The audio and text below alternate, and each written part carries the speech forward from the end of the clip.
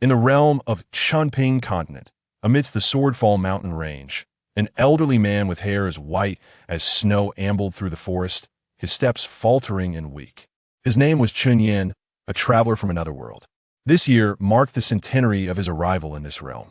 In this life, Chun Yin was born into an ordinary merchant family in Chunping continent.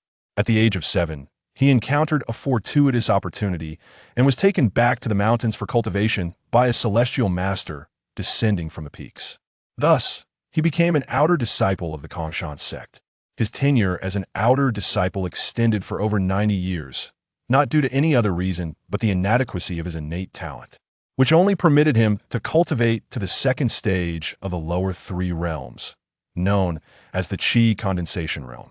Once, Chun Yin harbored feelings of discontent, but he had since come to terms with his fate. No matter how one assessed it, the leisurely life of a cultivator over a century was undeniably 100-fold improvement over his past life, spent toiling endlessly.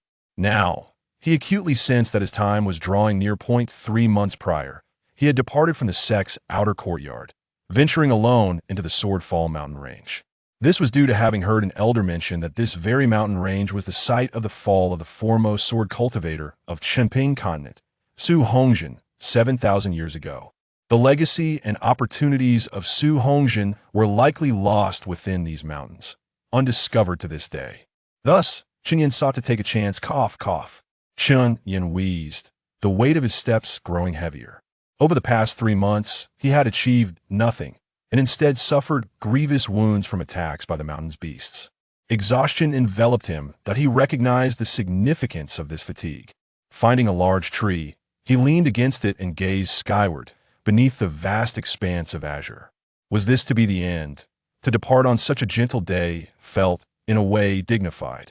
Slowly, Chun Yin closed his eyes. Memories of the past flickered through his mind like a revolving lantern, and soon, everything fell into darkness. Cycle concluded. Current cycle evaluation. D. Mediocre. Years wasted like a dog's life. Accumulated cultivation. Mid-Qi condensation realm. Cycle reward. None. Cycle settlement complete. The host will return to the previous cycle's record point, inheriting the accumulated cultivation of this cycle, and restart life.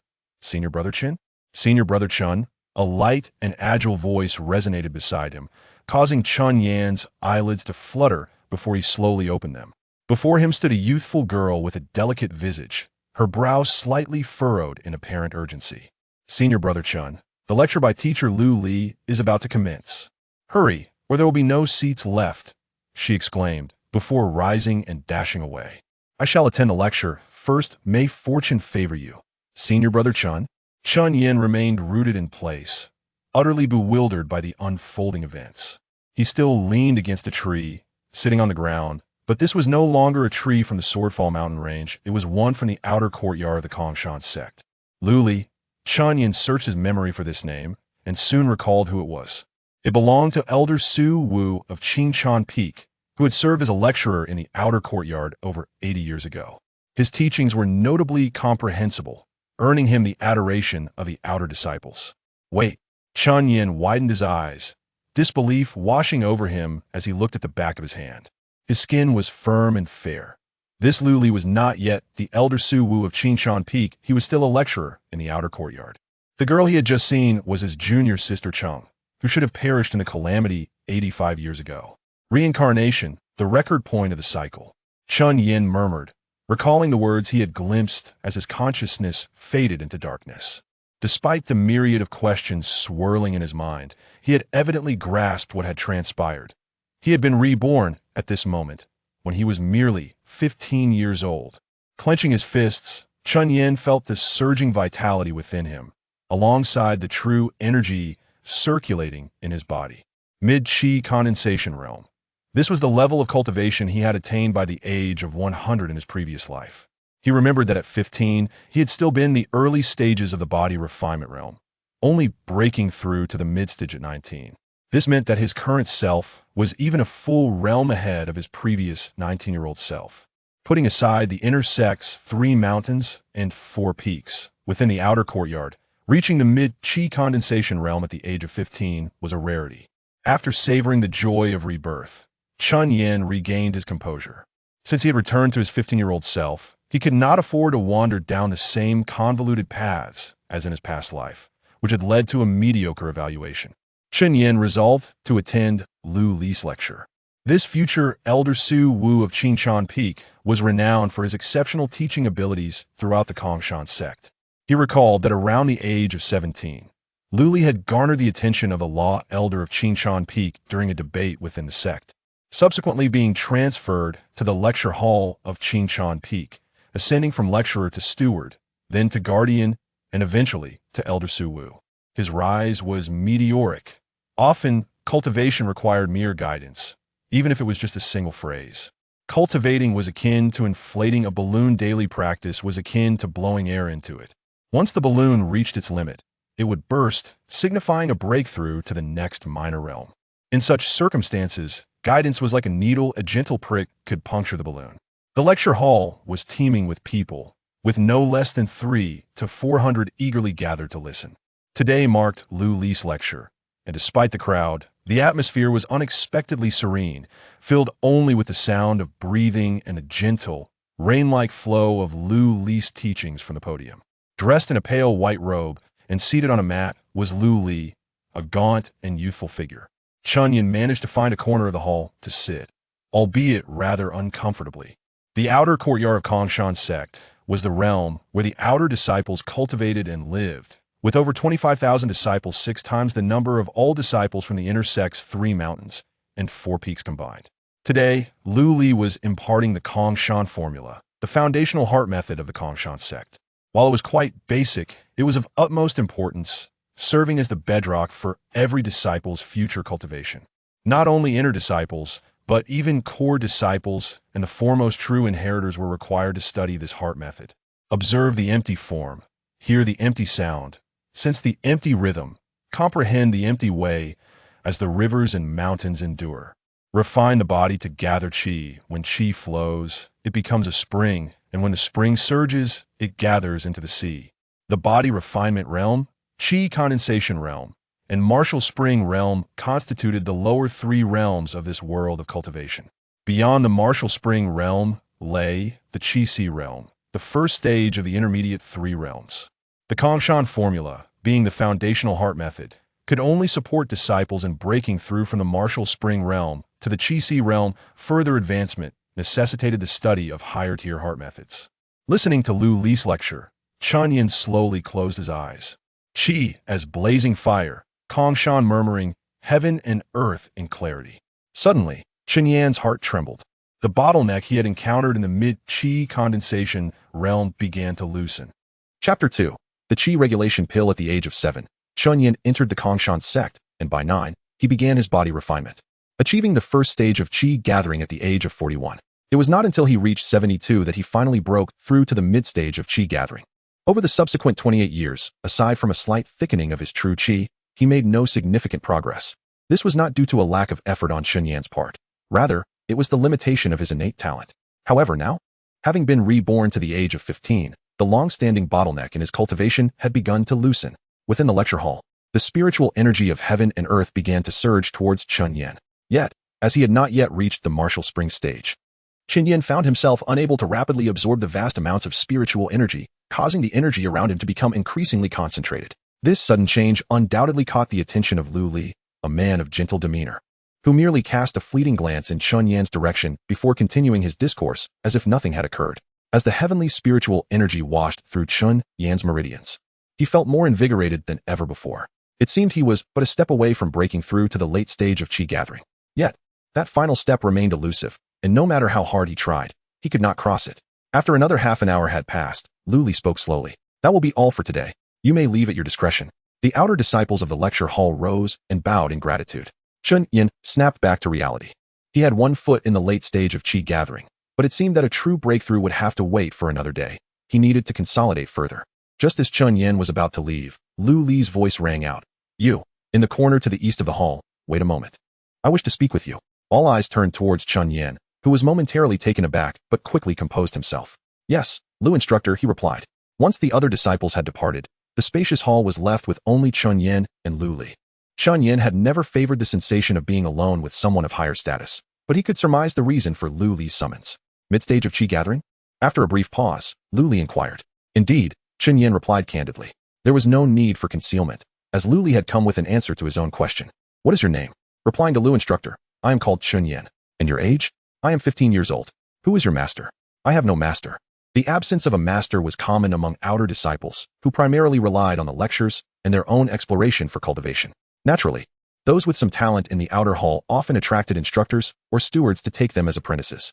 Next time someone inquires about your name, provide a complete answer. Lu Li remarked lightly. Understood, Lu instructor. Chen Yin nodded, momentarily taken aback by the suggestion. In his previous life, Chen Yin had been a complete outsider, with minimal interaction with the elders of the sect. Occasionally, new disciples would seek his guidance, addressing him as senior or master uncle, due to his gray hair, which lent him an air of reliability. 15 years old, mid-stage of qi gathering. Quite commendable, Lu Li acknowledged with a nod. Indeed, a mid-stage qi gathering at 15 was a rarity in the outer hall, yet it remained limited to that realm. In the inner sect, numerous disciples had achieved this breakthrough before the age of 15.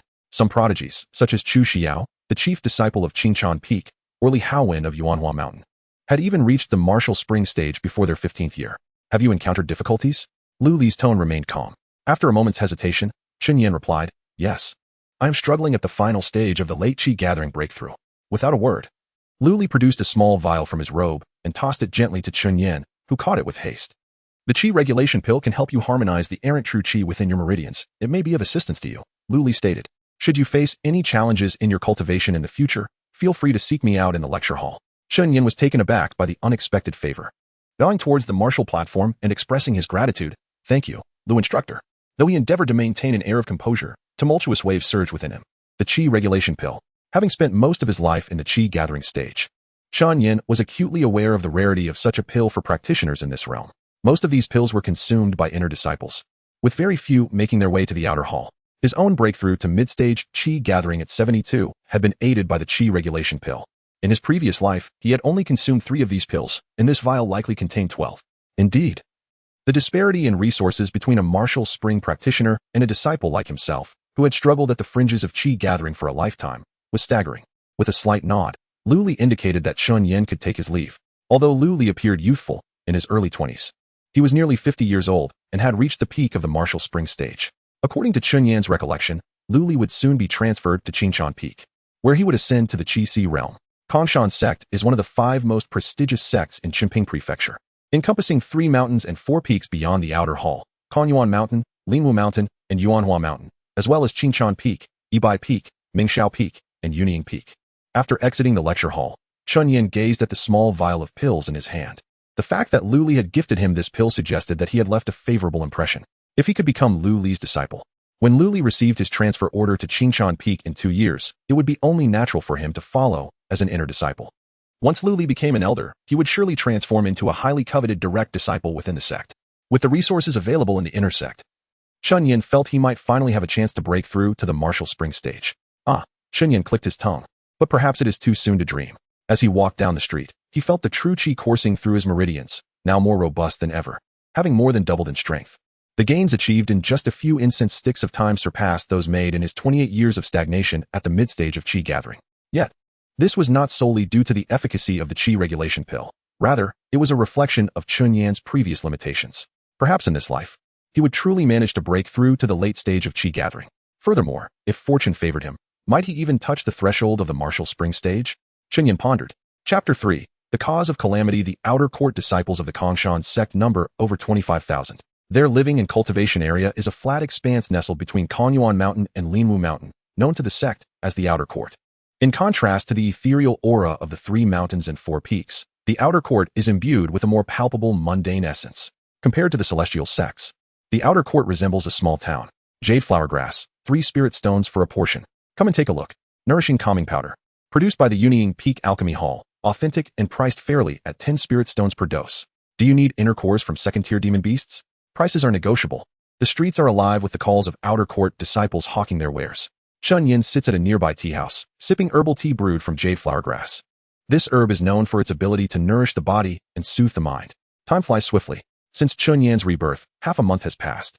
During this time, he has secluded himself in his dwelling. After consuming 4 qi regulation pills, he has finally broken through to the late stage of the qi circulation realm, an achievement that had taken him 28 years to reach in his previous life. It must be said that Lu Li's chi regulation pills are far more potent than those he acquired in his past life from the outer court's treasure pavilion. The purity of inner sect goods truly stands out. After another sip of the herbal tea, Chun Yin savors the flavor when a familiar, light voice calls out to him. Senior Brother Chen? A youthful girl stands nearby, her expression a blend of confusion and delight as she gazes in his direction. Cheng Ziying, a year younger than Chun Yin, has become quite close to him due to their adjacent residences. Her talent in cultivation far surpasses his. In his previous life, by the time she turned 17, Cheng Ziying had already reached the late stage of the body refinement realm, while Chen Yin was still languishing in the mid-stage. The fact that his once devoted junior sister had surpassed him in cultivation was somewhat embarrassing. Consequently, Chen Yin began to distance himself from Cheng Ziying, and their relationship gradually grew strained. However, upon hearing that she had advanced to the qi circulation realm, he found solace in the realization that innate talent varies among individuals. Why not accept the mediocrity of his own fate? Yet, fate played a cruel joke on Chen Yin. Cheng Ziying perished during a calamity at the age of 19. Thus, when he saw her standing before him, alive and well, an overwhelming sense of nostalgia washed over him. His feelings for her were not particularly special, but he couldn't help but feel a tinge of sorrow for the capriciousness of fate. With a smile, Chen Yin nodded in Cheng Ziying's direction. Senior Brother Chen, where have you been these past 2 weeks? I haven't seen you at the training grounds. She inquired curiously. The training grounds are where cultivators engage in sparring, dueling, and gatherings. Typically, disciples in the body refinement realm congregate there to refine their skills and strengthen their foundations. I was in seclusion, Chun Yin replied. In seclusion? Cheng Ziying blinked in surprise, then laughed lightly, her expression turning teasing. If you don't want to share, that's fine. But what sort of seclusion does a body refinement realm cultivator undertake? Without a word, Chun Yin spread his right hand flat on the table, letting a wisp of true energy escape, swirling in his palm. Cheng Ziying froze momentarily, then her face lit up with astonishment as she exclaimed, Qi circulation realm. Senior Brother Chen, what kind of prodigy are you? Just half a month ago, you were still in the early body refinement realm, right? The transition from early body refinement realm to late qi circulation realm in just 15 days is a pace that transcends the bounds of genius. Moreover, the manifestation of true energy signifies that Chun Yin's cultivation level has indeed reached the late stage of the qi circulation realm. 15 days. From early body refinement to late qi circulation? In the entire history of the Chenping continent, you would be hard-pressed to find another case like this. Cheng Ziying felt her worldview shatter under the weight of this revelation. By the way, what brings you to the market? She suddenly remembered, slapping her forehead. The senior sister from the martial arts hall asked me to fetch some herbs. I almost forgot. With that, she dashed away from the tea house. Chen Yin finished the remaining herbal tea in his cup and surveyed the other patrons and the shopkeeper. The tea house was small, and given the nature of their conversation, it was likely that others had overheard. This was intentional on his part. He wished for the news of his late-stage qi circulation realm cultivation to circulate swiftly. Not just any late-stage qi circulation realm, but one achieved at the age of 15. A genius, even within the inner sect. Breaking through to the late stage of the qi circulation realm at such a young age is indisputably remarkable. Once the news spreads, will being recognized as a genius attract the attention of powerful figures within the sect? The answer is undoubtedly yes. First, he must enter the inner sect, then leverage better cultivation resources to advance to the martial spring realm. This is Chen Yan's plan. As for whether he will fade into mediocrity thereafter, that is a concern for another time. The priority is to find a way into the inner sect and cultivate to the martial spring realm. That is the undeniable truth. Whether the plan will proceed smoothly, Chen Yin does not know. As night fell, Chen Yin sat cross-legged on his bed, eyes gently closed, nurturing his energy. His true energy circulated within him, pausing slightly as it flowed through his lower abdomen, the location of the martial spring. Once the martial spring can continuously release true energy to nourish his meridians like a gentle stream, he will step into the martial spring realm. Although Chen Yin has officially become a late-stage qi circulation realm cultivator, he is acutely aware of the vast chasm that lies between him and the martial spring realm. He understands his own innate talent all too well. If he remains in the outer court, he may never breach the martial spring realm in his lifetime. Furrowing his brow, Chen Yin suddenly felt a wave of dizziness wash over him, and his body grew weak. This was not fatigue. Something else was amiss. With a thud, he collapsed onto his bed, his consciousness beginning to fade. The door to his dwelling swung open from the outside, and several pairs of footsteps approached, stopping at the foot of Chen Yan's bed. In his hazy state, he could only make out a few shadowy figures. Is this him? Indeed. His cultivation level? Late-stage qi circulation realm. TSK, just half a month ago he was in the early body refinement realm, wasn't he? Yes, what should we do? Let the calamity vanish. Understood. A flash of a blade glimmered, and with that, Chen Yan's consciousness dissipated completely. Chapter 4. Divergent Attitudes, End of Reincarnation, Evaluation of this cycle, D. Naive. Being too outstanding may not be a good thing. Accumulated cultivation, late stage of qi gathering realm, Reincarnation reward. None. Reincarnation settlement complete.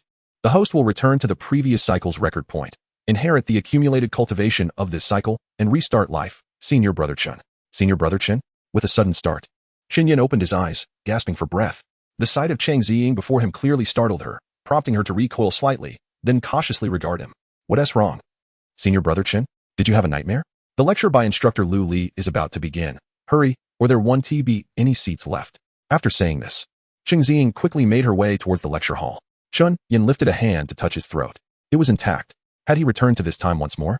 Shan Yin surveyed his surroundings, the tranquil courtyard imparting an extraordinarily surreal sensation, as if everything were merely a dream. Yet he understood that all of this was indeed reality. The true qi coursing through his body served as the best testament. He recalled the figures that had invaded his dwelling before his demise, the ease with which they had dispatched him, a practitioner at the late stage of the qi-gathering realm, indicated that their cultivation must be at least at the martial spring realm or above. The reason for his demise lay in his status as a so-called unstable factor. Shan Yin had initially intended to leverage his exceptional talent to secure more resources for cultivation, aiming to swiftly break through to the martial spring realm and earn admission to the inner sect. However, he had gravely miscalculated. Shan Yin had assumed that showcasing his talents would guarantee him the sect's attention. He had overlooked a crucial fact. Not all fellow disciples were his friends. Contemplating these matters, Shen Yin rose and made his way towards the lecture hall. Inside, it was as crowded as ever, and he settled into a corner once again. In the quiet hall, only instructor Lu Li's voice resonated at a leisurely pace. Perceiving the emptiness of colors, hearing the void's sounds, sensing the rhythm of the void, and comprehending the path of emptiness like the ceaseless flow of mountains and rivers, tempering the body and gathering qi. Once the qi flows freely, it becomes a spring. And when the spring surges, it converges into the sea.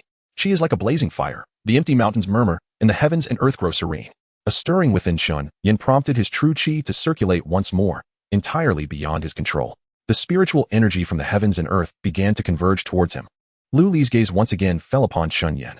Young friend in the corner to the east of the lecture hall, please wait a moment. I have matters I wish to discuss with you. After the lecture concluded, the events unfolded just as they had in his previous life. Qi gathering realm? Yes, Chun Yin replied. What is your name? Instructor Lu. I am called Chun Yin. Chun Yin paused, 15 years old, yet without a master. Lu Li nodded slightly. Cultivate diligently. Once you break through to the martial spring realm, you will ascend to the inner sect. I understand, instructor. You may leave. Chun Yin was momentarily taken aback, then performed a respectful bow. Yes, Instructor Lu. The progression this time differed from his last reincarnation. Is that all? What about the qi regulating pill? Wait a moment. Just as Chun Yin prepared to depart, he was called back by Lu Li. You seem to have many confusions? Yes. Speak them aloud. Chun Yin fell silent for a moment, hesitating. In his previous reincarnation, Lu Li had extended much assistance to him, whether through that vial of qi regulating pills or his promises, all of which Chun Yin valued greatly. This was also the reason why he chose to return to the lecture hall this time, to listen to Lu Li's teachings. Perhaps Lu Li was worthy of trust. Chun Yin felt that this future elder of the Qingchan Peak, Lu Li, was one who cherished talent. Otherwise, he would not have offered him so much help. To obtain more resources for cultivation, one must seek a strong backing.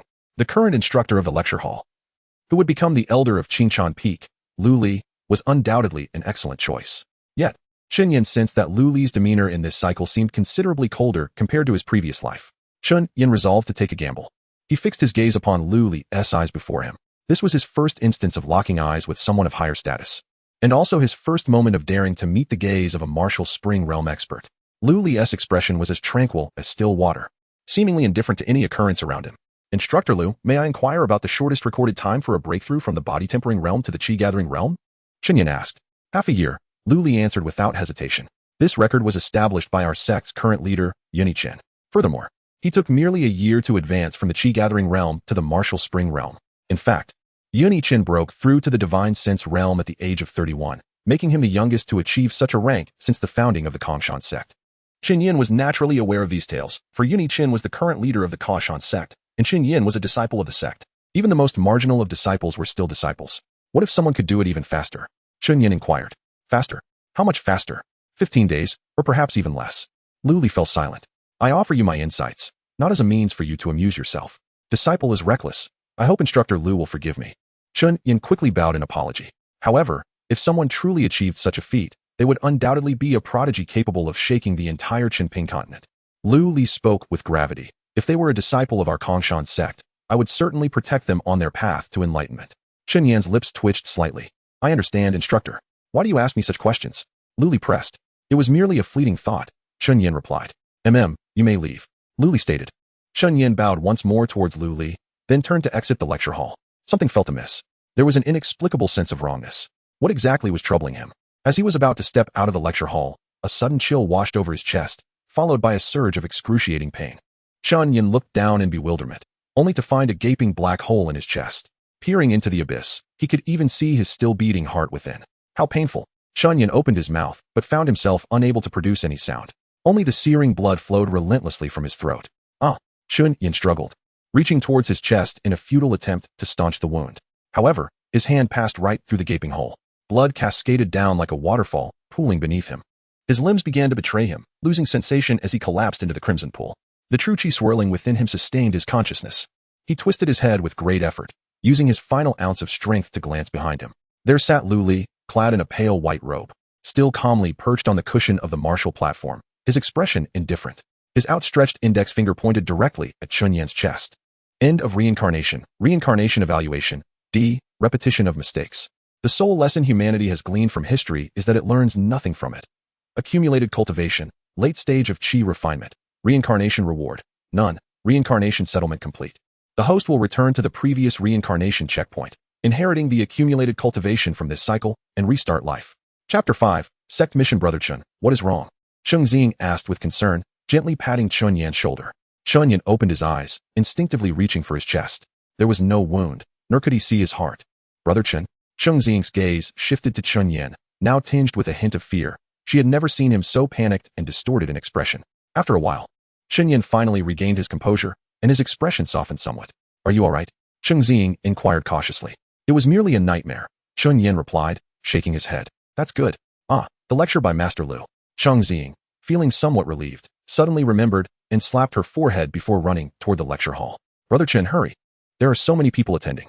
Perhaps it's best to skip it. Chun-Yin recalled the scene of Lu Li sitting on the mat, indifferently beckoning to him. The empty mountain finger, the fundamental technique that disciples in the chi accumulation realm of the empty mountain sect must learn, was also the most versatile spell, although it lacked in power. Its perfect compatibility with the empty mountain technique allowed most practitioners to wield it with great proficiency. Generally speaking, a chi accumulation realm practitioner using the empty mountain finger would find it challenging to kill a body refinement realm practitioner without true chi protection. Yet, Lu Li had effortlessly created a hole in his chest with a mere finger. This incident left a profound impression on Chen Yin and truly made him aware of the terror of a martial spring realm practitioner. It was just a single empty mountain finger, and yet from dozens of meters away, it could easily annihilate someone like him, who was at the late stage of chi accumulation realm. The disparity between the martial spring realm and the chi accumulation realm was even greater than that between the chi accumulation realm and mere mortals. To repeat the same mistakes. Chun Yin muttered softly, reflecting on his past evaluations in the darkness after death. Perhaps this indicated that the reasons behind his two deaths were the same. What could that reason be? Sitting in front of a tree, Chun Yin began to organize his thoughts, attempting to uncover the commonalities in his two reincarnations. The memories of his first two reincarnations echoed in his mind. It was half a month ago, back when I was still in the early stage of body refinement. Right? He recalled the words spoken by one of the shadowy figures standing by his bedside in the final moments of his life. However, if someone could truly achieve such feats, they would undoubtedly be a prodigy capable of shaking the very foundations of Chenping Zhou. Lu Li's visage resurfaced in Chen Yan's mind, causing him to widen his eyes. The cause of calamity. No one pays attention to an inconspicuous fringe disciple. Thus, while Chen Yan's first life was relatively mundane and dull, he indeed led a tranquil existence in the outer sect. But for geniuses, it was a different story. No, Chun Yin was not a genius. His cultivation speed was monstrous. Geniuses receive focused training from the sect, whereas monsters are eradicated. Although chi accumulation realm practitioners were as numerous as cattle in the empty mountain sect. If it were to be revealed that Chun Yin had only recently transitioned from the early stage of body refinement, there would surely be those who sought to eliminate him. This nearly impossible cultivation speed would be perceived by some as a cause for disaster. Chun Yin understood how he must continue to live. The world of cultivators is invariably dull, especially for those disciples of the outer sect who are overlooked by the sect. Every day is filled with cultivation, menial tasks, and attending lectures. Only after advancing to the chi accumulation realm do outer sect disciples gain the privilege of receiving sect missions from the Shandong Hall, allowing for a brief escape from the sect to explore the world. How boring, Cheng Xing lamented, resting her chin on the stone table and gently tapping it with her fingertips. She then lifted her gaze toward Chen Yan. Brother Chun, when do you think I will break through to the chi accumulation realm? It shouldn't be too long, Chen Yan replied. I long to descend the mountain and travel. Staying in the outer sect every day is simply excruciating. Such is the path of immortality. I wanted Apos. Listen. La la la. Cheng Xing playfully covered her ears and stuck out her tongue at Chen Yin. He could only smile wryly and shake his head, then looked up at the sky. Chen Yin had considered leaving the Empty Mountain sect, but it was an impossible endeavor. Having cultivated the Empty Mountain technique, which is exclusive to disciples of the sect, leaving would require the erasure of all memories related to it by the sect's powerful figures. Chen Yin would never allow anyone to glimpse his memories. He could not let anyone discover the truth of his ability to reincarnate. If he were to escape the Empty Mountain sect on his own, where could a Qi accumulation realm practitioner flee to? Even if he did manage to leave, achieving greater success was uncertain, as over 90% of the cultivation resources in Chunpingzhou were controlled by the 5 major sects, of which the Empty Mountain sect was one. A few cranes flew overhead, appearing to travel from Ebai Peak to Konyuan Mountain. Chen Yin had joined the Empty Mountain sect at the age of 7 and only attained the Qi accumulation realm at 41, a journey spanning 34 years. He knew all too well how monotonous it was. Now, 3 years had passed since his last reincarnation. In these 3 years, he had done everything possible to minimize his presence within the sect, refraining from martial demonstrations or attending lectures. Compared to the outer sect disciples of the Empty Mountain sect, Chen Yin appeared more like a solitary cultivator residing within the sect. He publicly claimed that his cultivation level was at the late stage of body refinement. The same as Cheng Xing. Cheng Xing was of above-average talent and comprehension within the outer sect, and her breakthrough to the martial spring realm would not raise any eyebrows. It all seemed so natural. However, at this very moment, Chen Yan's actual cultivation level was already approaching the peak of the Qi accumulation realm. He had a clear understanding of his talent. Perhaps due to it, he could barely reach the martial spring realm. But breaking through to the Qi realm through cultivation was impossible for him. Even 100 years of cultivation would yield little hope, let alone 1,000 or even 10,000 years. In these past 3 years, everything that transpired within the sect aligned with what Chen Yin had previously known. This included Lu Li being recognized by the Law Elder of Qinchan Peak and being assigned as an instructor there, as well as the ultimate victor of the Chunpingzhou debate conference being Qin Xingyu, the chief disciple of the Star Sky Gate, one of the 5 major sections. As for events directly affecting him, Cheng Xing had successfully advanced to the late stage of body refinement. If all went according to plan, she would break through to the Qi accumulation realm by the age of 19, just 2 years from now. Tragically, shortly after her breakthrough, Cheng Xing would perish in the impending catastrophe. To this day, he still felt regret that he had not reconciled with her before her untimely death. Could he perhaps attempt to save her? By then, Cheng Xing would already be a practitioner in the Qi accumulation realm and would be able to accept sect missions from the Shanggong Hall. If he could use the pretext of a sect mission to allow her to leave the sect on the day of the calamity, as long as it allows her to depart from the sect. The sect's mission? 2 years later, the 19-year-old Cheng Xing stood before Chen Yin. Indeed, Chen Yin nodded. Cheng Xing remained silent, her hands clasped behind her back, her gaze fixed intently on Chen Yan's eyes. She was a far cry from the naive little girl she had been 5 years ago. Now she stood tall and graceful, exuding an elegant charm. Why? She inquired. Why what? Why does senior brother wish for me to accompany you? She continued. With my social connections, it seems implausible that anyone would join me, does it not? Yet this task merely involves delivering a letter to the sect's consulate in the nearby town. Surely it can be accomplished alone? It would be too lonely to go alone. Chen Yin replied. Is that so? Cheng Xing gently tilted her head, then took 2 steps forward, leaning close to Chen Yan's ear, her breath fragrant as she whispered. Is it truly loneliness from being alone, or is it that senior brother would feel a sense of solitude in my absence? Chapter 6. The catastrophe of the Kongshan sect. Chen Yan's expression momentarily faltered before he stepped back and adopted a serious demeanor. Do not be foolish. Cheng Xing playfully leapt back, sticking out her tongue. Then I'll see you tomorrow at the mountain outside the sect. Senior brother. The girl's lively and sprightly figure waved goodbye to Chen Yin. Watching her retreating silhouette, Chen Yin let out a sigh. In this cycle, the bond between him and Cheng Xing had not grown distant. Rather, she seemed to be developing a certain affection for him. Chen Yin felt the same. To claim that he was indifferent to such a charming and vivacious junior sister would be nothing short of self-deception. However, the thin veil between them had yet to be pierced, and they remained in the realm of ordinary senior-junior relationships. Chen Yin did not consider himself dull. Prior to his arrival in this world of cultivation, he had experienced a few romantic entanglements. Yet this time felt different. Enough of that. The most pressing matter was to escort Cheng Xing away from the Kongshan sect the following morning to evade the impending calamity. Other concerns could wait. Kongshan sect, Outer Mountains. Strictly speaking, this area did not belong to the Kongshan sect, for it merely served as the entrance to the sect. From the foot to the peak of the mountain, there lay a total of 10,001 steps, a path that all those seeking enlightenment at the Kongshan sect must traverse every 3 years when the sect opened its gates. It was also the route for cultivators below the Qi realm wishing to descend the mountain, as only those who had reached the Qi realm could ride the air. Standing atop the mountain, Beside him loomed a massive stone nearly 10 meters high, inscribed with the elegant characters Kongshan sect. According to the elders of the sect, these words were carved by the first master of Ebai Peak.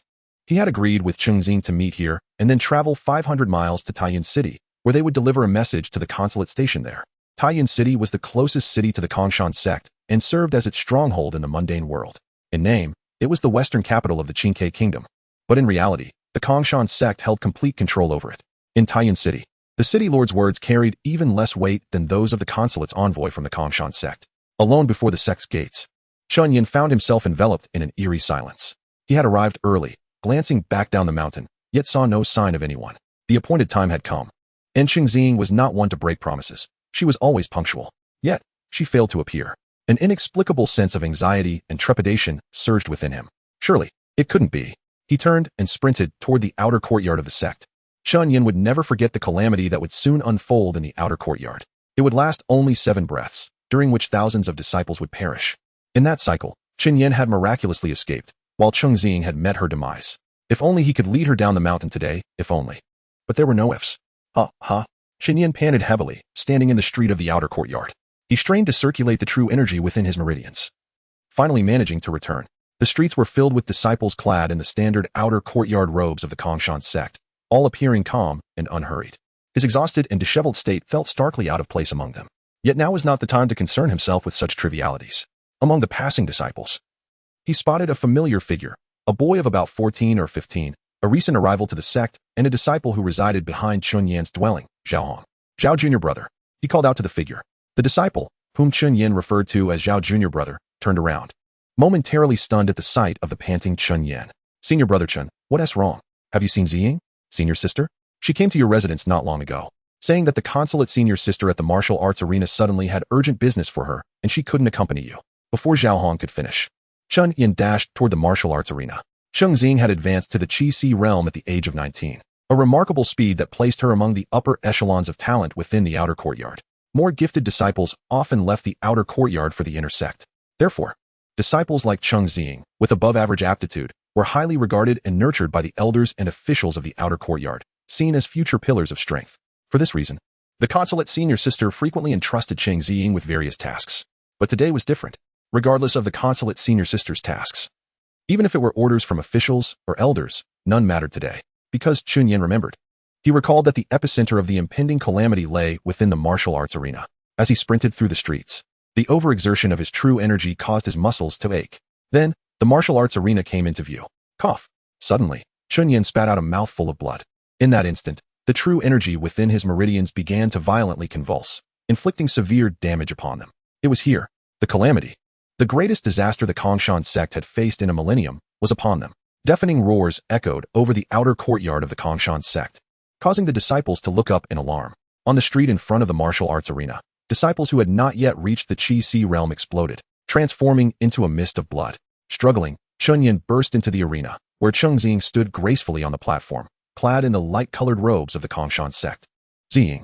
Chengxing turned, a look of confusion crossing her face as she gazed at Chun Yin. Senior Brother Chun. In the next moment, her cheeks, once pale, began to flush crimson, and blood vessels appeared in her eyes. Then, a burst of blood mist erupted from the platform before her. Chun Yin stood frozen. Cough. He collapsed to the ground, expelling a mix of blood and internal organs. A massive shadow of a black serpent began to materialize above the martial arts arena.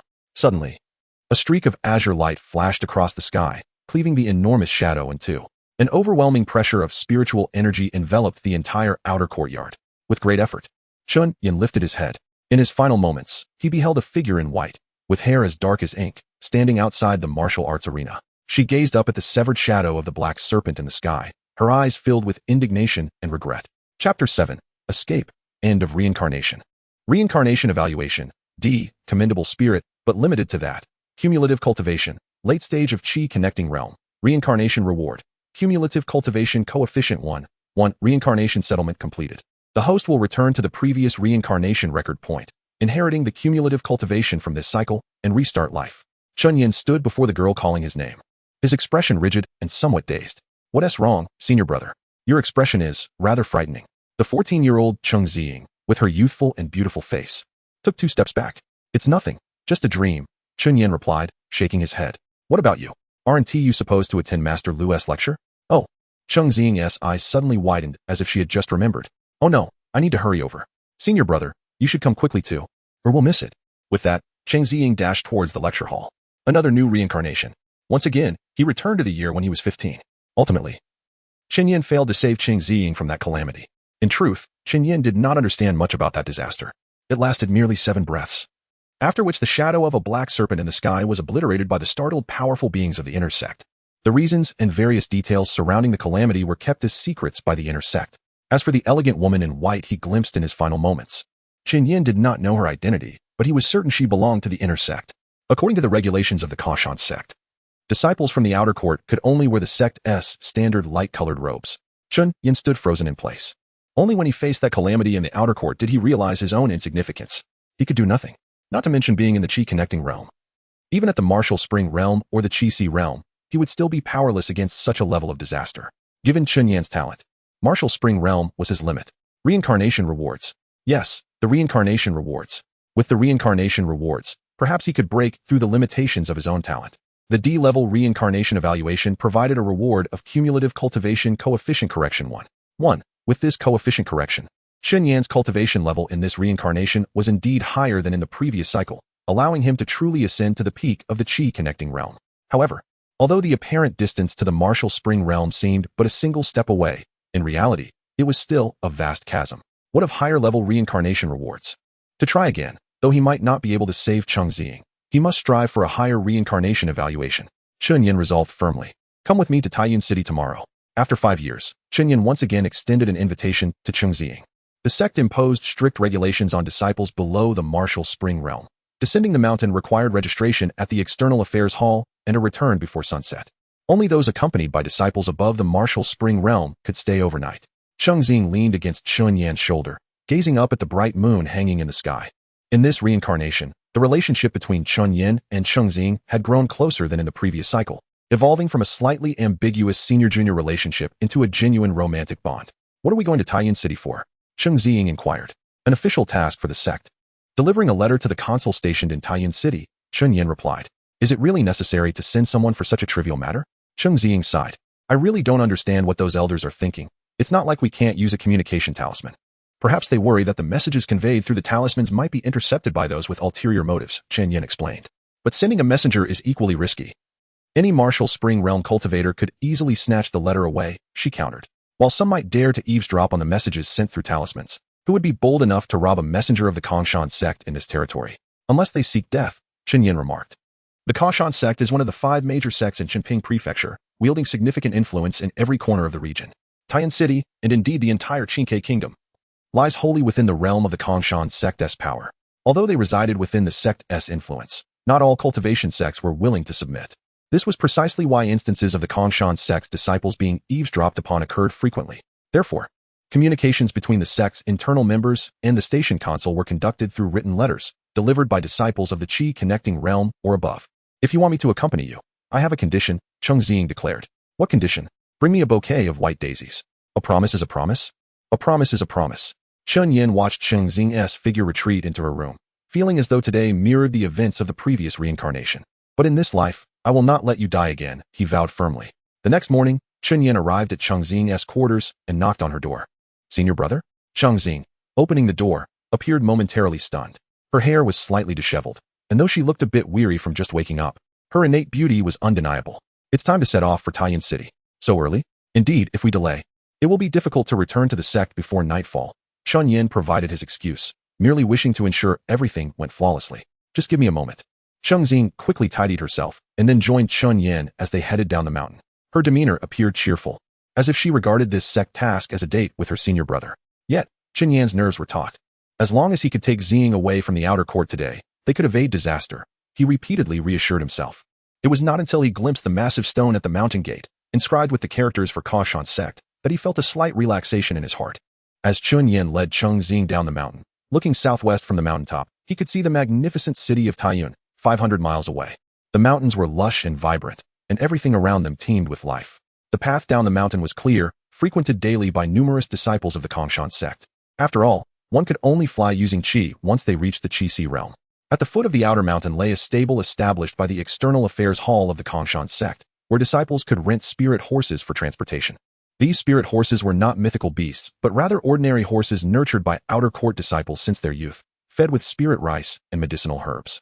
Through years of exposure to spiritual energy and care for medicinal nourishment, the spirit horses surpassed ordinary horses in strength, speed, and endurance. The direct distance from the Kongshan sect to Taiyuan City was 500 miles, but the actual journey extended over 800 miles, taking approximately 2.5 hours on horseback. Chen Yin and Cheng Xing rented 2 spirit horses from the stable and set off towards Taiyuan City. Between the Kongshan sect and Taiyuan City lay scattered villages and small towns.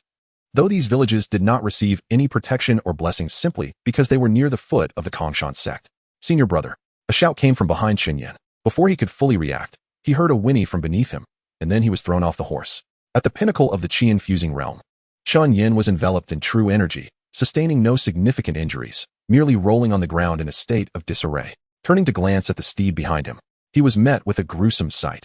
His ethereal horse lay motionless, its 4 limbs severed from its body, blood gushing from the wounds. He attempted to rise from the ground, only to be struck by an overwhelmingly forceful blow to his side. This kick effortlessly pierced through Chun Yan's protective true energy, as if it were mere paper. Raising his head, Chun Yan beheld the architect of his misfortune standing before him. The man, clad in coarse brown fabric, bore a stubbled chin, and rested a massive, obsidian sword, heavy as a tombstone, upon his shoulder. He looked down on the prostrate Chun Yan with disdain, akin to gazing upon an insignificant insect, before spitting out a blade of grass he had been chewing. People of the Kongshan sect? He inquired. Senior brother. Not far away, Cheng Xing dismounted her horse and rushed toward Chen Yan. The man merely lifted his gaze and, in nearly imperceptible motion, swung the colossal sword through the air. Chen Yan's breath hitched. In a panic, he turned his head towards Cheng Xing, only to witness her continuing to run, a dark red line slowly emerging around her neck. Then, her head rolled away, detached from her body by an edgeless blade that was nonetheless terrifyingly sharp.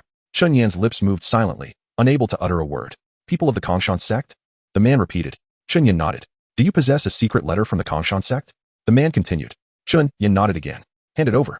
The man, despite his garb resembling that of a common pauper, exuded an aura of such formidable power that it left Chen Yan acutely aware of his inability to resist.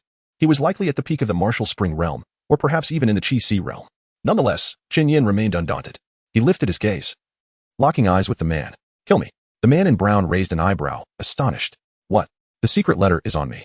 Kill me, and you may take it for yourself. Chen Yan's tone was serene. You're quite peculiar, the man scoffed, lowering his massive sword from his shoulder. Chen Yan's expression remained unchanged, his pupils reflecting the man's image. One day, I will kill you, he declared. Is that so? The man shrugged, then raised the sword high above his head. The whistle of the sword slicing through the air echoed in Chen Yan's ears, and in the next instant, he felt a chill at his neck, followed by an overwhelming sensation of weightlessness and dizziness. In the final moments of his life, Chen Yan heard a sound akin to a watermelon striking the ground. Cycle concluded. Current cycle evaluation, D. Only his mouth showed defiance. Accumulated cultivation, pinnacle of the qi-infusing realm. Cycle reward, none. Cycle settlement complete. The host will return to the previous cycle's record point, inheriting the cultivation accumulated during this cycle, and restart life. Chapter 8. Resolve not just this time. There will be the next time, and the time after that. Despite all efforts, every conceivable means employed, the final outcome remains unchanged. Cheng Xing will perish in her 19th year. Moreover, the cycle's assessment is equally disheartening. Each death has proven utterly futile, yielding no elevation in self. All endeavors are in vain. Cycle assessment. D. Meaningless sacrifice. Time and again. Accumulated cultivation. Peak of the qi condensation realm. Cycle reward, none. Cycle settlement complete. The host will return to the previous cycle's record point, inheriting the accumulated cultivation of this cycle, and restart life. Brother Chen. Brother Chen? As he opened his eyes once more, Chen Yan gazed at the girl before him with an increasingly resolute expression. Brother Chen, the teachings of Master Lu Li Brother Chen? Suddenly interrupted. Cheng Xing displayed a perplexed demeanor. Could you please keep your distance from me? Chen Yan spoke in a calm tone. All right. Cheng Xing took 2 steps back. That is not what I meant. Chen Yan shook his head. What I mean is, from now on, could you please maintain some distance? Huh. Cheng Xing's eyes widened in astonishment, resembling a child at a loss. What is wrong with me, Brother Chen? Keep your distance. She opened her mouth again, as if intending to say something, but no words emerged. The girl lowered her gaze, obscuring her expression. Well, I'll head to the lecture hall first. Brother Chen. You should hurry too. If you're late, there won't be any seats left. Her voice dwindled until she turned and hurried away, her silhouette seemingly more desolate than ever before. 20 times. Chen Yan had spent a total of 25-year cycles. He had nearly exhausted every possible method, yet ultimately, nothing could alter the fate that awaited them. Initially, he sought merely to test if he could change Cheng Ziying's destiny. However, as time passed, he found himself ensnared deeper within this fatal web. The figure of a disheveled man, bearing a sword as heavy as a tombstone, haunted Qin Yin's mind like a nightmare. Each cycle, it was that man. Qin Yin had even attempted to escape from the Empty Mountain sect in advance, but he could only manage a month at most. Exceeding that limit would render him a traitor in the eyes of the sect. Yet, no matter where Qin Yin fled with Cheng Ziying, they would invariably be intercepted by that man.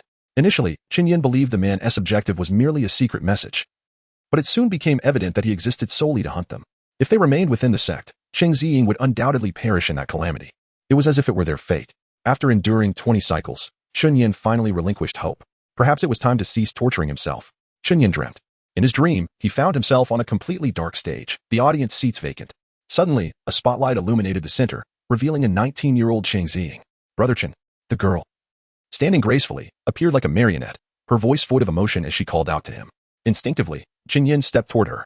At that very moment, Cheng Ziying's eyes filled with blood, her head reddening, before she exploded into a cloud of crimson mist. Brother Chen? From behind him, Cheng Ziying's light voice echoed again. Turning, he beheld a pale Cheng Ziying, blood trickling from the corner of her mouth, her pupils dilating in terror. Brother. Once more, he turned to see her rushing towards him, a dark crimson line appearing around her neck, her head beginning to slip away. Brother Chen. Brother. Brother. Brother. In every cycle, Cheng Ziying appeared before him in various states of demise. Panic began to creep into Chun Yin's expression, his breath quickening. Finally, Chun Yin jolted upright in bed, gasping for air.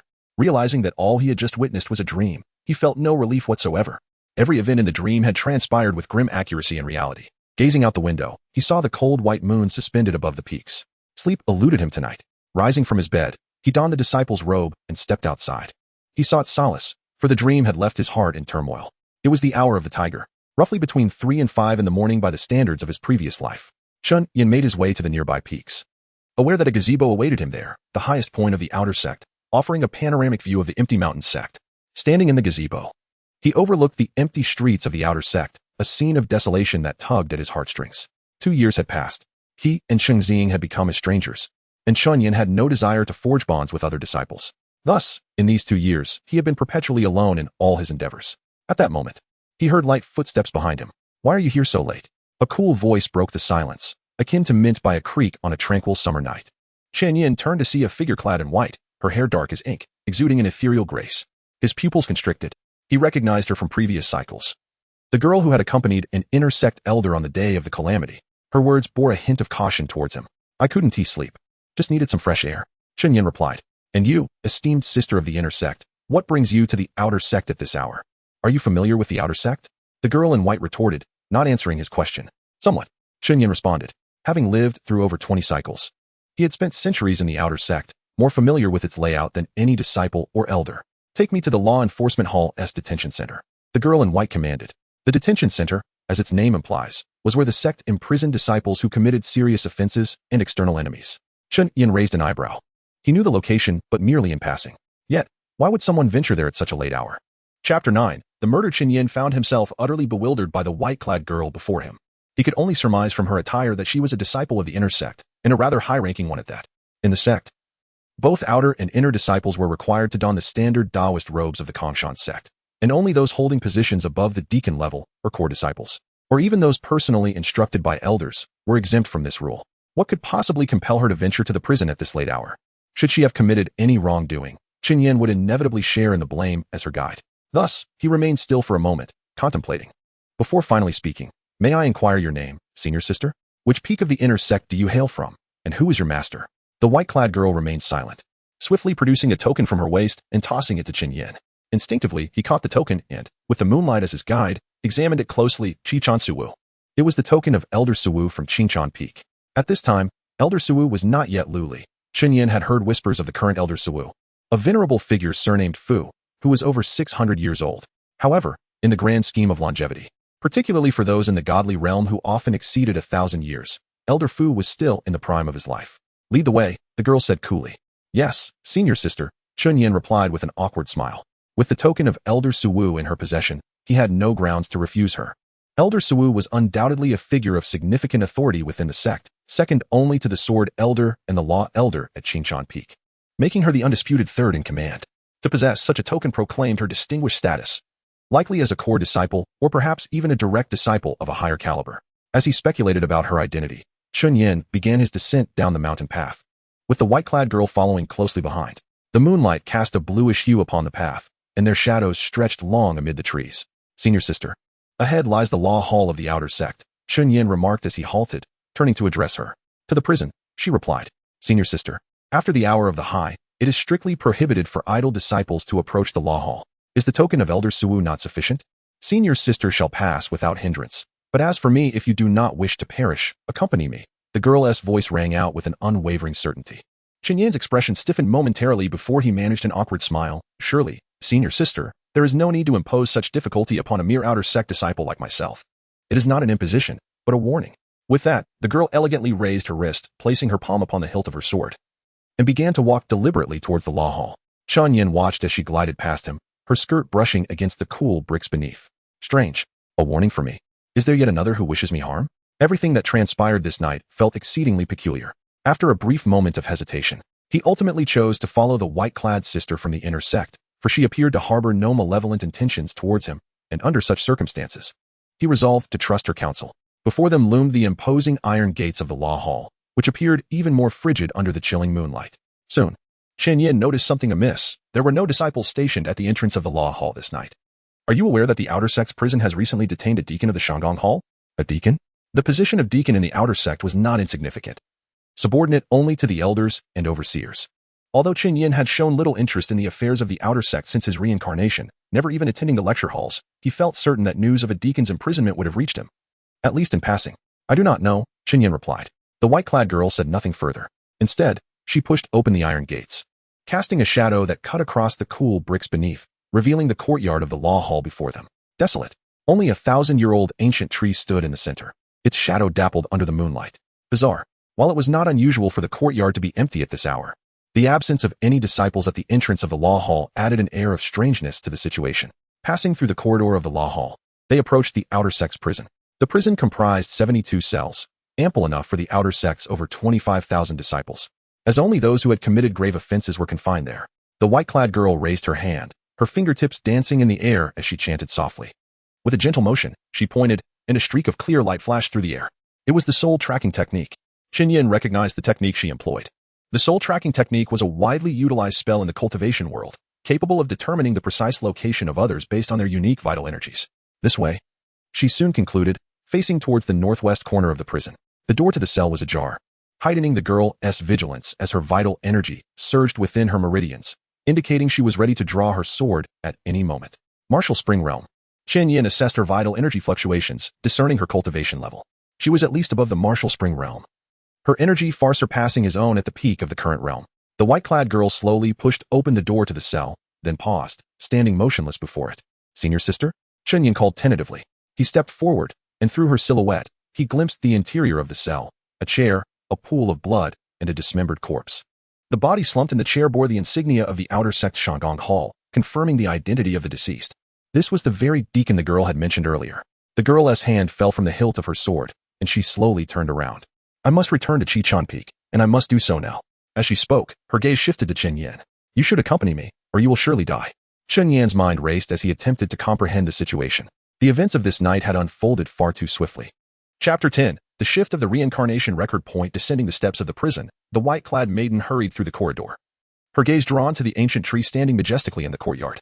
Her pace was markedly faster than when she had arrived. The steward song of the Shanggong Hall had met his demise. However, since the spirit tracing technique could still trace his vital essence, it indicated that his death had not occurred long ago. It was imperative to relay this information to her master and the higher echelons of the sect promptly. The sooner, the better. Bang! Just as the white-clad maiden and Chun Yin stepped into the courtyard, a round object was thrown from the entrance of the law enforcement hall, landing at their feet. Under the moonlight, they discerned it to be a severed human head.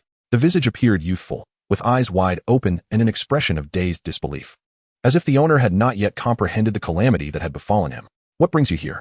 A soft, effeminate voice emanated from the direction of the iron door, and a man clad in the robes of the Kongshan sect stood at a distance. Chun Yin could not discern his expression clearly, but inexplicably, he felt the man was smiling. Who are you?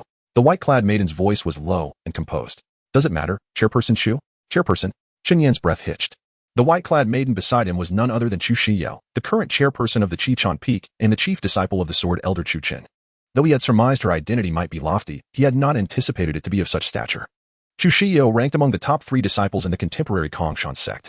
The man's gaze shifted to Qin Yin, who stood slightly behind the white-clad maiden. Narrowing his eyes slightly, this young brother is dangerous.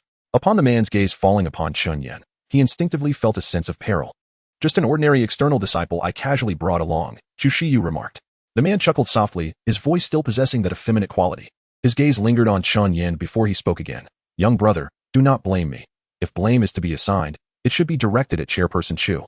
For it is she who has entangled you in this matter. With a flick of his finger, a subtle stream of vital essence emanated through the air. Chu Xiao reacted swiftly, drawing her sword from her waist and positioning it before Qin Yin. The blade gleamed momentarily, followed by the metallic wail of something striking against it. In that fleeting moment, Qin Yin comprehended that Chu Xiao had already engaged in a confrontation with that man.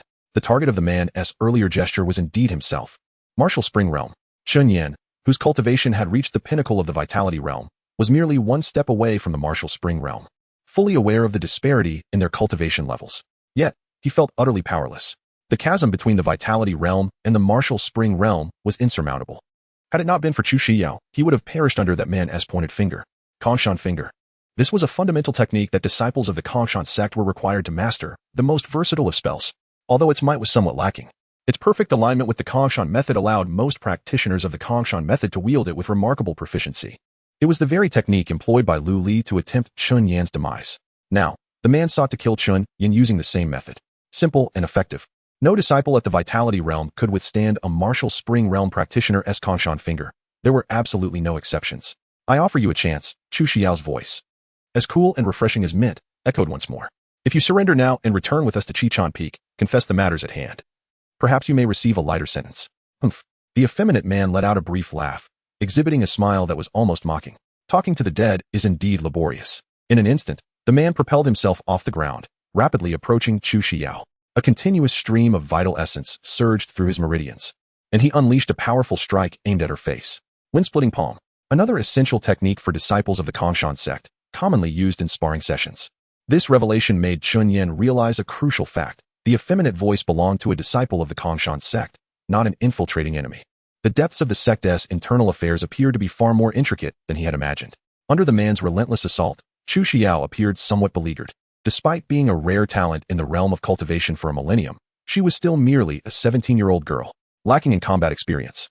Her strikes lacked the decisiveness and ferocity, as if she was always holding back. Finally, the effeminate man exploited a gap in Chu Xiao's defense, forcing her back and leaving Qin Yin completely exposed to him. Qin Yan's breath caught for a moment. He yearned to act. Yet the vital essence that should have flowed through his meridians seemed to freeze, rendering him immobile.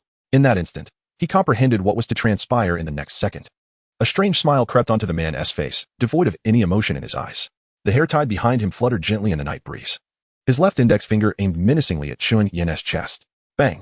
A gaping hole erupted in Qin Yin's chest, wide enough for a bowl. And before he could even register the pain, a sudden heaviness enveloped him. Like a kite severed from its string, he toppled forward. Casting one last glance at Chu Xiao before his consciousness faded, she stared intently at his body as it descended toward the ground, her exquisite face betraying no emotion. Only in her autumn-like eyes could he perceive a flicker of self-reproach and indignation, mirroring the expression she bore on the day calamity befell the external disciples. Reincarnation concluded. This reincarnation evaluation, see, the wheels of fate are slowly turning. Accumulated cultivation, pinnacle of the Vitality Realm, reincarnation reward, hidden immortal technique, veils the heavenly secrets. No one can discern your cultivation level. Reincarnation settlement complete. The host will return to the previous reincarnation record point, inheriting the accumulated cultivation from this cycle, and restart their life. With a start, Qin Yin shot upright from the bed, gasping for breath. Darkness enveloped him. The ancient tree in the courtyard was absent. Chengxing was not by his side, and the moment was not before Lu Li's teachings commenced. This moment must have been when he was jolted awake from the nightmare. In other words, the record point of reincarnation had shifted. Chapter 11. Qingzhen Peak. Seated upon his bed, Qin Yin gazed at the moonlight cascading through the window. This current cycle of reincarnation had brought him to the pavilion atop a mountain near the outer courtyard, where he had encountered the esteemed Chu Xiao not long ago. The wheels of fate were turning ever so slowly. Such was the commentary on this reincarnation. In essence, throughout the past 20 or so cycles, he had yet to truly step into the realm of destiny. This time, however, he had finally escaped the cycle of mistakes. What, then, constituted true destiny? This was a question that Chun Yin could not fathom at that moment, and thus he redirected his focus to the reward he had acquired in this reincarnation, the hidden immortal technique. This technique allowed one to obscure their celestial fate and disguise their true cultivation level, rendering them imperceptible to others. Furthermore, as Chun Yin began to operate the hidden immortal technique, he distinctly sensed that the flow of vital energy through his meridians was markedly more fluid than when he practiced the empty mountain technique. He understood well that a smoother flow of vital energy signified greater efficiency and potency in the application of his techniques.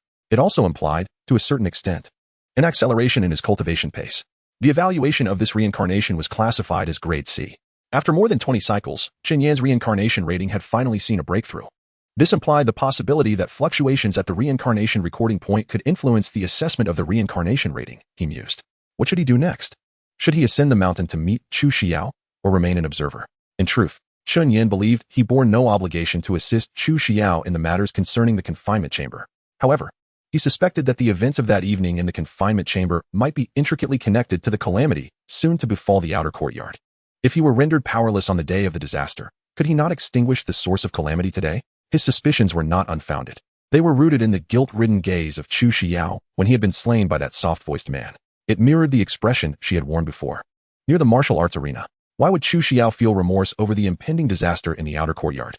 Was it possible that the calamity was somehow linked to her? Otherwise, she would have no reason to feel guilt over its consequences. Ultimately, Chun Yin arrived at the pavilion on the mountain peak of the outer courtyard. Shortly thereafter, he heard the sound of light footsteps approaching from behind. Why are you here so late? The girl clad in white echoed the very words she had spoken in the previous cycle. Who are you? Chun Yin feigned surprise and panic. Chu Xiao remained silent, merely lifting the token tied at her waist and waving it in Chun Yin's direction under the moonlight. Upon seeing the white-clad maiden's token, Chun Yin felt as though he had grasped a lifeline. Senior sister, something has happened in the confinement chamber. Before Chu Xiao could respond, Chun Yin interjected. Something has happened? Chu Xiao's expression shifted slightly at his words. I couldn't sleep, so I went to the law enforcement hall to chat with a fellow disciple, but no one was there. Then in the confinement chamber, I saw the body of Elder Song. Chun Yin stammered, his words tumbling out in a rush.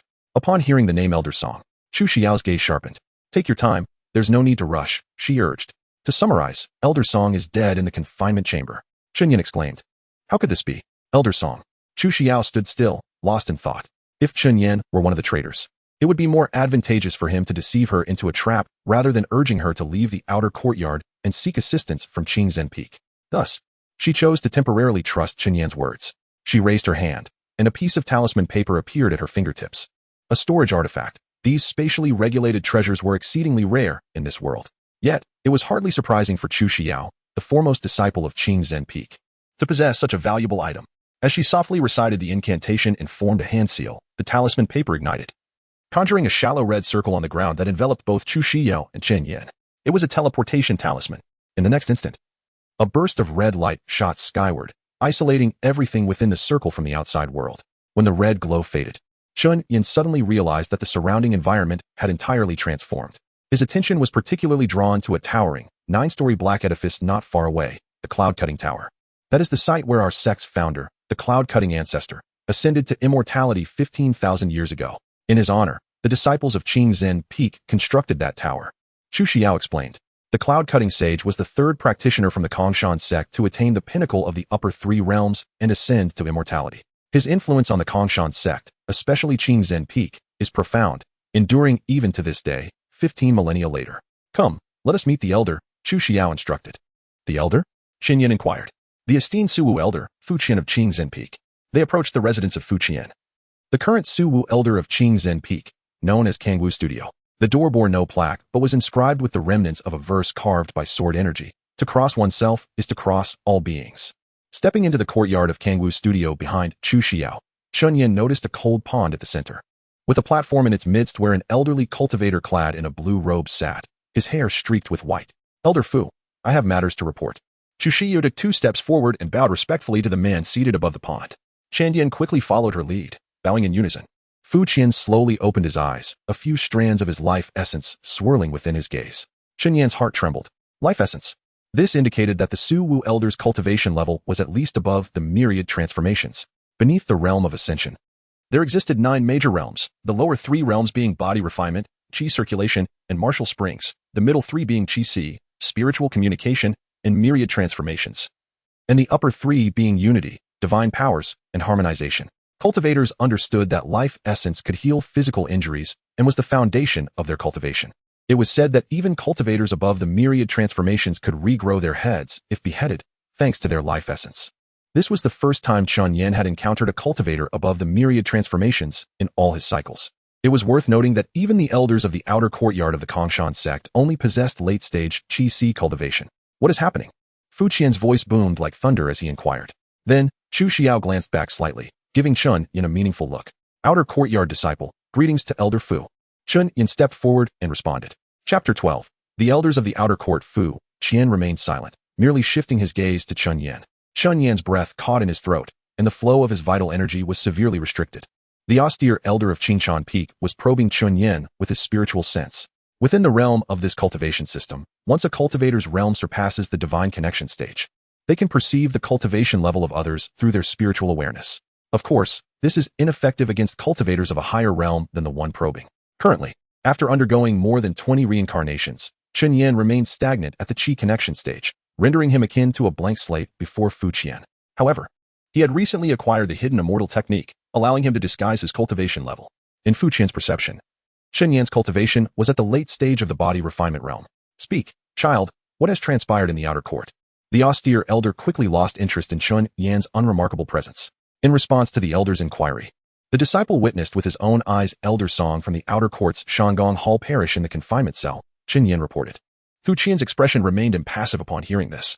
Shi Yao, what is your perspective? He inquired slowly. The disciple is uncertain, but feels that if I were to rashly venture alone to the confinement cell for verification, it may be inappropriate, hence my return to report to the elder. Chu Shiyao replied. Humph. Fu Qian snorted dismissively. So now you know to be prudent? Chu Shiyao's face betrayed her embarrassment. Elder, enough. Go to the Tsangfeng Pavilion and find Elderly. Have him bring a few capable assistants and head to the outer court to investigate immediately. With that, Fu Qian turned his attention back to Chun Yan. As for this child, I shall send someone to escort him back to the outer court. No sooner had his words left his lips than a law seal emerged from his sleeve, gleaming with golden light. Fu Qian shattered the seal in his hand, and in the next instant, two figures appeared beneath the eaves of Kangwu's studio. Both were clad in black attire, their faces obscured by beastly masks. Their cultivation levels surpassing the Qi-Si stage. Take this child to the outer court and have him inquire with Lin Qifeng. Ask him how he manages the outer court. Allowing a prisoner to be killed under his very nose, Fu Qian instructed the two Qi-Si cultivators. Chen Yan raised an eyebrow slightly. Lin Qifeng was the name of the outer court elder, wielding the most authority within the entire outer court. Yet, Lin Qifeng himself had merely attained the Qi-Si cultivation level. To Fu Qian, cultivators of the Qi-Si realm were easily summoned and dismissed at will. Rather than merely escorting Chen Yan back, it was more fitting to say that Fu Qian sought to hold the outer court elder accountable. However, even if Elder Fu harbored discontent towards Lin Qifeng, he could at most engage in verbal sparring, sending two individuals to irritate Lin Qifeng without any real actions.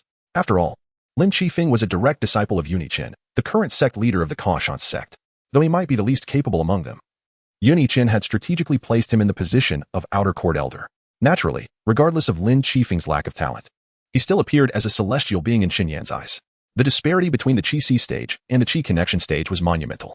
If the difference between cultivators at the Qi connection and martial spring stages was merely a factor of 10, then the gap between martial spring and Qi-Si cultivators reached hundreds of times. Let us depart. The two Qi-Si cultivators approached Chen Yan and spoke. I am grateful to the two seniors, Chen Yan replied with utmost respect.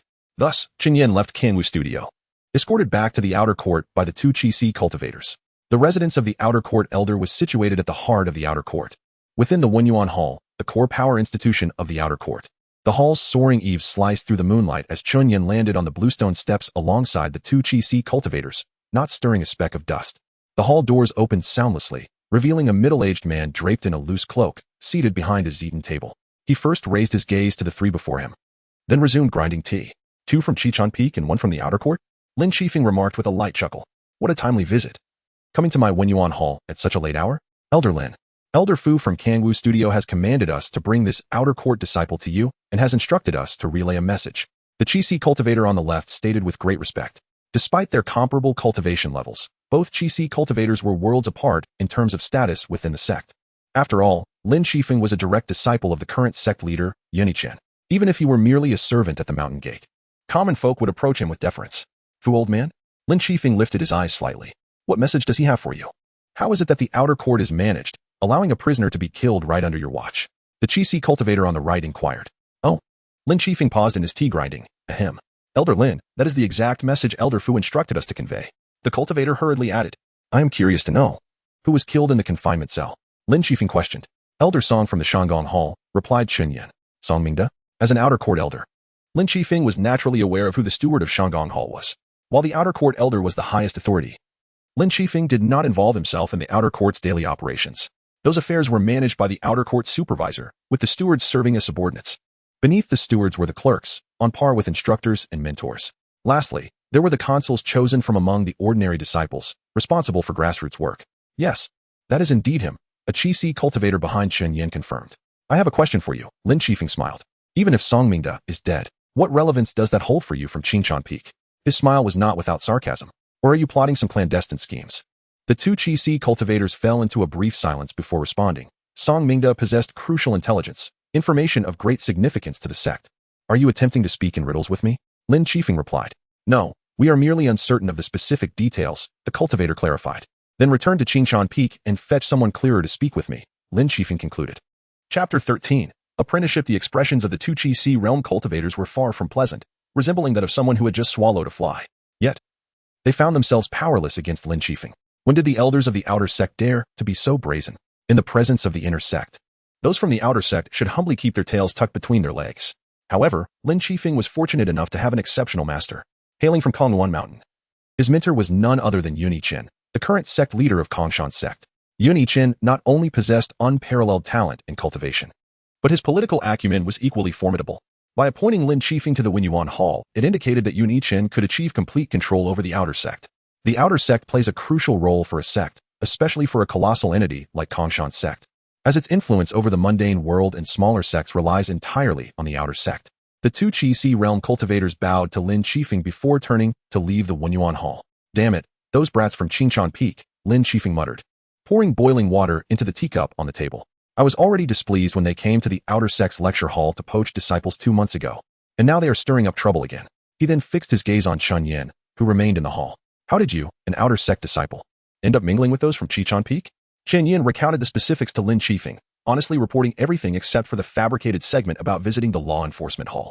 As for whether the disciple on duty at the law enforcement hall that night truly knew Chen Yin, or whether Chun Yin had indeed been there was no evidence to confirm either. Song Mingda had only confessed to the law enforcement hall the previous evening, claiming he had embezzled thousands of spirit stones from the public account of the Shanggong Hall to gamble and lost everything, which was why he had been imprisoned. Lin Qifeng paused momentarily, contemplating. If we involve Qingshan Peak now, and he was indeed killed by someone, then everything starts to make sense. Song Mingda possessed a piece of vital intelligence, and he ultimately lost his life because of it. The reason he squandered the spirit stones from the Shanggong Hall's public account was that he had already been targeted by someone. He was at risk of being killed at any moment and had no chance to contact anyone from Qingshan Peak. Hence, he chose to be imprisoned for self-preservation. But it still wasn't enough to save him. What, then, was the nature of the intelligence in Song Mingda's possession? And could this matter be related to the calamity that would befall the outer sect 3 years hence? Chun Yin could not be certain. He merely suspected. Have some tea, Lin Qifeng said, pushing the teacup on the Zeton table towards Chun Yin.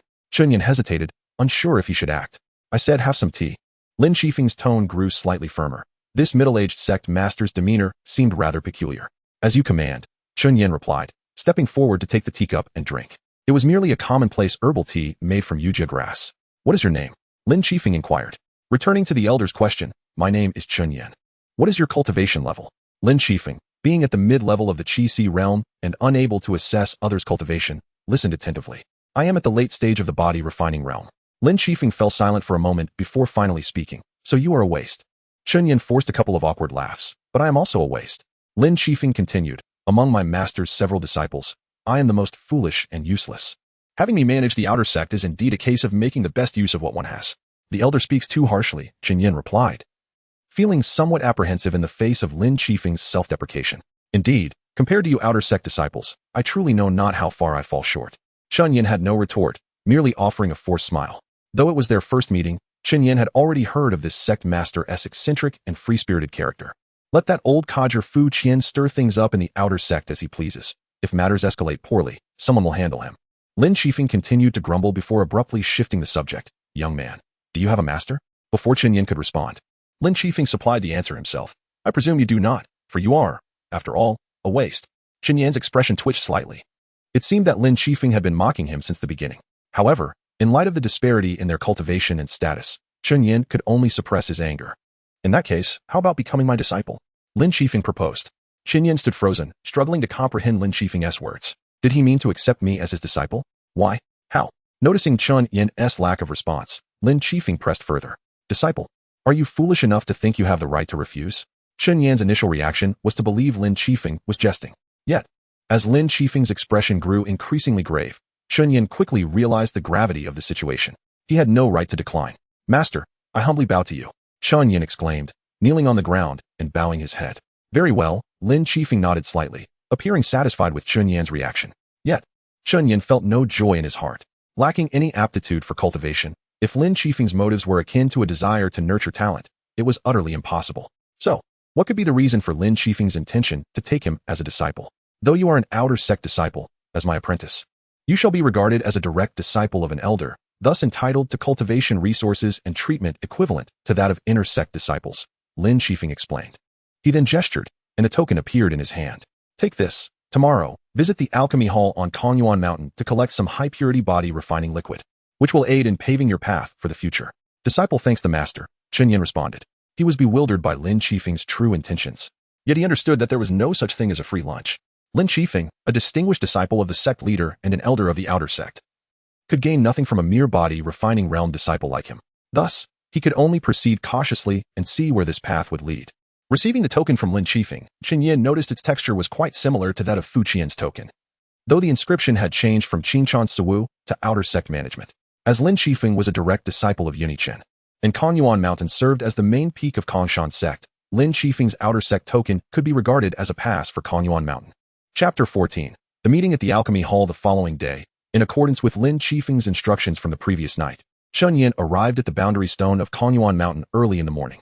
As the main peak of the Kongshan sect, Konyuan Mountain rises majestically amidst the sea of clouds, casting its shadow upon the horizon. The summit glimmers in golden sunlight, with rays of dawn piercing through the bamboo groves nestled between the cliffs. Above the mountain gate, the characters Konyuan Zizai are intricately carved. A disciple stationed at the gate, upon seeing Chen Yan clad in the outer courtyard robe, stood tall with an air of superiority, feeling a sense of pride as a disciple of Konyuan Mountain. As if it were a matter of course. Halt. Present your credentials, commanded the gatekeeper. Chen Yan was taken aback by the arrogance of this disciple, whose demeanor was more haughty than even that of Chief Zen Master Chu Shiyao. Remaining silent, Chen Yan tossed his token towards the gatekeeper. Upon receiving the token and inspecting it closely, the disciple's expression shifted drastically. The token of Lin Qinchuan, the outer courtyard master? Although Lin Qifeng was merely at the Qixi realm and a member of the outer courtyard, he was still a disciple of Unichen. The mere mention of the sect leader's personal disciple was enough to instill awe in the majority of Kongshan sect's disciples. Junior brother, what is your relationship with Lin Qinchuan? The gatekeeper's tones softened considerably, betraying a hint of servility. Just here to assist Elder Lin with some matters. I hope you can facilitate my passage, Chen Yan replied, unwilling to acknowledge any so-called master-disciple relationship with Lin Qifeng. Of course, junior brother, please proceed. The gatekeeper stepped aside, granting Chen Yan access. The inner courtyard appeared notably quieter than the outer courtyard, as the number of disciples was far fewer, with many dedicating themselves to solitary cultivation. The Alchemy Hall was situated in the southeastern corner of the peak, a 5-story tower. As Chen Yan approached, he noticed an increase in the number of Konyuan disciples around him, all casting curious glances his way, though their interest faded quickly. After all, an outer courtyard disciple was still merely that. Upon entering the Alchemy Hall, Chen Yan observed a young lad, roughly his age, clad in a yellow robe, leaning on the counter, seemingly dozing off. As he heard footsteps, the boy slowly opened his eyes, staring blankly at Chen Yan. Greetings, senior brother. Chen Yan initiated the conversation, addressing him respectfully despite their similar ages due to the customary hierarchy between the inner and outer courtyards. An outer courtyard disciple? The boy queried. Indeed, Chen Yan confirmed. Did Lin Shirshu send you? The boy continued to inquire. Correct, Chen Yan responded, slightly startled. Did he provide you with a token? Yes, I have it. Please hand it over. Chen Yan removed the token inscribed with the words Outer Courtyard Master and presented it to the boy. Wait a moment. After confirming the token's authenticity, the lad turned and ascended the staircase behind him. Approximately 5 minutes later, he returned to the counter. Elder Lin instructed me to retrieve the tempering liquid. Your master awaits you upstairs, the boy interrupted Chen Yan. Your master? Chen Yan noted that the boy had referred to Lin Qifeng as Shirshu. Typically, ordinary disciples of Konyuan Mountain would address Lin Qifeng as Lin Qinchuan or Elder Lin. similar to the gatekeeper. This implied that the boy's master was also a direct disciple of the sect leader. It seemed that Lin Shifeng had arranged for Chen Yin to come to Konyuan Mountain for the tempering liquid, rather than it being a spontaneous decision. As for why it was Chen Yin who came this time, it was likely mere coincidence. Had it not been him, Lin Shifeng would have dispatched someone else. Upon reaching the third floor of the alchemy hall, a wave of potent medicinal fragrance enveloped Chen Yin. Following the scent, he noticed a simple wooden screen behind which stood a bronze alchemical furnace. Behind the furnace was an elderly man with white hair, playing with a jade slip. Dressed in a bagua robe, his hair was neatly styled into a cloud bun with an ornament inserted within.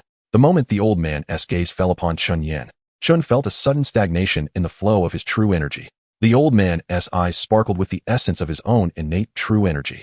Are you the disciple of Qifeng? The elder inquired slowly. Junior Chen Yin pays his respects to senior. Chen Yin bowed respectfully. By the standards of lineage. You should address me as second master uncle, the elder replied with a smile. Second master uncle, Chen Yin complied as requested. Is Qifeng doing well these days? The elder continued. Chen Yin hesitated, unsure of how to respond, having only met Lin Shifeng for the first time last night before inexplicably becoming his disciple. All is well. He finally settled on a vague reply. It has been over a decade since I last saw Qifeng, after he offended our master. He was barred from setting foot in Konyuan Mountain, and we were forbidden from visiting him in the outer courtyard, the elder revealed. Such an occurrence transpired? Chen Yin mused.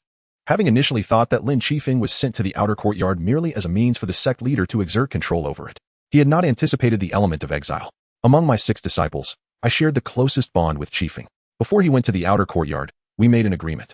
Should any significant event occur, he would send his disciple to Konyuan Mountain to find me, the elder continued. Thus, Lin Shifeng had taken Chen Yin as his disciple to convey a message to his second master uncle. What happened with Qifeng? The elder pressed. There was a death in the outer courtyard last night. A steward from the Shanggong Hall, named Song Mingda, Chen Yin reported. Song Mingda? The elder stroked his beard thoughtfully. I do not recognize him. He was a steward from the Shanggong Hall, possibly linked to Qinchan Peak. Elder Fu Qian from Qinchan Peak seemed to regard his death with great significance. Chen Yin elaborated. Old dog Fu, the elder frowned, clearly harboring grievances against Elder Fu Qian. However, was his phrasing not too extreme? Despite appearing significantly older than Fu Qian, the latter's age was already more than thrice that of the elder. Moreover, Fu Qian's seniority was on par with the previous sect leader, meaning that even Yunyi Qin would need to address him as master uncle. The elder continued tapping the jade slip with his fingers. However, if we are to speak of Fu Qian, I do have some insights. Please, second master uncle, enlighten me. Chen Yin urged. Fu Qian is searching for the source of calamity, the elder disclosed. Chapter 15. The cause of calamity. When the term cause of calamity escaped the lips of the white-haired elder, Chen Yin could not help but shudder slightly. He had heard this phrase before, and it left a profound impression on him. During one of his past reincarnations, just before his demise, he had heard a shadow standing at the foot of his bed mention this term, regarding him as the cause of calamity. Master, may I inquire what the cause of calamity is? Chen Yin asked. It is a lock, replied a young man clad in a yellow robe, the fundamental reason why. Since the celestial sword immortal Su Hongjin 7,000 years ago, no one has ascended to immortality. Su Hongjin, the foremost sword cultivator of Qinpingzhou, was also the last sword immortal. Chen Yin had once ventured to the Meteor Sword Mountain in a desperate search for the chance to encounter Su Hongjin, hoping to grasp a sliver of life, but ultimately returned empty-handed. Following Su Hongjin, no one in Qinpingzhou had ascended to immortality. However, this was merely an unsubstantiated rumor. The white-haired elder waved his hand dismissively. No one knows why, for the past 7,000 years, no one has ascended in Qinpingzhou. It could simply be due to a dearth of talent. The theory of the cause of calamity is merely an unproven conjecture, and its conspiratorial undertones render it unworthy of serious discourse. Nevertheless, Elder Fu Qian's lineage has been a steadfast proponent of this theory, to the point where he has become somewhat obsessed. What, then, is the cause of calamity? Chen Yin persisted. It consists of beings concealed among the masses, yet distinct from them, the white-haired elder explained. It is said that 1,200 years ago, in the southwest of Qinpingzhou, there was a sect known as the Zhengshu sect, which enjoyed considerable renown and even approached the status of the 5 great sections. At that time, the theory of the cause of calamity was widely accepted by various sects, and the absence of ascended cultivators for nearly 6,000 years had instilled fear in the hearts of practitioners. In this context, the Zhengshu sect initiated a massacre called the elimination of the cause of calamity. Under their influence, not only the various cultivation sects, but also the secular dynasties and common folk of southwest Qinpingzhou participated in this grand slaughter. Dwarfs, those afflicted with congenital defects, the mute, and eventually even widows, orphans, and the disabled, all became targets in this hunt. Subsequently, the fundamental aim of the elimination of the cause of calamity ceased to be the eradication of calamity and devolved into the elimination of the sinners. cultivators began to attack one another, accusing their enemies or rivals of potentially being the cause of calamity, throwing the cultivation world of Qinpingzhou into chaos. Ultimately, the chief disciple of the Starry Sky sect, the most dazzling genius of that era, was labeled as the cause of calamity and was treacherously slain by a disciple, igniting the fury of the sect leader and prompting the higher echelons of the five great sects to realize that this farce of elimination of the cause of calamity could no longer continue.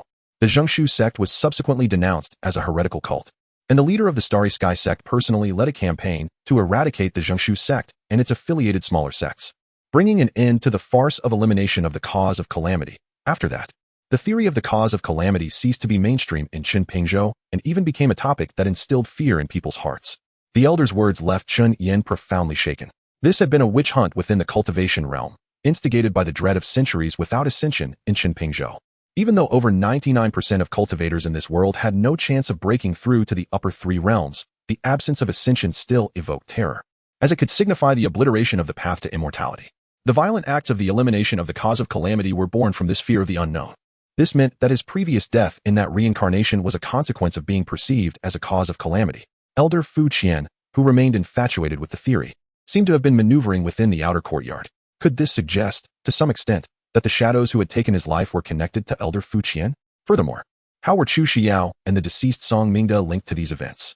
Even the catastrophe that would befall Cheng Xing 3 years hence, leading to her death, what relevance did it hold? Chun Yin was uncertain, as the information at his disposal was insufficient. He had only the elder's account. What then lay behind the truth?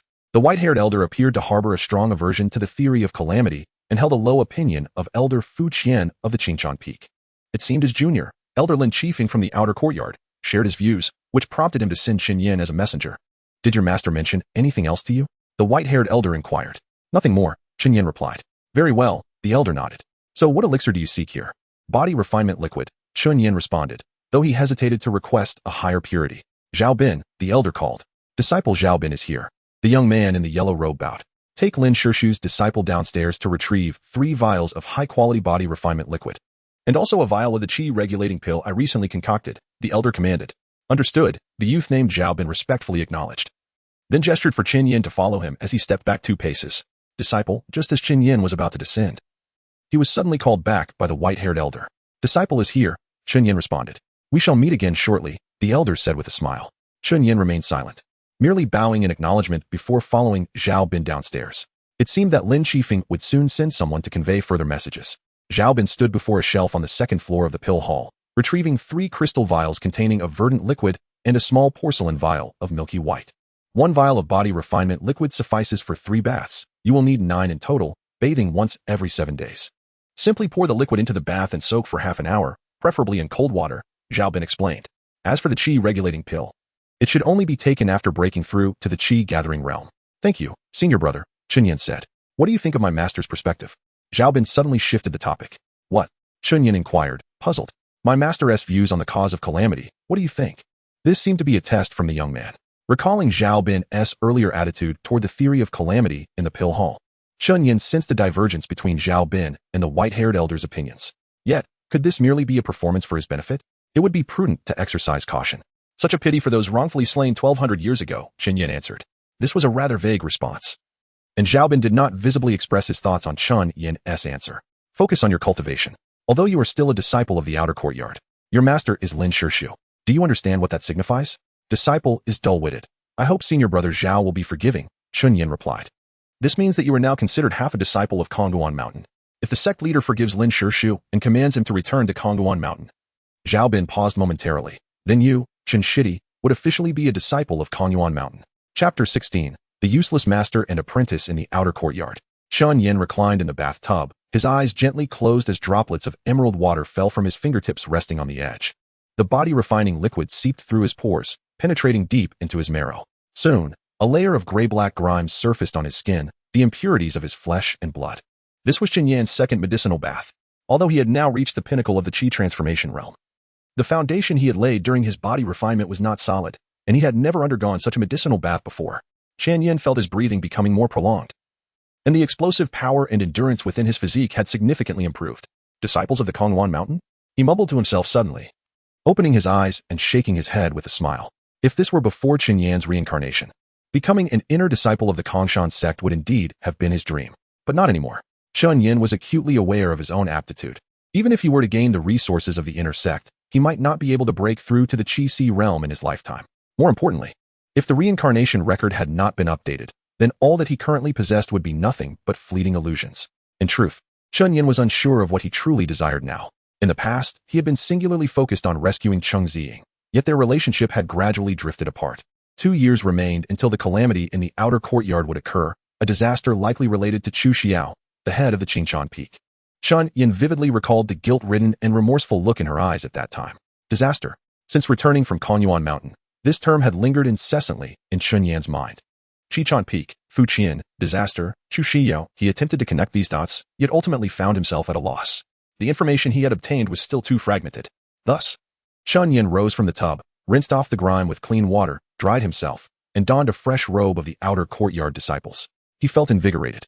Just as he intended to take a brief respite, a knock at the door interrupted him. Who could it be? Chun Yin wondered. Having always been a lone wolf, he felt perplexed whenever someone knocked on his door. He approached the entrance and opened it. Standing at the threshold was a familiar figure, yet somewhat estranged, Cheng Ziying. The 17-year-old Cheng Ziying had blossomed into a graceful young woman. Although her beautiful face still bore traces of youth, she was undoubtedly no longer a child. However, unlike the playful and clingy little junior sister Chun Yin remembered, the current Cheng Ziying's gaze held a hint of indifference and distance.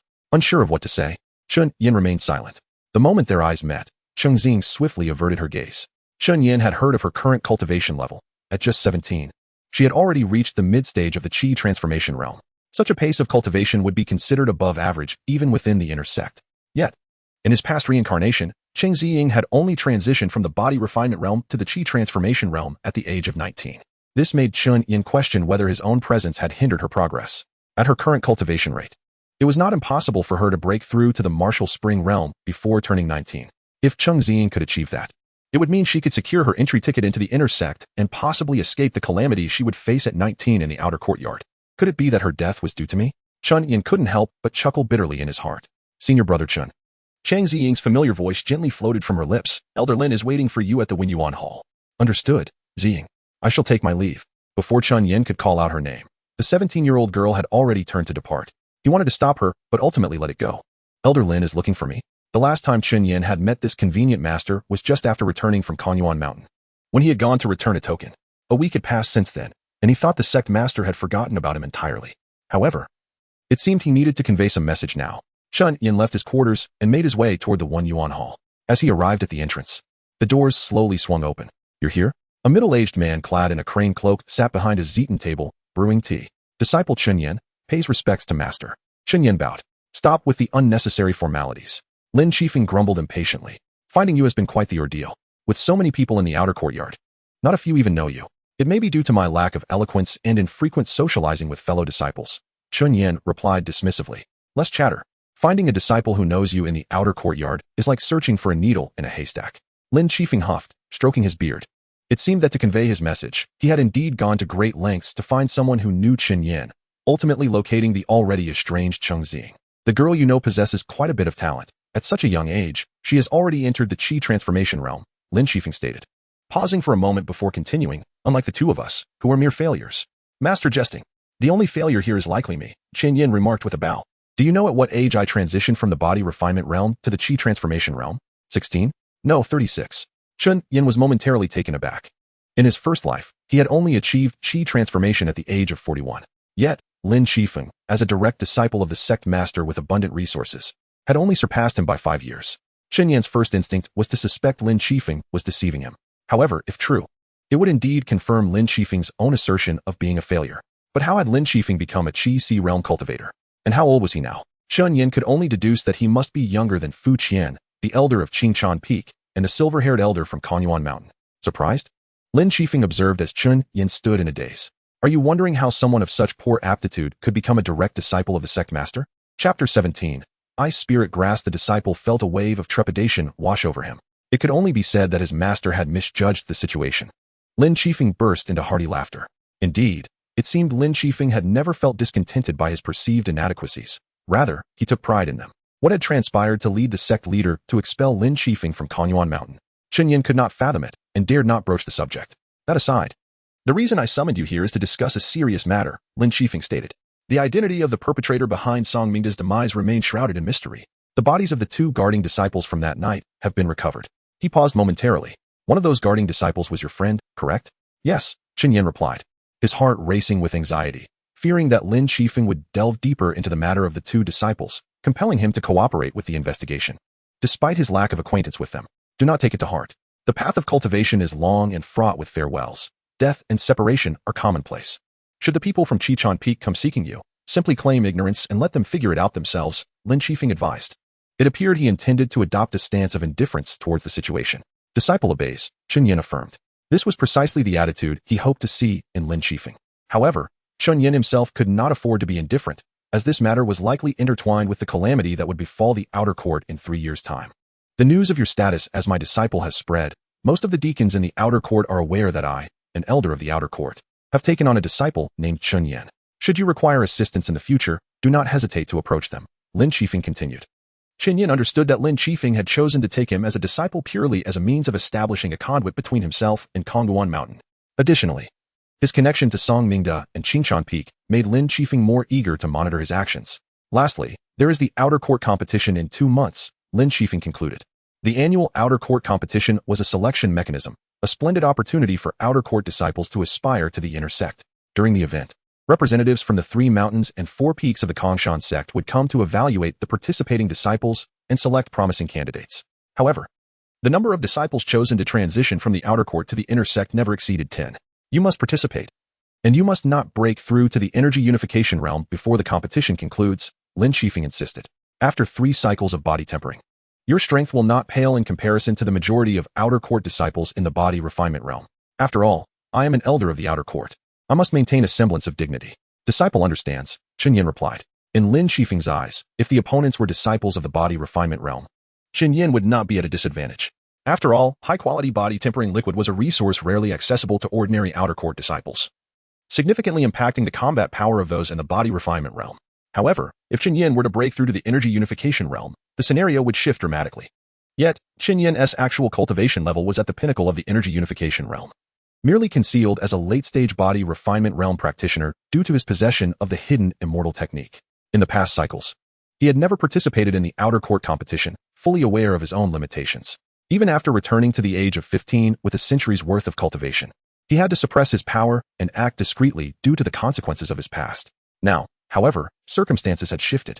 His current identity as the direct disciple of the sect leader, and Lin Qifeng, an elder of the outer court, conferred upon him a status akin to that of a half-disciple of Kongguan Mountain. Possessing various resources from the inner sect, his rapid advancement in cultivation was entirely justifiable, and he would not easily be branded as a harbinger of disaster. Even if Lin Qifeng regarded him merely as a mouthpiece rather than a true disciple, others would still weigh carefully before taking action against him, mindful of Lin Qifeng's influence. After all, one must consider the master when confronting the dog, right? Lin Qifeng's only request of Chen Yin was to avoid embarrassing him during the outer court competition and, if possible, to bring him some measure of pride. Chen Yin felt confident in this regard. Even if he suppressed his strength to the late stage of body refinement, he could easily dominate battles against those within that realm.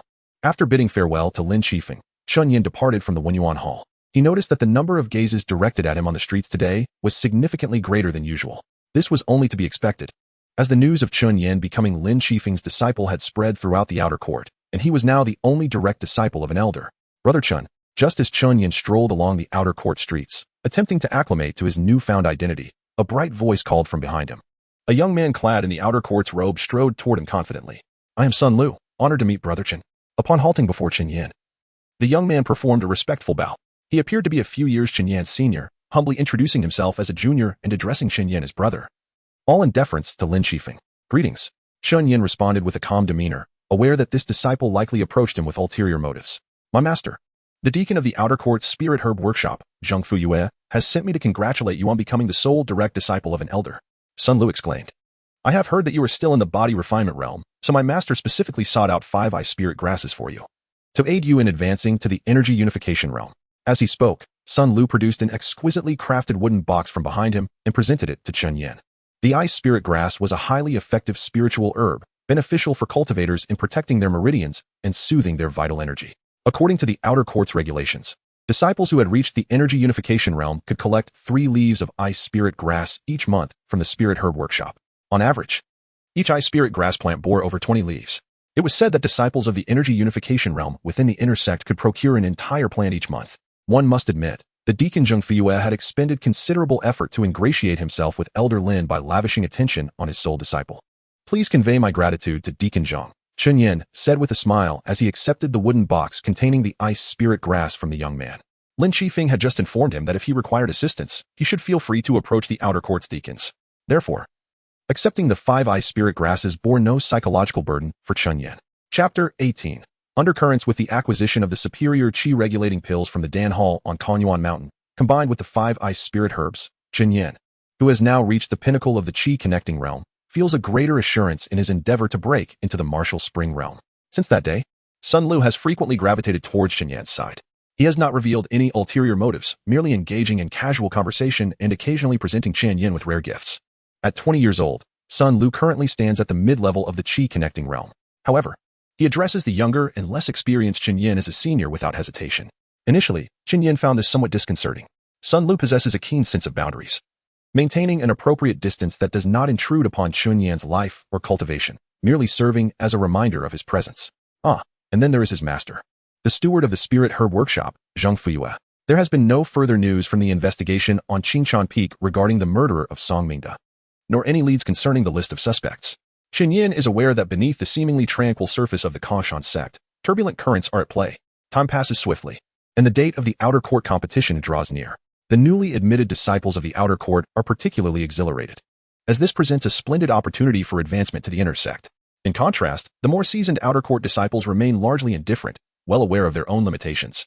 As the saying goes, a newborn calf is not afraid of a tiger. With only 3 days remaining until the commencement of the outer court competition, Chen Yin stands behind Lin Qifeng in the Hall of Inquiry, his gaze fixed on the entrance. Soon, the grand doors slowly swing open. A procession of approximately 30 individuals strides confidently into the hall, elders from the inner sect and gatekeepers from the 3 mountains and 4 peaks. Each year, the outer court competition not only features contests among the outer court disciples, but also includes a unique segment where disciples from the inner sect serve as gatekeepers. Should an outer court disciple manage to defeat a gatekeeper, they are immediately granted the opportunity to enter the corresponding peak of the inner sect. However, defeating a gatekeeper is no simple feat. In fact, during Chen Yan's longest lifetime, spanning over 90 years, no outer court disciple has ever successfully challenged a gatekeeper. Lin Qifeng stands at the center of the grand hall, welcoming the visiting elders from the inner sect. The tall, slender figure at the forefront, adorned in a robe embroidered with golden cloud crane patterns, is an elder from Konyuan Mountain. You are well, Lin Qinchuan, he states. From this single utterance, Chen Yin discerns that the elder's relationship with Lin Qifeng seems rather strained, as indicated by his choice of address. Although it is true that Lin Qifeng is a direct disciple of the sect master, he presently holds the position of an elder in the outer court. In this context, referring to him as Lin Qinchuan appears to convey a subtle contempt. You are still alive, Elder Song. Lin Qifeng replies warmly. Elder Song's expression twitches slightly. What of it? I thought you had already ascended to the afterlife. Lin Qifeng continues with his cordial demeanor. Lin Qinchuan, at your age, still possessing such a childlike spirit, I must say I admire you greatly. As he speaks, Elder Song shifts his gaze towards Chen Yin. I presume Lin Qinchuan's beloved disciple has not been spared the hardships? Chen Yin feels a slight twitch of his facial muscles. What does their quarrel have to do with him? Thus, he merely bows respectfully, choosing to remain silent. This is not a moment for him to defend his master. Do visit Kongyuan Mountain when you have the chance. Everyone misses you, Elder Song suggests. This statement seems to pierce Lin Qifeng deeply, rendering him momentarily silent.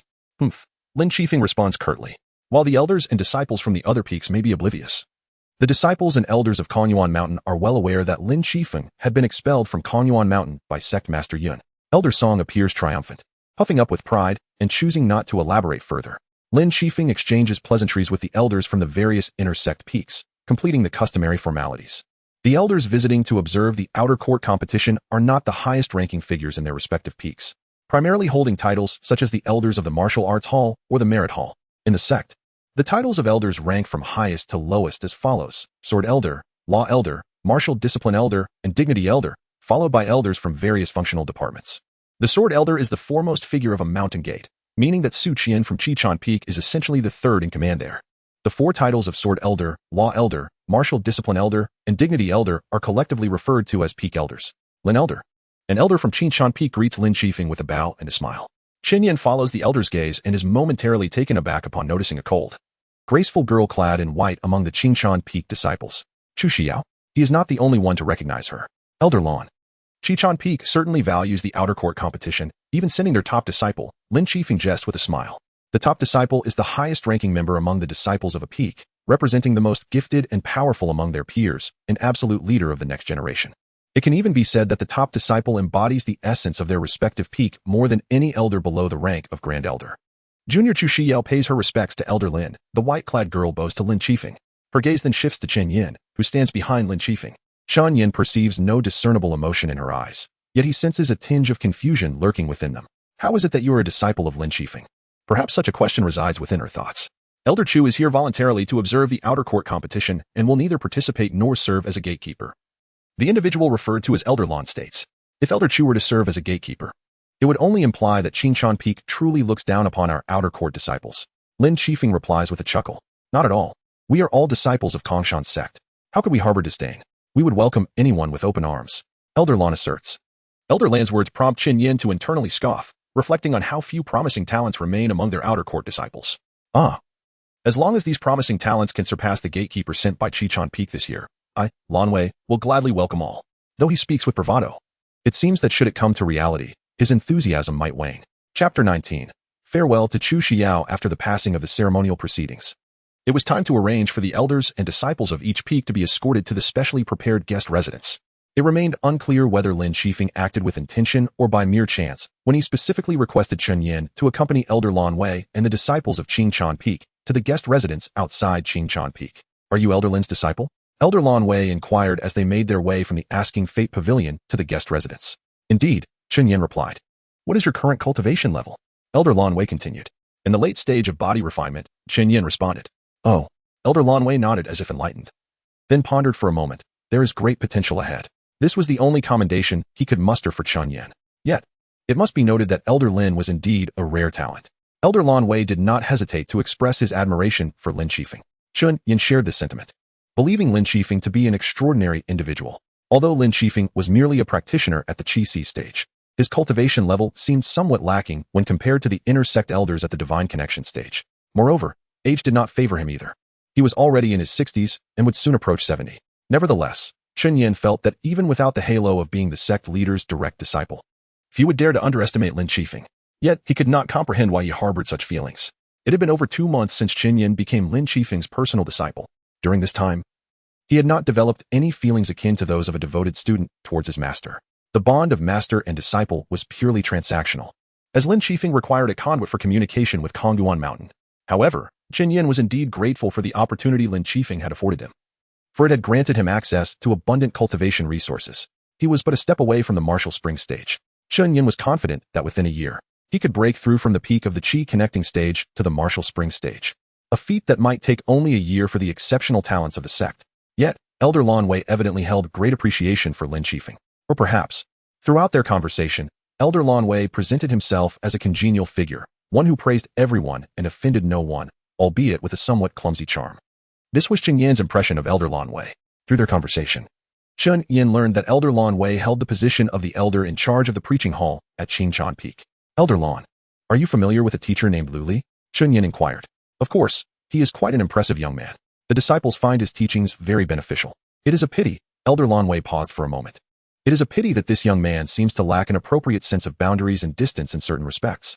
At over 40 years of age, he was still considered youthful among the long-lived practitioners. However, this marked the first time Chen Yin had heard Elder Lan Wei express a negative opinion about someone. When Teacher Lu was teaching at the outer court, the disciples all liked him, Chen Yin remarked. Yes, the same is true in the inner sect. The disciples of Qichon Peak also appreciate Teacher Lu's lectures, Elder Lan Wei stated matter-of-factly. It seemed that the elder of the preaching hall at Qichon Peak harbored quite the opinion of his subordinate. Elder Lan Wei had already provided the reason for his discontent with Lu Li, a lack of boundaries and distance. Chen Yin surmised this referred to the relationship between Lu Li and the law elder of Qichon Peak. Strictly speaking, the preaching hall should fall under the jurisdiction of Elder Su Qian, yet it was evident to all that Lu Li was favored by the law elder. This was bound to incite dissatisfaction among some. Nonetheless, in such a scenario, Lu Li had managed to ascend the ranks, transitioning from a mere teacher to the elder of the preaching hall, replacing Elder Lan Wei, and eventually becoming the law elder of Qichon Peak decades later. What exactly transpired during this time? Chen Yin was curious, yet he understood that this was beyond his capacity to unravel. During the remainder of their journey, There was little exchange between Chun Yin and Elder Lan Wei as they escorted the members of Qing Chan Peak to their guest residence. After exchanging a few final words, Chun Yin planned to take his leave. Wait. At that moment, a voice as refreshing as a mountain stream called out from behind him. Qin Yin immediately recognized the owner of the voice. Elder Chu, we meet again, Qin Yin said, turning to greet Chu Shiyu with a smile. However, Chu Xiao did not respond. Her expression remained cold as she approached Qin Yin. Follow me, the girl in white commanded. Watching her pass by, Chun Yin could only manage a wry smile before trailing after her. Walking behind Chu Xiao along the streets of the outer court, a gentle breeze stirred, ruffling the girl's flowing hair. The cool fragrance emanating from her tresses could be detected even from a distance. It was not the cloying scent of cosmetics, but rather a refreshing aroma reminiscent of a winter's chill, mingled with an air of proud aloofness. Qin Yin could not help but inhale deeply. What is it? Chu Xiao turned to face Qin Yin, her gaze fixed upon him. This was the first time Chun Yin observed Chu Xiao's beauty in detail. He had always known she was stunning, but he had not anticipated her allure to be so captivating. Beneath her raven-like lashes lay pools of eyes as deep as autumn lakes, flecked with starlight as if fragments of the night sky had been embedded within.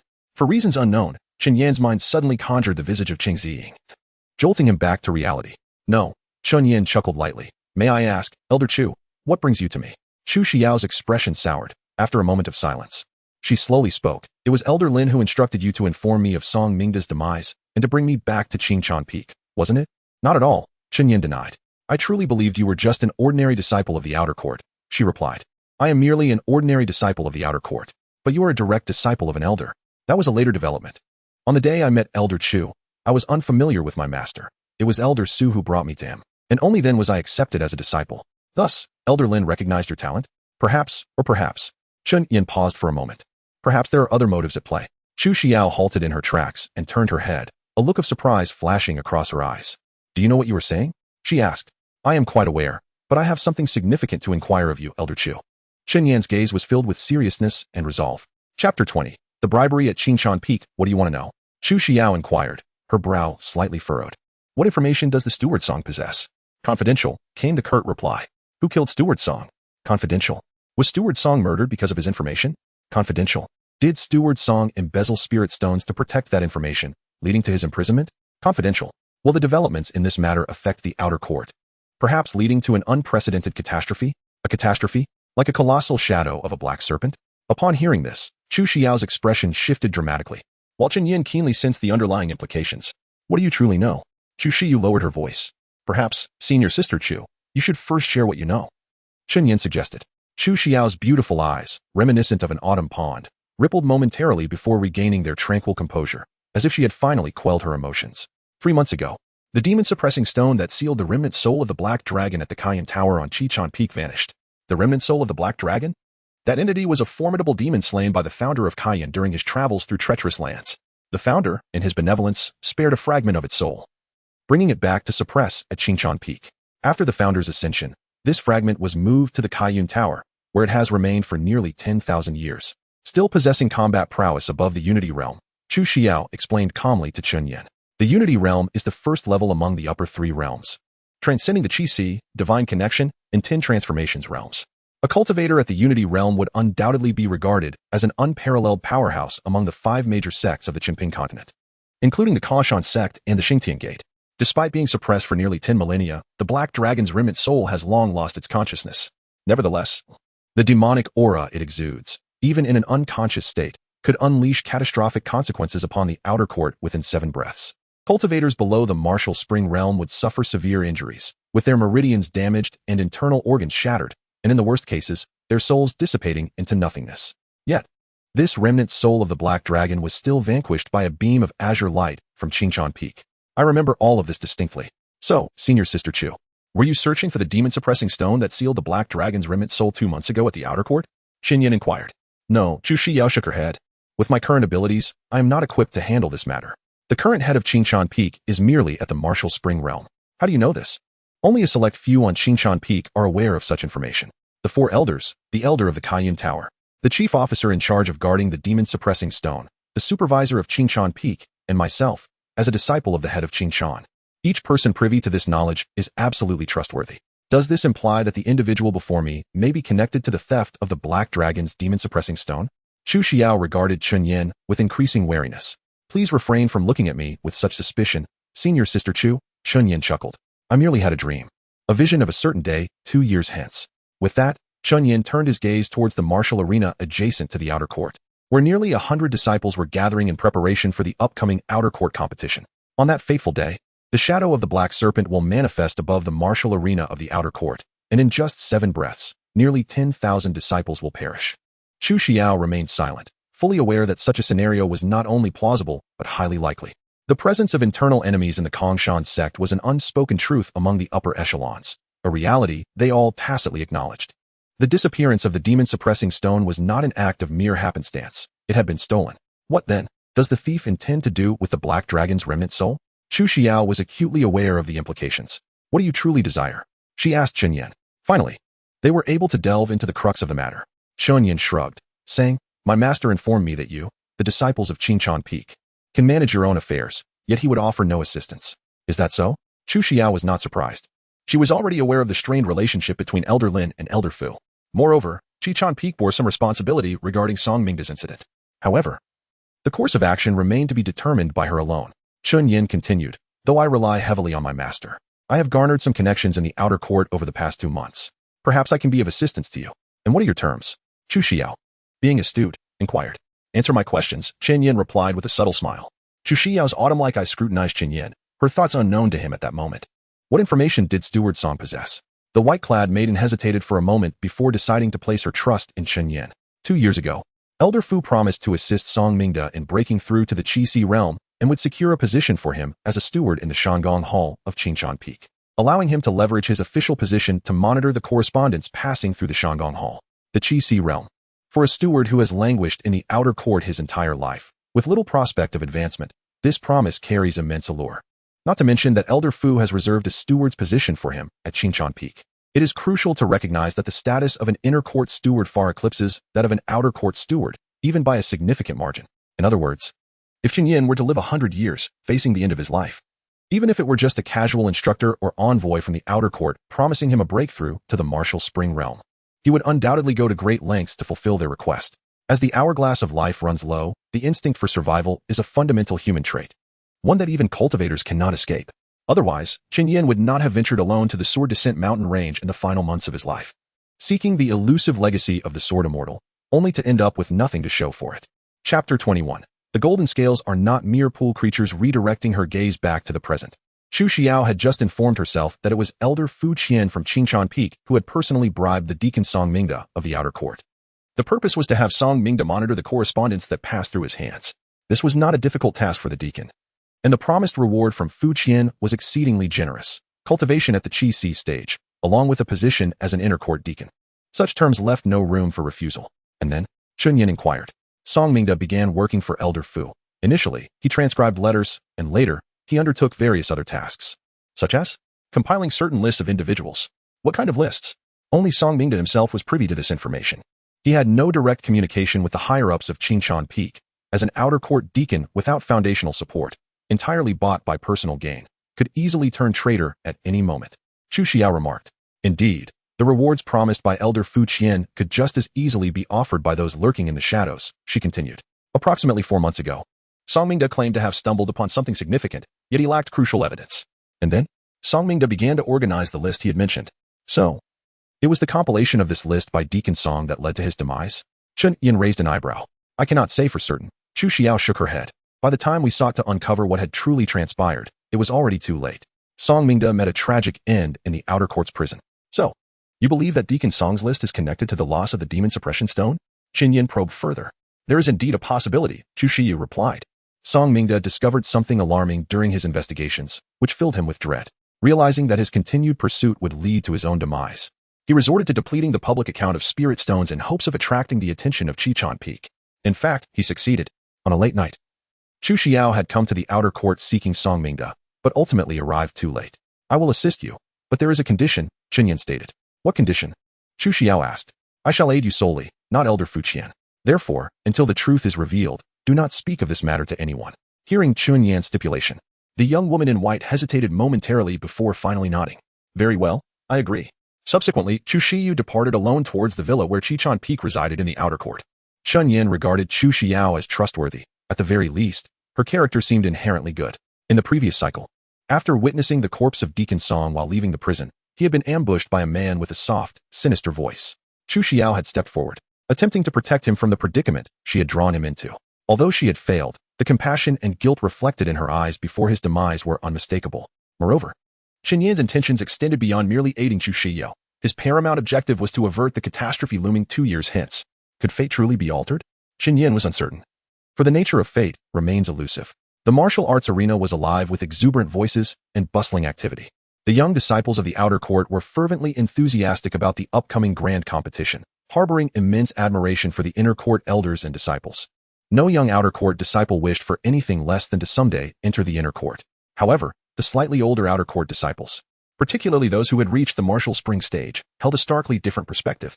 These disciples were acutely aware of their circumstances, understanding that unless a great fortune came their way, the prospect of breaking through to the Qi Si stage was virtually non-existent. In the inner court, martial spring cultivators could only aspire to be deacon disciples, a position that bore little distinction from that of ordinary disciples, save for the additional responsibilities it entailed. In contrast, within the outer court, martial spring cultivators enjoyed far greater opportunities, eligible for nearly all positions available. While the benefits of being a regular disciple in the inner court were notably superior to those of the outer court, they paled in comparison to the privileges enjoyed by outer court deacons. This situation often led to inner court disciples of martial spring or higher seeking positions in the outer court to acquire better resources for cultivation. Naturally, not every inner court disciple could do so. One needed connections to facilitate such transitions. For instance, the most significant benefactor in the outer court was Lin Qifeng, the direct disciple of the sect master, Yunyi Chen. After more than 20 cycles, Chen Yan finally discerned the catalyst for the impending great calamity that would befall the outer court in 2 years. There were merely 2 years left to recover the demon suppression stone that contained the remnants of the black dragon soul. Otherwise, the greatest calamity the outer court had faced in a millennium would inevitably descend. But what if he failed? Would he be forced to attempt salvation once more in the next cycle? Gazing at the bustling outer court disciples preparing for the grand competition, Chen Yan fell into a brief stupor. In his daze, he spotted a familiar figure before the martial arts arena, no longer the playful and agile girl from his memories. Her demeanor radiated a newfound composure, yet her beauty remained captivating. Cheng Ziying. Suddenly, Chen Yan felt a gentle tap on his shoulder. Senior brother Chen. Clad in the robes of an outer court disciple, a young man with distinctive patterns on his sleeves and a jade token at his waist stood beside Chen Yan. Seemingly appearing out of nowhere, it was Sun Lu, the disciple of the deacon of the spirit plant workshop. Who is that? Sun Lu followed Chen Yan's gaze and noticed the young woman standing before the martial arts arena. Cheng Deacon? Chen Yan's brows furrowed slightly. Do you know her? Of course. Cheng Deacon is a prominent figure among the younger generation of outer court disciples. The deacons and officiants at the martial arts arena hold her in high regard. Even contemplating taking her as a disciple, Sun Lu explained. Deacon disciples are the elite chosen from among ordinary disciples, often viewed as mere assistants to the higher echelons of the sect. However, becoming a deacon disciple also signifies greater visibility before the sect's higher-ups, making them prime candidates for future promotions or benefits. Then why did the deacon of the martial arts arena ultimately decide against taking her as a disciple? Chen Yan inquired. Sun Lu merely smiled faintly, bowing slightly towards Chen Yan. The golden scales are not mere pool creatures. Everyone knows that Cheng Deacon will eventually ascend to the inner court, just as Elder Lin and you, senior brother Chen, will return to Konyuan Mountain in due time. Chapter 22. The outer court competition. Chen Yan refrained from responding to Sun Lu's flattery. Primarily, he himself was not particularly enthusiastic about becoming a disciple of Konyuan Mountain. And secondly, Lin Qifeng had been expelled from Konyuan Mountain by Yunyi Chen. To return to Konyuan Mountain, Lin Qifeng would first need to admit his mistakes. However, judging by their recent interactions, persuading this obstinate old man to concede was no simple task. Senior brother Chen and Consul Cheng are both exceptional talents of our outer court. It is only fitting that they greet one another, Sun Lu remarked. Before Chen Yan could utter a word, Sun Lu took it upon himself to call out to Cheng Ziying in front of the training ground. Consul Cheng. Consul Cheng. Cheng Ziying raised her head from a distance, directing her gaze towards Chen Yan and Sun Lu, her eyes briefly scanning over Chen Yan. Come here for a moment, Consul Cheng. Sun Lu continued to call out. From Cheng Ziying's body language, it was evident that she was rejecting the invitation. Yet she felt compelled to comply since she was in the presence of the direct disciple of an elder of the outer court and the apprentice of the spirit plant workshop steward. The outer court competition is about to commence. You disciples serving at the training ground have truly worked hard lately, Consul Cheng. Sun Lu chattered amiably with Cheng Ziying. Then turned to Chen Yan. Consul Cheng may recognize this person. He is senior brother Chen Yan, the direct disciple of our outer court elder. Cheng Ziying's gaze lingered on Chen Yan for a fleeting moment, but it was merely a cursory glance. Neither of them spoke, and the atmosphere grew awkward. Chen Yan felt even more perplexed. for Cheng Xing's demeanor towards him today was far colder than when Lin Qifeng had sent her to relay a message. In this uncomfortable situation, the most anxious and restless individual was, naturally, Sun Lu, who was unaware of the past between the two. However, Sun Lu was a perceptive person. He soon realized that the relationship between the two might not be as unfamiliar as he had presumed, and there could be undisclosed entanglements. Suddenly, I recalled that my master instructed me to check on the growth of the spirit rice planted in the back mountain a few days ago. Excuse me. I shall take my leave, he said, swiftly escaping without giving Cheng Xing and Chen Yin a chance to respond. Well, that's a mess, Sun Lu thought to himself. As for Chen Yin, he resolved to find a way to offer Sun Lu more spirit plants as compensation later. This left Chen Yin and Cheng Xing in an awkward silence. Senior brother Chen, what brings you here? Cheng Xing was the first to break the silence. I wish to give you this, Chen Yin said, pulling a wooden box from his pocket containing a complete ice spirit grass. Initially, he intended to call her Xing as before, but given their current relationship, he found it impossible to do so. Cheng Xing did not extend her hand. She merely regarded the wooden box Chen Yin offered with cold indifference, her lips curling into a seemingly playful smile. Is it because the inner door senior sister looks down on this?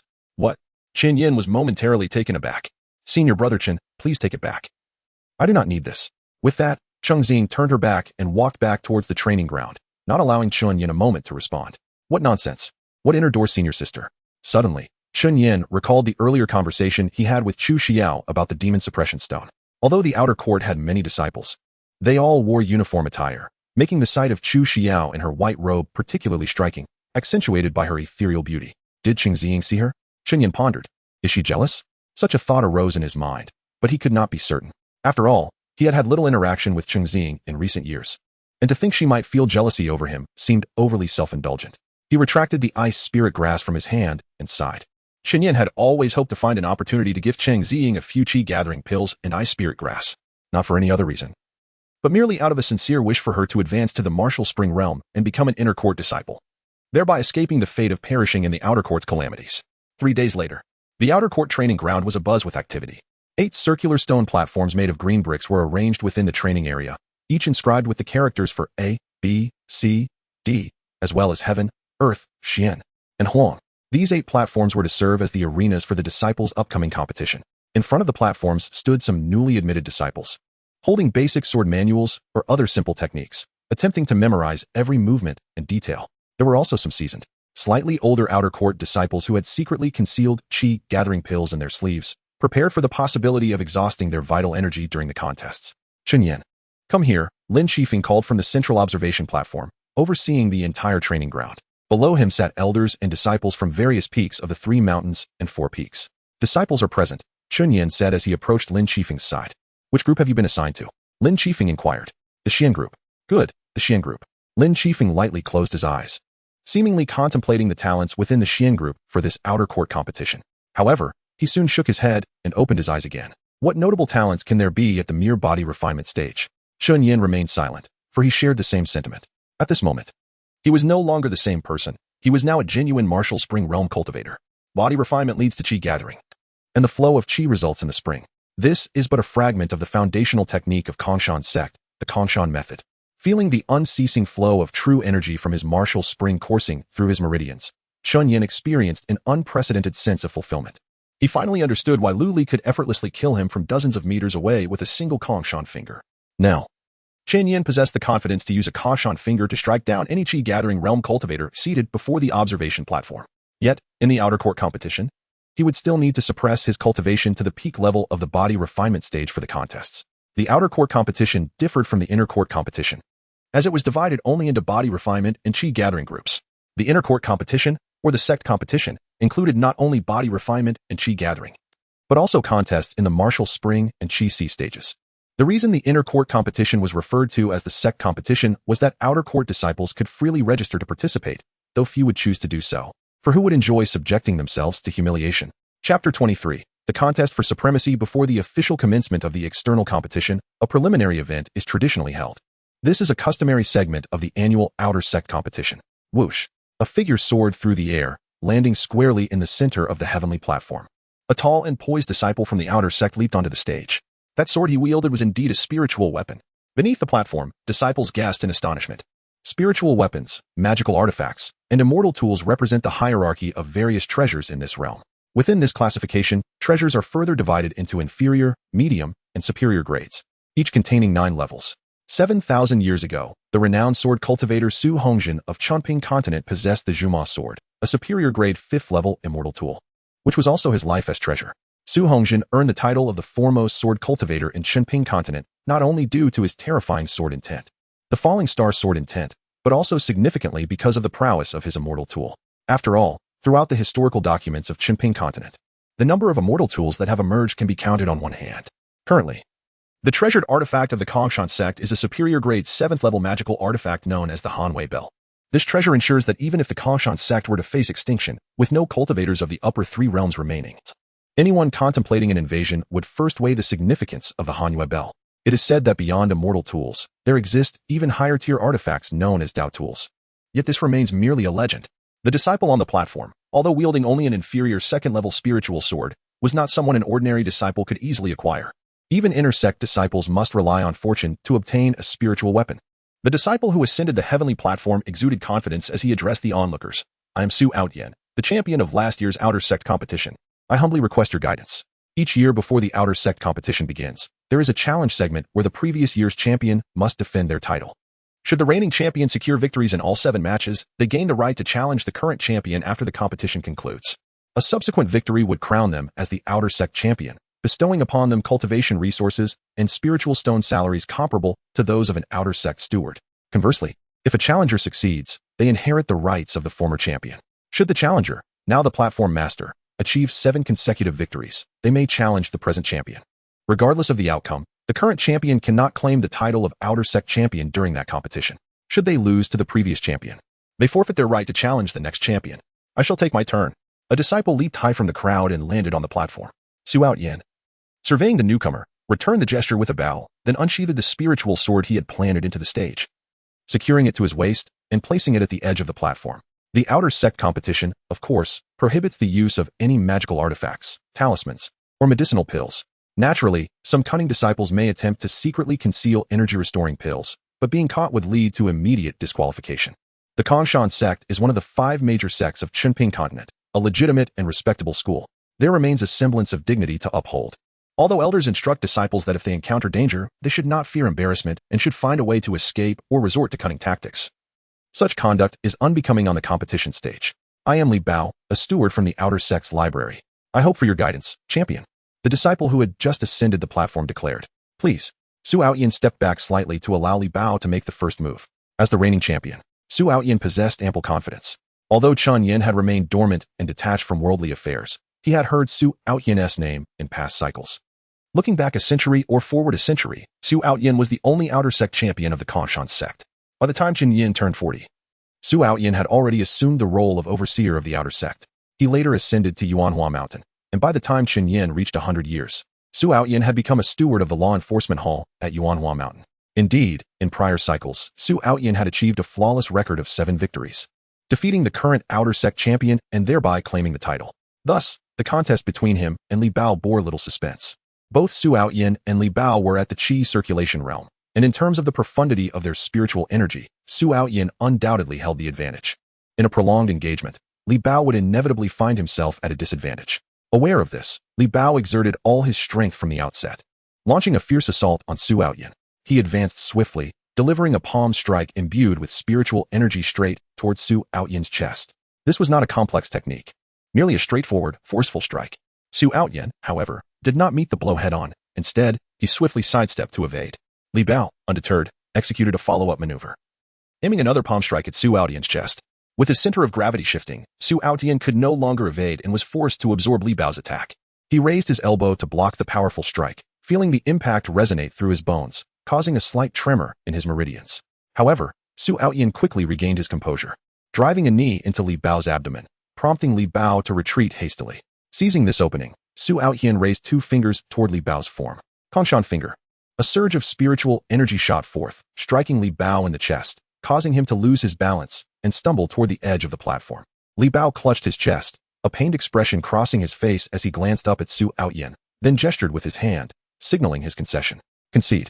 Su Outyen inclined his head in acknowledgement toward Li Bao, though a keen observer might notice a slight tremor in the arm that had just blocked Li Bao's powerful strike. Nevertheless, the contest could be described as a one-sided domination. Following this, a succession of challengers ascended the platform, eager to contest the previous year's champion. One by one, they fell to Su Aoyin's prowess, including the most resilient challenger, who, despite suffering a fractured left leg, managed to engage Su Aoyin in over 10 exchanges before collapsing. Unable to rise. Only then did the overseer of the martial arena intervene, declaring Su Aoyin the victor. With a flawless record of 7 victories, Su Aoyin stood tall upon the platform, though his complexion had grown somewhat pale. Subsequently, he bowed to the crowd below and the spectators above before descending from the stage, the crowd parting for him as he passed. What do you think of this individual? Lin Qifeng inquired of Chun Yen. I believe this person possesses solid foundations, profound spiritual energy, and extensive combat experience, as evidenced by his techniques, Chun Yen replied. Indeed. Lin Qifeng nodded, uncertain whether he was affirming Chun Yan's assessment or expressing admiration for Su Aoyin. This young man, should fortune favor him in the inter-sect competition, might endure several rounds. The inter-sect competition is a true proving ground for the sect's finest talents. Chen Yin, heed my words, Lin Qifeng continued. Once you break through to the qi circulation realm, you must strive to surpass disciples of Su Aoyin's caliber, otherwise, you shall bring shame to your master. Understood. Chen Yin acknowledged with a nod. Chapter 24. A single round, a perfect victory, though merely a contest among practitioners at the qi gathering stage. It stirred deep emotions within the spectators. For the first time in over a decade, a previous champion had achieved the remarkable feat of winning 7 consecutive battles in the arena. The last occasion such a triumph occurred was said to be nearly 18 years ago. However, during that competition, the reigning champion sustained hidden injuries and ultimately faltered against the current champion. The disciple who narrowly missed becoming the external sect champion was none other than Shuexiu, who now serves as the overseer of the martial arts arena.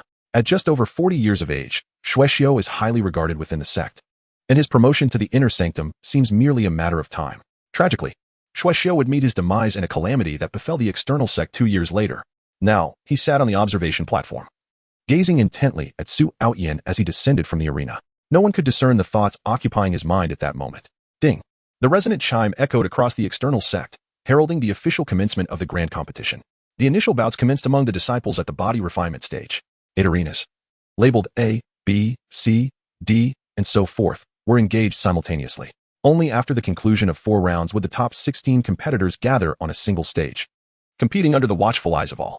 Chen Yin was set to compete in the 4th match of the Xian group against an unremarkable disciple at the late body refinement stage. Yet, it mattered little to Chen Yin who his opponent was. In reality, his cultivation level was at the martial spring stage. Even if he suppressed his realm to the body refinement stage, he would still possess an overwhelming advantage over those at the qi gathering stage. The disparity in physical strength and mastery of true qi placed them on entirely different planes. In terms of spectacle, the clashes among body refinement practitioners were often more visually appealing than those among qi gathering practitioners, as the raw power of the former's strikes was far more engaging than the half-hearted techniques displayed by the latter. The first match offered little intrigue until the commencement of the 3rd bout in the Xian group, which commanded the attention of nearly all present in the martial arts arena. A towering figure, clad in robust attire and wielding a colossal axe, stood upon the stage. His bulging muscles glistened in the sunlight, instilling a sense of awe and trepidation in onlookers. Opposite him stood a disciple wielding a finely crafted steel sword, which appeared almost delicate in comparison. Goodness! Elder Lan Wei of the Qing Chan Peak remarked, shaking his head with a rueful smile. This was a contest marked by a stark imbalance. The battles among body refinement practitioners ultimately centered on physical prowess, with true qi serving as a supplementary force. Before the match had even begun, the outcome seemed all but predetermined. Bang! The gong sounded, announcing the start of the contest. If I were the giant, upon hearing the gong, I would simply concede. Came the derisive comment from the crowd below. If you faced that axe-wielding disciple, how confident would you be in defeating him? Lin Qifeng inquired of Chen Yin. Chen Yin remained silent, raising 3 fingers in response. 30%? Lin Qifeng frowned, clearly displeased with the answer. In 3 rounds, I shall secure victory over him. Chen Yin stated calmly. Lin Qifeng paused momentarily, then chuckled. Ah, you young rascal, you boast even more than I did in my youth. Perhaps it was merely Chen Yan's perception, but he felt that Lin Qifeng seemed to regard him with increasing admiration. Returning his gaze to the arena, he noted that the disciple facing the giant appeared increasingly tense and cautious. The giant, sensing this hesitance, seized the opportunity. He spun and swung his axe with ferocity, quickly closing the distance to the sword-wielding disciple, the winds from his swing uprooting fallen leaves from several paces away. Mountain Splitter. The axe descended with tremendous force, aimed directly at the sword-wielding disciple, leaving him no time to evade. He could only raise his blade in defense. Sparks erupted, and with a resounding crack, the disciple's sword was cleaved in 2. Unyielding, the axe continued its descent, striking the disciple's robe before impacting his chest. Clang. Sparks flew as the axe struck the disciple's torso, causing it to rebound. Yet, it merely left a faint mark on his skin. No one was surprised. The physical strength of late body refinement practitioners far surpassed that of ordinary steel weapons. This was precisely why it had been previously stated that no late body refinement practitioner could be trifled with by mere martial artists. After the axe rebounded, the giant swiftly pivoted, swinging the axe handle as if it were a baseball bat. Boom. The sword-wielding disciple was sent flying, crashing into the crowd below. The victor was clear. He had triumphed in 2 rounds. Lin Qifeng remarked with a hint of amusement, glancing at Chunyin. You? 3 rounds? 1 round. Chunyin replied nonchalantly. In 1 round, I shall defeat my opponent, lest I feel unworthy of the body refinement elixir you procured for me from the Kongyuan Mountain Dan Hall. You do realize that obtaining the body refinement elixir and chi regulation pills from my senior brother requires me to owe him a favor, right? Lin Qifeng retorted, half amused and half exasperated. It's your turn now. Hurry and go compete. Don't embarrass me. With a respectful bow, Chunyin descended from the observation platform and approached the Xian arena. The next match would feature Chunyin, the direct disciple of Elder Lin Qifeng, against Zhao Wei, a disciple of the external sect. As the announcing disciple proclaimed their names, a wave of excitement rippled through the martial arts arena. Is that young man truly Elder Lin's direct disciple? He appears quite handsome. Yet, what good is good looks if he is merely at the body refinement stage? Indeed, I fail to understand why Elder Lin would take a 17-year-old at the body refinement stage as a direct disciple. There are countless with greater talent in the external sect, not to mention the inner sect. The murmurs among the crowd were somewhat grating to Chunyin's ears, akin to the buzzing of flies. Yet, he remained unfazed. Chunyin stepped onto the stage, facing his opponent, Zhao Wei, who was of similar age and possessed fair skin. Please enlighten me, Zhao Wei greeted with a courteous bow. Chunyin remained silent, returning the gesture. Ding! The gong sounded. Zhao Wei propelled himself towards Chunyin with a powerful push off his left leg. Chunyin stood motionless, appearing to expose vulnerabilities. Zhao Wei, unperturbed, threw a heavy right hook aimed at Chunyin's temple. Bang! However, just before Zhao Wei's fist could make contact, it was intercepted by Chunyin's suddenly raised fist, sending him hurtling backward. Thank you for your kindness, Chunyin stated coolly. The arena fell into a profound silence. Chapter 25. The Arena. Overwhelming Victory. This match is undoubtedly the most decisive and swift victory in this year's outer court competition. One might even miss the unfolding events if they were to lose focus for a mere moment. Chunyin emerges victorious. Even the consular disciple overseeing the judging stood momentarily stunned before declaring the outcome of the duel. Chunyin descends the platform with measured steps, while the murmurs among the crowd shift dramatically. Truly, he is the favored disciple of the elders. It is likely that very few inner sect disciples in the body refinement realm could achieve such a feat, although Chunyin, at 17, is still merely a body refinement cultivator who can dismiss the possibility of his late-blooming prowess. Is attaining the pinnacle of body refinement at such a young age truly subpar? The initial slow pace of his training could be attributed to a myriad of factors, and soon enough, boasts began to circulate within the crowd. Nevertheless, Chunyin remained unfazed, for he understood that had he lost, these accolades would swiftly transform into derision and vitriol. Who does not revel in the misfortune of those in elevated positions, such as the elder's favored disciple? The essence of humanity is to take pleasure in the misfortunes of others. Of course, when one is in a position of power, they are also keen to curry favor. This is a truth Chunyin grasped long before he traversed into this realm of cultivation. After vanquishing the disciple Zhao Wei, Chunyin made his way toward the observation platform. As he passed by Elder Lan Wei, he offered a courteous nod, exuding an air of nonchalance. Elder Lan Wei undoubtedly witnessed Chunyin's recent duel, but chose to remain silent. There was truly little to say, for in the eyes of the inner sect elders, defeating an ordinary outer court disciple of the same realm with a single strike should be a matter of course for any inner disciple. Conversely, Chunyin's master, Lin Qifeng, appeared somewhat taken aback by his performance. Lin Qifeng had never invested any significant effort into Chunyin, taking him on as a disciple merely by chance. All he required was for Chunyin to serve as a mouthpiece and not bring him undue embarrassment when necessary. That sufficed. Yet, Chunyin's display evidently exceeded Lin Qifeng's expectations. In his view, Chunyin was merely an ordinary outer court disciple with mediocre aptitude. Even with the prolonged cleansing of body refinement liquid, such an exaggerated improvement seemed implausible. How did you achieve this? Lin Qifeng inquired upon Chunyin's return to his side. The disciple feigned ignorance. Chunyin bowed respectfully. Humph. Lin Qifeng scoffed dismissively and did not press further. He was well aware that Chunyin was pretending to be oblivious, but he also found no merit in exposing such trivial ruses. Could the heavens be turned upside down? The outer court competition continued. The first round of the Xian group consisted of a total of 16 matches featuring 32 contestants. Following this, the draw for the second round would commence. Chunyin was slated to compete third in the second round against Li Fu. The announcement of this pairing sent ripples of astonishment through the audience. Li Fu, The burly man wielding a giant axe was perceived as a formidable presence, much like Chen Yin. And both had been regarded as the only two disciples likely to advance to the top 16 from the Xin group. Yet, it was utterly unexpected that they would face each other in the very next round. This meant that one of them would inevitably be eliminated in this bout. The announcement ignited fervor in the southeastern corner of the observation platform.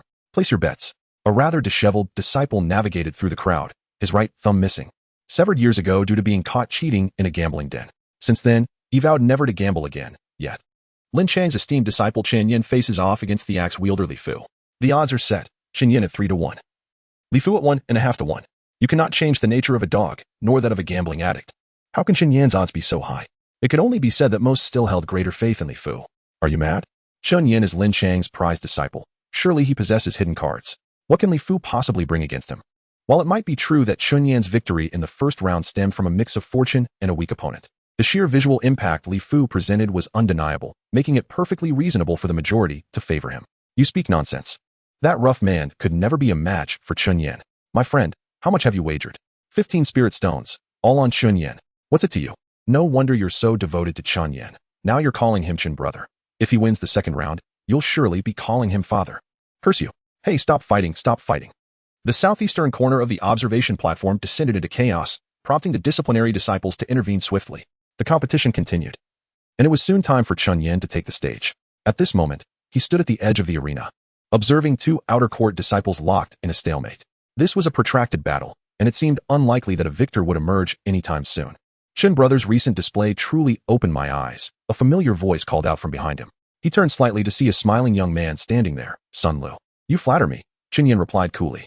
The odds for the match between you and Li Fu are being set on the observation platform, Sun Lu remarked. I placed 50 spirit stones on you, hoping you won't leave me in the lurch. Should you succeed, I shall reward you handsomely. Chen Yin did not respond immediately. By the way, I have a question for you, he said. Please, do go on, Sun Lu replied. I heard that a significant event transpired at the Shanggong Hall not long ago. Indeed, I am somewhat aware of that matter, Sun Lu replied. The death of Song Mingda was not widely publicized, even now. Most outer court disciples assumed that Elder Song had merely gone down the mountain for official duties and had yet to return. The Shanggong Hall is currently being temporarily presided over by the former ceremonial officer. What is the relationship between the ceremonial officer and Elder Song? Chen Yin continued. I might not be well versed in the internal dynamics of the Shanggong Hall, Sun Lu admitted, pausing briefly. However, my master and Officer Zhao share a decent rapport, and I am somewhat acquainted with Officer Zhao. What is it that Chen brother wishes to know? Chapter 26, another round in the external courtyard. There are nearly 20 functional departments, including the martial arts arena and the library pavilion. According to the information obtained by Chen Yin, Zheng Fuyue, the steward of the Spirit Herb Workshop, and Zhao Yishan, the officiant of the Shanggong Hall, both hail from the Shanshu County in the southern region of the Qingke Kingdom. As fellow townsmen, the two have supported each other since they joined the Kongshan sect. In fact, Zhao Yishan's temporary assumption of the position of officiant at the Shanggong Hall was also the result of Zheng Fuyue's strong recommendation to the elders and supervisors of the external courtyard. I wish to clarify something, Chen Yin stated. How are the belongings of Steward Song handled? Upon hearing this, Sun Lu's expression shifted slightly. He lowered his voice, ensuring no one was paying attention to their conversation before finally speaking. Why does Brother Chen want to know this? Do not ask too many questions. Simply tell me what you know, Chen Yin replied. I do not know the specifics, as Master Zhao is quite secretive about Steward Song's affairs. However, it seems there is a connection to the Qingshan Peak behind this matter, Sun Lu disclosed. This was already anticipated by Chen Yin. It appears the people from Qingshan Peak have discovered nothing. What is the nature of the relationship between Steward Song and officiant Zhao? Chen Yin continued to inquire. As far as I know, it is merely an ordinary fellow-disciple relationship, Sun Lu responded. It seems the bond is not particularly strong. It is highly likely that Zhao Yishan is unaware of Song Mingda's circumstances. Is there anyone who was particularly close to Steward Song? Chen Yin asked again. About that, I truly do not know. Sun Lu shook his head. This was the expected answer. When you have the time, please help me investigate those who had a close relationship with Steward Song. Remember, do not disclose this matter to anyone, Chen Yin instructed. Understood. I shall take my leave now, wishing Brother Chen great success in martial endeavors, Sun Lu said. Chen Yin felt no concern that Sun Lu would divulge the matter he had entrusted to him, as he was currently a reliance for both Sun Lu and his master. Zheng Fuyue, now at the late stage of the martial spring realm, was still young, not yet 60. With his talent and the resources of the Spirit Herb Workshop, it was only a matter of time before Zheng Fuyue broke through to the Qi Si realm. He was eyeing the position of elder in the external courtyard.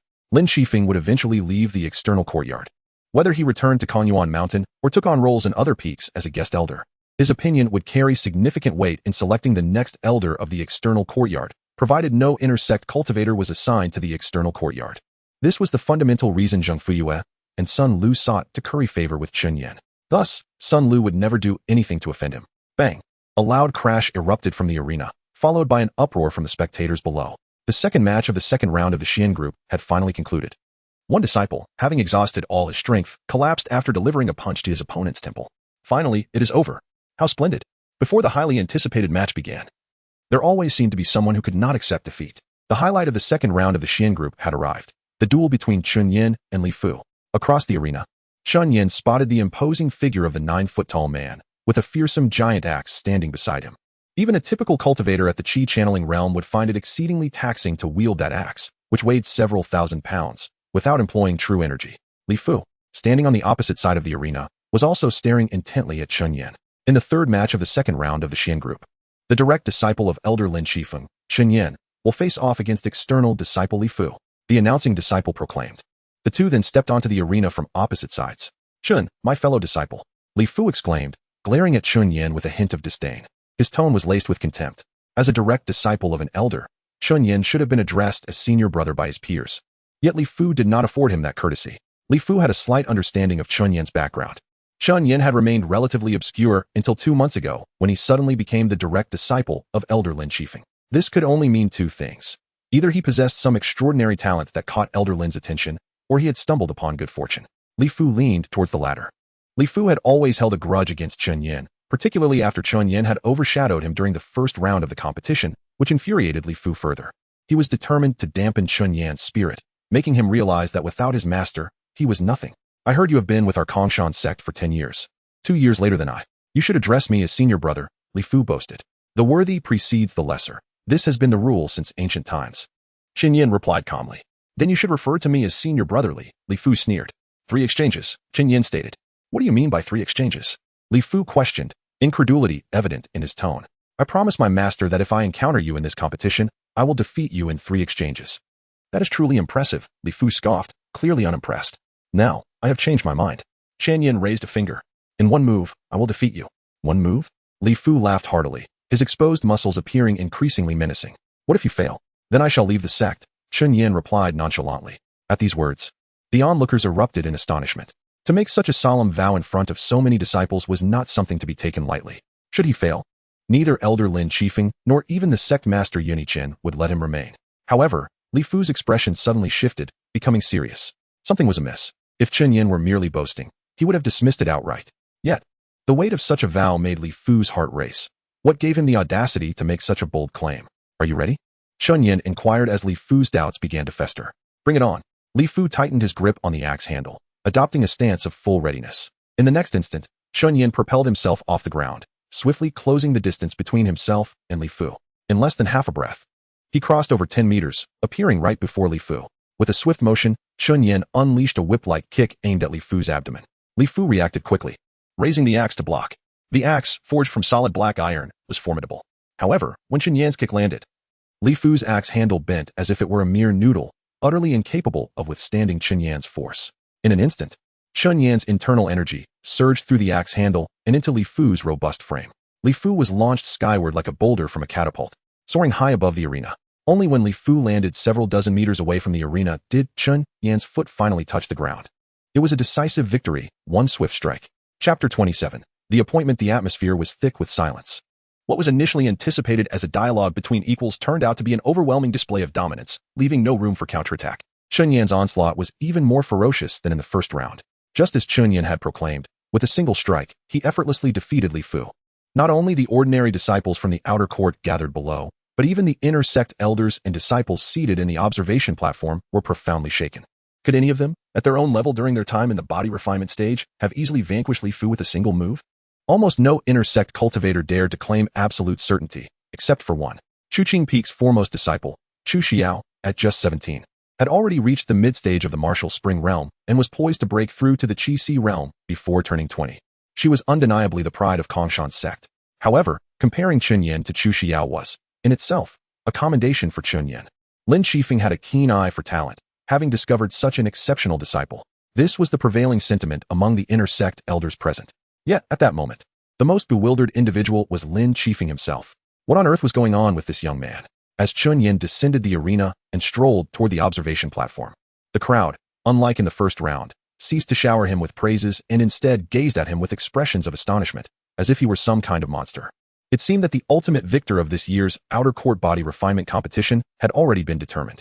However, a victor in the body refinement stage was merely that, a victor. Only the ultimate champion of the Qi realm in the outer court competition could be deemed the pinnacle. Similarly, in the inner sect competition, only the ultimate champion of the Qi realm could claim that title. In the third round, Chun Yin easily triumphed once more, and in fact, there were no more gamblers willing to place bets on his matches in the observation platform. With odds of 1-0, what excitement could possibly remain? Today, the body refinement group had one final round of matches to determine the last 16 contenders. The matches following the top 16 would commence the next day. Chun Yin's final opponent was an obscure, unremarkable outer court disciple with dark skin and a stout build, exuding a seemingly honest demeanor. He was at the late stage of the body refinement realm and had yet to reach its peak. Before drawing Chun Yin in the lottery, this individual had fortuitously faced only weaker opponents, allowing him to advance to the fourth round. Yet, it was clear that his luck had run out. As the gong sounded, the fourth round officially commenced.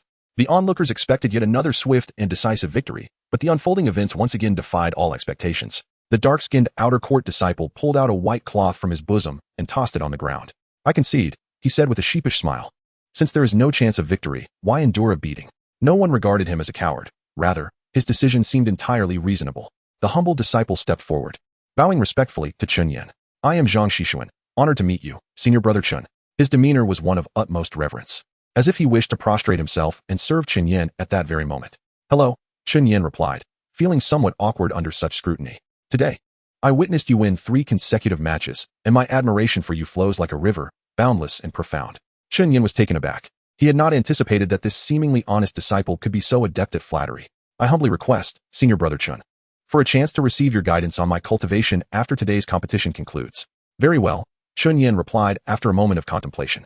He was not an unapproachable or unsympathetic person. Perhaps the experience of more than 20 reincarnations, along with his previous efforts to conceal his true cultivation level, had rendered him somewhat aloof. Yet, he found it impossible to refuse such a request. For the humble attitude of this dark-skinned disciple reminded him of his own past self, over a century old, yet still merely at the mid-stage of the Qi realm. Chun Yin understood all too well the feeling of seeking assistance out of desperation. In that life, he had once, just before his lifespan was nearly exhausted, humbly inquired of an inner sect disciple how he might swiftly advance from the Qi realm to the martial spring realm. Who wouldn't desire progress and a better life? "Thank you, senior brother Chen," Zhang Xishuan exclaimed, initially taken aback, but quickly revealing a look of pure joy. "It's a trifling matter," Chun Yin smiled. Now a genuine martial spring realm cultivator, his comprehension of the Kongshan technique had deepened significantly. Offering guidance to a body refinement disciple would be a mere trifle. As for the ongoing outer court competition, Chun Yin felt no concern. As a martial spring realm cultivator, managing a few body refinement disciples was effortlessly within his grasp. That evening, following Zhang Xishuan's request, Chun Yin made his way to the clearing before the outer court marketplace. From a distance, he spotted the dark-skinned, stout figure standing before the marketplace. "Senior brother Chun." Upon seeing Chun Yin's approach, Zhang Xishuan's face lit up with joy as he hurried over. "You have arrived quite early," Chun Yin remarked. Not too early. I just got here," Zhang Xishuan replied. "Now, tell me, what challenges have you encountered in your cultivation journey? As fellow body refinement disciples, I should be able to assist you."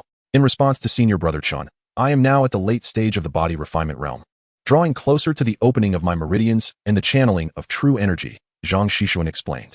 Opening the meridians and drawing in energy is the hallmark of a body refinement disciple formally entering the late stage.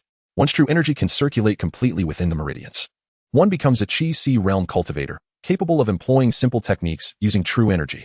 Lately, I often sense the presence of wandering true energy within my body. Yet whenever I attempt to guide it into my meridians, I experience a peculiar sense of stagnation. "This is entirely normal," Chun Yin clarified. "Since you have yet to open your meridians, continue your attempts and persist in your body refinement practice. In a matter of days, or at most, half a year, you will be able to draw energy into your meridians." He recalled experiencing such a phase himself. "I see," Zhang Xishuan replied, and then proceeded to ask Chun Yin several more questions regarding cultivation, to which Chun Yin responded in kind. "Thank you, senior brother Chun. I have now exhausted my queries regarding cultivation and have truly benefited immensely today." Zhang Xishuan clasped his hands in gratitude. "Not at all. Let us conclude for today. However, I do have a few other matters I wish to inquire about." Zhang Xishuan looked up, smiling as he said. I have heard that Senior Brother Qin is recently investigating matters concerning Deacon Song of the Shanggong Hall. Chapter 28. Farewell in the next life. Chen Yan's heart tightened suddenly. He never expected that the name Song Mingda would emerge from the mouth of this earnest disciple before him. After a moment of contemplation, Chen Yan decided to feign ignorance. What has happened to Deacon Song? He inquired. Chen Shixiang's acting seemed somewhat lacking in finesse. Zhang Xishuan's expression and tone remained humble and compliant. Yet his gaze had transformed into something increasingly piercing since just moments ago. Chen Yan's heart sank once more. Vital energy began to flow continuously from Chen Yan's martial reservoir, and the energy within his meridians commenced its circulation. Is it possible that you are quite familiar with Deacon Song? Chen Yan asked. No, I've never met him, came the reply. But Chen Shixiang, are you well acquainted with the people of Qingshan Peak? Chen Yan did not respond immediately. I shall pose one final question, Chen Shixiang. The dark and earnest man queried, his expression growing ever more peculiar. Where is the list of Song Mingda? I have discerned your true identity. Chen Yan refrained from directly addressing Zhang Xishuan's inquiry. Is that so? Zhang Xishuan chuckled. In that case, if that list had indeed fallen into the hands of that old man Fu Qian, I certainly would not be standing here before you, conversing as a living person. So, you two are on that list? I do not know. Zhang Xishuan shook his head. How about a trade? You answer my questions, and I shall share what I know. After a moment of reflection, Chen Yan responded, Please, Chen Shixiang, proceed. Where is the Black Dragon's demon-suppressing stone that is sealed within the Kaiyun Tower of Qingshan Peak? Chen Yan queried. Zhang Xishuan fell silent before shaking his head. Chen Shixiang knows far more than I had anticipated, and your questions are indeed quite incisive. Is that so? However, I can inform you that the demon-suppressing stone is hidden in a corner of the outer courtyard. Zhang Xishuan replied. Now it is your turn, Chen Shixiang. Where exactly is the list of Song Mingda? I do not know. That is all I am aware of, Chen Yan answered. Zhang Xishuan merely gazed intently at Chen Yan. His earnest demeanor now tinged with an unsettling and uncanny quality. It seems Chen Shixiang is speaking the truth. Zhang Xishuan sighed. Do you know why I chose to disclose the whereabouts of the demon-suppressing stone to you? I can venture a guess, Chen Yan replied. Astute. Zhang Xishuan laughed.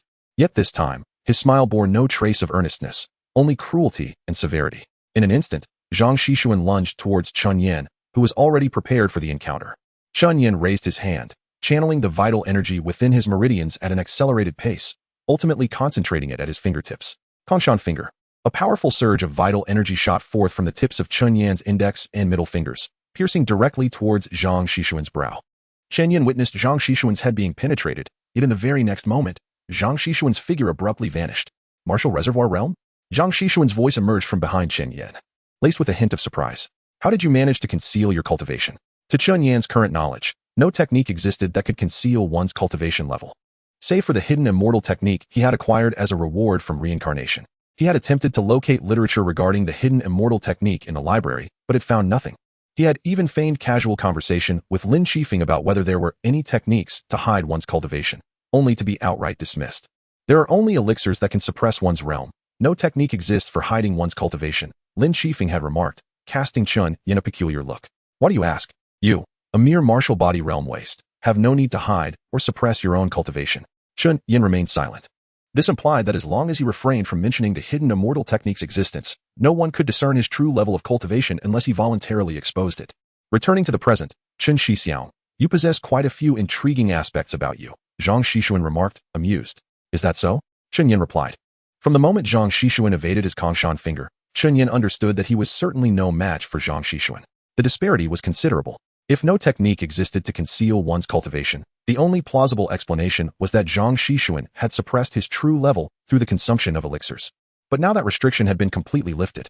Enough, enough, Zhang Xishuan shook his head. It is time to depart, Chen Shixiao. Indeed, it is time to depart. Upon hearing this, Chen Yan lowered his hands, ceasing the circulation of vital energy within his meridians, then slowly turned to face Zhang Xishuan with a smile. Zhang Xishuan was momentarily taken aback, and a sense of unease began to creep into his heart. What was this fellow's game? Everything appeared to be under his control. He had lured him here and could kill him at any moment. Why was he so calm? Did he not feel resentment, or was there some deceit at play? Make your move, Zhang Shidi, Chen Yan said slowly, locking eyes with Zhang Xishuan, devoid of any emotion. And farewell. A tide of inexplicable fear and anxiety surged from Zhang Xishuan's heart. Kill him, quickly kill him. Ah! Zhang Xishuan roared in anger, raising his right hand high before lightly slapping it in the air. A tremendous force descended from above, obliterating Chen Yan into a mere pulp. Reincarnation completed. Current reincarnation evaluation. B. When you gaze into the abyss gazes back at you. Accumulated cultivation, early martial reservoir realm. Reincarnation reward. Medium-grade second-tier magical artifact, binding, shadow rope, reincarnation settlement complete. The host will return to the previous reincarnation record point, inheriting the accumulated cultivation from this cycle, and restart life. Chapter 29. The Perfect Timeline. Disciple Zhang Xishuan. I have the honor of meeting Senior Brother Chun. The humble, dark-skinned disciple before him bowed deeply in reverence. Chun Yin gazed at Zhang Xishuan, momentarily taken aback. Huh. He then burst into laughter. The reincarnation recording point has indeed been updated. However, he never anticipated that it would refresh to this particular moment. How exhilarating. In previous cycles, Chun Yin always found himself in the light, while the machinations lurked in the shadows. But this time, it was different. Noticing the prolonged silence, Zhang Xishuan cautiously lifted his head to gauge Chun Yan's reaction. Greetings, Chun Yan said. Today, I witnessed Senior Brother's triumphant 3 battles. And my admiration for you flows like an endless river, Zhang Xishuan declared. I humbly request that you grant me the opportunity to receive your guidance on my cultivation after the grand competition concludes today. Of course, that is not an issue at all, Chun Yan responded decisively. Then, Senior Brother, when would be a suitable time? This evening at the hour of the pig. In the open space before the outer courtyard market, Chun Yan replied. Very well, I thank you in advance, Senior Brother, Zhang Xishuan said gratefully. Subsequently, Chun Yan descended from the platform and made his way toward the observation area. As he passed by the crowd from Qingchan Peak, he halted before Chu Xiao. Senior Sister Chu, Chun Yan called out. What is it? May I have a word with you? Half an hour later, at Kangwu Studio on Qingchan Peak. 2 elderly men sat before a tea table, a chessboard positioned between them. One of them was Fu Qian, the master of Kangwu Studio and an elder of Qingchan Peak. The other elder, distinguished by his attire and demeanor, appeared to hold an equal stature to Fu Qian. Fu Qian, holding a black piece, contemplated for a moment before placing it on the board. The elder across from him observed the board's situation for a while, then chuckled. Fu brother, are you not concerned? The situation on the lower left of the board is quite precarious. Do you still intend to advance to the upper right? What is predetermined cannot be changed. Fu Qian replied calmly. Rather than dwelling on what has passed, it is better to burn the boats. Perhaps there lies a glimmer of hope. The elder opposite him smiled silently, placing his white jade piece on the board as well. Suddenly, the bamboo forest outside stirred without wind, prompting both Fu Qian and his opponent to turn towards the entrance. Elder Fu, Elder Bai, a cultivator from the Qi realm, entered the tea room and bowed respectfully. Chu Shozhuo wishes to see you. Xiao? Fu Qian raised an eyebrow, surprised that the young girl would visit him today, as she should be observing the grand competition with Lan Wei outside. Could there be an urgent matter? Let her in, Fu Qian instructed. At once, the Qi cultivator turned to leave but paused momentarily. Elder Fu, she has brought an outer courtyard disciple with her. An outer courtyard disciple? Yes, it seems his name is Qin Yan. Fu Qian had no recollection of this name. Let him in as well, Fu Qian said. 2 minutes later, a girl in white entered first, accompanied by a strikingly handsome young man of similar age. Chu Xiao first acknowledged Fu Qian and then turned to the elder seated across from him. Disciple Chu Xiao pays her respects to Elder Fu and Elder Bai. Elder Bai? Qin Yan, following Chu Xiao, observed the 2 elders in the tea room. The elder who could sit alongside Elder Fu Qian and bore the surname Bai was unmistakably Bai Qiming, the law elder of Qingchan Peak. The law elder, second only to the sword elder in status at Qingchan Peak, held an undisputed position of prominence, surpassing even Fu Qian slightly in rank. Luli had ascended to his position at Qingchan Peak due to Bai Qiming's favor. According to etiquette, when a disciple meets 2 elders, they should first greet the one of higher status. However, Chu Xiao's initial greeting to Fu Qian was simply because this was Kangwu Studio, where Fu Qian was the master, while Bai Qiming was merely a guest. Generally, the order of host and guest takes precedence over rank, unless there is a significant disparity in status. Furthermore, Fu Qian was considerably older than Bai Qiming. Outer courtyard disciple Chun Yin pays his respects to Elder Fu and Elder Bai. Chun Yin performed a bow. It's you? Upon seeing Chun Yin in person, Fu Qian finally remembered who he was. Then, noticing the token engraved with the insignia of the outer courtyard at Chun Yan's waist, he inquired, why do you carry Lin Qifeng's token? In response to the elder, Chun Yin explained, Elder Lin is my master. You are Lin Qifeng's disciple? Fu Qian's expression shifted slightly. When did that fellow take on a disciple? Just over 2 months ago, Chun Yin replied. Speak, what brings you to Kangwu Studio? Fu Qian asked, redirecting his attention to the chessboard while picking up another black piece. Naturally, I have matters to report. Chun Yin hesitated slightly. I have discovered something about the individuals on the list. Oh, Fu Qian's poised finger hesitated above the board. I just remembered. The furnace in the alchemy room is unattended. Today, I concede. Brother Fu, let us battle another day, Bai Qiming said with a smile, rising to his feet. To reach the position of law elder, mere profound cultivation is insufficient. The ability to assess circumstances is equally vital. It would be best for me not to overhear the forthcoming discussion, not for any other reason, but to afford Fu Qian a measure of respect. Thus, Bai Qiming chose to depart. Once Bai Qiming left Kangwu's studio, Fu Qian resumed his inquiry. Have you located the list? No. Shun Yin replied firmly, but I am certain that the list remains hidden somewhere in the outer courtyard, untouched by anyone. How can you be so sure? The answer is simple. If those who killed Song Mingda had obtained that list, Zhang Xishuan would not have come seeking me. I am confident in this assertion. Shun Yin declared. He, of course, could not divulge the events that transpired in the previous cycle. The truth of what I say will be known to Elder Fu tonight. Chapter 30. Taking matters into one's own hands with a touch of mystery. With a cold chuckle, Fu Qian expressed his profound dissatisfaction towards Chen Yan. The disparity in their status was akin to that of a firefly against the bright moon. Thus, Fu Qian found Chen Yan's ostentatious demeanor particularly irksome. How dare a mere disciple of the body refinement realm, someone who could be effortlessly crushed with a single breath, act so arrogantly before me? Does he presume to flaunt his connection to Lin Qifeng? Even if Lin Qifeng were to personally come, wouldn't he still have to respectfully address me as Master Fu? The atmosphere in Kangwu's studio descended into a palpable tension. Chen Yan, aware of the source of Fu Qian's displeasure, hastily clarified, Elder, you misunderstand. It is not my intention to create illusions. The crucial evidence is not currently in my possession. Then where is it? Fu Qian inquired. It resides with a disciple from the outer court named Zhang Xishuan, Chen Yan replied. Zhang Xishuan. At that moment, Chu Xiao, who had been quietly listening to the conversation, furrowed her brow. Is that the disciple who forfeited during the 4th round of today's outer court competition, just before his match with you? Precisely, Chen Yan affirmed. I have arranged to meet Zhang Xishuan tonight at the hour of the high, in the open space before the outer court's market. It is the perfect opportunity to capture him. I can assist you in apprehending him, Chu Xiao offered. That would be unwise, Sister Chu. Chen Yan shook his head in refusal. Why not? He is merely a disciple of the body refinement realm. Chu Xiao paused, suddenly realizing the implication. You mean to suggest that Zhang Xishuan has concealed his true cultivation level, which may indeed surpass that of Xiyao? Fu Qian's fingers lightly tapped the chessboard. Elder Fu is astute. Chen Yan bowed respectfully. So you seek to borrow someone, Fu Qian observed. Indeed. I hope to enlist the aid of 2 seniors at the Qi realm to assist me in capturing Zhang Xishuan, Chen Yan admitted, uncertain of Zhang Xishuan's true level of cultivation. However, given that he could effortlessly defeat Chen Yan, who had just begun to enter the martial spring realm, it was evident that his cultivation must exceed the Qi realm. As for higher realms, such as the Divine Connection realm, Chen Yan deemed it unlikely, almost impossible. A cultivator of the Divine Connection realm. Such individuals are true titans in their own right. Even within the vast hierarchy of the Kongshan sect, one could aspire to become an inner sect elder. There are scarcely 100 cultivators of the Divine Connection realm within the Kongshan sect. Outside of such a colossal sect, they would command the respect of thousands.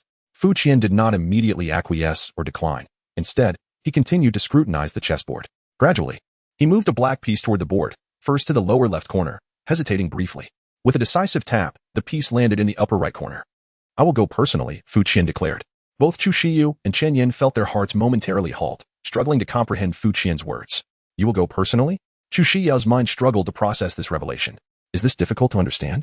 I will personally capture the outer court disciple named Zhang Xishuan, Fu Qian clarified. As Chen Yan stated, this Zhang Xishuan likely possesses a cultivation level above the Qi realm. To capture a cultivator at that level, merely sending Qi realm disciples would be precarious. The chances of escape are too great, and we risk alerting him. Such opportunities may not arise again, Fu Qian continued. The Divine Connection realm cultivators on the peak are elders, not pawns at my disposal. The best outcome would still leave me indebted to them. In that case, it is far more prudent for me to undertake the task myself. Fu Qian was a cultivator at the 10,000 transformations realm, the 6th stage among the 9 celestial realms, and the 3rd stage within the middle 3 realms. He had mastered 2,563 strands of his true energy. Once he achieves 10,000 strands, he will truly reach the threshold for breaking through to the upper 3 realms. Elder, Chen Yan was taken aback. He never expected Fu Qian would take matters into his own hands. This was the esteemed Elder Suwu, the 3rd figure of the Qingshan Peak. Even throughout the entirety of the Kongshan sect, Elder Fu was undoubtedly a figure of great renown. Kid, I trust you this time, Fu Qian stated. If I do not obtain the results I seek, I will personally drag you to the Yuandian to confront that Lin Qifeng and demand an explanation. At that point, no one will be able to shield you. The disciple understands, Chun Yan replied with a wry smile. In the Kongshan sect, at the outer court, in the open space before the market, the time was precisely at the hour of the high. Chun Yan's figure gradually appeared on one side of the open space, while Zhang Xishuan had long been waiting there. Sorry to keep you waiting, Chun Yan said. Not at all. I just arrived here shortly before you. Zhang Xishuan replied with a sycophantic smile. It is indeed a laborious task for Brother Chun to come at such a late hour to guide me through my cultivation dilemmas. Such is my duty, Chun Yan responded with a smile. Duty, you say? Zhang Xishuan raised his head, looking at Chun Yan with a hint of curiosity. For some reason, he found Chun Yan's smile somewhat unsettling. Perhaps it was merely an illusion caused by the darkness. Brother, I have now reached the late stage of the body refinement realm, drawing ever closer to the opening of my meridians and the channeling of true energy. His words echoed those of previous encounters, nearly verbatim. It appeared he had prepared this well in advance. Just like before, Chunyin addressed each of Zhang Shishuan's inquiries. After resolving all his questions, it was time for farewells. I heard that Brother Chun is currently investigating the matter concerning Elder Song from the Shanggong Hall. Zhang Shishuan suddenly remarked. Indeed. I am indeed looking into the situation regarding Elder Song. Qinyan feigned hesitance. Brother Zhang, I must ask you to keep my words confidential and not mention them to anyone else. Of course, I shall keep your secret. Zhang Shishuan replied decisively. Elder Song did not leave the sect. He was harmed by someone. Only the higher-ups in the outer court are aware of this matter. Is that so? Zhang Shishuan feigned shock. Moreover, I discovered a list in Elder Song's secret chamber. Strangely, your name is also on that list, Brother Zhang. To be candid, I wish to inquire about this matter before agreeing to your request, Qinyan stated. That is no problem at all. Zhang Shishuan waved his hand. May I ask to see that list, Brother Qin? Certainly, Qinyan replied. He then reached into his robe. Right here, Fu Qian's voice resonated from behind Zhang Shishuan. Chapter 31. The reward of Lin Qifeng. The sudden voice that emerged from behind sent a chill down Zhang Shishuan's spine. When had this presence silently materialized behind him? It seemed impossible. He was well aware that his cultivation level was at the late stage of the Qi-Si realm, and he was not far from its peak. Unless, of course, the other party's cultivation surpassed the divine connection realm? Zhang Shishuan quickly turned around, only for his expression of panic and vigilance to swiftly transform into despair. Before him stood an elderly figure clad in a green Taoist robe, with hair as white as snow and an imposing aura. Zhang Shishuan recognized the identity of this aged cultivator, Elder Suwu of Qinchan Peak, the master of Kangwu Studio, Fu Qian. You wish to see the list, do you? Fu Qian spoke slowly, lifting his chin slightly, his demeanor one of disdain and arrogance. Fu Qian. A flicker of fury crossed Zhang Shishuan's eyes. Without hesitation, he raised his hand, intending to strike his own forehead. He sought to end his own life. However, before his hand could touch his brow, a black line appeared around his wrist. In the next moment, Zhang Shishuan's right hand was severed at the base, falling to the ground. With a mere thought, Fu Qian directed a thread of his true energy to pierce Zhang Shishuan's Qi-Si. Subsequently, Zhang Shishuan's true energy and meridians were completely sealed. This was the first time Chun Yin witnessed the techniques of a cultivator at the transformation realm. Unlike the crude methods of those at the Qi-Si realm and below, this was executed with a grace that exuded calmness and artistry. Then, with a gentle snap of his fingers, Zhang Shishuan collapsed to the ground like a discarded puppet. Fu Qian's finger curled slightly in the air, causing Zhang Shishuan's body to levitate. Excellent. Though Fu Qian did not cast a glance at Qin Yan, his focus remained on the suspended Zhang Shishuan. Yet, it was indeed a compliment directed at Qin Yan. Qin Yan remained silent, merely bowing in Fu Qian's direction. How did you discover this person on the list? Fu Qian inquired. In response to Elder's query, one of my friends met with misfortune during this incident, which has deeply grieved me during this period, Qin Yan replied. Thus, I have been discreetly investigating the cause of Elder Song's demise. Perhaps they believe I am connected to that matter, which is why they sent Zhang Shishuan to approach me. However, I have established considerable connections in the outer court and noticed Zhang Shishuan's suspicious behavior, hence reporting this matter to Qinchan Peak. Qin Yan fabricated an elaborate tale, knowing there would be no evidence to contradict him. Fu Qian raised an eyebrow. Your connections in the outer court? Some of the stewards in the outer court are quite proactive about progress, so. At this point, Fu Qian understood. Some individuals, in their eagerness to curry favor with Lin Qifeng, would naturally seek to please this young man, Qin Yan. How amusing. However, perhaps this could be of use to him. Continue to investigate Zhang Shishuan's network in the outer court. Should you uncover any new findings, I shall reward you handsomely, Fu Qian stated. And do convey my regards to your master. Understood, Qin Yan replied. In the next moment, Fu Qian vanished into thin air, taking Zhang Shishuan with him. Any new discoveries will surely bring a reward? Qin Yan mused inwardly. Then what about this time? It seemed Fu Qian was quite adept at making promises. The following day, on the second day of the outer court competition, Qin Yan made his way from the arena to the observation platform. His presence captivated the attention of nearly everyone present. For the performance of this disciple of the outer court elder had been nothing short of astonishing. Yet, Qin Yan felt a sense of discomfort. Since his arrival in the training ground until he settled behind Lin Qifeng, the latter had not spared him a single glance. Although he was indeed not the favored disciple of Lin Qifeng, merely a messenger, such coldness was uncharacteristic of their usual interactions. You went to Qinchan Peak yesterday? At last. As Qin Yan took his seat behind Lin Qifeng, the elder spoke slowly. Yes, Qin Yan replied, having surmised the reason for Lin Qifeng's poor demeanor that day. I told you not to interfere in the matters of Qinchan Peak. Let them sort their own troubles, his master had said. Then how did you behave? Qin Yan did not respond immediately. In the face of difficult questions, silence often proved to be the wisest answer, for any spoken response could be worse than silence itself. Chun Yin was uncertain of the consequences he would face for defying Lin Qifeng's wishes. After all, although he was nominally the elder's direct disciple, in reality, he was merely a conduit for messages. Nevertheless, he felt no regret, for he believed it was imperative to prevent the calamity that would befall the outer court in over 2 years. Yet, what punishment awaited him? Expulsion from the sect, or banishment from the Kongshan sect? Such outcomes were acceptable to Chun Yin, for he held no special feelings for either Lin Qifeng or the sect with which he had spent more than 20 lifetimes. Perhaps leaving the Kongshan sect would grant him a more liberated existence. You, young man, Lin Qifeng said sternly, pausing slightly, though I had no expectations of you. Your character is surprisingly to my liking.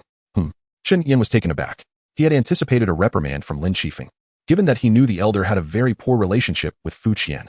As Lin Qifeng's disciple, associating with Fu Qian could be seen as a slap in the elder's face. Yet, to Chun Yan's surprise, he did not receive the scolding he had envisioned. By the way, when you entered my sect, I still owe you a meeting gift. Allow me to make it up to you today. With that, Lin Qifeng waved his sleeve, causing the space to shimmer and distort. A palm-sized jade box appeared in his hand, within which lay 9 ice needles shimmering with a ghostly blue light. These are soul ice needles, a mid-grade 3rd-tier spirit artifact I chanced upon during my travels in the kingdom of Qingke.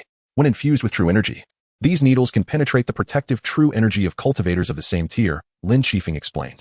As for the artifact's other wondrous applications, you may explore them on your own. Thank you for your generous gift, Master, Chun Yin said respectfully. Do not rejoice too soon, Lin Qifeng warned. In the future, if you meddle in the affairs of Qingchan Peak again, do not blame me for breaking your legs. I understand, Chun Yin replied. At that moment, the sound of a gong resonated throughout the training ground, signaling the official commencement of the body tempering competition. Chun Yin tucked the 9 soul ice needles into his robe. A mid-grade 3rd-tier spirit artifact, Lin Qifeng truly was generous. In the realm of the outer court, the treasures possessed by stewards or ceremonial officials were typically only mid-grade spirit artifacts at best. However, Chun Yin remained unfazed, his emotions steady. After all, in his previous lifetime, he had received a mid-grade 2nd tier as a reward. Chapter 32, Remarkable Words in the Binding Shadow Rope. Last night, after capturing Zhang Xishuan with Elder Fu Qian in the open space before the market, Chun Yin returned to his dwelling. Subsequently, he retrieved the reward bestowed upon him by the cycle from his consciousness. The item awarded by the cycle did not exist in reality or in any miraculous storage space. Rather, it was entirely bound to Chun Yan's consciousness. The binding shadow rope resembled a slender finger in thickness, extending over 5 feet. Adorned in a blend of black and gold, Chun Yin held the rope vertically against the ground, then released it, allowing it to dissolve into a shadow. He then raised his gaze to a bird soaring through the sky and its shadow cast on the ground. Bind, Chun Yin silently intoned. In the next instant, the shadow of the flying bird was swiftly ensnared by a rope, causing the bird in the air to plummet to the ground. Chun Yin was quite pleased with this reward from the cycle, as the manipulation of the binding shadow rope required nothing but his will. Moreover, attacks aimed at shadows were easy to execute without the target's defenses, making it simple to achieve a surprise effect. Undoubtedly, the binding shadow rope was a formidable trump card in Chun Yan's possession. His previous cycle rating had been B-, marking the highest score he had achieved thus far, which granted him a medium-grade magical artifact. What rewards awaited him for attaining a higher score? What factors influenced the cycle's rating? Chun Yin pondered various speculations. Was it related to the progress in his cultivation during the cycle? Probably not. In his initial cycle, over a century, Chun Yin had advanced from 0 to the mid-stage of qi condensation, yet the rating remained at D. He must have done something to elevate the cycle's score. Reflecting on the time he attained a C rating, and now the current B score, he noted that the cycle's record points had updated. But this was not a matter he could resolve immediately. There were many tasks yet to undertake. Time shifted from last night to the present. The external courtyard's body refining competition had finally reached its final bout. The participants were Chun Yin, the direct disciple of Elder Lin Qifeng, and Zhang Hao, a disciple of the law enforcement hall. Once again, it was a contest devoid of suspense, as Zhang Hao's performance in this external competition paled in comparison to Li Fu, whom Chun Yin had defeated in one blow. Given that this was the final match, Chun Yin chose to show leniency, ultimately defeating Zhang Hao in the 13th round. Thank you, Senior Brother Chun, for your guidance. I am immensely grateful, Zhang Hao expressed, cupping his hands in respect after his defeat. He sensed Chun Yan's mercy, and for Zhang Hao, admiration was the only sentiment he felt towards him. Indeed, following this external competition, Chun Yin had become a shared idol among all body refining disciples of the Kongshan sect. Even the qi condensation disciples felt the pressure of being outpaced. Yet, within the external courtyard, no one harbored jealousy towards Chun Yin. Human emotions are complex. When the gap between individuals is surmountable, many may feel the urge to chase or envy. However, when the disparity resembles the distance between a firefly and the moon, admiration and respect are the only sentiments that arise. This encapsulated the current perception of Chun Yin among the external disciples. Conversely, the inner sect cultivators held a different view. Particularly the disciples from Konyuan Mountain, adorned in robes embellished with gilded cloud and crane patterns. Elder Song, seated on the platform, gazed at Chun Yin, who was receiving congratulations from the crowd, his expression darkening to an almost palpable degree. He then rose, channeling his energy towards his throat, and spoke loudly, truly splendid. Exceedingly splendid. His robust voice resonated, amplified 100-fold, ensuring that everyone present in the martial arena could hear him clearly. Elder Song, known as Song Wensheng, was an elder of the Law Enforcement Hall and currently possessed cultivation at the Divine Connection stage. Indeed, a worthy disciple of Elder Lin, truly invincible in the external courtyard. Song Wensheng continued, adopting a boisterous demeanor. However, his words bore an undercurrent of veiled intent towards Lin Qifeng. Chun Yin, standing on the arena, discerned the implication. Thank you, Elder Song. I believe your disciple may perhaps have a chance to seize victory in the external competition, Chun Yin retorted. Humph. Song Wensheng's gaze turned icy. For Chun Yin's words were to him an affront and an insult. The young disciple accompanying him, Chi Yadong, also shifted uncomfortably at Chun Yin's remark. For he was Song Wensheng's disciple and served as the gatekeeper for this competition. The reason Song Wensheng appointed his favored disciple as the gatekeeper was to showcase his face before the elders and disciples from various peaks, paving the way for Chi Yadong's future. Since the victor of this external competition has spoken so, shall we have Yadong engage in a friendly spar with you? Song Wensheng suggested to Chen Yin. That may not be appropriate, Elder Song, interjected Elder Yuan Hua, sensing the tension in the air. Yadong is a qi condensation cultivator, and among the entire Kongshan sect, he is among the elite. It may not be suitable for Chun Yin, a body-refining cultivator, to spar with him. Not at all. I will have Yadong suppress his cultivation to the body-refining stage. Moreover, to bridge the inevitable gap between the body-refining and qi condensation stages, Chun Yin may utilize any magical treasures or weapons in this duel. Song Wensheng proclaimed loudly. Ultimately, since Lin Qifeng's disciple is still one of our Konyuan Mountain Zone, and Chun Yin is his disciple, yet remains an external disciple, it is only fitting that I, as an elder of the Law Enforcement Hall, assess his caliber and determine whether he is worthy of being one of us. This declaration caused a stir among the onlookers. It seemed Elder Song had resolutely set his mind on undermining Chun Yin's spirit or perhaps even Lin Qifeng's authority. Chun Yin remained silent, merely inclining his body towards Lin Qifeng seated on the viewing platform. Master, what is your perspective? Lin Qifeng, seated at the center of the platform, bore an expression devoid of joy or sorrow, as if all that transpired was of no concern to him. Fight. He uttered a single word. Disciple obeys.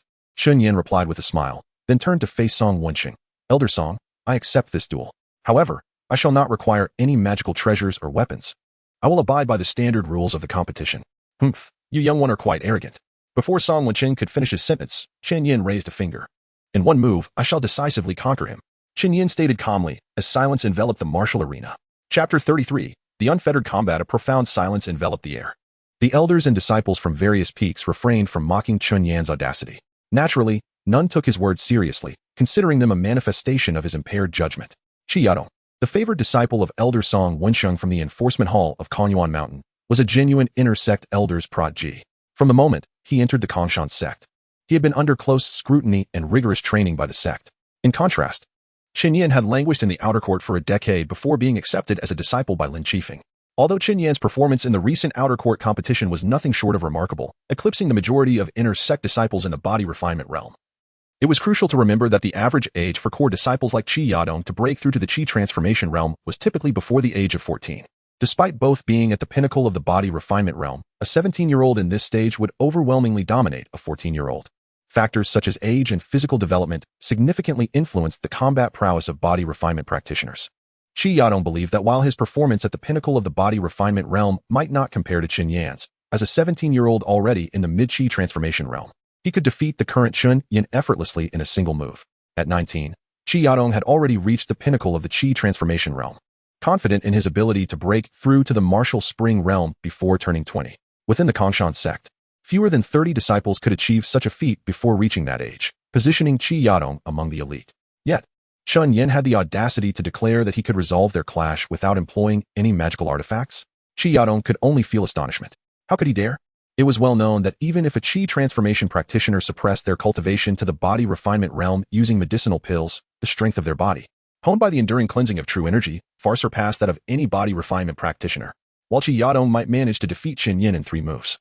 The latter's bold claims left him incredulous. Elder Song Wensheng merely shook his head, offering no comment, and gestured for Chi Yadong to ascend the platform. Brother Chun, show them that our outer court is not devoid of talent. The outer court disciples rallied behind Qin Yin with fervent confidence.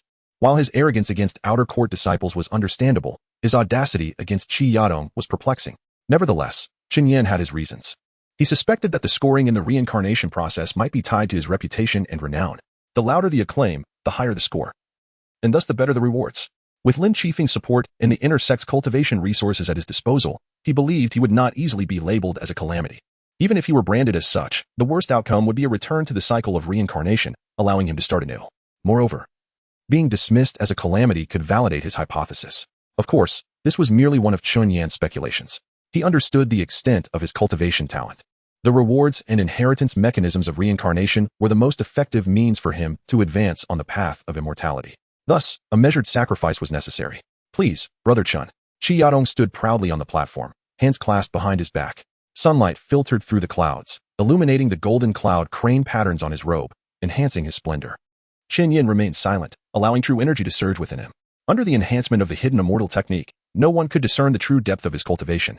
Even as his martial spring energy surged, he aimed to defeat Qi Yadong in an astonishingly unparalleled manner, leaving a lasting impression on the entire Kongshan sect. This was an experiment he was willing to undertake at any cost. In an instant, Qin Yin's left foot crashed against the ground, shattering the bluestone tiles beneath him, turning the very spot where his toes pressed into dust. The distance of several meters between them closed in an instant. Qin Yin drew back his right fist, and at the moment of impact, the true energy surging through his meridians coalesced into a singular force. Bang! The unadorned power of a martial spring practitioner's full-strength punch struck Qi Yadong squarely in the chest. The prodigy of Kongyuan Mountain was sent flying, crashing heavily onto the platform. Struggling to lift his head, his complexion paled before rapidly turning a deep shade of purple. You cannot be at the body refinement realm. A mouthful of dark blood erupted from Qi Yadong, mixed with fragments of his internal organs. His chest caved in significantly, and his robe began to bloom with crimson stains.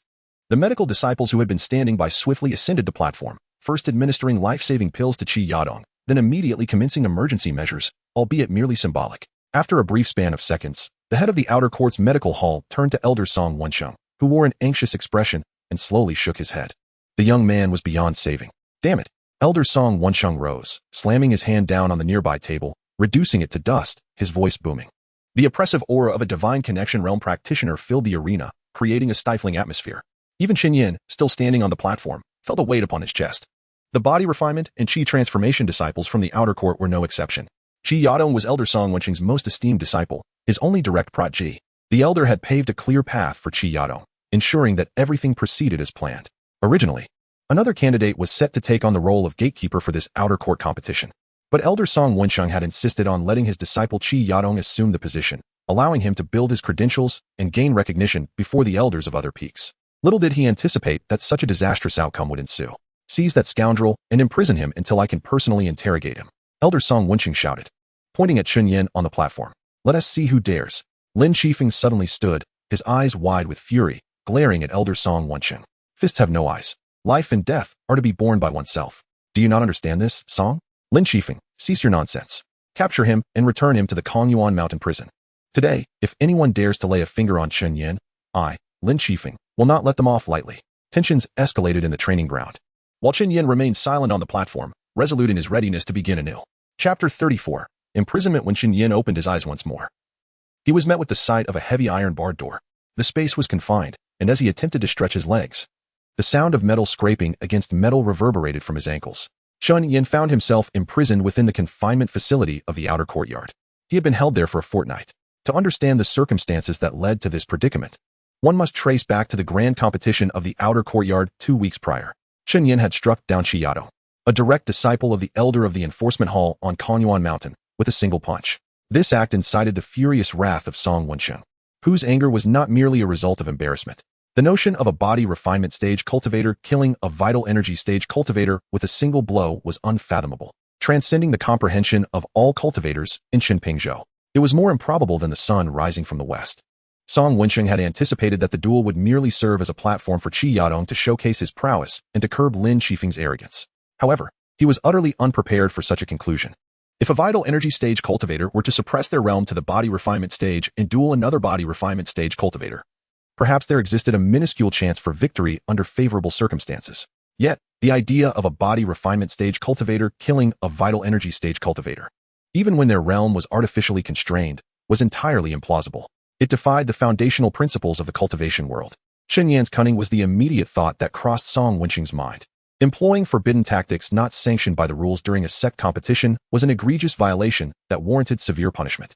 Should such underhanded methods result in any casualties, the disciple would bear full responsibility. This was the rationale behind Chen Yan's imprisonment. However, at that moment, he faced staunch opposition from Lin Qifeng, leading to a stalemate that ultimately attracted the attention of the elder responsible for upholding justice on Kongyuan Mountain, who decided to confine Chen Yan within the outer courtyard's facility.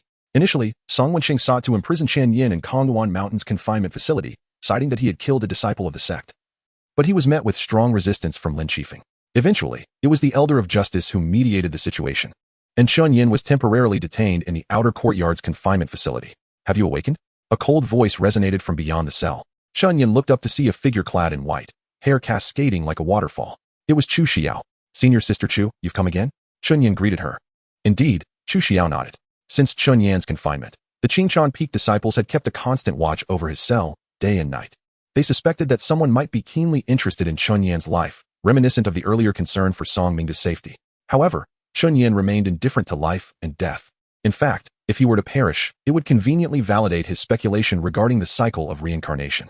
Yet, Chen Yan would never choose to take his own life. He had yet to overcome that mental hurdle. "How much longer will you be confined here?"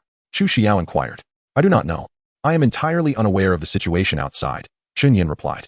In truth, he possessed some knowledge, such as Lin Qifeng's decision to shield him. According to the words of Sun Lu, who had visited him earlier, Lin Qifeng had confessed to the elder of justice that he had bestowed upon Chen Yan a forbidden drug that allowed him to break through his physical limits in a short span. As he did not wish to suffer humiliation during the outer courtyard competition, this had led to the current predicament. However, apart from the soul-freezing needle, Lin Qifeng had not provided Chen Yan with anything else. The soul-freezing needle had already been confiscated by the enforcement hall. Of course, the enforcement hall's disciple had assured Chen Yan that it would be kept safe for the time being. Despite the harsh living conditions, the disciples of the enforcement hall continued to provide him with ample sustenance, turning a blind eye to any visitors. After all, even now, Lin Qifeng remained an elder of the outer courtyard, and the disciples would naturally still extend Chen Yan some measure of courtesy. As for Lin Qifeng's unwavering support for Chen Yan, even at the risk of tarnishing his own reputation, Chen Yan could not comprehend. But he was certain it had nothing to do with the bond of master and disciple. Their relationship bore no semblance of that between a teacher and student. He had nothing to offer Lin Qifeng in terms of benefit. Lin Qifeng could easily find another mouthpiece within Kongyuan Mountain, and many disciples would willingly serve him. Perhaps it was possible that he was coveting some secret of mine? Such a notion crossed Chen Yan's mind, yet he advised himself to abandon such thoughts. With the existence of the concealed immortal technique, no one could pry into his secrets. It shouldn't be long. This incident has even attracted the attention of the sect leader. From what I gather from my master and Elder Fu, the sect leader seems inclined to reach a compromise, superficially punishing Elder Lin while providing additional compensation to Elder Song. And letting the matter pass, Chu Xiao remarked. Indeed, Chen Yan nodded. "Why did you kill Qi Yadong?" Chu Xiao asked, her curiosity evident. "I was unaware of the drug's effects and lost control," Chen Yan replied casually. In truth, he had been unable to restrain himself and had not anticipated that he could kill Qi Yadong with one punch. Although Qi Yadong had suppressed his cultivation to the body refinement stage, diminishing his protective true qi, his physical strength still remained at the peak of the vital energy stage. Chen Yan had only just entered the martial spring stage and understood that the chasm between the vital energy stage and the martial spring stage was vast. Yet, he was astonished to find that he could kill a peak vital energy stage cultivator with a single punch without employing any true qi. "Did you truly consume the forbidden drug?" Chu Xiao asked, having observed everything from the viewing platform.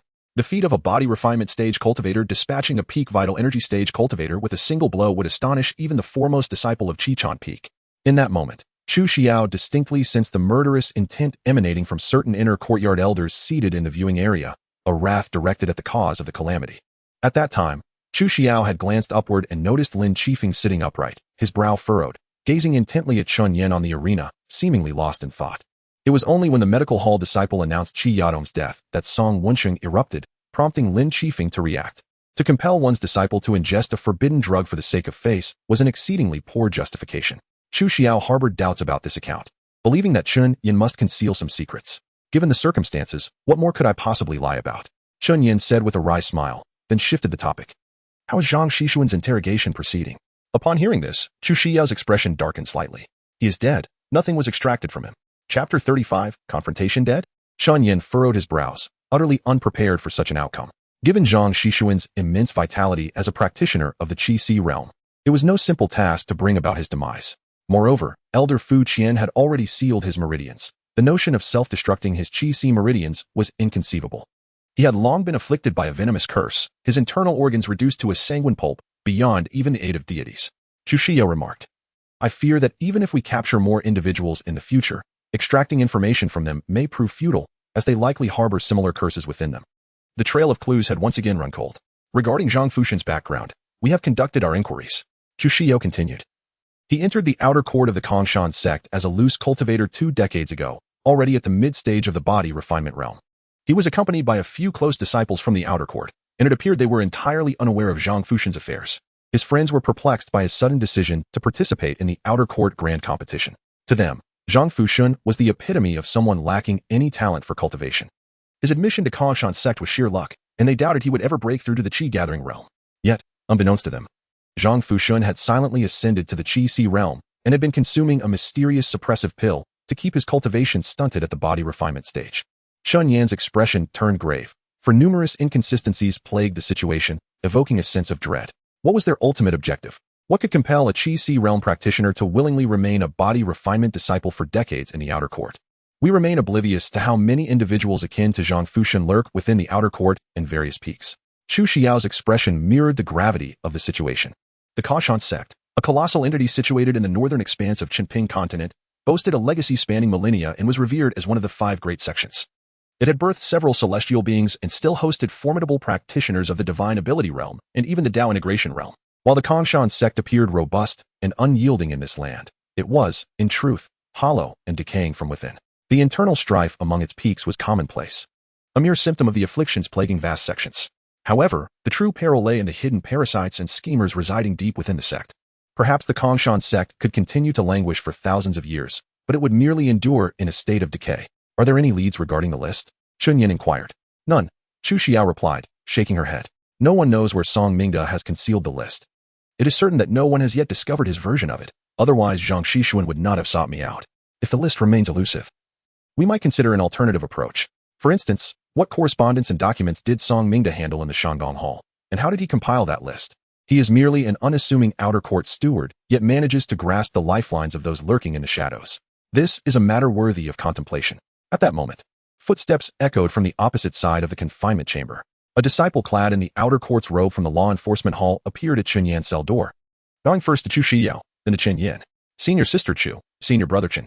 Over the past fortnight, Chen Yin had grown quite familiar with this disciple, who provided his meals and other necessities. What brings you here? Chu Shiyao inquired.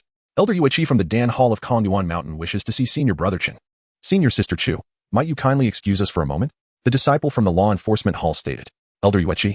Chun Yin immediately recognized the name. He was the elder brother of Lin Qifeng and Chun Yan's own second uncle. When he had acted as a messenger to Konyuan Mountain, he had conveyed messages to Elder Yueqi. Understood, Chu Xiao replied softly, casting one last glance at Chun Yin before exiting the confinement chamber.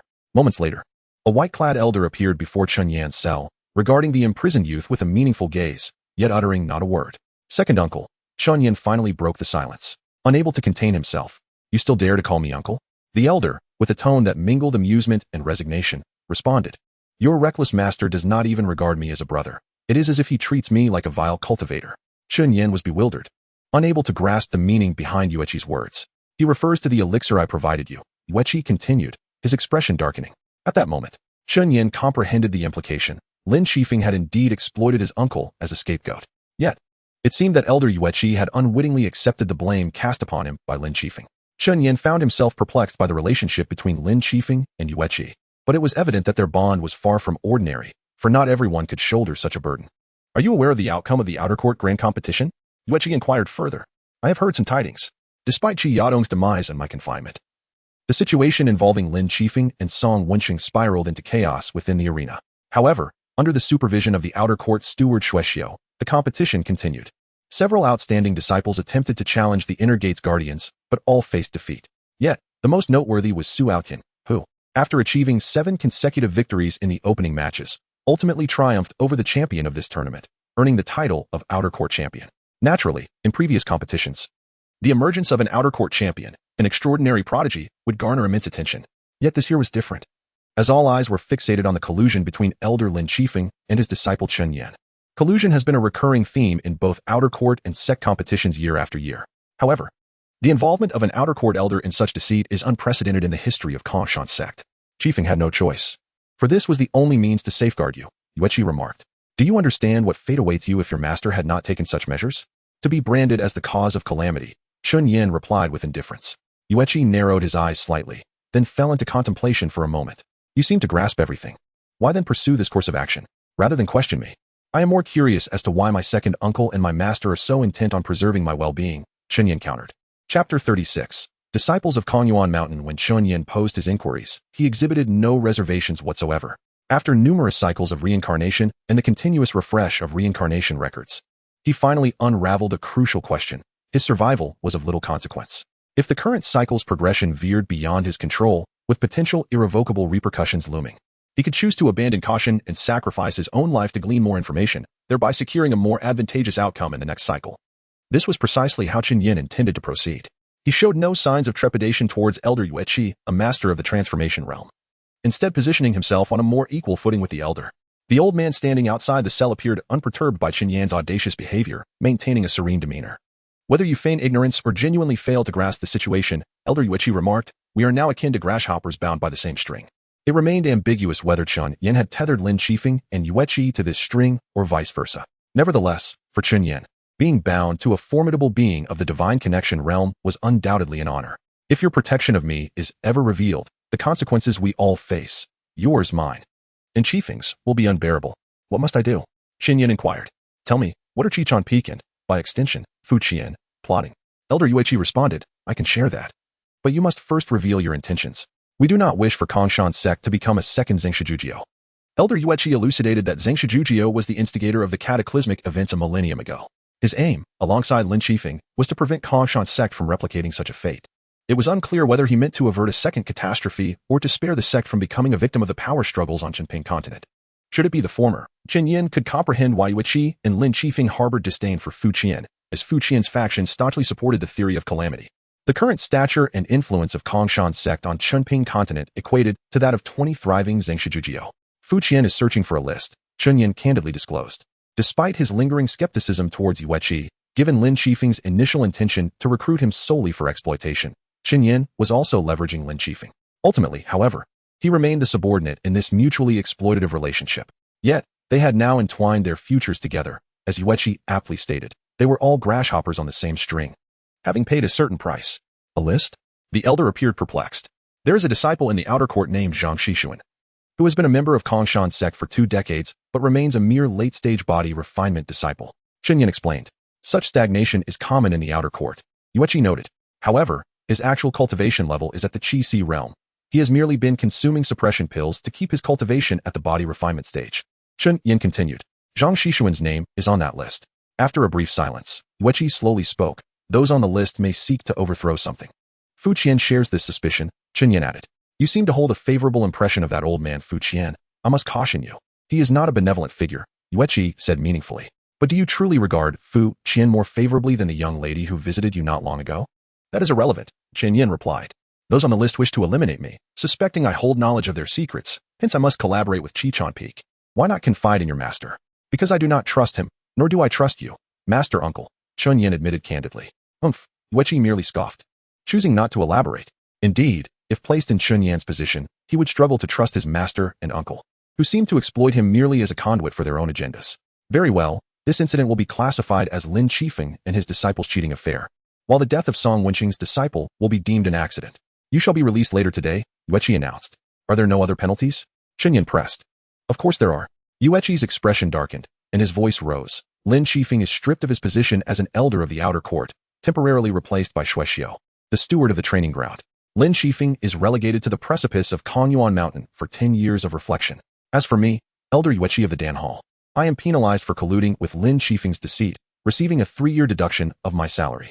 From Yueqi's words, Chen Yan could discern his profound resentment. As the elder of the Dan Hall, Yueqi's annual salary was roughly 200 high-grade spirit stones, a sum that, while modest, was still significant. After all, a single mid-grade spirit artifact could exceed 100 high-grade spirit stones. Thus, Yueqi was more concerned about the loss of face this incident incurred than the financial penalty itself. The esteemed disciple of the sect leader, the helm of the Konyuan Mountain Dan Hall, had colluded with an outer court elder in a cheating scandal. It would be one thing if this were a sect-wide competition, but to cheat in an outer court contest? Such news would be a source of ridicule for a lifetime. When Lin Chifeng pointed fingers at Yueqi, the elder even contemplated striking his wayward junior dead. What punishment shall I receive? Chunyin inquired further. We have both borne the brunt of this affair. What further punishment do you seek, little one? Perhaps you could compensate me for the 3 years of salary I lost. Yueqi complained. Chunyin had no choice but to remain silent. 600 high-grade spirit stones were an astronomical sum for him. In the outer court, his monthly salary amounted to 5 low-grade spirit stones, and it took 100 low-grade spirit stones to exchange for a single high-grade spirit stone. Once you are released, hasten back to gather your belongings. Zhaobin will come to fetch you before sunset, Yueqi instructed. Zhaobin was elder Yueqi's disciple, and Qin Yin had previously encountered the young man clad in a yellow robe when he visited the Konyuan Mountain Dan Hall. Where will he take me? Qin Yin asked. Your master, Lin Chifeng, is no longer an elder of the outer court. After his release from the precipice of Konyuan Mountain, he will remain there. As Lin Chifeng's disciple, Yueqi added, casting a meaningful glance at Qin Yin, you shall henceforth be a true disciple of Konyuan Mountain. Chapter 37. Release from imprisonment after leaving the confinement facility. Qin Yin sat alone in his cell, deep in thought. Within the sect, various factions vied for power, engaging in both overt and covert struggles. However, based on the information Qin Yin had thus far, it was challenging for him to discern right from wrong. Yet, to Qin Yin, the question of who was right or wrong held no significance. These chaotic power struggles had nothing to do with a mere outer court disciple. Oh, but now he was a disciple of Konyuan Mountain. Nevertheless, if he were to perish again, whether he would be reborn as an outer court disciple or a disciple of Konyuan Mountain remained uncertain. For Qin Yin, what truly mattered was the profound conspiracy lurking beneath it all, brewing in the depths. The calamity that would befall the outer court in over 2 years was likely a consequence of this conspiracy. That calamity had led to the death of Cheng Ziying. He had endured 20 lifetimes to rescue Cheng Ziying from that demise, which had become an obsession for him. Just as Qin Yin was contemplating giving up and distancing himself from Cheng Ziying, he made a new discovery. Qingchan Peak, Kaiyun Tower, the remnants of the Wuqiao. In the list of names associated with Deacon Song, Qin Yin believed he was gradually approaching the truth. Click. A crisp sound resonated from the door of the cell, indicating that the lock was being opened from the outside. There stood a familiar disciple of the law enforcement hall, bowing with a sycophantic smile as he faced Qin Yin, who was seated in the cell. Brother Chun, you may leave now, the disciple announced. Qin Yin remained silent, merely shaking his legs lightly. The shackles binding his ankles clinked. Oh, please forgive me, Brother Chun. My memory is poor, ha. The disciple hurriedly knelt before Qin Yin, unfastening his shackles. Qin Yin rose, stretching his stiff limbs. So heavy, so burdensome, he remarked. The shackles were crafted from a special iron, inscribed with a suppression technique that interfered with the wearer's true energy flow. While the effect might be less pronounced for cultivators above the divine connection realm, for those at the Qi-Si realm and below, wearing such shackles rendered them almost powerless. True energy surged from his martial spring, flowing into every meridian of Qin Yan's body. As his true energy rapidly filled his meridians, his limbs, which had become stiff from prolonged immobility, regained their normal sensation. Thank you for your efforts during these days, Qin Yan said, turning his back to the disciple of the law enforcement hall.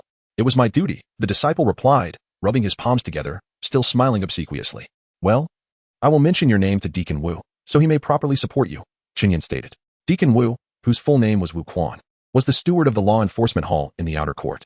I couldn't possibly accept such kindness. The disciple's smile widened. It was but a small favor, Qin Yan remarked, stepping out of the cell.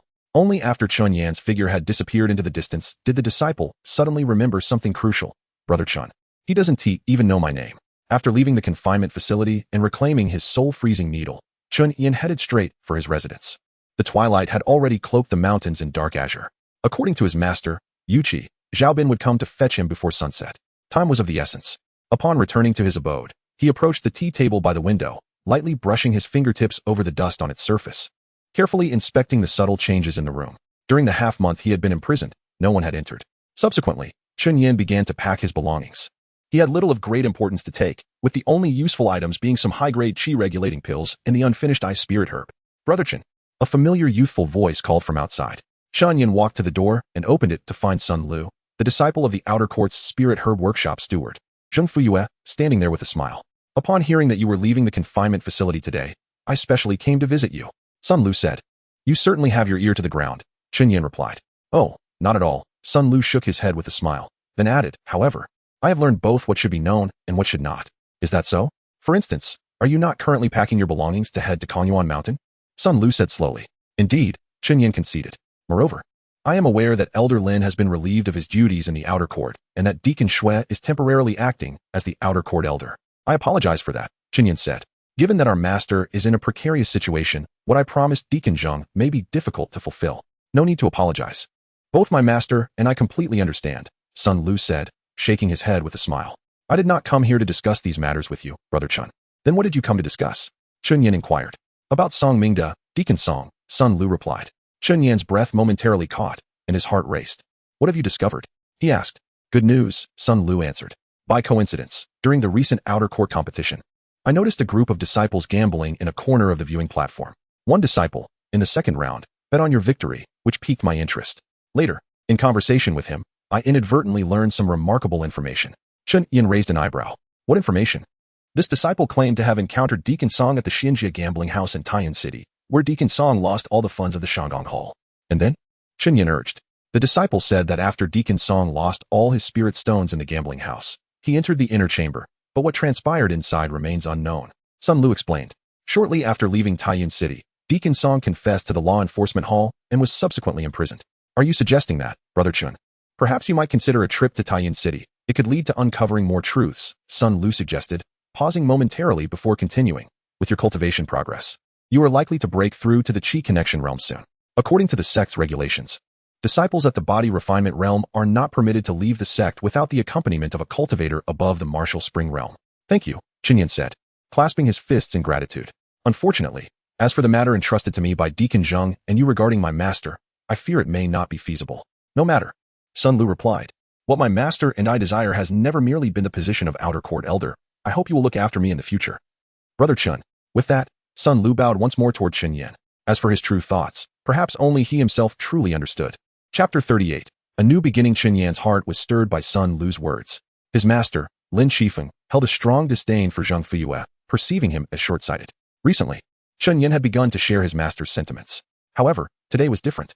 In light of Lin Shifeng's current predicament, where all efforts seemed futile, Zheng Fuyue and his disciple still chose to stand by Lin Shifeng. This made Qinyan regard Zheng Fuyue as an extraordinary individual. Most would have distanced themselves from Lin Shifeng by now, especially considering that Xue Xiu was merely an acting elder, and it was possible for another elder to be appointed at any moment.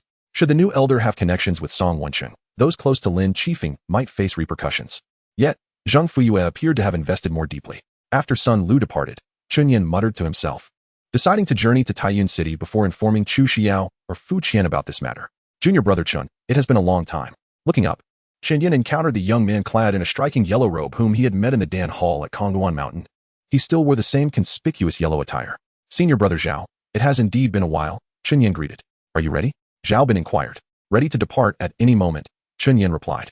Good. Zhao Bin nodded, then retrieved a short flute from his sleeve. A gentle blow summoned the resonant calls of cranes from the heavens. A magnificent white crane appeared, its feathers reflecting the fiery hues of the setting sun, creating a breathtaking sight. The crane circled gracefully in the air before descending softly into the courtyard. Cultivators below the Qi Si realm were unable to fly. Previously, when Chu Xiao had taken him to Qingchan Peak, they had used teleportation techniques. Zhao Bin, however, required a mount for assistance. Currently, Zhao Bin remained at the Wuchuan realm and was nearing 40 years of age. His alchemical talents far surpassed his martial abilities, and his youthful appearance was attributed to his habit of consuming beauty-enhancing pills. Such pills were not inexpensive. A single one could fetch 10 high-grade spirit stones in the sect's treasure pavilion. Not all cultivators aged, however, those with rapid cultivation could outpace their years. For instance, the current sect leader, Yini Chen, was said to have looked like a youth even at 200 years old. Hold on tight, Zhao Bin instructed. The wings of the crane stirred the clouds, causing Chunyan's robes to flutter in the fierce winds. The outline of the outer courtyard gradually diminished until it resembled a tiny black, reminiscent of the times he stood alone at the mountain pavilion. As the sun set, he noticed dark golden patterns shimmering through Zhao Bin's yellow robe, resembling the Yunhe pattern, which symbolized Kongyuan Mountain. Junior brother, why go through such trouble? Zhao Bin suddenly remarked during their flight on the crane. What do you mean? Qinyan responded, puzzled. The outer sect competition was tainted. Zhao Bin replied. Qinyan was momentarily taken aback, then contemplated, continuing Zhao Bin's line of thought. Master wishes to avoid embarrassment, and I also care about my reputation. Which led us to this desperate measure. This current situation is even more embarrassing, isn't it? Zhao Bin sighed, and it is not just you, Junior Brother Chen. Master Lin and my own master are also affected, resulting in my recent humiliation before the fellow disciples at the Dan Hall. Senior brother speaks wisely, Chen Yin acknowledged. Zhao Bin quickly realized his earlier lapse in composure and hastily said, I apologize, junior brother Chen. I lost my temper. Please forgive me. Additionally, I have a request. Do not disclose my words to my master. Rest assured, senior brother Zhao, Chen Yin replied. Master Yueqi had not revealed the truth of the matter to Zhao Bin. After all, the fewer who knew, the better. Chen Yin also felt an inexplicable urge to keep the truth from Zhao Bin, as his attitude toward the cause of the calamity seemed intriguing. Compared to himself, Master Yueqi, as Zhao Bin's teacher, should possess greater insight into these matters. Soon, the gates of Konyuan Mountain came into view. In the twilight, the mountain appeared even more majestic than in the morning. The rolling sea of clouds was dyed crimson by the setting sun, enhancing the solemnity of the golden characters Konyuan Zizai inscribed at the entrance. As the last rays of sunlight descended into the cloud sea, Konyuan Mountain resembled a tempered sword, cleaving heaven and earth in twain. The white crane glided through the mountain gates, the bamboo leaves growing on the cliffs appearing like dark blades in the dim light. The disciples stationed at the gate, upon seeing the yellow-robed figure on the crane, hastily bowed in greeting. Disciple greets the senior brother of the Dan Hall. The senior brother of the Dan Hall? This title sounded quite impressive. Master Lin is currently in reflection at the back cliff. It is unlikely you will see him shortly. Zhao Bin informed Chen Yin as he settled before him. The day is waning. Let me arrange accommodations for you. Thank you, senior brother Zhao, Chen Yin replied simply. Konyuan Mountain truly lived up to its reputation as an inner sect. The disciples' residences were significantly more luxurious compared to the outer sect. Each inner sect disciple enjoyed a private courtyard, unlike the outer sect where 4 disciples shared a single yard. The size of the courtyards exceeded those of the outer sect by more than double. As for Chen Yan's quarters, they were even more splendid than those of the typical inner sect disciples. Despite his recent scandal, his master Lin Qifeng was a direct disciple of the sect leader, and his close associate was an elder of the Dan Hall, making it effortless to secure a favorable residence. This shall be your abode, junior brother Chen, Zhao Bin stated. Then his expression turned serious as he handed Chen Yin a jade token. This is a communication talisman. If you encounter any insurmountable issues, crush it, and I will arrive immediately. What troubles might I face? Chen Yin inquired. The law enforcement hall may seek to cause you trouble, Zhao Bin warned. Song Wensheng was the elder of the law enforcement hall, and Chen Yin had slain his direct disciple. Although Song Wensheng, being an esteemed elder, would typically not stoop to harass a junior, one could never predict such matters. Thank you for the warning, senior brother, Chen Yin expressed his gratitude. Not at all. I won't linger in Konyuan Mountain for long, as I must soon make my way to Taiyin City. Chapter 39. The Immortal Master Fuxing in the blink of an eye. 2 weeks had swiftly passed.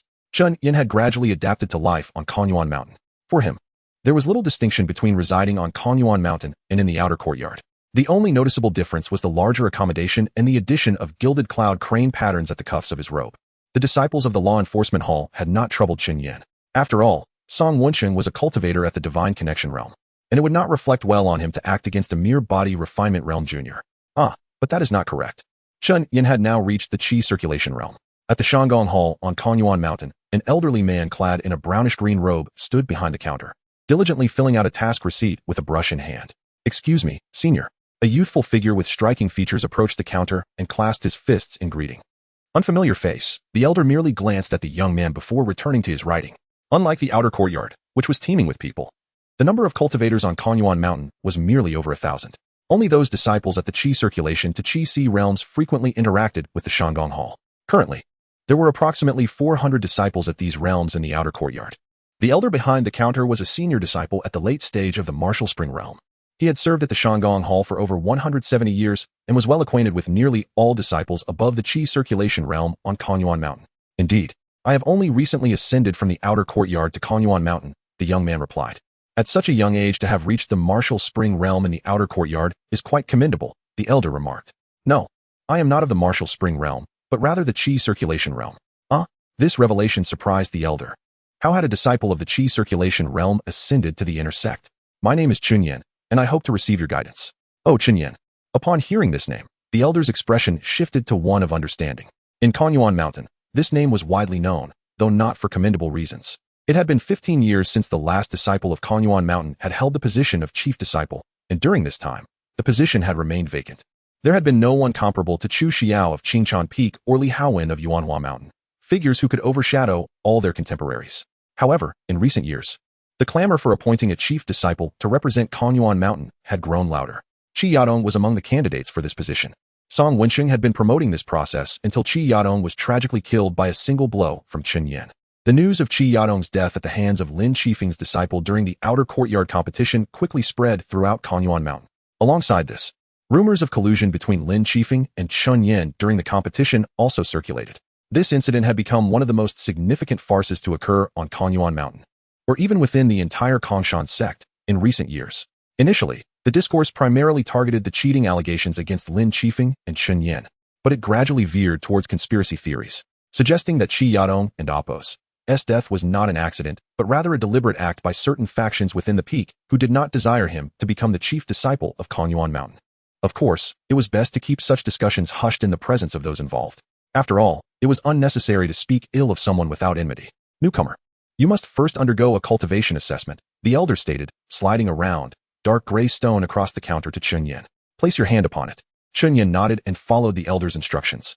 Internally, he felt a twinge of anxiety, as this was his first time using an instrument to gauge his cultivation. The hidden immortal technique could deceive any powerful cultivator's gaze, but could it fool an instrument? As he placed his hand on the device, he felt his palms begin to sweat involuntarily. You are at the early stage of the Qi circulation realm and may accept some foundational sect tasks, the elder announced. Chun Yin let out a sigh of relief. It seemed there were no issues. In his recent studies, he had discovered that the efficacy of the hidden immortal technique was not merely in concealing his cultivation, but also served as a mental discipline. Utilizing the hidden immortal technique to circulate his vital energy felt far more fluid than with the Kongshan technique. Moreover, the acceleration of his internal vital energy was becoming increasingly rapid. Chun Yin was confident that the hidden immortal technique was indeed a more advanced discipline compared to the Kongshan technique. The foundational sect tasks include escort missions, menial duties, and hunting low-tier demonic beasts. Which type do you prefer? The elder inquired. Are there any sect tasks available in Taiyin City? Chun Yin asked. Taiyin City? The elder raised an eyebrow. Yes, I have heard that Taiyin City is the largest metropolis in the western territories of the Qingke Kingdom, thus it piqued my interest. I wish to explore while undertaking sect tasks. Cities of secular dynasties are rather dull, the elder remarked. Have you ever heard of the Immortal City? I have not. I have only heard whispers. It is said that beyond the northern seas of Qinping continent lies a solitary island, the site of the fall of the immortal master Fuxing 70,000 years ago. After the demise of the immortal master, his Tao essence fused with that island, resulting in every newborn there being born at the Martial Spring Realm. Born at the Martial Spring Realm? Chun Yan's eyes widened in astonishment. Wait a moment. Wasn't Su Hongjin also caught in the Swordfall mountain range 7,000 years ago? Although he did not step beyond that threshold, he was severely wounded by the heavenly tribulation due to touching the doorway. Meanwhile, the immortal master Fuxing was a renowned true immortal who roamed Qinping continent for tens of thousands of years. Even after his death, he remained the foremost figure in the immortal path of Qinping continent. The elder replied, such a formidable being. How could he have fallen? Due to the erosion of Tao essence, the elder sighed. In theory, once a cultivator reaches the immortal realm, they may share the longevity of the heavens and earth. Yet they cannot escape the law of Tao essence erosion. As the Tao essence diminishes, even the transcendent cultivation of an immortal master will eventually crumble and dissipate into the cosmos. This was the first time Chun Yin had heard of such matters. After the demise of the immortal master Fuxing, a city named Fuxing City was established on that solitary island, which remained isolated from the outside world. It was said that the number of cultivators at the upper three realms within Fuxing City was comparable to the combined total of the 5 major sects of Qinping continent. The elder continued, moreover, in recent years, there have been rumors suggesting that the reason no one has ascended to the immortal realm in Qinping continent, since Su Hongjin, is also related to Fuxing City.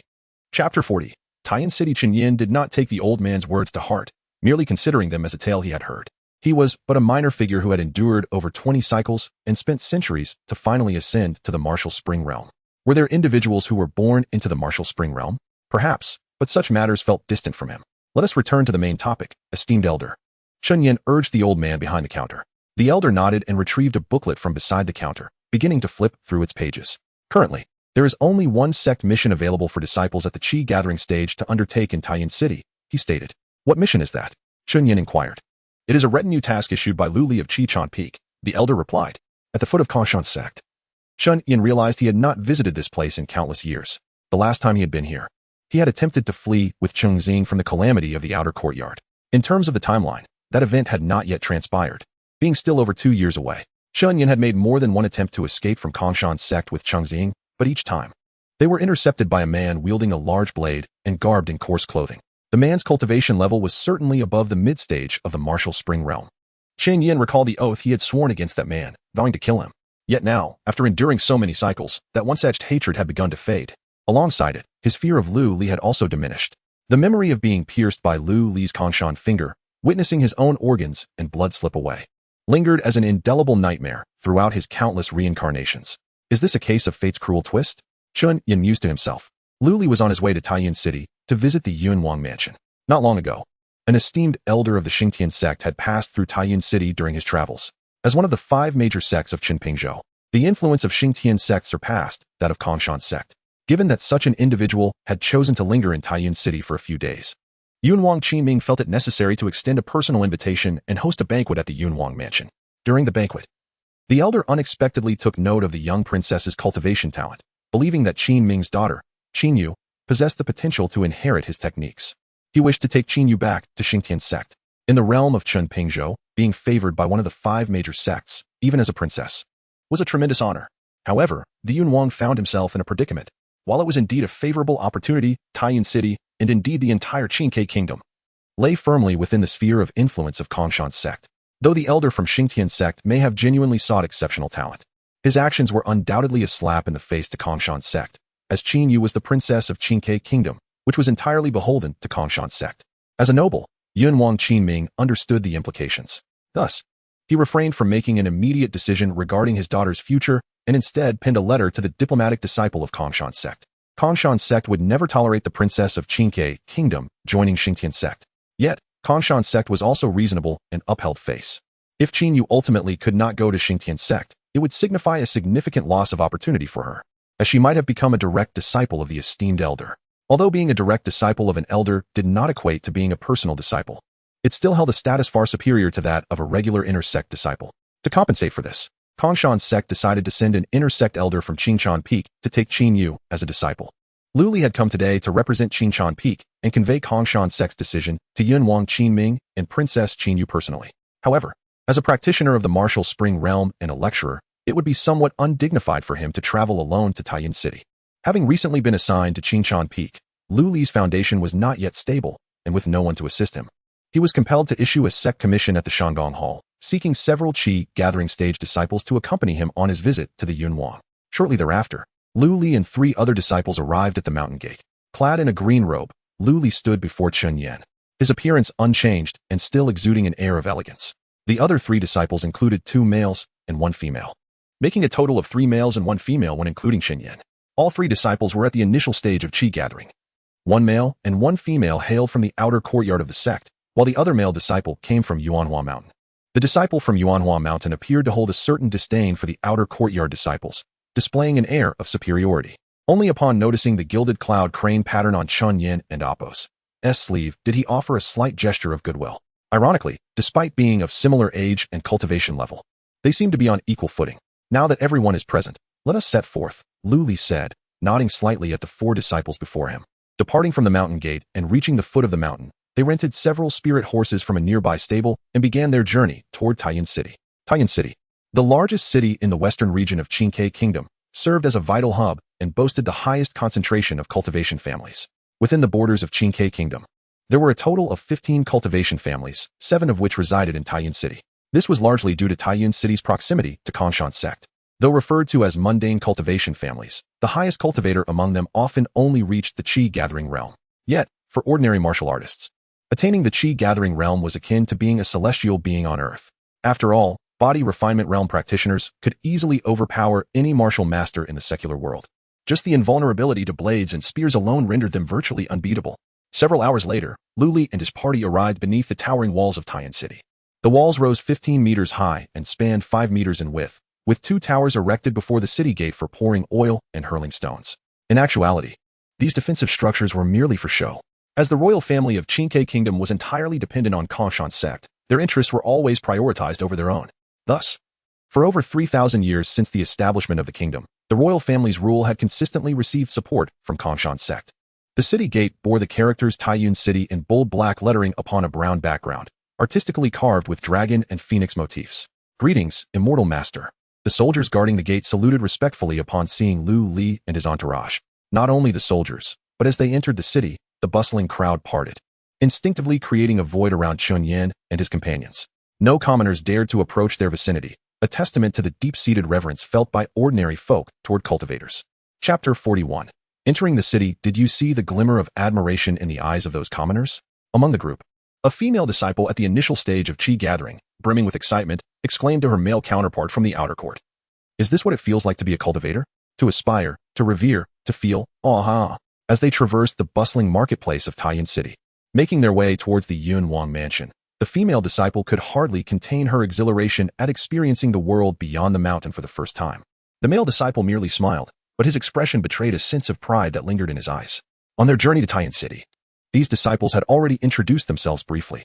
The female disciple was named Li Xiuxiu, while her male counterpart went by Zheng Fei. How noisy, scoffed a disciple from Yuanhua Mountain.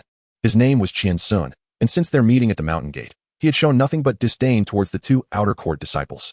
Li Xiuxiu and Zheng Fei were not naive. They quickly recognized Qian Sun's contempt and chose to treat him as if he were invisible. Finding superiority among mere mortals, Qian Sun continued to berate them. You're bringing disgrace to the Kongshan sect. His voice, though not loud, resonated with everyone present, creating an awkward atmosphere, especially for Li Xiuxiu and Zheng Fei, who shot him discontented glances. However, they refrained from retorting, well aware that Qian Sun was an inner court disciple of Yuanhua Mountain. Despite their similar ages and cultivation levels, they could not ascertain what influential backing he might possess. Thus, faced with Qian Sun's arrogant display of self-importance, Li Xiuxiu and Zheng Fei opted for restraint and disregard. It was only natural for them to feel exhilarated on their first excursion beyond the mountain. As a bystander, Chun Yin found it hard to overlook the situation and decided to speak up for the two outer court disciples. After all, this was a trivial matter driven by vanity. He recalled his own experiences from several lifetimes ago. When he first donned the outer court robe of Kongshan's sect and visited Taiyan City, he had been equally enthralled. Hu Wunti relished the sensation of being revered by the masses. Excited are we? Qian Sun remarked disdainfully. With such temperament, how can one aspire to be a cultivator? One must avoid the pitfall of being overly pretentious. Chun Yin could only shake his head in bemusement, leaving behind that remark, wishing not to entangle himself further with Qian Sun. Among those present, Qian Sun's personality posed the greatest challenge. Leading the group, Lu Li dismissed the squabble amongst these junior disciples, treating their words as mere background noise. He had no intention of intervening in their conflicts, provided they did not escalate into trouble. Soon after, Qian Sun's gaze fell upon the golden cloud crane pattern on Chun Yan's sleeve. After a moment of contemplation, he initiated conversation. I believe this brother from Kongyuan Mountain is called Chun Yan? Indeed, Chun Yan confirmed. Interestingly enough, I recall a recent scandal regarding cheating in the outer court competition involving Elder Lin Qifeng's disciple, who shares this name. Qian Sun continued. At his words, both Li Xiuxiu and Zheng Fei turned their attention to Chun Yan. They had not been present during the outer court competition over a month ago, and thus were unaware of Chun Yan's appearance. He had been incarcerated in the outer court's detention facility for employing unscrupulous means to eliminate senior brother Qi from Kongyuan Mountain, and was released after merely half a month. With a derisive snort, Qian Sun remarked, in my opinion, that wretch deserved death for daring to harm a prodigy like senior brother Qi, causing such a loss to the sect. Oh, Chun Yan raised an eyebrow. I heard that after Lin Qifeng was dismissed from his position, that wretch also entered Kongyuan Mountain? Perhaps, Qian Sun replied, fixing his gaze on Chun Yan. It seems you have strong opinions about that Chun Yan? Of course, he replied. Allowing such a name-seeking parasite from the outer court to infiltrate the inner court is a disgrace to Kongshan's sect. His eyes swept over the golden cloud crane pattern on Chun Yan's sleeve once more. Slap. In an instant, a crimson handprint began to materialize on Qian Sun's left cheek. Watch your tongue, Chun Yan said with a smile, observing Qian Sun's swelling face. You bastard. Qian Sun's vital energy surged. But as a disciple at the initial stage of Qi gathering, his energy was quite thin, just as he attempted to retaliate against Chun Yan. His wrist was seized by an overwhelming force, and his energy was subdued. Up ahead is the Yun Wang mansion. Do not cause trouble, Lu Li said calmly, holding onto Qian Sun's wrist. Qian Sun's face flushed with indignation, yet he dared not act out in the presence of the veteran cultivator. Senior Lu, he started it. Qian Sun protested. I am aware, Lu Li replied nonchalantly. However, I did not intervene before. Now that I have, it must end here. Very well, Qian Sun conceded. Recognizing his defeat, Lu Li had no intention of stepping in earlier. He had deliberately allowed Chun Yan to slap Qian Sun, a gesture of satisfaction for all present. Before long, Li Xiuxiu and Zheng Fei approached Chun Yan cautiously. You are indeed the esteemed disciple of Elder Lin, Brother Chun Yan? Li Xiuxiu inquired. That is correct. Chun Yan nodded. I am Li Xiuxiu. It is a pleasure to meet you, Brother Chen. I am Zheng Fei. Likewise, it is an honor to meet you, Brother Chen. The two outer court disciples bowed respectfully. They appeared to be no older than 17 or 18, certainly prodigious talents in the outer court, on the path to either ascending to the inner court or securing a position within the outer court. Thanks to you, Brother Chen. I enjoyed significant wins at the gambling tables during the third and fourth rounds, albeit the stakes were not high. Zhang Fei scratched his head and remarked, "Where did all the winnings go?" Li Xiuxiu teased, her tone lighthearted. Clearly, the two were acquainted. It was not surprising. Achieving the qi gathering stage at such a young age made them standout figures in the outer court, and it was only natural for them to know one another. Just as Sun Lu had once felt puzzled about not recognizing Cheng Ziying. Chapter 42. The princess of the Wangfu named Qin Yu in the subsequent competition of the Guanxi realm. The stakes had been high. Zhang Fei expressed his indignation. A century has passed, and yet, how is it possible for such an outsider to emerge as the champion? It became evident that Zhang Fei's loss of spirit stones stemmed from his unexpected defeat by Su Outyan. Gambling is fraught with peril. Even if one seeks enlightenment or wishes to safeguard their purse, it is best to refrain from such endeavors, Chun Yin advised. But, Brother Chun, Li Xiuxiu interjected, her demeanor serious. It is not just the two of us. Many outer disciples are curious about this matter. What matter? Chun Yin inquired. Did you truly cheat during the outer sect competition? Li Xiuxiu asked. Zhang Fei remained silent, his gaze fixed on Chun Yin, eager to discern the truth of this inquiry. When the outer disciples witnessed Chun Yin effortlessly strike down Qi Yadong with a single fist, their initial reaction was one of sheer panic. No one wished to witness a death in the outer sect competition.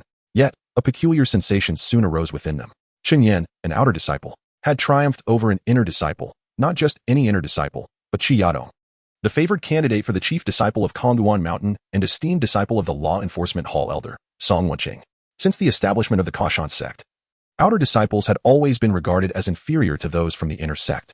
The resources for cultivation were scant, their status diminished, and they often faced discrimination from the inner disciples, as evidenced by Qian Sun's earlier remarks.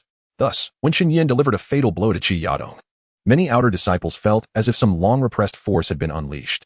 Although Elder Lin Qifeng hailed from Kongduan Mountain and Chun Yin was considered a quasi-disciple of the same, in that moment, he represented the entirety of the outer sect. Whether or not he had cheated was of little consequence. Qi Yadong should not have perished, Chun Yin clarified. He did not lie. Despite the animosity between Song Wenqing and his master, there was no justification for Qi Yadong's demise. Chun Yin was unfamiliar with Qi Yadong's character and conduct. His actions were merely heavy-handed, resulting in an outcome no one desired. Such a farce, scoffed Qian Sun. Slap. The sound of another resounding slap echoed as Qian Sun's cheek rapidly reddened. In astonishment, he turned to Lu Li, Senior Lu. I failed to intervene. Lu Li replied slowly. Do not stir trouble. In Taiyuan City, at the Yun Wangfu, an impressive estate spanning over 300 acres stood grandly.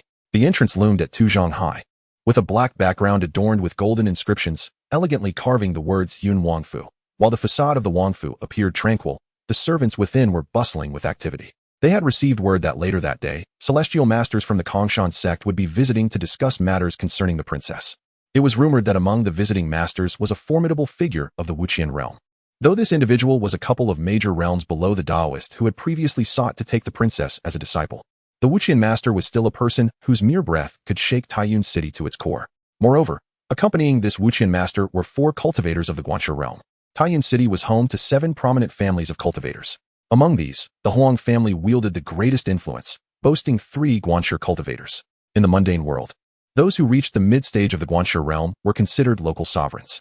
Yet, even the combined strength of the 7 families, or indeed the entire celestial influence of the Qingke kingdom, would pale in comparison to the Kongshan sect. In the garden of the Yun Wangfu, a 16-year-old girl sat on a stone bench, attended by a maid. She recalled her mother's gentle smile and the question posed to her not long ago. In the future, would you prefer to marry a scholarly minister or a valiant general? At that moment, Qin Yu had been taken aback, uncertain of how to respond. For she had never contemplated such a choice. With the emperor's health deteriorating, the Qingke kingdom was engulfed in uncertainty. The imperial physician had suggested that the emperor might not survive the year. With only 2 sons, aged 6 and 2, the death of the emperor would plunge the future of the Yun Wangfu into instability. Thus, would a strategic marriage be necessary? In the face of impending turmoil, such alliances could fortify their families. I shall heed Mother's wishes, Qin Yu replied calmly, accepting her fate. However, everything changed with the arrival of the ethereal elder, whose appearance was that of a youthful sage despite his white hair.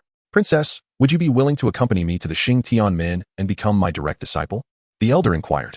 Her aptitude for cultivation seemed exceptional, to the point that this revered figure from the Xing Tianmin sought to take her under his wing. Qin Yu had little understanding of the significance of the Tongshan realm.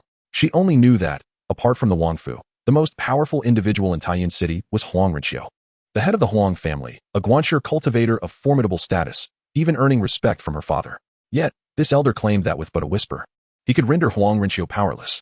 Intrigued, Qin Yu found herself drawn to the idea of becoming someone whose mere breath could scatter the influential figures of Taiyuan City like dust. However, her father intervened. This matter is of great import. I hope the elder can grant my daughter and me some time to consider, he implored the elder from the Xing Tian men. The elder simply smiled and shook his head. Princess, it seems you and my Xing Tian men are fated to be apart. He then vanished from the Wangfu. Her father preferred for her to join the Kongshan sect, and the elder seemed to have anticipated this, leaving her with a parting warning. Should you choose to join the Kongshan sect, be wary of one named. Chapter 43. Entering the prince's mansion, Chun Yin lifted his head, directing his gaze towards the imposing Yun Wangfu that stood before him. It was indeed magnificent. The three-zhang high vermilion gate, adorned with 9 rows of gilded studs, signified that this residence belonged to the royal family. The 2 white jade statues of azure magpies flanking the main entrance further represented the Qin family. The walls extending from the gate were constructed from massive blocks of green oak stone, towering several zhang high. Such sizable stones were exceedingly precious, even in the eyes of immortal beings. The disciples of the Kongshan sect were undoubtedly esteemed guests to the royal mansion. Thus, the Yun Wang had long dispatched servants to await their arrival at the entrance, graciously welcoming the esteemed visitors from the Kongshan sect. As the group approached, the voice of the chief steward resonated with vigor from the front of the mansion, followed by the simultaneous bows of dozens of servants and maidens standing behind him, who echoed, "We welcome the esteemed immortal masters of the Kongshan sect to the royal mansion." This spectacle undoubtedly left the Kongshan sect practitioners in awe. My word, what a grand display, Zheng Fei muttered softly. Lord Yun truly commands respect. It makes me want to abandon my cultivation on the mountain and establish a kingdom instead. Zheng Fei sighed quietly beside him. Such lofty aspirations. But beware, you might be casually obliterated by a passing mighty being, Li Xiuxiu remarked, teasing Zheng Fei's fanciful thoughts. His ideas were indeed whimsical. Throughout history, no sect of cultivators had ever established a dynasty, for it is a grave taboo for cultivators to rule over mortals. Such an endeavor would incite the wrath of all cultivators across the world. It is a universally acknowledged principle that cultivators must refrain from meddling in secular affairs. Esteemed immortal masters, the chief steward greeted with a warm smile, stepping forward to bow to the leading Lu Li. His Highness the Yun Wang has been eagerly awaiting your arrival. Shall I escort you to meet him? Thank you for your assistance, Lu Li replied. The group followed the steward into the mansion, where they were greeted by a garden teeming with vibrant blooms and exotic plants, their fragrances wafting through the air, invigorating the spirit. The winding bluestone path was lined with uniquely shaped lake stones, each seemingly chosen with care, exuding charm. As they proceeded, a grand hall came into view, its eaves soaring and intricately adorned, with golden glazed tiles shimmering under the sunlight. Before the hall stood 2 azure magpie statues, albeit smaller than the white jade ones at the main entrance, yet remarkably lifelike. Particularly striking were the eyes of these azure magpies, which glimmered with a subtle golden light, as if they could spring to life at any moment.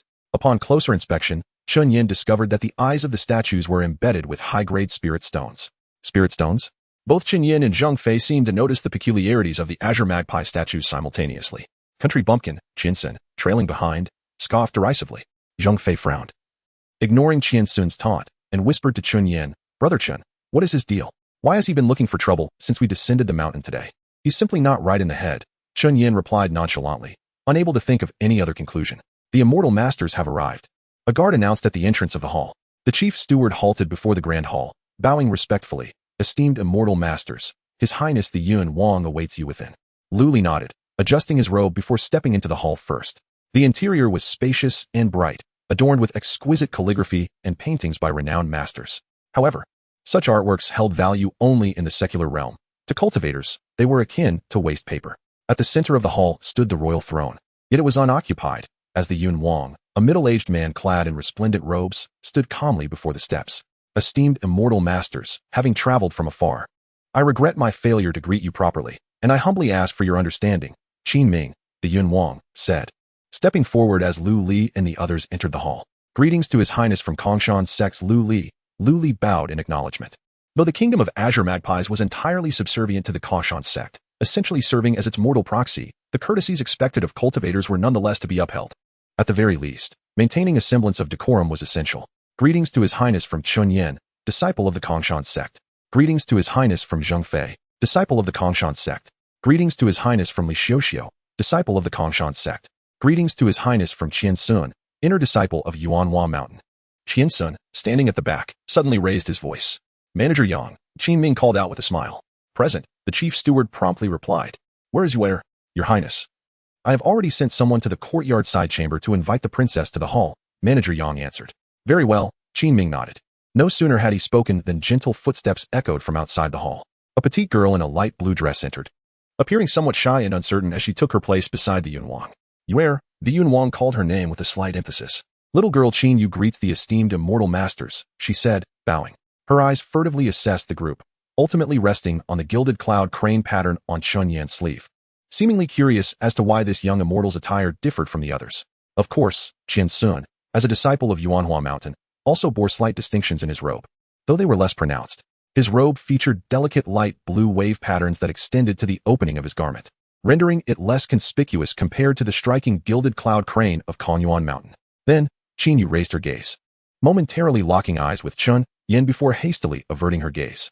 Yuer, what troubles you? The Yun Wang inquired. Nothing, father. I was merely curious as to why that particular immortal's robe is different from the others, Qin Yu replied. Oh. The Yun Wang turned his attention to Chun Yan, noticing the gilded cloud crane pattern on his sleeve, his brow slightly arching. Might this esteemed immortal be a disciple of Konyuan Mountain? Indeed, Chun Yan responded with a bow. May I inquire if you know an esteemed immortal by the name of Zhao Bin, also from Konyuan Mountain? The Yun Wang asked. Chapter 44. Truly foolish is the individual you refer to Zhao Bin, the direct disciple of Elder Yueqi from Konyuan Mountain? Chun Yan inquired slowly. Indeed, replied the Cloud Prince. I am acquainted with Brother Zhao. He has shown me considerable kindness in the past, Chun Yan remarked. Ah, I see, the Cloud Prince nodded. Elder Zhao visited the royal estate 6 years ago when I was gravely ill, on the brink of death. It was Elder Zhao who presented me with a miraculous pill that saved my life. After my recovery, however, Elder Zhao had already departed from Taiyan City. I had long sought an opportunity to express my gratitude, and now, meeting you, Master Chun, is truly fortuitous. Such a background indeed, Chun Yan responded. The Cloud Prince then continued. May I inquire about your relationship with Elder Zhao? Elder Yueqi is my master's uncle, hence my frequent interactions with Brother Zhao, Chun Yan explained. At this, the Cloud Prince's pupils slightly constricted. He was well aware that Elder Yueqi was the direct disciple of Yunichen, the current sect leader of Kongshan sect. Thus, if Elder Yueqi were indeed this young man's master, it would imply a significant lineage. May I ask, Master Chun, who is your mentor? Lin Qifeng. Elder Lin. The Cloud Prince's brows furrowed slightly. It is said that Elder Lin serves as an elder in the outer court of Kongshan sect.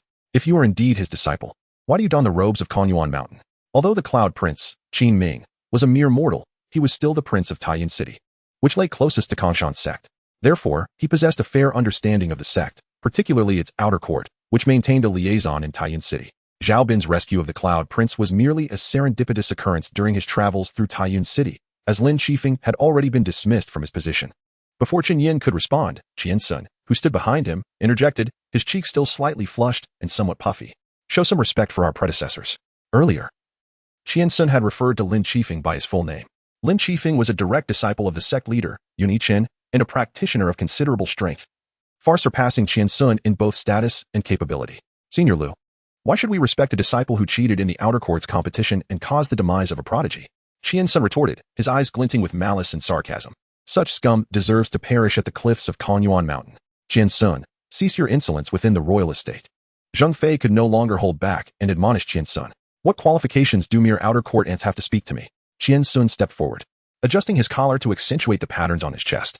Lu Li's expression began to turn cold. In fact, in a previous cycle, when Lu Li had slain Shun Yin using the Kongshan technique, his demeanor had been less frigid than it was now. This esteemed master hails from Yuanhua Mountain? The Cloud Prince inquired, maintaining his composure while smiling at Qian Sun. Indeed, Qian Sun raised his chin, pride evident in his features. May I ask which elder you are apprenticed to? The Cloud Prince continued. Qian Sun hesitated for a moment, then replied, currently, I have no master. Strange. Why is this esteemed master yet to take on a mentor? The Cloud Prince probed further. Qian Sun hesitated again, opening his mouth but failing to respond. It's not that he doesn't wish to have a master. Rather, no one desires him, Zheng Fei muttered quietly. Uft. Li Xiuxiu chuckled, prompting Qian Sun's face to redden intensely, even more so than when Chun Yan had slapped him earlier. The Cloud Prince merely smiled, feigning ignorance of the situation, though in truth, he was the one fanning the flames. You all may leave for now. I shall discuss the matters ahead with the prince and the princess. Lu Li stated coolly.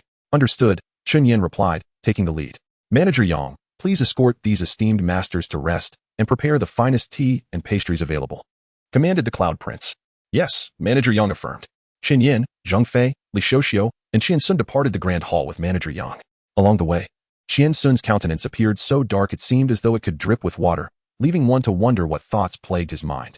Once Manager Yang led them to a courtyard and left, Qian Sun abruptly stood before Zheng Fei, who had just settled on a stone platform. Get up. Qian Sun glared menacingly at Zheng Fei. What do you want? Zheng Fei frowned, clearly displeased. A spar, Qian Sun declared. Why should I spar with you? Go find somewhere cool to linger.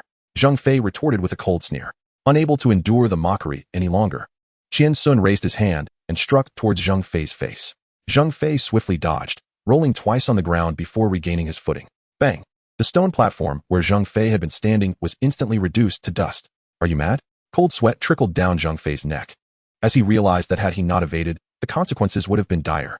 Qian Sun was truly intent on murder. Wave-pushing palm, Chun Yin recognized the technique. Recalling a previous life where he had executed a similar mission with a disciple from Yuanhua Mountain to cleanse the nearby towns of lurking demons. The Yuanhua disciple had employed this technique, reputed to be a fundamental skill for practitioners of Yuanhua Mountain, only achievable through mastering the Kanshan technique. Due to the unique circulation of true energy in wave-pushing palm, while its power was formidable, it also carried a risk of injuring one's meridians. Outer court ants. What audacity you possess, remaining forever unable to break through to the martial spring realm. You worthless fool. Qian Sun kicked towards Zheng Fei once more. Zheng Fei dodged again, rolling twice on the ground before rising to his feet. He did not refrain from striking back. He simply could not match Qian Sun. Though both were at the initial stage of the qi circulation realm, Qian Sun, as an inner disciple, practiced techniques and training methods vastly different from Zheng Fei's. The disparity between outer and inner disciples was even greater than one might imagine. Chun Yin was profoundly shocked. This was the first time he had encountered such profound foolishness throughout his numerous cycles since arriving in this world. Brother Chun, Li Xiuxiu, observing the scene, grew anxious. She was already no match for Zheng Fei and certainly could not contend with Qian Sun. I will seek out Master Liu. Do not, Chun Yin replied. I shall handle it myself. In the next instant, Chun Yan's consciousness stirred, and a dark line melded into the shadow beneath his feet. Chapter 45, The Anomaly. From the moment they met today, the disciple named Qian Sun from the Yuanhua Mountain appeared rather peculiar. Chun Yin initially regarded him as merely an eccentric. However, he soon realized that there was more to Qian Sun than met the eye. It became evident that he harbored a genuine intent to kill Zheng Fei. Every move Qian Sun made was laced with lethal intent. It was utterly deranged. Chun Yin merged the binding shadow rope into the darkness. Since acquiring this mid-grade, second-tier magical artifact, he had yet to employ it in actual combat. It is worth noting that mid-grade artifacts are not commonplace. In the Kanshan sect, many treasures belonging to the Divine Connection Realm practitioners are merely low-grade, high-tier artifacts. With his martial prowess at the Martial Spring Realm, wielding a mid-grade, second-tier artifact to subdue a novice in the Qi Integration Realm could undoubtedly be likened to a lion hunting a rabbit. The binding shadow rope vanished from Chun Yan's shadow and swiftly darted toward Qian Sun along the shadows in the courtyard, as if suddenly aware of something. Qian Sun turned abruptly. Yet, it was already too late. The binding shadow rope ensnared Qian Sun's shadow and suddenly constricted. The effect on the shadow manifested upon Qian Sun's body, binding him with invisible ropes, causing him to kneel on the ground. Qian Sun struggled in vain, his true qi surging, but to no avail. Upon realizing the gravity of his predicament, Qian Sun whirled around and glared at Chun Yin, exclaiming, Chun Yin, you despicable wretch. Veins bulged on his forehead, and his eyes widened with rage, bloodshot and terrifying. As he gritted his teeth while uttering Chun Yan's name, saliva sprayed forth, and blood trickled from his gums. A practitioner of the Qi Integration Realm bleeding from his gums? Chun Yan's breath hitched slightly. This was decidedly abnormal. It was not the state of a regular practitioner, but rather akin to one possessed by demons. Brother Chun, Li Xiuxiu stood beside Chun Yin, inquiring, what shall we do now? Fear not. We shall wait for Instructor Liu to return, Chun Yin replied. He cannot escape my grasp. Qian Sun continued to writhe, his robe torn by the invisible binding shadow rope, blood seeping through his garments. Die, you worthless outer disciples. All of you shall perish. Blood gushed from Qian Sun's mouth, and the whites of his eyes turned crimson. He spat out mouthfuls of blood until, ultimately, he collapsed before Chun Yin, Zheng Fei, and Li Xiuxiu. There seemed to be a flicker of life remaining. Is it really necessary? Zheng Fei gasped, appearing quite disheveled. What is wrong with this fellow? This isn't merely a matter of prejudice against outer disciples. He treats me as if I were a demon. Indeed, there is something amiss, Chun Yin said, his expression grave. What has transpired? After a while, Lu Li entered the courtyard, his brow furrowed upon seeing Qian Sun lying in a pool of blood. Instructor Liu. Zheng Fei rushed forward, promptly explaining the events that had unfolded. Lu Li remained silent, approaching the barely breathing Qian Sun. He retrieved a small vial of medicinal pills from his robes, carefully extracted one, and placed it into Qian Sun's mouth. Soon, Qian Sun's breathing began to stabilize. Li Xiuxiu, Lu Li called to her. Disciple is here, she responded. The princess has decided to join the Kanshan sect. You shall accompany her for a chat, take a stroll through the Wangfu, and discuss matters pertaining to cultivation. Lu Li instructed calmly. Instructor Lu, I am merely an outer disciple, and once the princess enters the sect, she will be a direct disciple of an elder. Li Xiuxiu hesitated. Do not fret. The trials of cultivation are experiences everyone must undergo. It is merely a matter of time, Lu Li reassured her. Disciple obeys. Li Xiuxiu replied, then proceeded to exit the courtyard. As she passed Qian Sun, she cast a glance at him. Chun Yin, Lu Li called next. Disciple is here. Chun Yin stepped forward, responding. Immediately go to the foreign consulate within the city. Write a letter to the sect requesting an elder to come to the Wangfu, stating that a disciple may be in grave trouble, and the instructor Lu Li of Qingshan Peak is unable to reach a conclusion, Lu Li ordered. Disciple understands. Chun Yin replied, preparing to leave the courtyard. Wait, Lu Li suddenly halted Chun Yan's departure. Add one more line to the letter. What is it? Chun Yin inquired. Do not rule out the possibility of a calamity, Lu Li stated.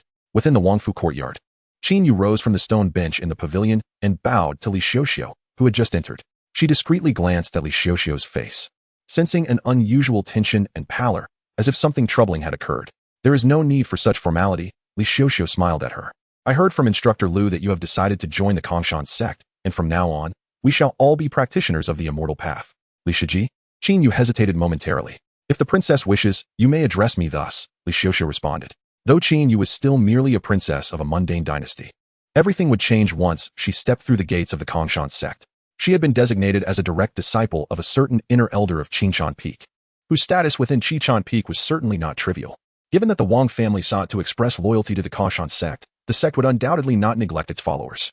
Moreover, Qin Yu's innate talent was already notable. While traveling to Taiyuan City, she had heard Instructor Lu mention that Qin Yu possessed the rare glazed mirror physique, a phenomenon that occurs once in a million cultivators.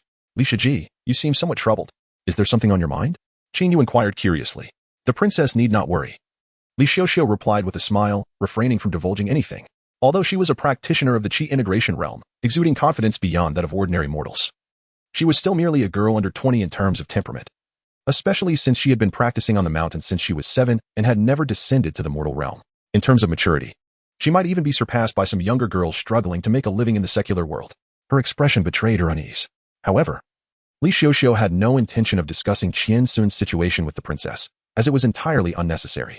Seeing Li Xiuxiu's demeanor, Qin Yu chose not to press further, sensing that there were matters left unspoken. Chapter 46. The past of Li Xiuxiu. In an instant, the atmosphere in the courtyard turned somewhat awkward. Had the princess ever contemplated embarking on the path of immortality? Li Xiuxiu inquired of Qin Yu. Qin Yu was momentarily taken aback, her eyes reflecting a flicker of confusion as she rummaged through her memories. Eventually, she shook her head. No, she replied. Had it not been for the recent visit of an esteemed elder from the Xingtian sect to Taiyuan City, who fortuitously discovered her Liuli mirror physique, she might never have set foot on the path of cultivation. For the vast majority of people in this world, the idea of becoming an immortal is a mere fantasy. Despite the abundance of body-refining cultivators within the Kongshan sect, any random practitioner from this sect would stand out as a rarity among the secular dynasties. The Wang family, a prominent cultivation family in Taiyuan City, boasts merely 2 qi-gathering cultivators. Indeed, Qin Yu had never harbored thoughts of cultivation, as she deemed it far beyond her reach until recent events unfolded. Only a few years prior, she had overheard her father discussing at a banquet how the crown prince of the current emperor of the Qingke kingdom was deposed for entering a Taoist temple near the capital to pursue immortality. Despite the crown prince's significant reputation, not a single minister opposed his dismissal.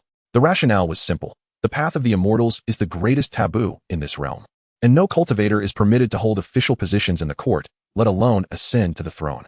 Originally, Qin Yu believed she would never have any opportunity to intersect with a cultivator, yet now she was poised to join the Kongshan sect, one of the 5 foremost sects of the Qinping prefecture. If one were to ask whether she was looking forward to this, her answer would indeed be in the negative. She felt more trepidation than anticipation regarding her entry into the Kongshan sect. I have aspired to become an immortal since childhood, Li Xiuxiu remarked. Unlike you, princess, I hail from a village in the southeastern outskirts of the Qingke kingdom. I once had a younger brother, 3 years my junior, who perished during a once-in-a-century drought when I was 7. That year, the entire town, along with several neighboring towns, suffered a total crop failure. My father had died due to forced labor when I was 4 and my brother just 1. Only my mother remained to care for me and my brother. As the village faced devastation, with even tree bark devoured by the desperate villagers, my mother had no choice but to take us to the town to seek sustenance. Coincidentally, we arrived on the very day the town was distributing relief porridge.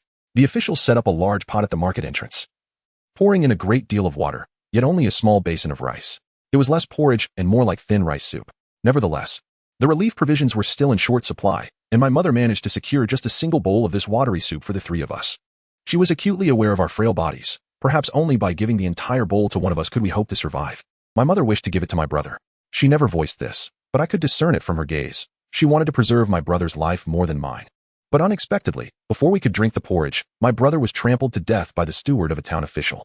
I suppose that steward must have been a good person, for he dismounted and examined my brother's lifeless form on the ground, sighed, and handed each of us a flatbread.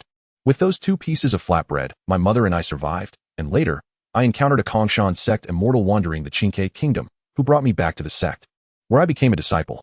Thus, Li Xiuxiu recounted her story to Qin Yu. Qin Yu blinked, absorbing Li Xiuxiu's narrative. The harrowing experiences she described felt like a tale from a distant realm to Qin Yu, who found it tragic yet struggled to empathize.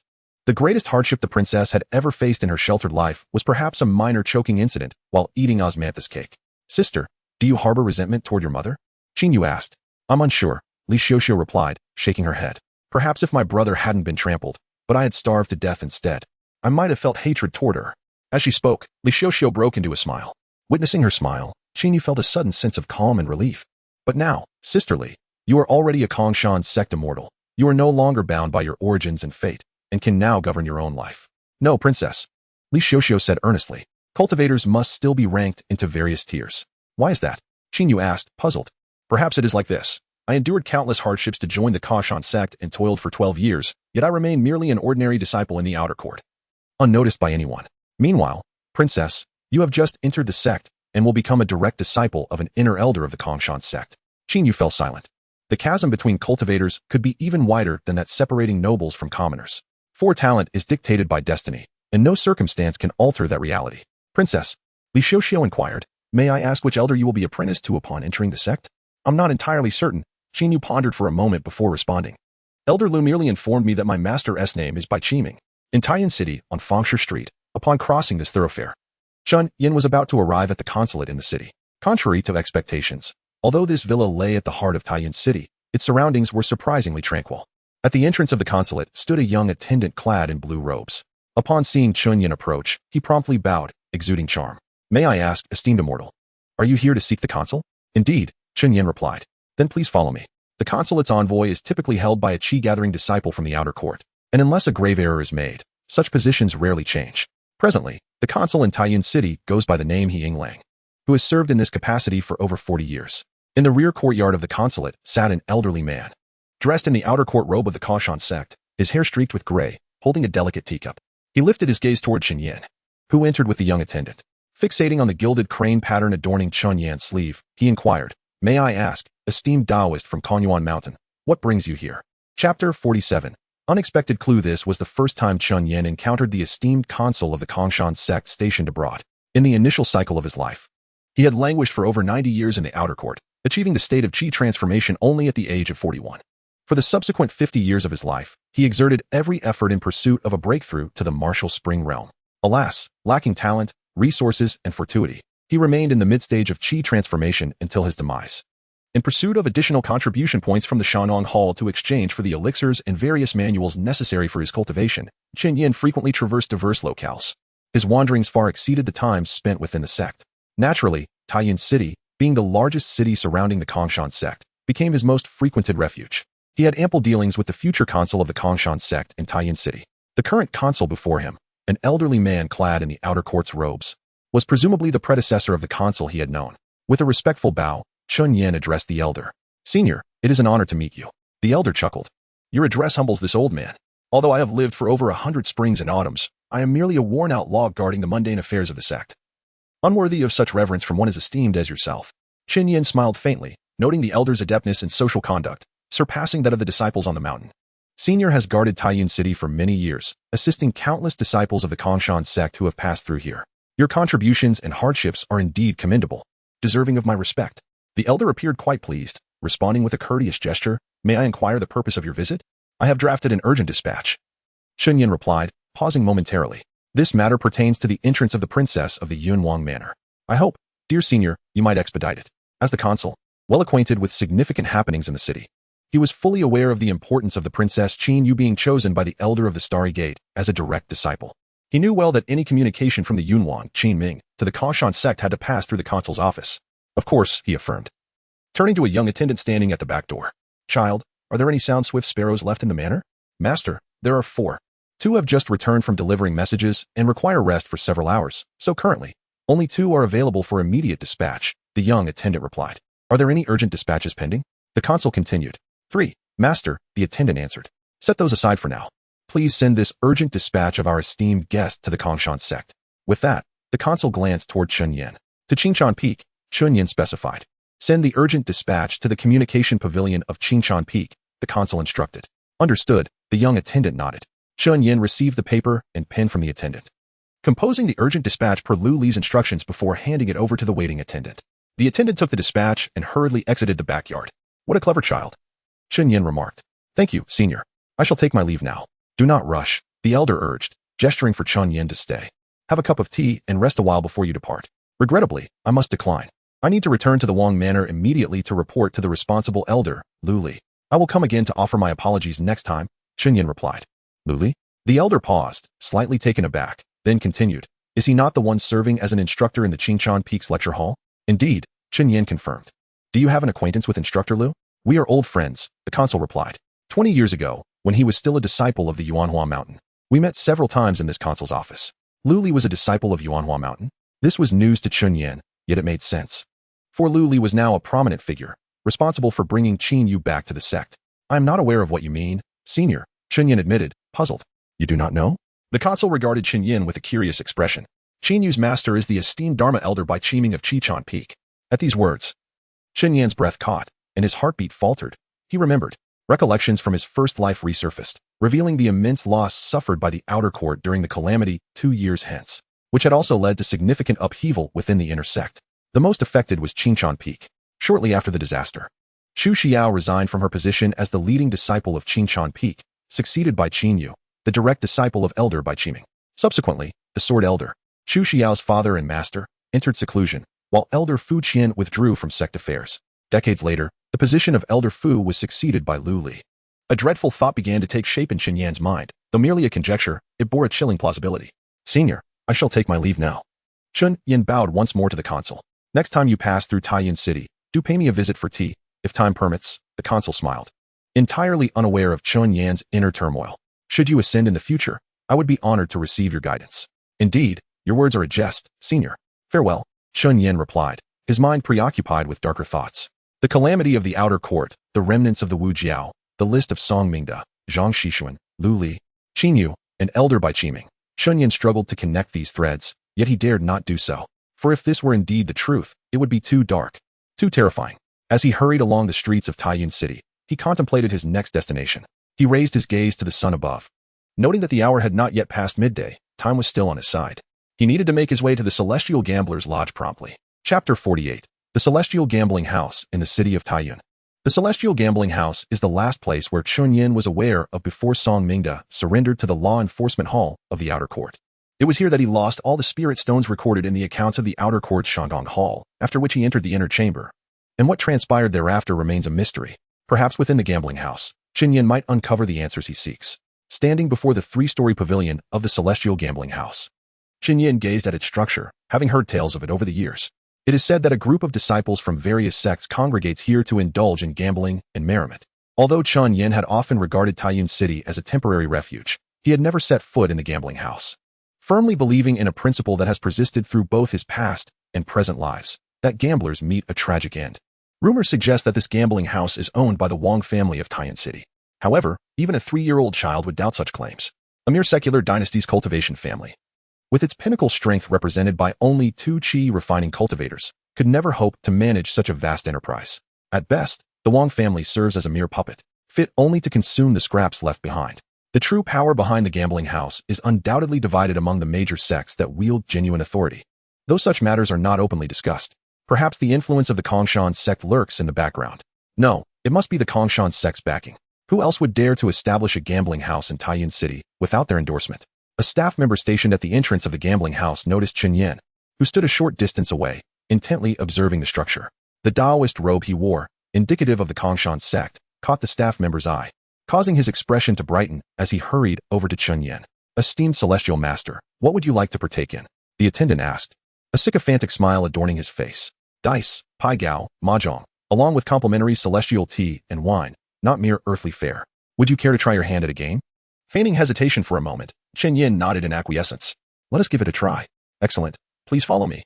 The attendant exclaimed, leading Chen Yin inside.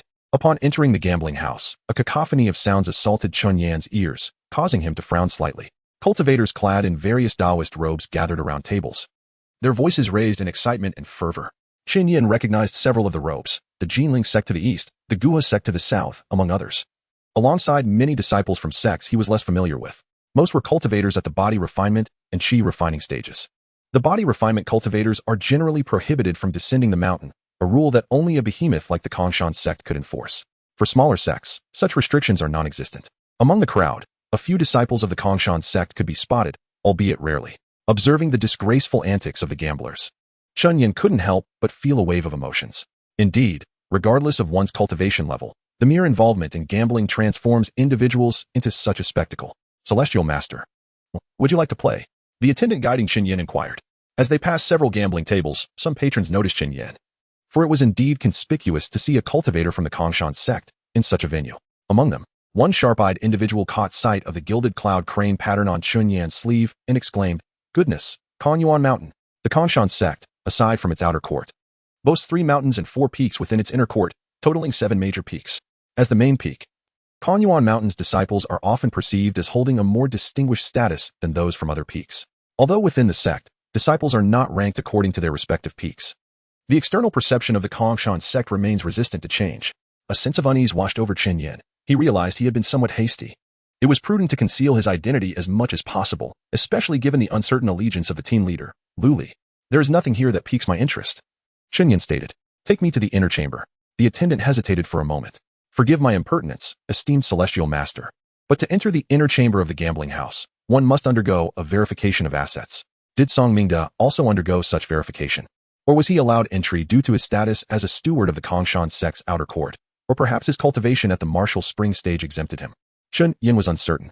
He possessed no spirit stones, and one might say he was utterly destitute, yet this did not imply he lacked valuable items for verification. From his robes, he retrieved the jade box previously gifted to him by Lin Shifeng. Upon seeing the jade box, the attendant's breath caught in his throat.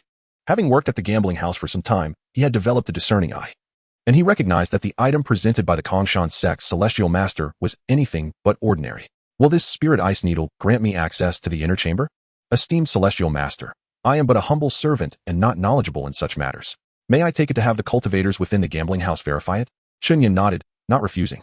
He felt no concern, as the celestial gambling house stood firmly within Taiyun City. The monk may flee, but the temple remains. With tenfold courage, he would never dare to covet the belongings of a disciple of the Kongshan sect. Please hold on a moment. The attendant performed a respectful bow to Chen Yin before taking the jade box into the inner chamber.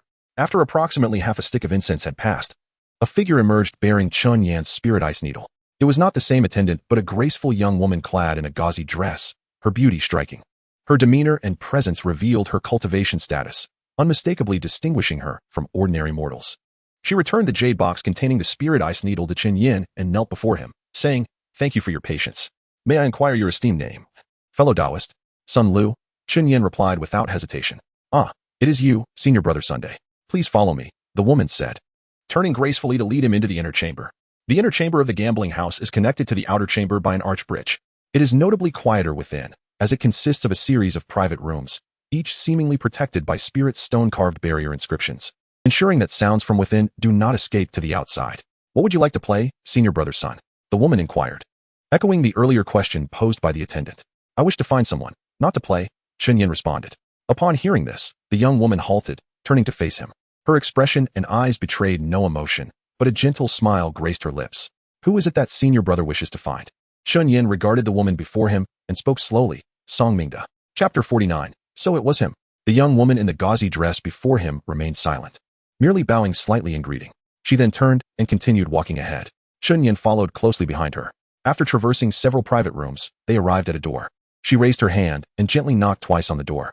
Manager Ding, a celestial master from the Empty Mountain sect wishes to see you. He is looking for the Master Song who met you a few days ago. Please come in. A man's voice responded from within a few seconds later. Chen Yin felt an inexplicable familiarity with that voice, as if he had heard it somewhere before. The young woman turned to Chen Yin and opened the door for him. Please enter, Brother Sunday. Chen Yin stepped inside. The room was adorned in an ancient style, resembling a reception area. The various tables and chairs were clearly of considerable value, likely worth a significant sum in the secular world. In the center of the room stood a long table, elegantly set with an exquisite tea set. Behind the table sat a man clad in luxurious robes. He did not rise, but sat observing Chun Yan as he entered, his gaze sweeping over Chun Yan's face. Then his Taoist robe, and finally resting on the golden cloud and crane patterns on his sleeves.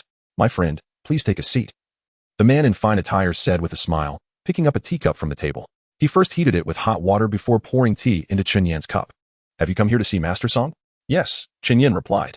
"However, Master Song has expressed a desire not to see anyone at the moment." Even a fellow disciple from the Empty Mountain sect, the manager Ding stated. Chun Yan was acutely aware that this manager Ding was probing him. Yet, what concerned him more was the strange sense of familiarity he felt with the man's voice. "Master Song is dead," Chun Yan stated bluntly. Manager Ding's hand, which held the teapot, paused slightly, but his facial expression remained unchanged. Clearly, he was aware of Song Mingda's demise, a fact that most disciples of the outer court of the Empty Mountain sect were oblivious to. "Why do you seek Master Song here?" Manager Ding inquired. "I have come to retrieve what he left behind," Chun Yan replied, testing his luck. "What Master Song left behind?" Manager Ding feigned confusion, adopting an expression of complete ignorance. "I am afraid I do not comprehend what you are saying."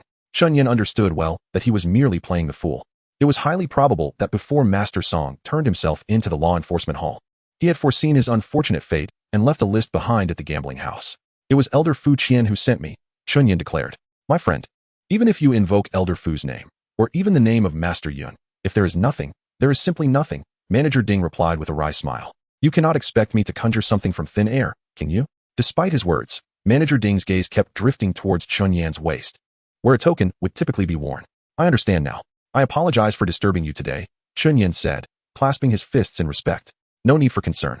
You are always welcome to visit, brother son," Manager Ding replied with a smile. Then casually plucked a grass needle from a nearby potted plant and placed it in his mouth. At this sight, Chun Yan felt a sudden chill run down his spine, and his pupils constricted as his vital energy surged forth. Had it not been for the concealment of the hidden immortal technique, his aura and unusual reaction would undoubtedly have been detected by the gambling house manager. Chun Yan finally understood why he found the manager's voice so familiar from the very beginning. "You are indeed a curious fellow. One day, I shall kill you." The man's visage gradually merged with that of a figure clad in coarse brown cloth, wielding a large sword. Manager Ding was none other than the man who had repeatedly ambushed Chun Yan and Qingxing across multiple lifetimes. Initially, Chun Yan had not recognized him, for it was difficult to reconcile the image of the well-dressed, astute, and seemingly amicable Manager Ding with that of the rugged, shadowy killer. However, the action of chewing the grass needle and the habitual mannerisms unmistakably united the present manager with that future figure. "My friend, what troubles you?" Manager Ding inquired with genuine concern. His voice was identical to that of the man in the brown robe. "Nothing," Chun Yan replied, bowing slightly. "I must take my leave." He suppressed his resentment and repressed vital energy, departing swiftly. Chun Yan hastily exited the gambling house, making his way toward the royal manor. What events had transpired over the next 2 years? He could surmise that the righteous elder Bai Qiming from the Pure Zen Peak and the martial elder Fu Qian were likely from opposing factions. The disdain expressed by Lan Wei, an elder from the Pure Zen Peak's preaching hall, towards Lu Li, who was closely associated with the righteous elder, further substantiated this notion. In the calamity that befell the outer court, the faction of the sword elder and the martial elder suffered the greatest losses.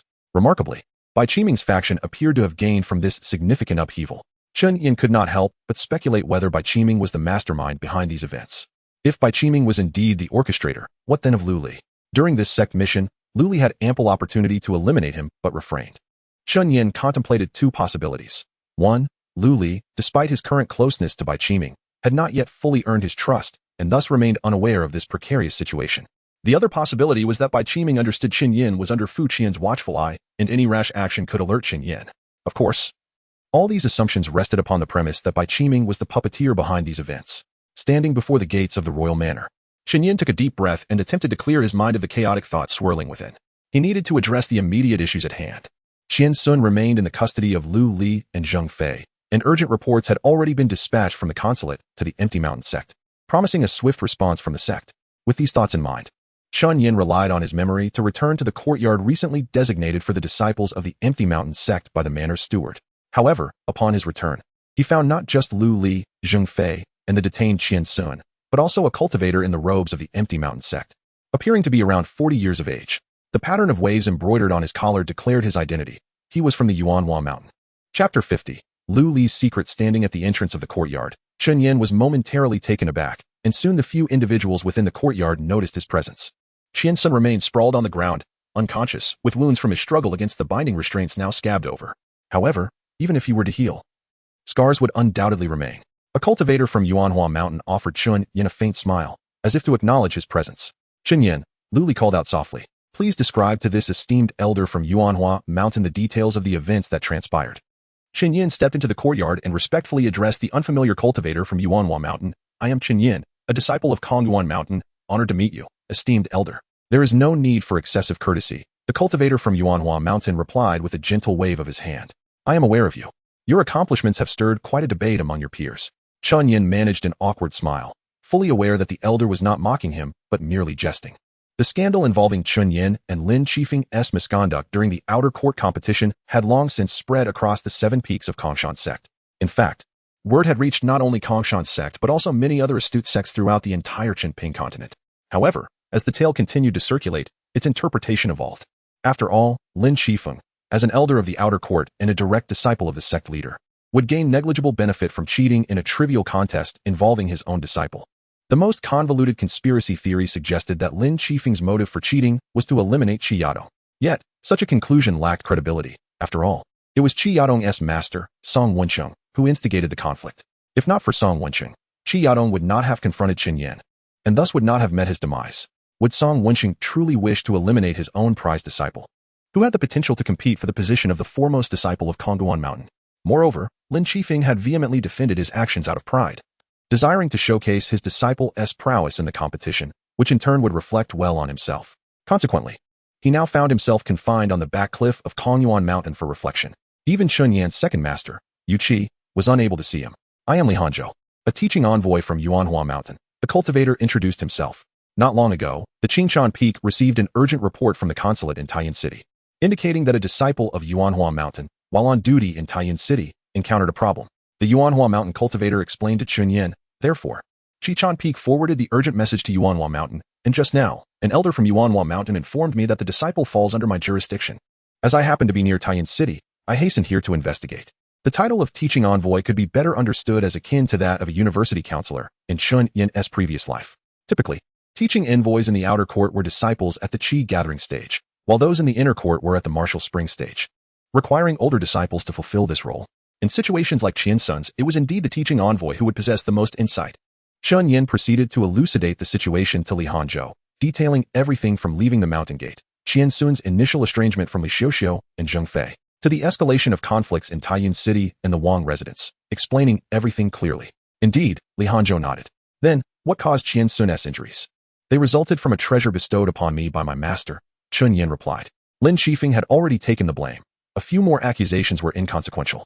After all, they were all in the same boat, as Chen Yin mused. Li Hanzhou did not press further. In truth, he was indifferent to the severity of Qian Sun's injuries. Yet, he maintained a serious demeanor, sensing the peculiarity of the situation. I find this matter rather suspicious, Li Hanzhou remarked.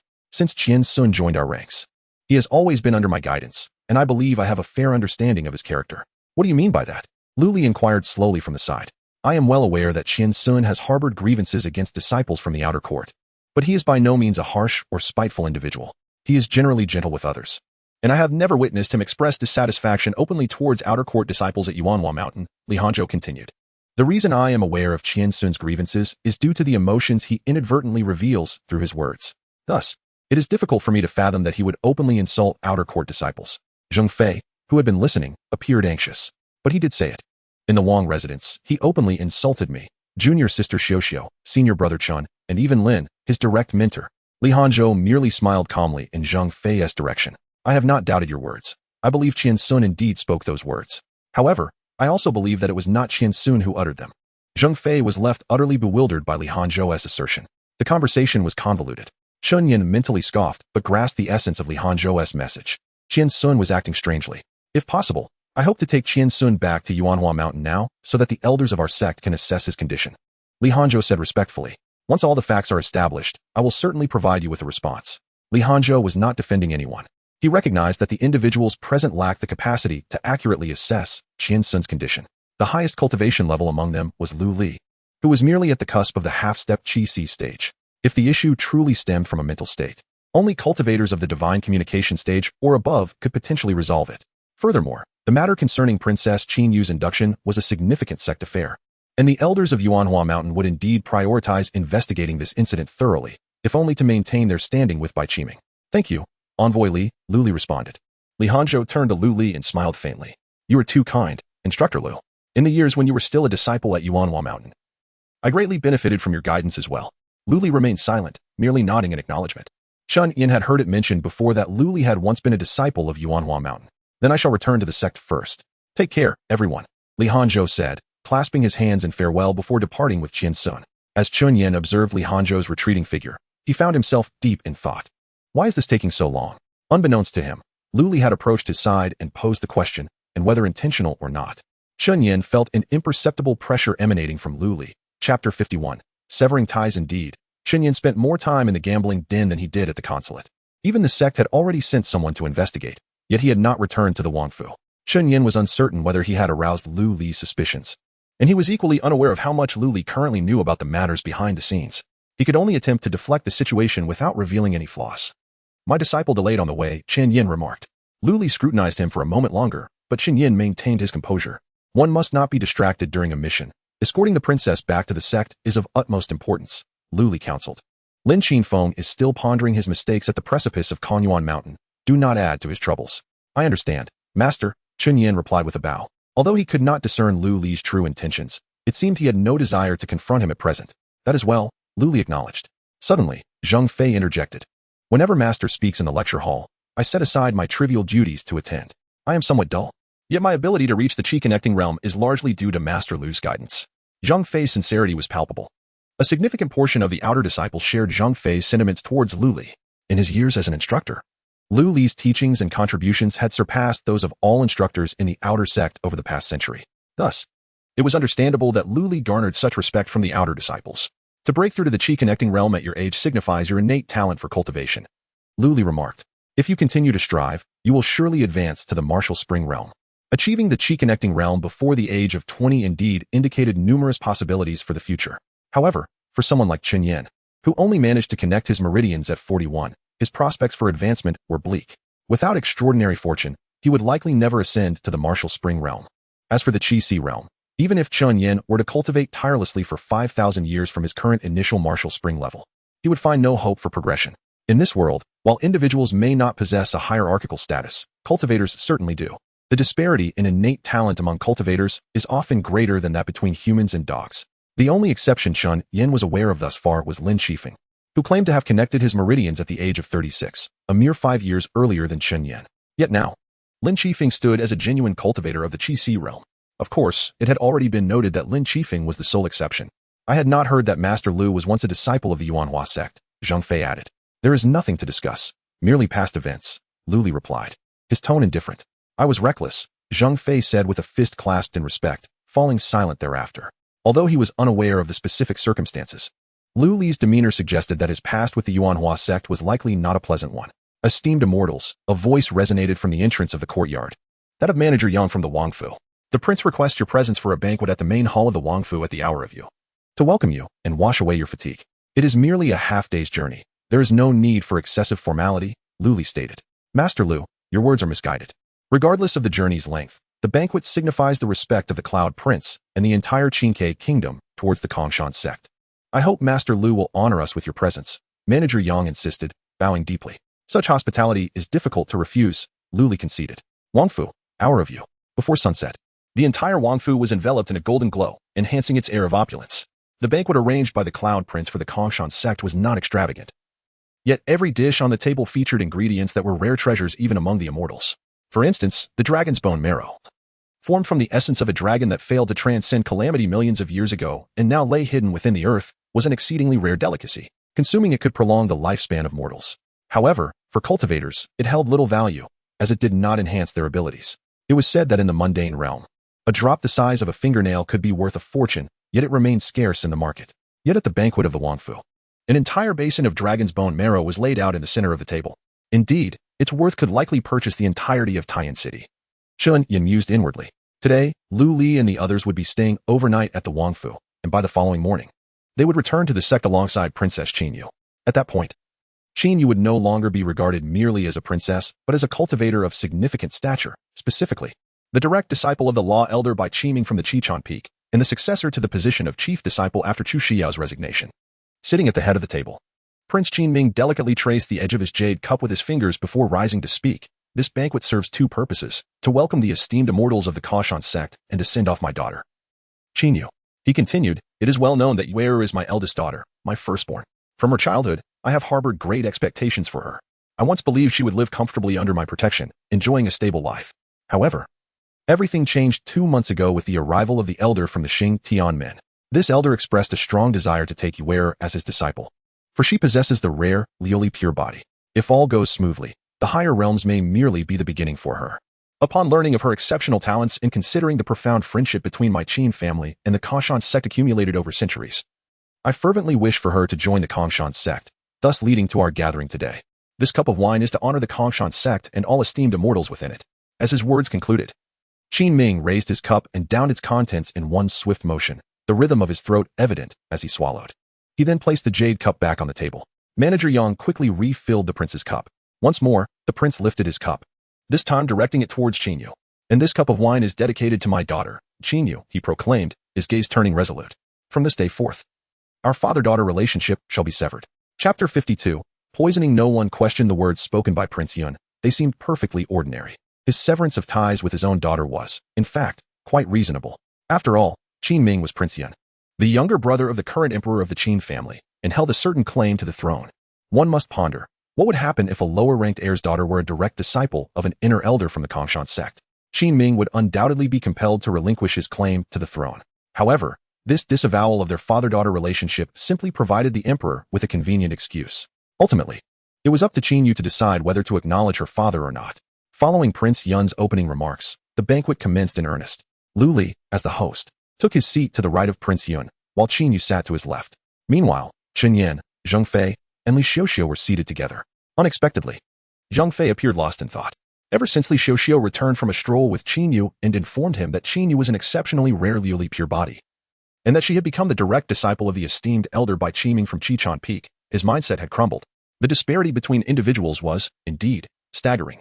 Although Qinyu was merely 15 years old and still an ordinary human, possessing the Lioli pure body meant that, provided her talent was not severely lacking, she could certainly break through to the martial spring realm within 2 years. At most, she could ascend to the Qi-Si realm within 5 years. Chen Yan was acutely aware that, after the calamity 2 years hence, when Chu Xiao resigned from her position as the chief disciple, Qinyu would replace her as the new chief disciple of Qichon Peak. There was simply no escaping the fact that the journey of cultivation, and the extent to which one could advance, is predetermined from birth. Li Xiuxiu remarked with a wry smile. Yet, it could not be said so definitively. Zheng Fei shrugged. Since the fall of the falling star sword immortal, Su Hongzhen, 7,000 years ago, no one of the ascended realm had emerged from the Chunping continent. This meant that the path to immortality had been severed. No matter how exceptional one's talent, it would not lead to eternal life. As he spoke, Zheng Fei raised his cup once more. What nonsense! Will one ever attain the Qi-Si in this lifetime? And yet, here you are, speaking of ascension. Li Xiuxiu teased with a laugh. Humph! Zheng Fei scoffed disdainfully, then raised his cup. Suddenly, he choked. Cough, cough. He coughed a couple of times, frowning deeply. Oh! Li Xiuxiu tilted her head, her expression somewhat amused. A cultivator of the Qi gathering realm, yet you can still choke on your drink? Mind your own business. Zheng Fei retorted, suddenly frowning. Cough, cough, cough. Something feels off. Ha ha ha cough. Li Xiuxiu, who had been jesting, suddenly coughed as well. She frowned, gently rubbing her neck before coughing again. How itchy. Cough, cough, cough. The sounds of coughing began to rise in succession. A sense of foreboding slowly crept into Chen Yan's heart, and his throat began to dry. Uft! A spray of blood erupted from Qinyu. Her complexion was pale. Her lips were purple, and her eyes were bloodshot, appearing as though she were on the brink of death. Princess? Where? Cough, cough, cough. Prince Yun's face turned a deep shade of purple, only to then pale as he expelled dark blood. The situation at the banquet began to spiral into chaos. Chen Yun felt the flow of his vital energy sluggish within his meridians. Despite his best efforts to circulate his energy to protect his martial spring and meridians, it proved futile. Uft! A mouthful of blood spurted from Chen Yan's lips, and his vision began to darken, feeling as if his blood was surging violently, threatening to burst his veins. No, I cannot perish inexplicably. With sheer willpower, Chen Yan strained his eyes wide, determined to remember every detail of the scene unfolding before him. Prince Yun and his daughter had already become two lifeless corpses, slumped in their chairs. The other members of the Yun royal family were similarly afflicted. Zheng Fei and Li Xiuxiu, who sat beside Qin Yan, were also convulsing on the table, blood pouring from their orifices, with no hope of survival remaining. In the banquet hall, only two living souls seemed to remain, himself and Lu Li, the only two cultivators of the martial spring realm. Qin Yan's gaze suddenly darted towards Lu Li. Lu Li appeared equally unwell, his face pale, breath shallow, and blood oozing from the corners of his mouth. Looking as though he too was on the verge of death, Shan Yan opened his mouth, as if to speak to Lu Li. However, in that instant, a torrent of blood surged forth from his mouth, unstoppable. Qin Yan felt his consciousness fading, his limbs growing colder, and his entire body becoming numb. Then, everything went black. Current cycle evaluation. B. Multiple nodes advanced. Overall evaluation improved. Accumulated cultivation. Early martial spring realm. Cycle rewards. Elevation of cultivation level by 1 minor realm. Cycle settlement complete. The host will return to the previous cycle record point, inheriting the accumulated cultivation from this cycle, and restart his life. Qin Yan suddenly snapped back to reality, confirming his surroundings. All around him were lush, neatly trimmed plants, and the ground bore traces of dried blood, evidence of a fierce battle that had transpired not long ago. He found himself in the courtyard of the Yun royal residence, where the Kongshan sect cultivators had taken refuge. As for the time, Master Lu, it's a pleasure to see you. Back when Master Lu was still at Yuanshan, I greatly benefited from your kindness. A cultivator clad in the Kongshan sect's robes, adorned with the emblem of Yuanshan on his chest, spoke. Li Hanzhou. He had yet to return to the Kongshan sect, and Qian Sun remained unconscious beside him. The time was established. Shan Yan steeled his mind, preparing to contemplate the events about to unfold. Attending a banquet hosted by Prince Yun, only for everyone to suddenly experience dryness and itchiness in their throats, culminating in a violent death from blood expulsion. Was it poisoning? But who could have orchestrated such a scheme? The entire Yun royal family had perished, and even the Kongshan sect cultivators had suffered. A poison capable of killing cultivators of the martial spring realm could not possibly be the work of ordinary mortals. At that moment, the fading figures of Lu Li and the deceased Qin Yu flashed through Chun Yan's mind. Wait a moment. The two who were destined to become the esteemed elders and chief disciples of Chichan Peak were to perish today in the Yun royal residence? Chapter 53. The universal gravity of fate. Chun Yan widened his eyes, his heartbeat quickening, as if it would leap from his throat at any moment. Much like Newton witnessing an apple fall from a tree, a deluge of information surged into Chun Yan's mind, a realization he had simply overlooked until now. Why had he only just discovered this? Fate is malleable. Just as Qi Yadong, who should not have perished in the outer courtyard competition, and Qin Yu and Lu Li, who ought not to have met their ends in the Wang residence, were all victims of an altered destiny. This included Zhang Xishuan, who was captured by Elder Fu Qian, and Lin Qifeng, imprisoned at the precipice of Kongduan Mountain by the sect leader. Their fates undeniably signaled the same truth. Their destinies had all shifted. The sole variable causing these changes was his own reincarnation. It was the butterfly effect and direct influence stemming from Chun Yan's rebirth that instigated these events. Why so slow? Lu Li inquired, applying a subtle pressure with his true energy. Qin Yan had already experienced these scenarios. In his previous reincarnation, he had responded to Lu Li's questioning with indifference. This time, he resolved to adopt a more assertive approach. In his last cycle, he had received a B-grade evaluation, his highest thus far. Chun Yan recalled the appraisal's commentary. You have propelled multiple nodes. Congratulations. If he was not mistaken, the term nodes in the reincarnation evaluation referred to significant points in his timeline. The moment he was awakened by Cheng Xing in the courtyard of the outer courtyard at the age of 15 was a node. The night he was startled awake by a nightmare and encountered Chu Xiao in the pavilion atop the peak was another. When Zhang Xishuan sought his favor during the outer courtyard competition, that too was a pivotal moment. Now, he stood on the precipice of another node. As an afternoon in the Wang residence loomed, where many would be poisoned, the evaluation indicated that he had advanced multiple nodes in this reincarnation, which garnered him the B-grade rating. This was crucial intelligence. The rewards from the reincarnation evaluation were the most substantial Chun Yan had received to date.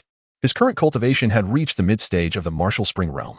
Given his natural talent, even a millennium of cultivation might not suffice for him to break through to the mid-stage of the martial spring realm. However, with the rewards from his high evaluation, he might truly have a chance to transcend to the Qi-Si realm, and ascending to immortality was not entirely out of reach. Setting aside such thoughts, Qin Yan's immediate concern was Lu Li's probing questions. Instructor Lu, Qin Yan bowed slightly. On my way back, I visited the immortal gambling house in Tian City. The gambling house? Lu Li raised an eyebrow. What business did you have there? That was the last known location of Steward Song Mingda before his demise. Under the orders of Elder Su Wu from Chichan Peak, I am investigating this matter, Qin Yan replied, revealing everything without reservation. Disregarding the implications of Lu Li's relationship with the righteous elder by Qiming and the latter's suspicious nature, Qin Yan was unconcerned about the dissemination of this information. as he believed that no one would survive the banquet that night. With everyone dead, it would be as if nothing had transpired. Lu Li remained silent, his expression unchanged. Meanwhile, Zhang Fei's eyes widened in disbelief, as if questioning how such matters could reach his ears. And Steward Song had actually died. Such news must not be spoken of. He thought it best to feign ignorance. Have you uncovered anything? Lu Li queried. Perhaps a faint lead, Qin Yin responded. Upon your return, ensure you report to Elder Fu. Lu Li instructed. In truth, Lu Li's duties fell under Fu Qian's jurisdiction. Lu Li was the instructor at Qichon Peak's lecture hall, directly overseen by the hall steward, who was none other than Elder Lan Wei, a subordinate of Elder Fu Qian. Qin Yin discerned no anomalies in Lu Li's demeanor, unable to ascertain whether he was genuinely unaware or merely pretending ignorance.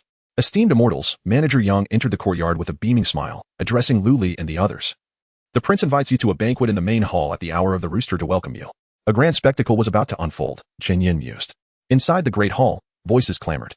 The inhabitants of the Wang residence were jubilant over Qin Yu's impending initiation into the Kongshan sect, and joy radiated from every countenance.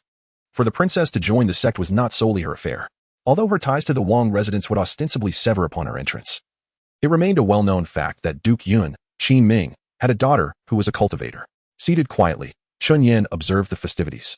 The more jubilant the atmosphere became, the more unsettling it felt to him. It would not be long before all present would meet their demise. Qin Yu sat in silence at the left hand of the main seat, surveying the hall's occupants. Her gaze eventually fell upon Qin Yin, who sat opposite her. Since the arrival of several cultivators from the Kongshan sect that afternoon, she found herself inexplicably drawn to him. His striking appearance was one thing. More compelling was an inexplicable allure that emanated from him. Earlier that day, she had inquired of Li Xiuxiu, discovering his name, Qin Yin, a direct disciple of the sect leader at Kongyuan Mountain, Lin Shifeng. Not long ago, he had merely been an outer courtyard disciple, and rumors surrounded his ascension to the inner sect and his performance in the outer courtyard competition. Now, she struggled to divert her attention from him. Just moments ago, Qin Yin's gaze had swept across her, and for some reason, she felt as though he regarded her as if she were a specter. What an enigmatic individual. Once she entered the sect, she resolved to maintain her distance from such a person. Qin Yu was certainly no love-struck maiden, otherwise. Even if she were by Qin Ming's direct disciple, she could not ascend to the position of chief disciple so swiftly. She merely found his appearance appealing and his demeanor distinct from those around him, which piqued her curiosity, nothing more. Distinguished guests. At that moment, the Duke Yun rose from his seat, signaling the banquet's official commencement. Chapter 54. The unexpected murderer. Qin Yin abstained from consuming anything at the banquet. Even when Prince Yun raised a toast, he merely pretended to lift his cup to his lips, without a single drop crossing his mouth. Nonetheless, he understood that death was inescapable. He merely wished for a bit more time. Given the severity of the poisoning, he anticipated that someone would arrive to handle the aftermath. Qin Yan's objective was to meet this person. None of the attendees at the banquet survived. After everything concluded, the one who would come to clean up the scene would serve as the key to his escape, much like Zhang Xishuan had once been. Although Qin Yin was currently in a position of clarity while his adversaries lurked in the shadows, he knew that upon his next reincarnation, the tables would turn. Beside him, Zhang Fei was engaged in light banter with Li Xiuxiu, though their conversation had significantly altered from the previous cycle. Qin Yin mused that this could be considered a minimal shift in fate. Cough, cough. As the sound of coughing erupted from nearby, Qin Yin's heart skipped a beat. He realized that the moment had finally arrived. The coughs reverberated throughout the hall, yet Qin Yin remained unaffected, observing the chaos unfold before him, confirming that the poison was concealed within the food and drink. One after another, individuals before him began to cough up blood, convulse, collapse, and ultimately perish. Cough, cough. Cough, senior brother Qin. Zhang Fei raised his head, his eyes bloodshot, gasping for breath, struggling to cast a glance at Qin Yin. Rest in peace, Qin Yin murmured softly. Blood trickled from the corners of Zhang Fei's mouth, and his limbs gradually lost strength until his body was devoid of life. In truth, Qin Yin had rather liked the young man, who was polite and energetic. He felt assured delegating tasks to him. You will survive in another life, Qin Yin thought to himself. Eventually, only two individuals remained alive in the hall, Qin Yin and Lu Li. Lu Li gazed at Qin Yin, seated calmly, and then slowly closed his eyes. Was it you? His voice flowed gently, though it bore a hint of frailty, yet his tone remained remarkably tranquil, as if nothing had transpired. Lu Li was indeed an extraordinary person, Qin Yin reflected. It was not I. Qin Yin shook his head. I too wish to know who orchestrated this. I am nearing death. There is no need for deceit, Lu Li replied. I am aware of your impending demise, thus, I do not deceive you, Qin Yin admitted candidly. Are you implying you knew the food and drink would be poisoned? Lu Li inquired. That is one way to put it, Qin Yin responded. Why not disclose this information? Because it is unnecessary, Lu Li lapsed into a brief silence. Is there anything you wish for me to convey to the sect? Perhaps informed by Qin Ming that the talents he favored perished on the same day? Qin Yin asked, his words dripping with sarcasm. Suddenly, Lu Li's aura surged, filling Chun Yin with a sense of danger. With a flicker of his consciousness, a burst of wind energy surged forth from Lu Li, hurtling toward Chun Yin's head. Chun Yin merely tilted his head slightly, evading the attack. Though Lu Li stood at the pinnacle of the martial spring realm, a half-step away from the Sea of Qi, his strength far surpassed that of mid-level martial spring Chen Yin. Yet now, he posed no threat to Chen Yin. Lu Li was merely clinging to life. Sustained by the residual energy of the martial spring realm, Lu Li furrowed his brow, astonished by the revelation. Chun Yin was actually at the martial spring level? At 17, he could compete with the elites of any sect in Qinpingzhou, if not surpass them. Moreover, he had thrived in an outer courtyard, where resources for cultivation were exceedingly scarce. If that is the case, the cause of calamity? Lu Li remarked coolly. Why have you always perceived me as the villain? Chun Yin chuckled bitterly. Indeed, I am in the martial spring realm. Lu Li's body grew increasingly heavy, nearing the end of his strength, his consciousness fading. You have already killed me once. I do not wish to die by your hand again, Chen Yin stated. I cannot kill you, Lu Li replied slowly. I see that. Chen Yin said. Kill me. After a moment of silence, Chen Yin continued. Answer a question, and I shall grant your wish. Gasping for breath, Lu Li could scarcely speak, his energy dwindling. He nodded faintly. Do you know of Songmingda's death? Chen Yin asked. Lu Li shook his head, mustering the last of his strength to raise his gaze. Is his death truly that significant? I do not know. As soon as he finished speaking, Chen Yin raised his hand, pointing a finger at Lu Li's chest. This is how you killed me, Chen Yin murmured softly. Now, we are even. With a compression of energy at his fingertip, he unleashed the empty mountain finger toward Lu Li's chest. The protective energy surrounding Lu Li was as fragile as rice paper, easily pierced by Chun Yin's technique. The energy detonated within Lu Li's chest, creating a gaping wound the size of a fist. This strike robbed Lu Li of his final breath. He was sent crashing into a pillar within the royal hall, motionless thereafter. In his dimming eyes, a flicker of confusion and disbelief lingered. This was the first time Chen Yin had witnessed Lu Li, who once sat majestically on the lectern like a celestial being, in such a pitiful state. His lifeless form resembled that of a wretched stray dog.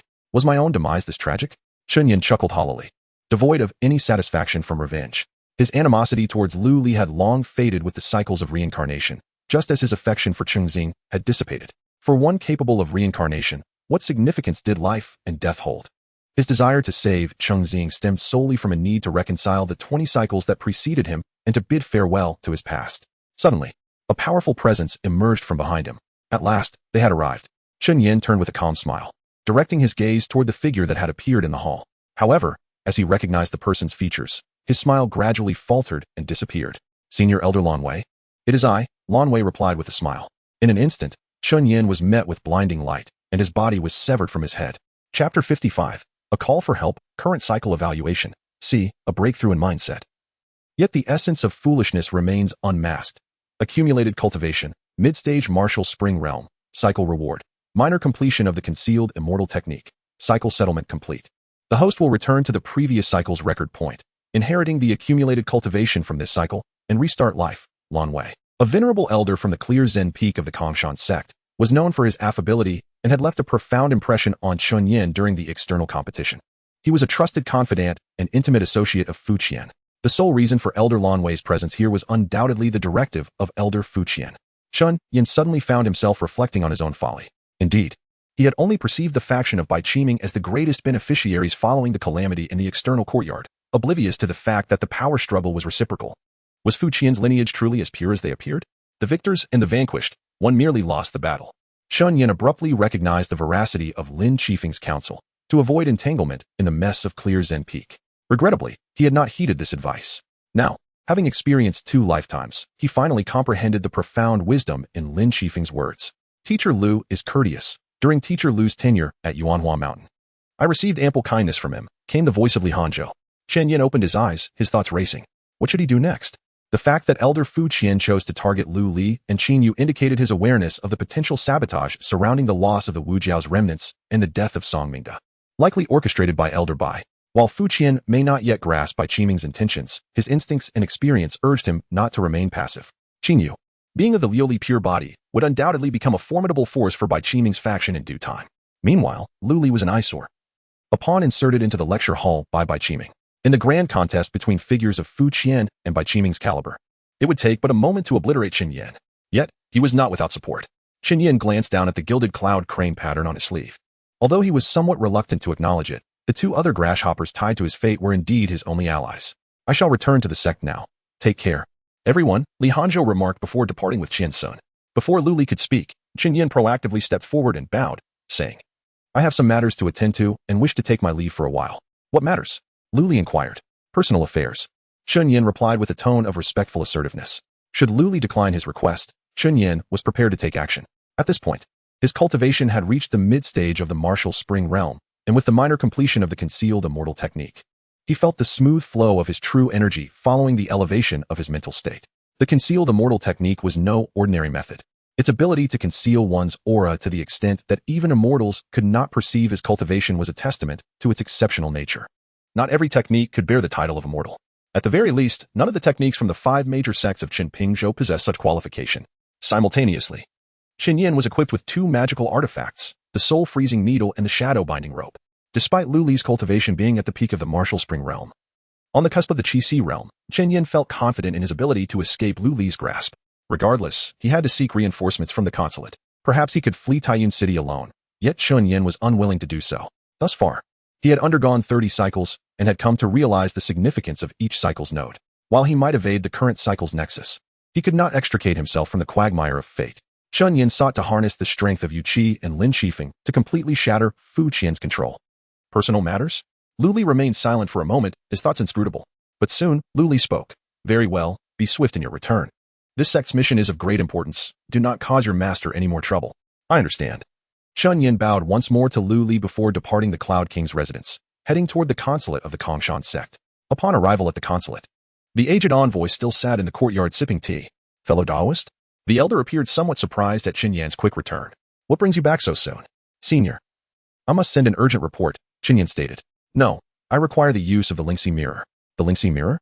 The envoy's expression shifted slightly. The Lingxi mirror was a commonly used artifact in the cultivation world, utilizing spirit stones as a medium to project images and transmit sound across distances.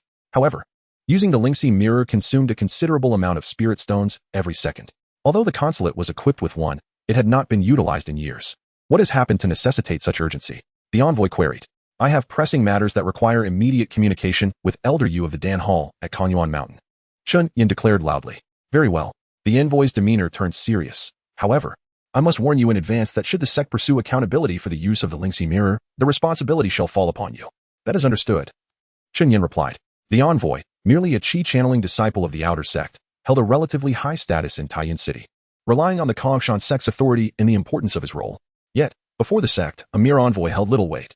Qin Yin, on the other hand, despite Lin Qifeng's current confinement at the back cliff of Kanyuan Mountain, remained a direct disciple of the sect leader, granting him significant standing within the sect.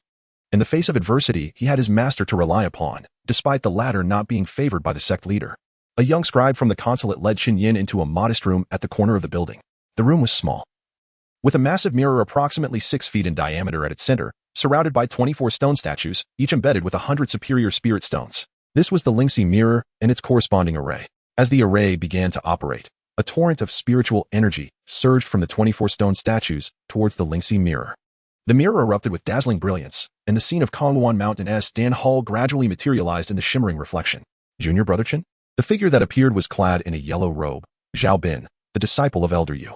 Senior Brother Zhao, I have urgent matters to report to Master Yu. Qin Yin stated. What matters? Zhao Bin asked. There has been upheaval at the Cloud King's residence and changes at Clearzen Peak. I implore Master Yu for assistance. Chapter 56. Breaking the deadlock in the Grand Hall of the Cloud King's residence. Qin Yin found himself seated for the 3rd time. Dishes were being presented to him in a sequence identical to the previous 2 occasions. The annihilation of the Cloud King's household was a sensational event for the kingdom of Qingke. Elder Lan Wei, a practitioner of the 5th realm, could easily obliterate the Cloud King's residence as one might slaughter a chicken or a dog. Yet, he was constrained from doing so. The kingdom of Qingke was subordinate to the Kongshan sect, which had established consular offices across various cities within the kingdom, granting priority to the sect's practitioners in nearly all matters.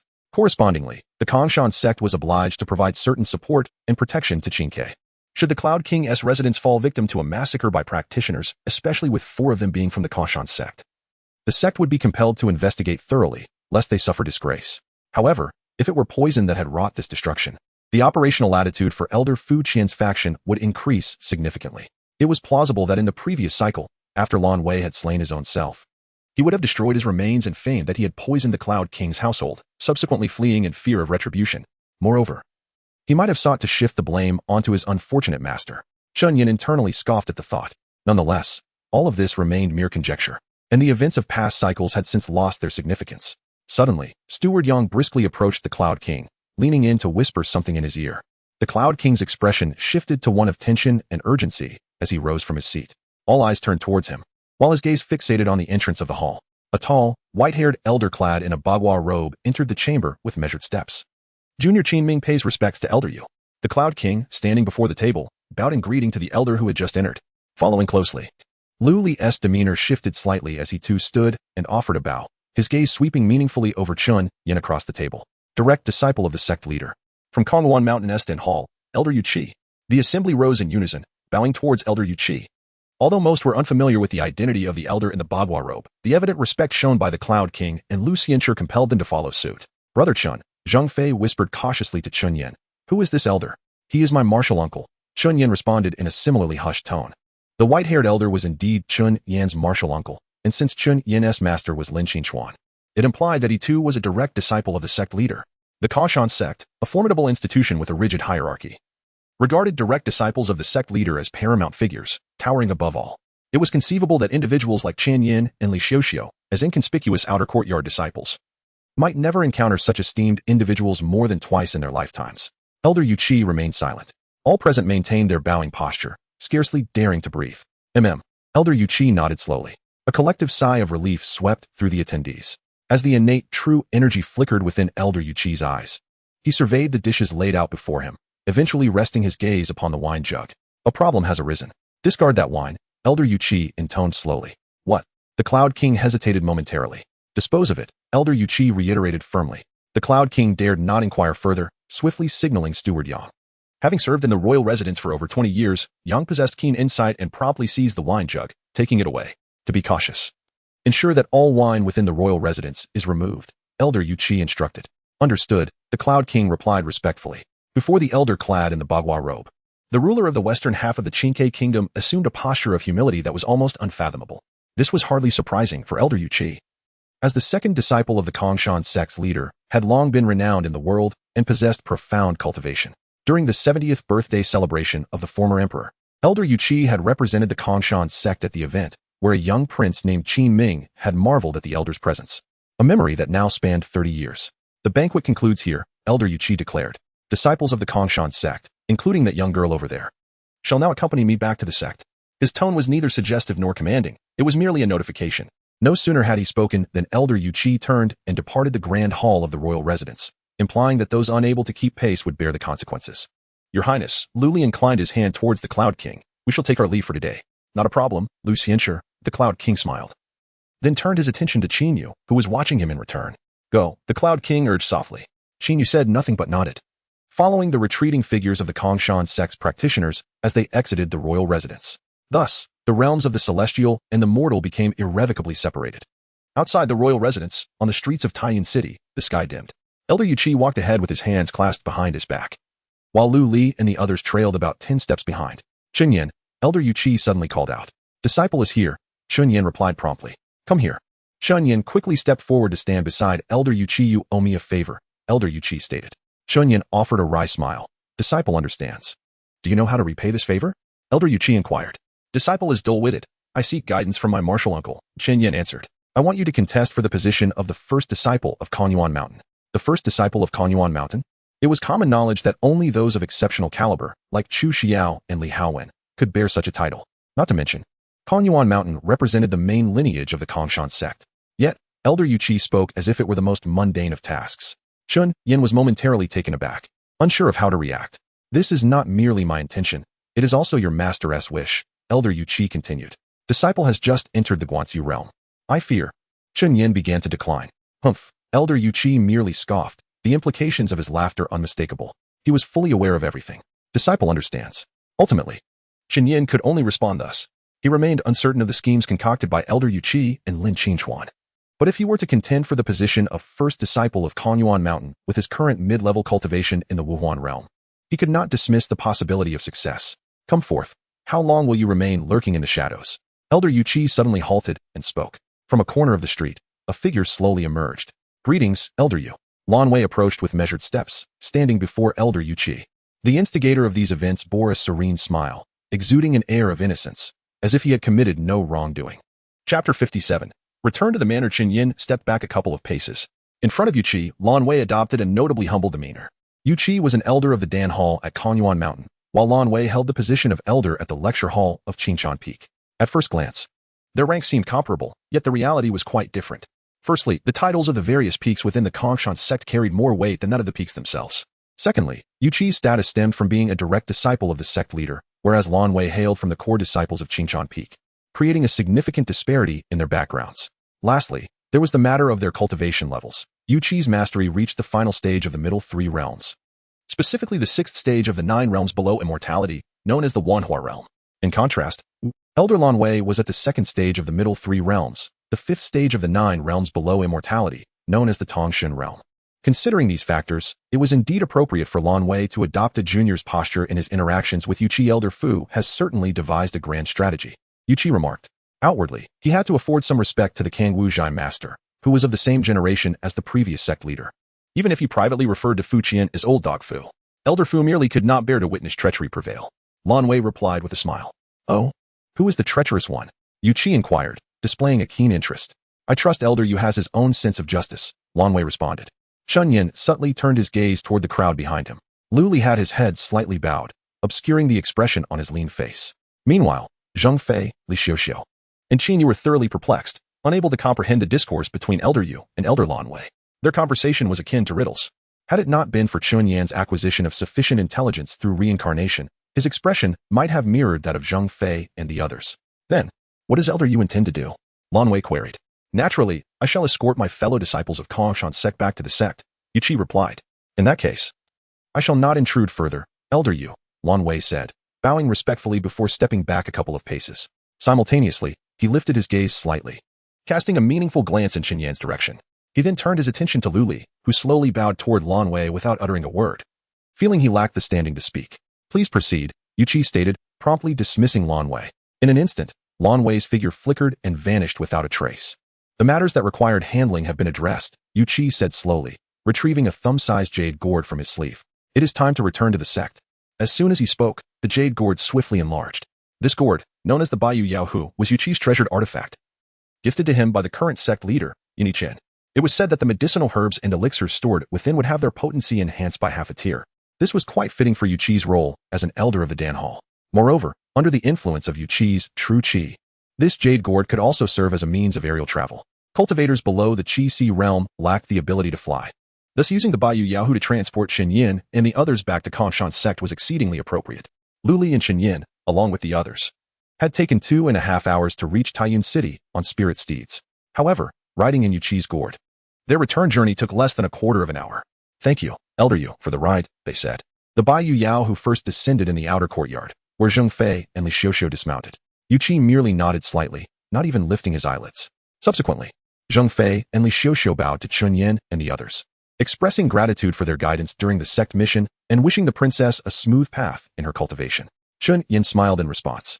Thereafter, Yu Qi flew toward Qingshan Peak, pausing only at the entrance of the mountain. Thank you, Elder Yu, for the ride, Lu Li expressed, his voice calm and gentle. Qin Yu, following suit, mimicked the bow but remained silent, feeling uncertain about the rules of the immortal world and preferring to err on the side of caution. You should take the young lady to meet Elder by now, Yu Qi instructed Lu Li, then turned his gaze to Qin Yu, offering an appreciative look. With your pure physique, your future achievements on the path of immortality may surpass those of Chu Shiyao. Qin Yu remained silent, continuously bowing toward Elder Yu. Who is Chu Shiyao? She wondered, unaware of the significance. However, she was conscious of her unique physique, which was highly suited for cultivation, prompting the venerable elder of the Xing Tian men to seek her as a disciple. She recalled her sister Xiuxiu's words during their stroll in the Wangfu. Among cultivators, there are distinctions of rank. Born a princess, she was fortunate to possess a pure physique, becoming a favored disciple of the elders upon embarking on her path. Frankly, she felt grateful or perhaps fortunate about her background and talents. Little did she realize that had her experiences mirrored those of Li Xiuxiu, she might have been utterly lost. At this point, only Elder Yu and Chun Yin remained with the jade gourd. How did you come to know of the impending troubles at the Yun Wangfu? Yu Qi inquired. I had some correspondence with Elder Fu Qian recently and learned of it by chance, Chun Yin replied. Old dog Fu, Yu Qi scoffed, continuing. How dare he attempt to poison the mundane disciples? Such inhumanity. Yu Qi had long been aware of the significant internal conflict within Qingshan Peak, a volatile clash between the Zhongfa and Suwu factions that had escalated beyond reconciliation. However, no one anticipated that it would devolve into outright bloodshed. Everyone understood Elder Fu Qian's character was shrouded in darkness and decisiveness, but few realized that Elder Bai Qiming might be orchestrating an even grander scheme. The calamity looming 2 years hence was likely intricately linked to the Zhongfa of Qingshan. Yet, Chen Yan lacked the decisive evidence needed to substantiate this theory. The items left behind by Song Mingda in the immortal gambling house of Taiyuan City were likely crucial clues. However, obtaining those items would necessitate Elder Fu Qian's token. With this thought, Chen Yan couldn't help but sigh. The situation was indeed far more complicated than he had initially imagined. Chapter 58. The schemes of Fu Qian. Another week has slipped by. During this time, Chen Yan has remained remarkably restrained. Although he remains oblivious to Elder Fu Qian's perspective on Yu Qi's sudden appearance in Taiyuan City and his subsequent return of Qin Yu to the sect, it is evident that Fu Qian could surmise, even with his toes, that this matter inevitably involves Chen Yan. The records at the consulate must contain details regarding Chen Yan's utilization of the Lingxi mirror, and a simple inquiry would reveal the truth. Yu Qi has not divulged to Chen Yan the reasons for his elevation to the position of chief of Kongduan Mountain, nor has he elucidated the means by which one might attain such a status. Strangely, Yu Qi seems remarkably unperturbed, as if Chen Yan's ascension to the role of chief is merely a matter of his will. However, can Elder Yu truly wield such overwhelming influence? The answer, of course, is negative.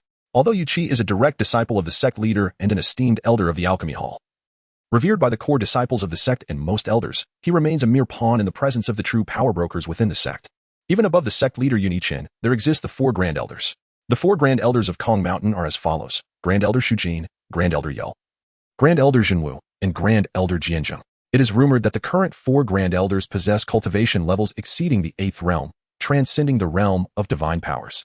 Today, the Grand Elder Shujin has even attained the 9th realm, the harmonization realm. These Grand Elders typically remain aloof from worldly affairs, serving mainly to supervise the sect and intervene only during times of turmoil. In addition to these 4, there exists a cadre of approximately 30 other Grand Elders within Kong Mountain, devoid of any real authority. All of these elders possess cultivation levels above the 7th realm. That is, above the unification realm. These reclusive elders are the true foundation of Kong Mountain as one of the 5 major sects of Qinping continent. When Chen Yan was merely a peripheral disciple of the outer court, he was unaware of the broader landscape. At that time, he even regarded an outer court steward as a figure of considerable significance. It was only upon his entry into reincarnation and his subsequent status as a disciple of Kongduan Mountain that he comprehended the narrowness of his previous worldview. Lin Shifeng continues to reflect in solitude on the back cliff. According to Elder Yu Qi, sect leader Yun harbors no intention of releasing him. Allowing that rebellious disciple to languish on the cliff is, in a sense, a form of merit for the sect, as stated by Elder Yu. It appears that Chen Yan's benefactor is indeed not favored by the sect leader. Chen Yan pushed open the door to his abode, gazing out at the ethereal mists that drift across the courtyard of Kongyuan Mountain. Today is the day. At Qingshan Peak, in the Kangwu Pavilion, Fu Qian sat in contemplation before the chessboard, his gaze fixed on the yet undecided game. 3 hours prior, the law elder Bai Qiming had visited him. Fu Qian, the eldest among the 4 current elders of Qingshan Peak, holds the longest tenure, while Bai Qiming, the youngest, possesses the least experience. The other 3 elders of Qingshan Peak are now of Fu Qian's disciple generation. However, Fu Qian does not appear aged, though his temples are graced with silver. Most of his hair retains its dark hue. Before Bai Qiming ascended to the position of law elder, he frequently visited Fu Qian, who had held the post of law elder for over 2 centuries. Even after Bai Qiming assumed his role as the second-in-command of Qingshan Peak, this habit persisted. Each visit would find them engaged in chess. Initially, Bai Qiming's skills were rather rudimentary. Despite his evident talent, his aggressive tactics were too transparent, rendering him no match for Fu Qian. Yet, unbeknownst to them both, Bai Qiming's prowess gradually sharpened. His manner of addressing Fu Qian subtly evolved from uncle master to senior, and finally to elder Fu. Bai Qiming has now reached the realm of Wanweijing. On this occasion, Bai Qiming remained in Kangwu Pavilion for just over an hour. As they played chess, they discussed various recent events within the Qinping continent's cultivation community. Eventually, Bai Qiming abruptly conceded. Time grows short. I must check on the progress of my disciple's training. The one with the pure, glazed body, the princess? Fu Qian inquired. Precisely. Bai Qiming responded with a smile. Fu Qian nodded, choosing silence as he allowed Bai Qiming to depart from the Kangwu Pavilion. They had traversed all significant events occurring within the sect recently, yet the matter of Elder Yu Qi's visit to Taiyuan City a week ago remained unspoken, a tacit understanding between them. After Bai Qiming's departure, Fu Qian lingered before the chessboard for over an hour. Regardless of the strategies he devised, it became evident that he alone would emerge as the inevitable loser. Fu Qian first shook his head in resignation, but then his gaze hardened with a hint of severity. Elder Fu, a disciple, entered the Kangwu pavilion, bowing respectfully. There is a disciple from Kongyuan Mountain seeking an audience. He claims his name is Chun Yan. Let him enter. Elder Fu replied calmly. Soon, a strikingly handsome youth stepped into the Kangwu pavilion, standing before the cold pond in the courtyard, bowing to Elder Fu. Disciple Chun Yan pays his respects to Elder Fu. I did not expect you to dare come to see me, Elder Fu remarked, a playful glint in his eyes. Why would I not? Chun Yan replied. I have diligently remembered the task entrusted to me by Elder Fu. I have come specifically to report back. Had I known this would unfold, I should have refrained from sending someone to introduce you to Lin Qifeng. Elder Fu chuckled, though his demeanor bore no trace of mirth. Perhaps I should have first instructed Zhang Xishuan to eliminate you instead. Elder Fu jested. Chun Yan maintained a demeanor of fearless defiance. Surely, Elder Fu is not uninterested in discovering the identity of the individual who killed Steward Song? Why do you presume I am unaware? Elder Fu retorted. He was well aware of who had slain Song Mingda, for he had previously recruited Song Mingda to gather incriminating evidence against Bai Qiming's disciples. Those who sought to silence Song Mingda were undoubtedly Bai Qiming's own.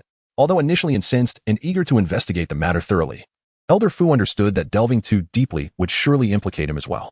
Thus, he resolved to let the issue rest. After all, Song Mingda was merely an outer court steward. What substantial information could he possibly uncover? However, the emergence of Zhang Xishuan radically altered his perspective. Bai Qiming's faction had covertly infiltrated the outer court with a Qi realm cultivator, who had been embedded for 2 decades. What was their true intention? Chapter 59. Extortion to implant a covert agent within the outer sect of the clan, lying dormant for 2 decades at the Qi level, is far from a trivial undertaking. Whether it involves fabricating a background or concealing one's cultivation, both are exceedingly challenging tasks. Bai Qiming's influence within the sect may run deeper than he has anticipated. Fu Qian, now over 600 years of age, remains the sole practitioner of his generation still active in the front line of the sect, holding power among the peaks. The other surviving cultivators of the Kongshan sect from his era have all reached the godly understanding realm or higher. Typically, the sect does not allow any single cultivator to retain substantial power for too long, as it can lead to complications. After centuries of intricate scheming, Fu Qian has woven an elaborate web of connections within the sect. Even the current sword elder of the Qichen Peak, Chu Chen, is nearly inextricably linked to Fu Qian. In truth, Fu Qian has performed admirably in his role as the elder of Qichen Peak, adhering to his duties with integrity. This is precisely why the sect has permitted him to maintain authority for so long. It is only when challengers arise to contest his dominance that Fu Qian reveals his true ferocity. Yet, even a cunning strategist like Fu Qian is taken aback by the audacity of Bai Qiming. What truly astonishes him is that Bai Qiming, due to the affair concerning Song Mingda, has exposed this hidden agent, dormant for 2 decades. This revelation suggests 2 possibilities. Either Bai Qiming has embedded numerous agents within the sect, far beyond just Zhang Xishuan, or the matter unearthed by Song Mingda is of such paramount importance to the Qichen lineage that it necessitates silencing him. Moreover, when he reflects upon the loss of the Wu Jiao's remnant soul, Fu Qian ultimately resolves to take action against the Qichen orthodox lineage. Individuals like Chu Xiao, who have the potential to break through to the Qi realm before the age of 20, are rare gems, difficult to encounter. Among the contemporary disciples of the Kongshan sect, only Li Haowen from the Yuanhua mountain can rival her. Hence, Chu Xiao standing atop Qichen Peak is seemingly unassailable. However, a recent figure has emerged in Taiyuan City, Qin Yu, who possesses a pure Liuli body, marking her as a rival talent to Chu Xiao. Fu Qiming is acutely aware of Bai Qiming's intentions to take Qin Yu as his apprentice. Thus, before the 2 sides fully confront each other, Fu Qian plans to act decisively, removing this potential pawn from Bai Qiming's faction. Nevertheless, Fu Qian's plans falter due to the presence of a young man clad in the robes of Kongyuan Mountain, standing before the Han Tan of Kangwuzhai. He finds himself wishing to cast this brash youth into the frigid waters before him. You claim to have come to report back. What have you discovered? Fu Qian inquires. I have only some leads, but nothing concrete as of yet, Chen Yan replies. Then what is your purpose here? Fu Qian scoffs. I seek to borrow something from Elder Fu. Borrow what? The Qingchan Suwu order. Suddenly, a fleeting shadow darts towards Chen Yan, who hastily raises his hand to catch it. Gazing at the jade tablet inscribed with the 4 characters of Qingchan Suwu, Chen Yan is momentarily taken aback. He had not anticipated acquiring Fu Qian's token so effortlessly, having assumed he would need to engage in further negotiations. Take it, Fu Qian states simply. What you desired is now in your possession. Should you fail to uncover the truth, you shall bear the consequences. I understand, Master, Chen Yan responds, bowing as he stows the weighty token away. The Qingchan Suwu order possesses a markedly different heft compared to that of his master's external authority. Upon receiving the Qingchan Suwu order from Fu Qian, Chen Yan departs from Kangwuzhai. If he were to assess Fu Qian, he would describe him as decisive and profoundly astute. The next crucial task is to make another visit to the celestial gambling den in Taiyuan City. Chen Yan aims to uncover what Song Mingda discovered that led to his silencing. He is convinced that these matters are intrinsically linked to the calamity looming over 2 years hence. According to regulations, disciples at the Qi cultivation stage must provide sufficient justification to descend the mountain. Taking on a sect mission serves as the most suitable rationale. Many disciples at this level seek to undertake simple sect tasks from the Shanggong Hall to facilitate their descent. However, failure to complete these tasks can result in penalties, such as confinement or a reduction in the allocation of cultivation resources. In severe cases, one might even find themselves blacklisted by the Shanggong Hall. Disciples at the Martial Spring realm and above face no such restrictions when leaving the mountain. Presently, Chen Yan's apparent cultivation level remains at the early Qi cultivation stage. He intends to elevate his visible prowess to the pinnacle of this stage within 6 months, a pace that is already quite astonishing. However, with the endorsement of his master, Yue Bai, Chen Yan is not overly concerned about drawing undue attention. On this occasion, Chen Yan does not need to undertake a sect task to leave Kongshan's sect, as he holds the Qingquan Suwu order. With such a prestigious token in hand, he can traverse the sect with ease, save for a few restricted areas. Upon exiting the Kongshan sect and arriving at the equine rental shop established by the External Affairs Hall, Chen Yan discreetly changes into ordinary attire, trading his Kongyuan mountain robes for garments common in the secular dynasty. The rationale behind his disguise is straightforward. On his previous visit to the celestial gambling den in Taiyuan City, his identity as a disciple of Kongyuan Mountain was overly conspicuous. Wearing inconspicuous clothing would prove far more convenient. As he departs the Kongshan sect in the afternoon, he arrives at the city gates of Taiyuan just as the sun sinks behind the mountains. Riding a spirit steed, Chen Yan makes his way toward the city gates. The spirit steed bears little difference from a common horse, save for its more lustrous coat, larger stature, and greater strength. Dressed in ordinary attire rather than celestial robes, and aided by the hidden immortal technique to obscure his aura, Chen Yan appears nearly indistinguishable from an ordinary person. Hold! A guard wielding a spear halts Chen Yan just as he is about to cross the threshold of the city gates. What is it? Chen Yan reins in his steed, looking down to inquire. The guard, appearing rather youthful, raises his head to scrutinize the rider. Young master, he begins, rubbing the calloused fingers of his hand against the copper nails on his spear's handle. According to the laws of Taiyuan City, anyone entering after sunset must pay an additional security tax. Security tax? Chen Yan furrows his brow. But it is not yet sunset. Is that so? The guard replies, incredulous, glancing up at the horizon. His tone shifts to one laced with menace.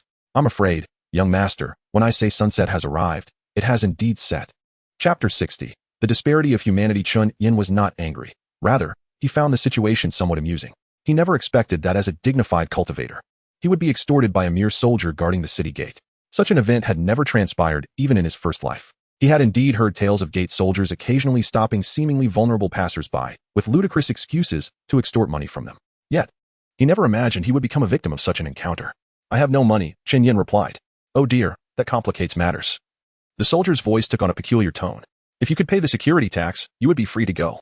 However, if you cannot pay, you will have to register at the magistrate's office, and who knows when you'll be released. How much? Chen Yan inquired with a smile. 2 taels of silver. But I have no money. Then you must dismount. The young soldier's expression grew even more grim.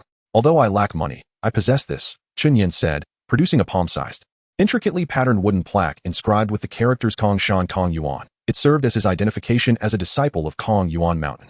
The soldier leaned in closer, squinting at the plaque, and suddenly recalled something. I can't read. Such audacity was truly remarkable. Chen Yan sighed, contemplating how to further tease this Na'vi soldier when, unexpectedly, the sound of clashing armor approached from a distance. Another soldier rushed in, delivering a swift kick to the Na'vi soldier who had attempted to extort Chen Yan. You wretched fool. The Na'vi soldier was sent sprawling to the ground, dazedly looking up at the other soldier. Sergeant Wu? The soldier, referred to as Sergeant Wu, ignored him and hastily bowed an apology to Chen Yan.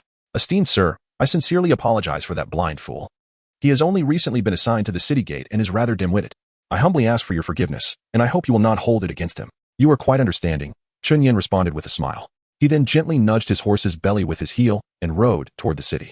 Sergeant Wu maintained his bowing posture until Chen Yan had completely departed. Sergeant Wu approached the Na'vi soldier, lifting his foot to deliver another kick. Have you lost your senses? What kind of person do you dare to stop?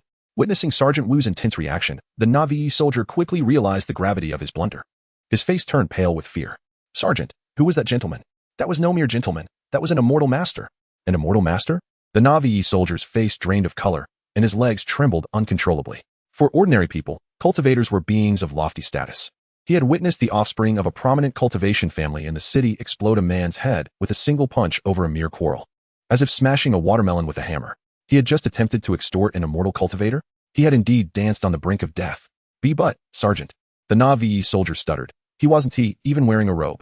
Who said an immortal master must on a robe? Sergeant Wu smacked the back of the young soldier's head. Does your mother's apron have to be red? Next time, use your wits. Today, you were fortunate that the immortal master was kind-hearted. If you encounter someone with a temper, a single slap could shatter you. I understand, Sergeant, the young soldier mumbled, picking up his spear and resuming his post. It seemed he would think twice before attempting any further extortion. Chun Yin guided his horse toward the direction of the Immortal House's gambling den. Taiyuan City, being the largest city in the western region of the Qingke Kingdom, had no curfew, and the night market thrived with activity. Vendors were just setting up their stalls along the streets at this hour. As Chun Yin rode his magnificent steed through the streets, he naturally attracted attention. Many citizens turned to gaze at him, their expressions a mix of curiosity, envy, and jealousy. Yet, compared to the time he had entered the city clad in the robe of Kongshan's sect, their emotion seemed somewhat diminished. What was it? After pondering for a moment, Chun Yin suddenly realized fear. Ordinary people harbored a deep-seated fear of cultivators, not merely out of respect for their formidable power, but because cultivators seemed like otherworldly beings. Despite having once been ordinary themselves, they now appeared distinct. 2 eyes, a nose, a mouth. Yet this disparity reflected a fundamental divide between the mundane and the divine. As Chun Yin mused, his steed trotted steadily along the street until they arrived at the entrance of the Immortal House's gambling den. The establishment operated round the clock, open for 12 hours a day. This was quite normal, as body-refining cultivators could remain vigorous even after 3 days without sleep, while chi-conducting cultivators could go for half a month without rest. The doorman at the gambling den that night was different from the one Chun Yin had encountered previously. Dismounting, he led his horse toward the grand entrance. The doorman, noticing the plainly dressed Chun Yin, scrutinized him closely. Esteemed Immortal Master, I apologize for my lack of discernment. This must be your first visit to the Immortal House in Taiyuan City? Indeed, it is my first visit, Chun Yin replied. Kongshan sect truly lives up to its reputation as one of the 5 major sects of Qingping continent. The treatment one receives while wearing the robe of Kongshan sect is entirely different from that of a commoner. Chun Yin reflected inwardly. Then you have come to the right place. This is the finest gambling den within 1,000 miles, especially with the backing of the immortal masters from Kongshan sect. Business must be quite prosperous. The doorman spoke with enthusiasm, then lowered his voice, adopting a troubled expression. However, I must ask for your understanding, esteemed immortal master. We have quite a few rules here, and you must first verify your funds. That is acceptable, Chun Yin said, producing a small pouch and slightly opening it to reveal a few high-quality spirit stones. Ah, how wonderful. My apologies. I'm merely doing my duty, the doorman said, taking Chun Yin's reins and leading the horse to the side stable. Esteemed master, please feel free to enter. Someone will attend to you. I will ensure your horse is well taken care of with the finest spirit rice stalks. Enjoy your time here. As Chun Yin watched the doorman's retreating figure, he could not help but recall the Na'vi soldier from earlier at the city gate. The disparity between people. Chun Yin sighed, placing his hands behind his back as he slowly walked into the gambling den. Chapter 61. The Relics of Steward Song. This was not Chun Yin's first visit to this place. The cacophony of shouts from the outer area surged towards him. The sound of dice clattering against the bottom of a porcelain bowl, mingling with the jingling of spirit stones being pocketed, reminiscent of a myriad of venomous insects crawling on his eardrums. What game does this immortal master wish to play? As Chun Yin stepped past the screen that separated the gambling den from the entrance, a servant quickly approached him, his smile creased with fine lines resembling crumpled paper. After returning to the sect from Taiyuan City, Chun Yin had overheard other disciples recounting tales from within the gambling den. He knew that the servant who immediately clung to newcomers was called a guide mouse, also referred to as a mouse by gamblers. For solitary patrons like Chun Yin, the gambling den's mice were often the most enthusiastic. The attitude of the gambling den staff must be proper, partly because solitary gamblers were seen as prime targets for exploitation. I'm looking for someone, Chun Yin stated. Who does the immortal master wish to find? Ding, the steward. Upon hearing the name, the mouse's expression shifted slightly before quickly returning to normal. I wonder who the immortal master is. Chun Yin scanned his surroundings, ensuring no one was paying attention to his actions. He then retrieved the wooden token from his robe, brushing his fingertip over the 4 carved characters Kongshan Kong Yuan. Kong, the inner sect of Kongshan. The mouse stammered slightly. His reaction was understandable, as Kongshan sect loomed over Taiyuan City like a great mountain. Both the Cloud King and the City Lord had to bow their heads before the sect's emissary, who was merely an ordinary outer sect disciple. In fact, disciples of Kongshan's sect were relatively common, often seen within the gambling den's inner and outer areas. The mouse's astonishment stemmed from this seemingly unremarkable figure, who suddenly produced a token of an inner sect disciple from Kongshan. He began to reflect on whether he had inadvertently offended the significant individual. Go inform Steward Ding that I am looking for him, and do not speak of this to anyone else. Or else. Chun Yin retracted the token with a flick of his wrist, casting a casual glance at the servant.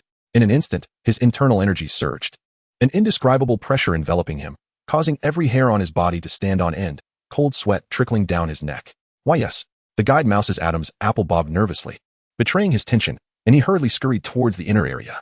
Watching him flee, Chen Yin exhaled softly. Despite his relatively insignificant status compared to the formidable figures he often interacted with in the sect, to an ordinary person, merely releasing a hint of his true energy allowed him to dominate the realm. Approximately half a stick of incense later, the woman he had seen on a previous occasion, dressed in a gauzy gown, with an alluring visage and a tall, graceful frame, strolled up to him. Apologies for keeping you waiting. Fellow Taoist, please, follow me. Her demeanor was refreshingly efficient. Chen Yin said little and merely followed her once more to the private room. The woman pushed open the door and bowed her head respectfully towards Chen Yin as she stepped aside. Upon entering the room, Steward Ding reclined in a grand chair behind the table, casually chewing on a blade of grass. He straightened up only after Chen Yin walked in. Are you not worried about uprooting the potted plant on your table? Chen Yin remarked. Ding cast a sidelong glance at the plant and chuckled, spitting out the grass. If it gets uprooted, I'll simply have someone replace it. Now, may I have the items entrusted to you by Steward Song? Chen Yin produced a jade token inscribed with the words Qing Chan Su Wu. Of course. Ding smiled at the token, saying, I truly wonder who you are. As a disciple of Kong Yuan Mountain, to possess Elder Fu's token. Are you curious about the internal affairs of Kongshan sect? Chen Yin inquired. Goodness, I would never dare. Please, do not place such a heavy accusation on me. Ding hastily replied, waving his hands. A large emerald on his thumb glittered as he gestured. No matter how many times he looked at this slick, well-dressed steward of the gambling den, Chen Yin struggled to reconcile him with the rough, bearded man wielding a large blade he would become over 2 years later. Yet they were indeed the same person. In other words, having finally returned this hot potato, I can breathe a sigh of relief. Ding retrieved a palm-sized box from a hidden compartment in the side wall and handed it to Chen Yin. This is what Steward Song entrusted me to keep for him. He mentioned that only Elder Fu Qian from Qingchan Peak, or someone bearing the Qingchan Suwu token, or Steward Song himself, could retrieve it. Chen Yin gazed at the box in his hands. It was surprisingly light. Inside lay the message that Steward Song, even at the cost of his life, wished to convey. If you knew this was a hot potato, why take it? Chen Yin asked. Ding chuckled. I am but a mere wandering cultivator. The reason I have achieved my current position is solely due to a sense of righteousness. Oh, a fine sense of righteousness indeed. Has anyone else inquired about this matter? Chen Yin continued. No, you are the only one, Ding replied. That made sense. In most cases, few would suspect that Song Mingo would entrust such a significant item to a steward of a gambling den. If it weren't for Sun Lu stumbling upon the information, Chen Yin would never have considered this place. However, Chen Yin could not afford to let down his guard. Since the incident involving Song Mingda, he had been under watch. The appearance of Zhang Shishuan at the outer sect competition was the best evidence of that. Was there truly no one watching him now? Chen Yin could not guarantee that his 2 visits to the gambling den had not attracted attention. In the current situation, remaining outside could lead to imminent danger. But what if he could first examine the contents of the list? Chen Yin pondered to himself. Chapter 62, An Anticipated Ambush Intelligence. Chen Yin is acutely aware of the significance of intelligence. Throughout his endeavors, he has always operated in the open while his adversaries lurked in the shadows. Consequently, he often finds himself constrained and inexplicably meets his demise. In his earlier days, Chen Yin was a lackluster talent, idling away his time in the outer courtyard, never perceiving the world as particularly perilous. Occasionally, he would receive simple tasks from the disciples of the outer courtyard's consuls or stewards, which required only a modest amount of time to complete. Beyond that, he could simply lounge about. That was, of course, except for the calamity that befell the outer courtyard. However, as Chen Yin began to associate with the prominent figures within the sect and gradually discern the underlying truths, he struggled increasingly, only to find the world more shrouded in darkness. The tranquility he once knew was merely a superficial illusion. The true realm of cultivation is merciless. Chen Yin understood what he needed to do. He exited the steward Ding's quarters and sought a secluded corner within the gaming hall. The box in his hand bore a layer of restriction imposed by Steward Song's vital energy. This could very well be the last remnant of his essence left in this world. Chen Yin circulated his vital energy, effortlessly dispelling that layer of restriction. Upon opening the box, he discovered only a folded piece of paper. As he unfolded it, he found it inscribed with the names of 13 individuals, written in a meticulous hand. Just 13 names. Pei Qingshan, Zheng He, Qi Guanjin, Shuexiao, He Fu Ren, Zhang Xishan, Hua Ling. This posed a dilemma. Chen Yin furrowed his brow.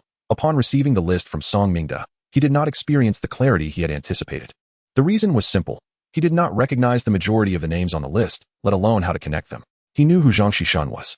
Another familiar name caught his attention. Shuexiao, the steward of the outer courtyard's martial arts arena and an acting elder of the outer courtyard. Could it be that these 13 individuals were all agents placed by Bai Qiming within the various peaks of the Kongshan sect? The current acting elder of the outer courtyard is an agent of Bai Qiming? Such conclusions are premature. Chen Yin could only surmise that the names inscribed on this list share some commonality. Most likely, they are all agents of Bai Qiming. After reviewing the names several times, Chen Yin committed them all to memory before folding the paper and tucking it away within his clothing. It was time to return to the sect. He stepped out of the gaming hall and waved to the doorman stationed at the entrance. Master Immortal? The doorman hesitated upon seeing Chen Yin emerge, surprised that he had exited the gaming hall so swiftly. Bring the horse, Chen Yin instructed. Of course, I shall fetch it immediately. The doorman moved swiftly toward the nearby stable and soon led Chen Yan's horse over, without asking any further questions or making unnecessary comments. Chen Yin mounted the horse and set off toward the outskirts of the city. The journey from Taiyan City back to Kongshan Sect spanned over 800 li and would require 2.5 hours to complete. If he had been targeted from the outset, it was likely that someone would attempt to ambush him on his return journey. Just as they had orchestrated the death of Song Mingda, Chen Yin was prepared to face death. It would be ideal to bring Song Mingda's list back to the sect, but even if he could not, he had already gleaned the intelligence that Song Mingda had concealed. On a cloudy night devoid of moonlight, the trees along the roadside blurred past him. The only sounds that reached Chen Yan's ears were the wind, the pounding of hooves, and the horse's rapid breaths. Pei Qingshan, Zheng He, Shi Guanjin. Every so often, Chen Yin would silently recite the names from the list in his mind to reinforce his memory. Shuexiu He Fu Ren. Suddenly, out of the corner of his eye, Chen Yin noticed a shadow darting swiftly past the trees. What was meant to come would inevitably arrive. He summoned the vital energy from his martial well, filling his meridians in readiness for confrontation. The horse beneath him let out a shrill whinny, evidently startled. In the next instant, a blade flashed before Chen Yin, aimed directly at his neck. He swiftly raised his arm to block with his forearm. At the moment the blade was about to graze his skin, Chen Yan's protective vital energy erupted from the meridians in his arm.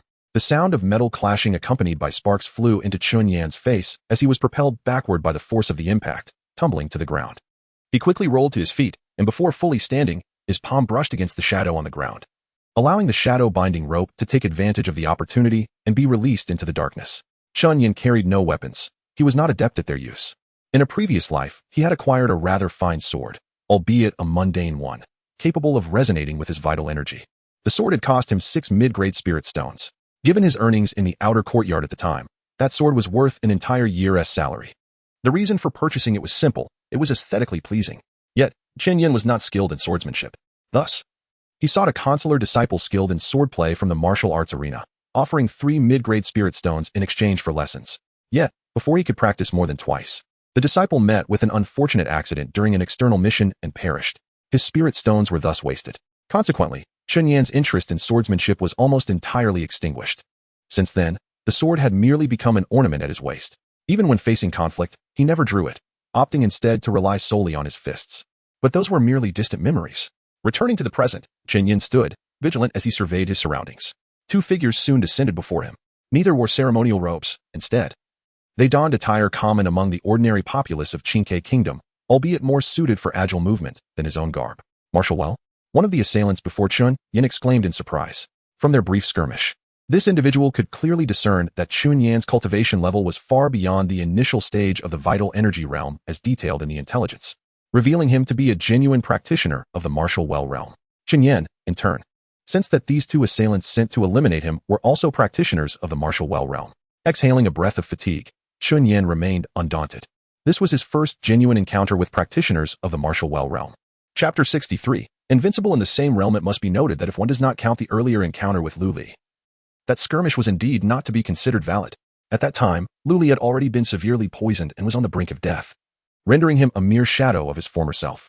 Even a slightly formidable practitioner at the Qi-gathering realm might have been able to eliminate him. In truth, despite the considerable differences between each major realm, the 4 realms preceding the 5th realm, the Divine Connection realm, merely represent quantitative changes rather than qualitative transformations. The body refinement stage leads to the Qi circulation stage, which in turn leads to the martial spring stage, and then to the Qi Si stage. The essence of these initial 4 realms lies solely in the variations and accumulation of true Qi. Chen Yin had readied himself with utmost diligence for the confrontation. Similarly, the 2 martial spring realm practitioners sent to intercept him were also on high alert. Ultimately, it was one of the adversaries who struck first, launching a blade of azure light composed of true Qi toward Chen Yin with remarkable speed. However, it was not swift enough to surpass Chen Yan's reflexes. With a slight sidestep, he easily evaded the lethal blow. Chen Yin was somewhat astonished, for his instincts suggested that even if he were to withstand the assault, he would suffer little harm. These 2 assassins were weaker than he initially anticipated, lacking the intimidation factor that Lu Li had posed during his critical condition in the Wangfu. While both were practitioners of the martial spring realm, there existed distinctions in strength and capability. Despite his talents, Chun Yan, upon entering the martial spring realm, was expected to be among the weakest. Yet, he discerned that the two practitioners before him were evidently beneath him in prowess. In a moment of clarity, Chun Yan realized the reason behind this disparity: the hidden immortal technique. The manner in which the assassins executed their attacks revealed them to be disciples of the Kongshan sect. Before reaching the Qi-Si realm, the disciples of the Kongshan sect uniformly practiced the Kongshan method. Chun Yan was no exception, having simultaneously cultivated both the Kongshan method and the hidden immortal technique. He was acutely aware of the differences between the two. The Kongshan method paled in comparison to the hidden immortal technique, akin to mere toilet paper. The intricacies of true Qi manipulation were convoluted and rigid, and the level of development concerning meridians and the martial spring was woefully inadequate. Even when employing the same individual, the outcomes of utilizing the Kongshan method versus the hidden immortal technique were worlds apart. For instance, the Kongshan finger was popular among the disciples of the Kongshan sect simply due to its high compatibility with the Kongshan method. Nonetheless, even when Chun Yan employed the hidden immortal technique to execute the Kongshan finger, the resulting power surpassed that achieved through the Kongshan method by several folds. With this realization, Chun Yan expelled a breath of stale air and commenced the focused operation of the hidden immortal technique. In an instant, all the energy he had projected during the skirmish vanished without a trace. At that moment, standing beside the bluestone slab, Chun Yan resembled an untrained ordinary person, conjuring illusions. One of the assassins cursed, simultaneously thrusting both palms to unleash spiraling waves of energy, each layered with multiple levels of true Qi, hurtling toward Chun Yan's chest with overwhelming force. Chun Yan made no attempt to evade. At the moment the assassin's energy struck his chest, the air before him rippled, absorbing and dissipating the multiple waves of energy. The assassin's eyes momentarily widened in astonishment, soon to be replaced by dread and panic. He realized he was no match for the figure before him. Without hesitation, Chun Yan restrained his true Qi, lifted his right hand, and delivered a punch to the assassin's head. The blow effortlessly shattered the protective true Qi surrounding the martial spring assassin, akin to shattering a thin layer of ice. Before striking heavily upon the assassin's skull, true Qi erupted. The assassin's body was sent flying, and upon hitting the ground, his head had caved in. Neck twisted at an unnatural angle, lifeless. Chun Yan's fighting style was brutally straightforward, reminiscent of his previous performance in the outer courtyard competition. This was partly due to the efficacy of direct punches in one-sided confrontations, and partly because his repertoire of offensive techniques was limited, particularly in the realm of martial spring techniques. Despite having reached the mid-stage of martial spring, Chun Yan was largely ignorant of the arts practiced by these practitioners. Nevertheless, this did not hinder him, for the purity and efficiency of his true Qi, derived from the hidden immortal technique, enabled him to achieve invincibility within the same realm, at least within the Kongshan sect, and indeed across the entirety of Chunping Prefecture. After dispatching one assassin, another remained. Witnessing his comrade's swift demise at Chun Yan's hands, the second assassin, armed with a blade, completely lost his will to fight. What manner of monster is this? Was it not said he was merely a body refinement realm practitioner who had recently advanced to the initial stage of martial spring? How could one punch obliterate a martial spring practitioner? Fleeing, the assassin decisively darted toward the nearby woods. Yet, Chun Yan would not permit such an easy escape. With a mere thought, black ropes emerged from the assassin's shadow, binding his feet together. Following this, a brilliant blue light shot forth from Chun Yan towards the assassin. It was the soul-freezing needle, which effortlessly penetrated the assassin's protective true Qi, piercing through to his martial spring and locking his meridians in place. Chun Yan approached the bound assassin. "Who sent you to kill me?" he asked coldly. "What do you think?" The bound assassin retorted defiantly. Without uttering a word, Chun Yan crouched down, grasped the assassin's right hand, and with his thumb pressing against the pinky, he forcefully twisted it backward. A sharp crack echoed as the assassin's pinky contorted in a grotesque manner, eliciting a gasp of pain. "By Qiming? Fuqian?" Chun Yan continued. "Or perhaps someone else?" "Certainly not the two you mentioned," the assassin replied. "That makes sense," Chun Yan nodded, then proceeded to break the assassin's ring finger and middle finger. If it were the handiwork of those two elders, they would not have sent merely two martial spring practitioners. "Is it Song Wencheng?" The assassin's expression twisted with agony as three of his fingers had now been broken. "No," he gasped. Chun Yan clicked his tongue, then snapped the assassin's index finger, grasping the only intact thumb. "Then would you care to enlighten me as to who sent you?" The assassin fell silent. Chun Yan sighed softly, releasing the assassin's thumb as he stood up and began to walk back toward the Kongshan sect. The assassin, struggling to sit up, glanced at Chun Yan's retreating figure, only to see him pointing his index finger to his forehead, the Kongshan finger. Chapter 64. The Awakening of Qian Sun. By the time Chun Yan returned to Kongguan Mountain, it was already late at night. After eliminating the two assassins, he encountered no further obstacles on his journey back to the sect. He had acted without hesitation when dispatching the assassins, for they had set their sights on his life. One must be prepared to face death when contemplating murder. Moreover, the two assassins were aware of his true cultivation level, which surpassed that of the martial spring realm, thus he could not allow them to leave alive under any circumstances. As for who had sent them, was it Elder Fu Qian? Chen Yin deemed it unlikely. Even if he had thwarted the principal's significant plans, he still possessed certain utilities for Fu Qian. Chen Yin believed that Fu Qian would also be keen to ascertain what intelligence Song Mingda had acquired that warranted such attention from hidden adversaries. Otherwise, he would not have so readily handed over his token to Chen Yin. At the very least, Fu Qian would refrain from taking action against him until Chen Yin returned with the intelligence to Qingchuan Peak. What about Song Wenxin? There was a possibility, albeit slim. Rather than indulging in reckless speculation, Chen Yin had a more effective method to discern who might wish to harm him. The following morning, Chen Yin made his way to the alchemy hall of Konyuan Mountain. Zhao Bin, donned in a yellow robe, was still behind the counter, appearing rather bored as he lightly tapped the surface before him. Junior brother Chen? Upon hearing footsteps entering the alchemy hall, Zhao Bin lifted his head. Senior brother Zhao? I have something I wish to inquire about, Chen Yin stated directly. What is it? Have you heard about the incident last night on the official road between our sect and Taiyan City, where two cultivators of the martial spring realm were murdered? 2 cultivators of the martial spring realm were killed? Zhao Bin furrowed his brow, incredulous. I haven't heard about this. Where did you get your information? That is not for you to worry about. I can assure you that my source is highly reliable, Chen Yin replied. The information was indeed reliable, as he was the one who had committed the act. Those 2 cultivators were from our Kongshan sect. From our Kongshan sect? Zhao Bin's expression shifted to one of greater astonishment. How could that be? Who would dare kill cultivators from our sect within our territory? Not even disciples from the other 4 major sects would have the audacity to do such a thing. I guarantee it is true, Chen Yin insisted. If what junior brother Chen says is indeed accurate. Zhao Bin hesitated for a moment. Such a significant event could not possibly go unnoticed. Indeed, cultivators of the martial spring realm constituted a core strength even within Kongshan sect, one of the 5 major sects of Qinping Prefecture. They could hold positions as stewards or ceremonial officers in the outer court and could serve as consular disciples in the inner court. The brutal deaths of 2 martial spring cultivators would undoubtedly resonate as a grave matter for the relatively peaceful Kongshan sect. Particularly, such an incident occurring within the sect's sphere of influence would be tantamount to a slap in the face for Kongshan sect, leaving them silent and humiliated. Therefore, if there were truly no whispers of this event, it could only mean one thing: someone within the sect, likely a powerful figure, had suppressed the news. To accomplish such a feat would require at least the authority of one of the 4 great elders. Senior brother Zhao, I have a request, Chen Yin stated. What is it? Zhao Bin inquired. Please investigate if there have been any recent disappearances or deaths of martial spring cultivators within the sect. The young man in the yellow robe did not respond immediately, instead scrutinizing Chen Yin with keen eyes. All right, Zhao Bin finally replied.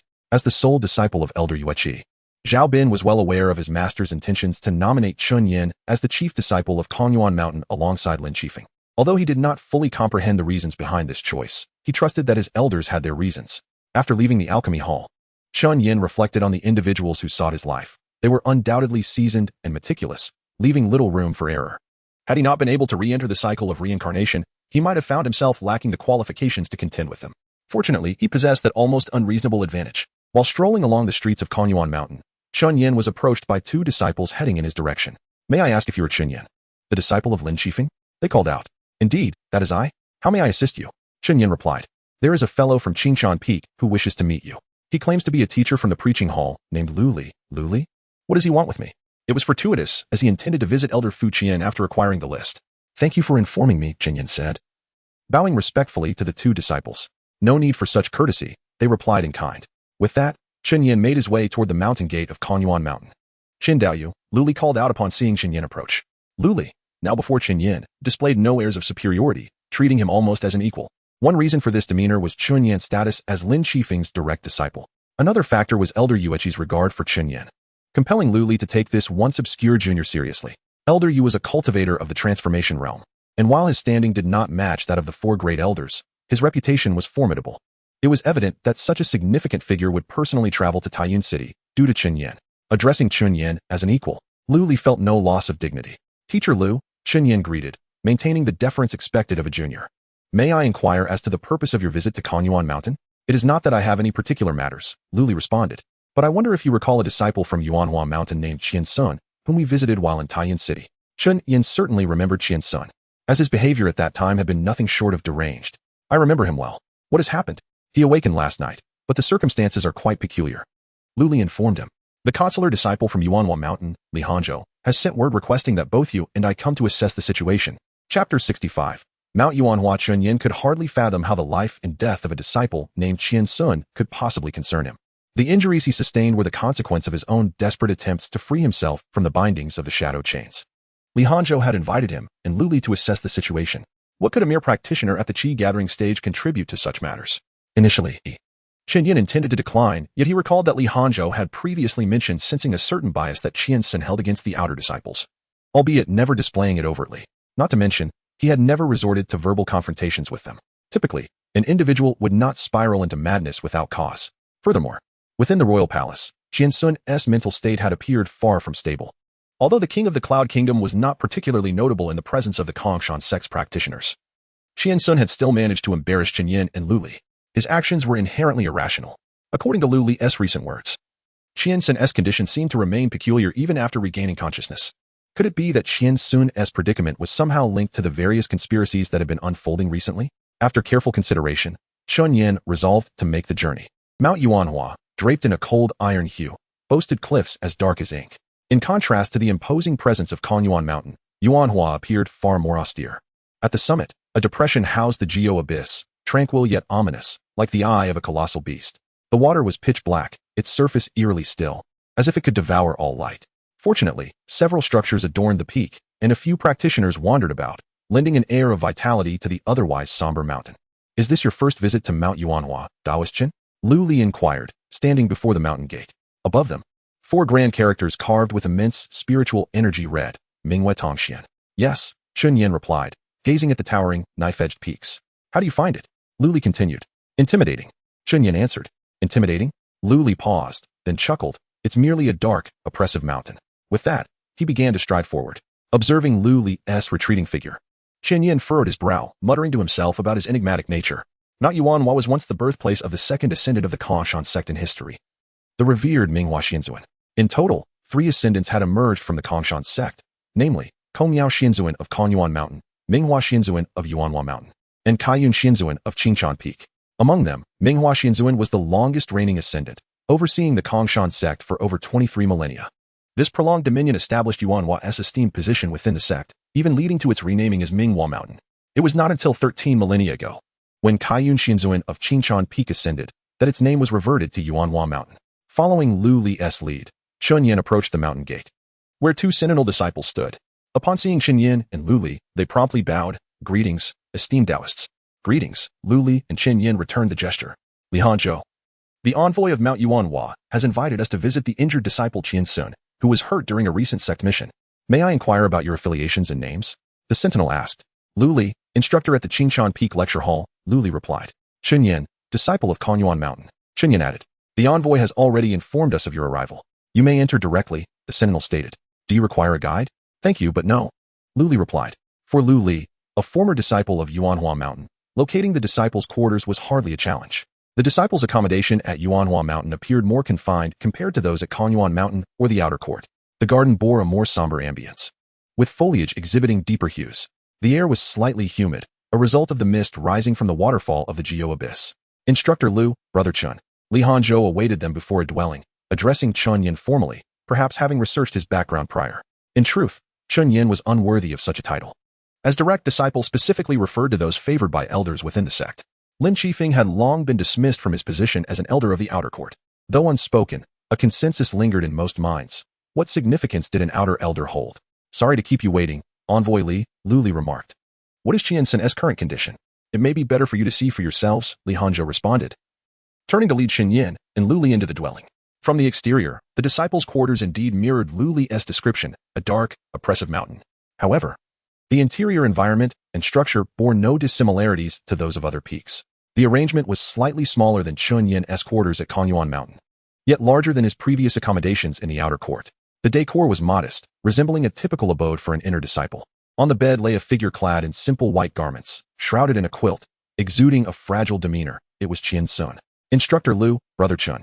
Qian Sun managed to turn his head, offering an apologetic smile. I'm afraid I cannot rise to greet you. Visible on his exposed neck were numerous scabs, remnants of his struggle against the shadow chains in the royal palace of Taiyin City. Chen Yin paused, taken aback. Was this the same Qian Sun who had once threatened him? Although he bore the same visage, his demeanor seemed to belong to an entirely different person. Envoy Li, Chen Yin inquired, what peculiarities are you referring to? Qian Sun, Li Hanzhou called. How much of the previous events do you recall? All of it, Qian Sun replied, a hint of shame flickering across his face.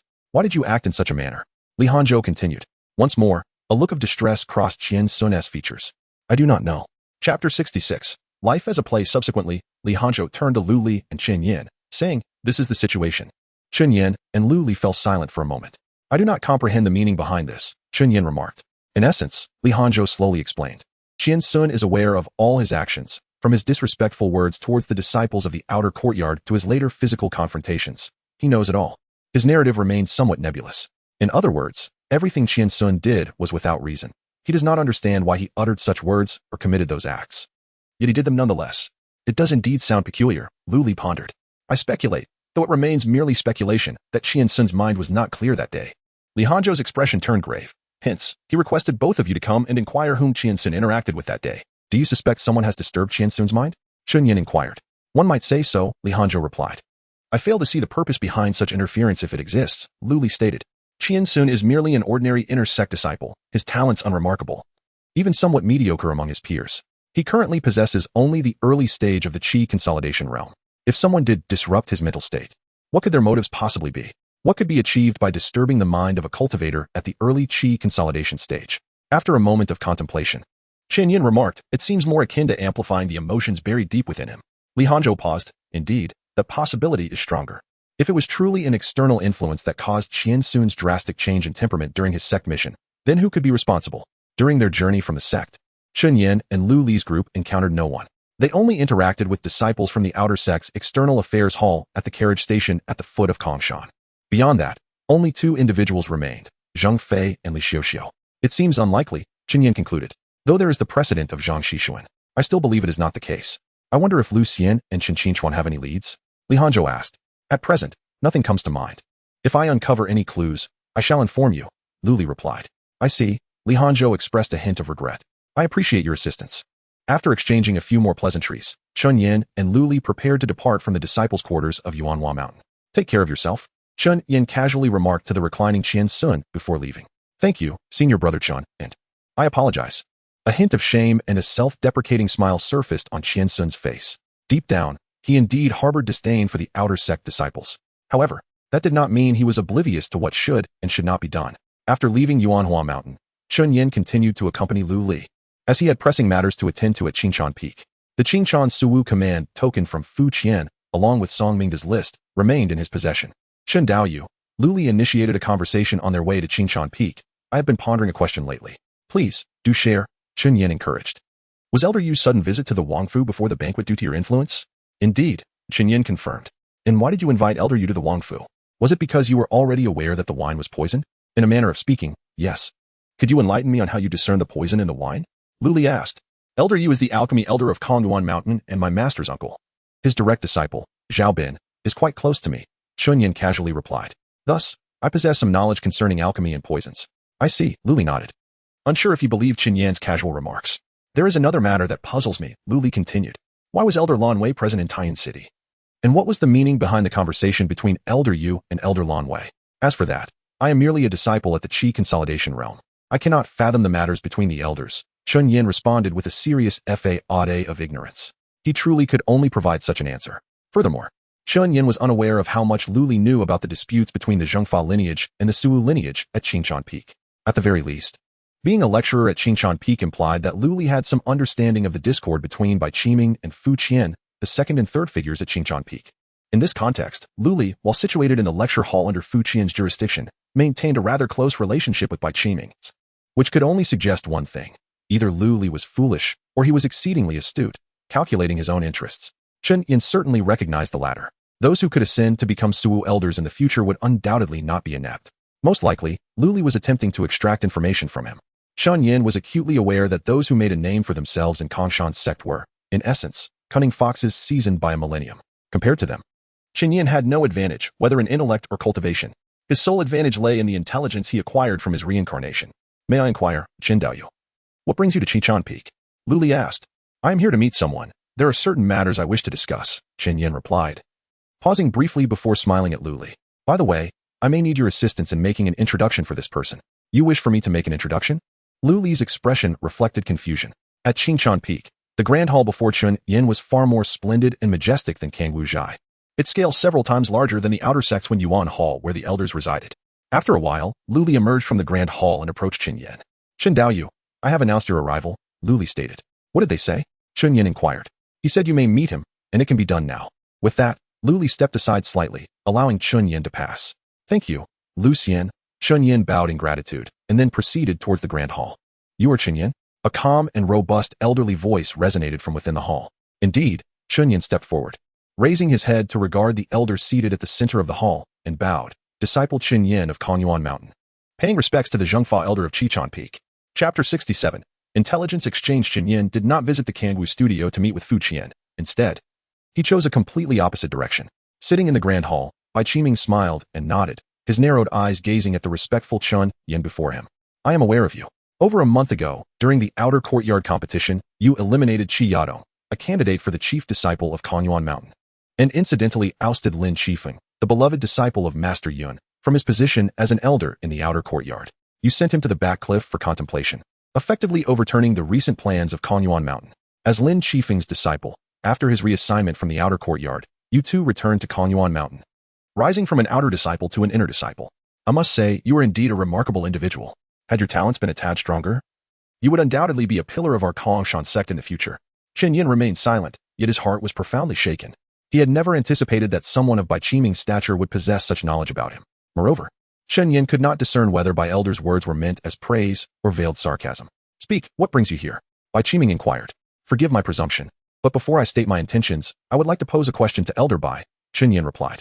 Ask, Bai Qiming said. Elder, why are you willing to meet with me? Bai Qiming paused briefly before laughing. What sort of question is that? I merely wish to know the answer, Qin Yin stated. It is because you sought an audience with me, and Bai Qiming paused momentarily. I find you quite intriguing. Is the elder interested in me as a person, or in the intelligence I possess? Qin Yin continued, maintaining a composed demeanor.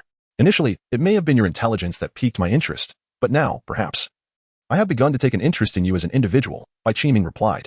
I am here to negotiate, Qin Yin declared. What sort of negotiation? I find myself somewhat perplexed, and I seek your clarification. In return, I can exchange the intelligence I possess with you, elder. It seems fair. Very well, Bai Qiming said. What would you like to know? Where is the remnant soul of the Wu Jiao from the Kaiyun Tower now? This was indeed a pointed question. Suddenly, a torrent of true energy surged throughout the Zhengfa Hall, and the previously amiable Bai Qiming's gaze turned fierce, hundreds of strands of primordial true energy swirling around him.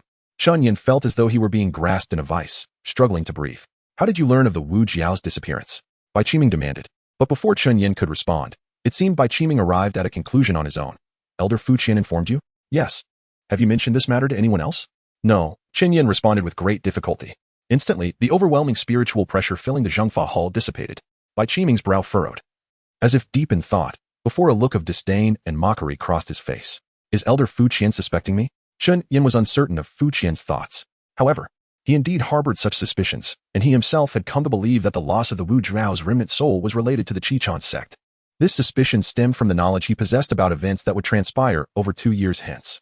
Following the calamity in the outer courtyard caused by the Wu Zhao's remnant soul, the Qichuan Peak faction had undoubtedly reaped significant benefits. As for Bai Qiming's inquiry, Qin Yin chose not to respond. What Bai Qiming thought was his own concern. The disappearance of the demon-suppressing stone that contained the Wu Zhao's remnant soul was undoubtedly a grave matter.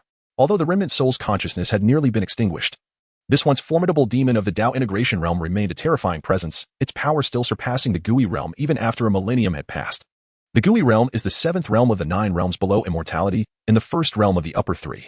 Excluding the reclusive elders of the sect, only 3 individuals within the sect had attained a level of cultivation beyond the Gui realm. The current sect master, Yunichen, the sword elder of Ibai Peak, Yi Qingya, and the sword elder of Mingxia Peak, Ge Wenqiu. These mighty beings could effortlessly reduce a city the size of Taiyuan, with its millions of inhabitants, to rubble in an instant. The reason the Wu Jiao's remnant soul caused such devastation in the outer courtyard within mere 7 breaths was due to its nearly extinguished consciousness, leading to the deaths of the Kongshan disciples being merely the consequence of the demon aura it unconsciously emitted. Elder Fu Qian is becoming increasingly unable to discern right from wrong in his old age, Bai Qiming scoffed. Qin Yin remained silent. He had no retort. I cannot provide you with an answer to your question, Bai Qiming stated. However, I can exchange information for your intelligence. Please proceed, Elder, Qin Yin replied. You do not even know what information I am about to disclose. Are you certain you wish to proceed with this exchange? Bai Qiming questioned. Of course, Chen Yin answered. For he had come prepared to barter the intelligence he held for insights from Bai Qiming. After all, Elder Fu Qian was not to be trusted. Similarly, Bai Qiming was equally untrustworthy. The only one he could rely on was himself. Last night, the two martial practitioners from the Wuchuan realm who perished on the official road were both from the Yuanhua mountain, Bai Qiming disclosed. Chen Yan's heart jolted. He had not anticipated Bai Qiming would use such intelligence in their exchange. Are you frightened? Bai Qiming chuckled at the change in Chen Yan's expression. That little disciple from Yuichi has been brazenly inquiring around about any martial practitioners from the sect who have mysteriously gone missing recently, so I paid a little attention. 2 died last night, both disciples of Yuanhua Mountain. One was a consul from the Outer Affairs Hall, and the other was an instructor from the combat arena. They were ambushed while traveling from the sect to Taiyuan City, both killed with a single strike. These two were inner disciples of Kongshan's sect. Their murder within the sect's sphere of influence is akin to a slap in the face to the sect. Given Yuanhua Mountain's character, they are bound to investigate this matter thoroughly and demand accountability. However, curiously enough, such a significant incident involving the deaths of 2 Wuchuan realm practitioners has been suppressed without a whisper escaping. Bai Qiming paused momentarily, his smile vanishing as he continued. Who do you think is responsible for suppressing this news? Chapter 68. The Destruction of the Gambling Pavilion? Chen Yan's heart was in turmoil. He had grossly overestimated himself. Before the true titans within these sects, Chen Yan remained too immature. Although, when considering the totality of his reincarnations, his age should not significantly differ from Elder Bai Qiming's. The experiences amassed during those years were entirely disparate. Chen Yan had merely been a languishing minor cultivator in the outer courtyard, idling away his days. Moreover, he lacked talent, be it in cultivation or in the art of political maneuvering. The feedback from the reincarnation evaluations was not exaggerated. It stated that he had wasted his years akin to a dog. Elder Bai Qiming scrutinized Chen Yan's reaction. Why had he remained silent since the beginning? Did you not ask your disciple, Yu Qi, to investigate the 2 slain martial cultivators of the Wuchuan realm? He inquired. The gap was not merely one of political acumen. There was also a disparity in intelligence and connections. Chen Yan had little to rely on aside from himself in his impending demise. The new suppressor was he foreign. The elder of Yuanhua Mountain. Bai Qiming continued. So, it is not only Song Wenqing of Kongyuan Mountain. You also have a grievance with he foreign? Chen Yan's pupils constricted. His heart profoundly shaken. He foreign. He recognized the name, for it was listed alongside that of Steward Song. The name of the Yuanhua Mountain elder was inscribed on Song Mingda's list. What could this possibly mean? Could it be that the elder of Yuanhua Mountain was also an ally of Bai Qiming? No, if that were the case, it would be too absurd. If Elder Bai truly possessed such clout to unite with the 4 great elders of other peaks, he would have no need to contend with Fu Qian. He could have ruled unchecked long ago. Bai Qiming's words had clearly been a veiled hint to him. You also have a grievance with he foreign?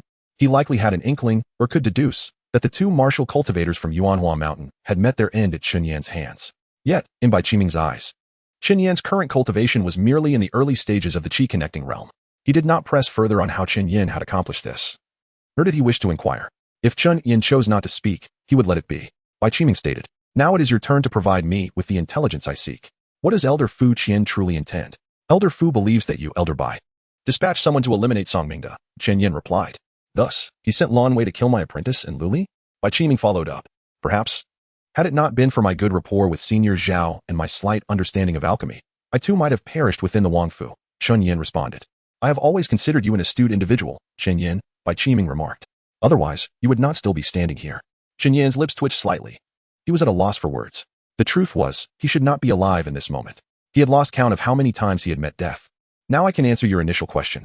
Were you not curious as to why I sought an audience with you? Bai Qiming declared. I was, Chen Yan replied. Because I owe you a favor. Had it not been for you, Qin you would not have returned alive. Elder Bai continued. There is no need to harbor such animosity towards me. I have no interest in the life or death of a disciple from Kongyuan Mountain. What intrigues me is why you, a disciple of Kongyuan Mountain, would work for Elder Fu. The answer is simple. If the lost remnants of the Wujiao are left unattended, it could lead to calamity, Chen Yan answered. He spoke with complete honesty. You indeed possess a strong sense of responsibility. Your fervor resembles that of your master in years past, Elder Bai chuckled. Lin Qifeng? Chen Yan was not well versed in the past of his surrogate master. You are still unaware of your master's history, are you? Bai Qiming inquired. I am not aware, Chen Yan replied. Qifeng is a prodigy seldom seen in Kongshan's sect, or even in the entirety of Chunping continent. Bai Qiming elaborated. Prodigy? Chen Yan recalled his master, still confined to a wall in the back cliff of Kongyuan Mountain. Reflecting on his past, it seemed rather unrelated. Chen Yan departed from the Zhengfa Hall. The clarity he had initially perceived had once again become obscured. This was not the primary purpose of his visit to Bai Qiming at the Zhengfa Hall on Qingchan Peak. He had initially suspected that the one who sought his life was Bai Qiming. However, the truth might not align with his assumptions. He Foreign, the elder of Yuanhua Mountain. Chun Yin had entertained the notion that Bai Qiming might be deceiving him, shifting the blame towards Linwu Mountain. Yet, He Foreign's name was inscribed on the note left by Song Mingda in the immortal gambling pavilion of Taiyuan City. But my head aches. The volume of information was overwhelming, and he feared he would struggle to clarify it all in a short time. The true puppeteer behind the calamity in the outer courtyard 2 years hence might not be from the Zhengfa lineage of Qingshan. The message Song Mingda intended to convey to Elder Fu Qian might not be aimed at Elder Bai. The depths of this situation could be far more intricate than he had imagined. Perhaps, the Zhengfa lineage of Qingshan was merely the last to benefit from the chaos. Unbeknownst to him, Chun Yin arrived at the entrance of Kangwu's studio. He strode inside, still holding the Qingshan Suwu order, making his entry into Kangwu's studio a simple affair. Did you meet with Bai Qiming? Upon encountering Fu Qian, he was immediately asked. Indeed. What was the purpose of your visit? Isn't it the disciples' prerogative to meet whom they choose? Chun Yin replied. Huh. Fu Qian let out a cold laugh. However, he had no valid retort. Chun Yin was a disciple of Kangduan Mountain, and he could not intervene. Did you retrieve what I requested? Chun Yin produced the box containing the note and handed it over. Last night, on my way back to the sect, I was ambushed by 2 martial cultivators of the Wuchuan realm. Do you know who those cultivators were? Fu Qian inquired.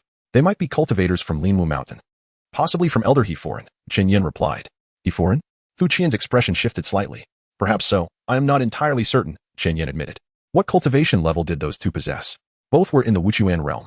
And how did you manage to return alive? Thanks to the treasures bestowed upon me by my master and uncle, Chun Yin replied. When faced with inexplicable situations, he attributed it all to Lin Qifeng and Yu Qi. A great scholar would argue on his behalf. This was Chun Yan's current method of resolution. You are indeed fortunate, Fu Qian remarked, his eyes not lifting. Why do you say that, elder? News just arrived from Taiyuan City. Last night, the immortal gambling pavilion there was exterminated. Chapter 69. The Back Cliff. Upon hearing the news, Chun Yin felt a sudden ringing in his head. The immortal gambling house in Taiyuan City had been annihilated just after his departure. Had he lingered even a moment longer, he might have had to start anew.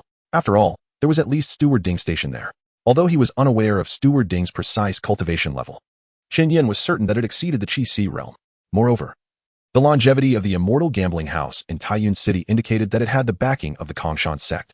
Nevertheless, it had still met with such a tragic fate. Who could be responsible for this? I don't know, Elder Fu Qian replied, opening the box that Chun Yin had just handed him and slowly extracting a piece of paper. Who would care about such trivial matters? Trivial matters, indeed. For the lofty Elder Su Wu of the Qichon Peak, this was truly a negligible concern. Mundane affairs within the Kongshan sect were typically handled by the Outer Court's External Affairs Hall disciples. It was not merely the destruction of the immortal gambling house in Taiyuan City that warranted concern. Even a massacre in the city would be addressed by the External Affairs Hall, with inner disciples not even deigning to glance at such events. The lives and deaths of mere mortals were of no consequence to most cultivators. As for how Fu Qian was aware of the immortal gambling house's demise, Chun Yin could make an educated guess. Fu Qian unfolded the piece of paper, which bore only 13 names. Chun Yin had been observing Fu Qian's expression closely, yet he detected no sign of emotional disturbance from the elder. Then, with remarkable composure, Fu Qian folded the paper back up, pinching it between his index and middle fingers. A flick of his wrist ignited the paper, reducing it to ashes in an instant. Enough, you may leave, Fu Qian remarked simply. For some unknown reason. In that fleeting moment, this 600-year-old master of the Wanhua realm appeared to have aged significantly. Cultivation should be a pursuit that is profound and leisurely. Or so Chun Yin had believed. Although cultivators enjoy prolonged lifespans and possess tremendous power capable of shifting the very fabric of reality, they remain fundamentally human. And as long as one is human, one can never escape the truth. The world is bustling with activity, all driven by profit. The commotion of society is propelled by the pursuit of gain. This gain need not be monetary. It may also encompass resources for cultivation, power, and status. At this moment, Chun Yin felt that the sect he once thought he knew so well was becoming increasingly alien. In his previous life, although he was merely an ordinary outer court disciple, unable to break through to the martial spring realm, and still far from it, he nonetheless felt a certain sense of belonging to the Kongshan sect. However, as his cultivation level rose, his status increased, and he encountered more influential figures, the world began to appear ever more obscure to him. What did the list of names from Song Mingda truly signify? Pei Qingshan, Zheng He, Qi Guanjin, He Fu Ren, the venerable elder of Linwu Mountain? Chun Yin could not comprehend the significance of this list, primarily because he did not recognize the names inscribed upon it. A surge of inexplicable fury welled up within him. If only he were a transcendent being of the ascendant realm, he would strike down these scheming elders with a single blow. Yet, he was far from such an exalted status. He was merely a humble cultivator of the martial spring realm. All he could do was navigate within the confines set by the elders, seeking every opportunity to elevate his reincarnation evaluation level in pursuit of greater cultivation and strength. What should he do now? Shan Yin felt that he needed to seek assistance. Perhaps now was the time to turn to the one he trusted most. Kongyuan Mountain. The back cliff. This was an absolute forbidden area within the sect, without Yunichin's permission. Even the highest-ranking elders or formidable beings of the harmonization realm could not enter the back cliff. This was due to the prohibitions left by the first descendant realm cultivator of the Kashan sect, the immortal Kamyao. Any being possessing true energy within them could not breach the barriers set by the immortal Kamyao. Currently, Qin Yin stood before the back cliff. Despite its status as a forbidden area, no guards were necessary due to the immortal Kamyao's restrictions. Qin Yin resolved to attempt entry.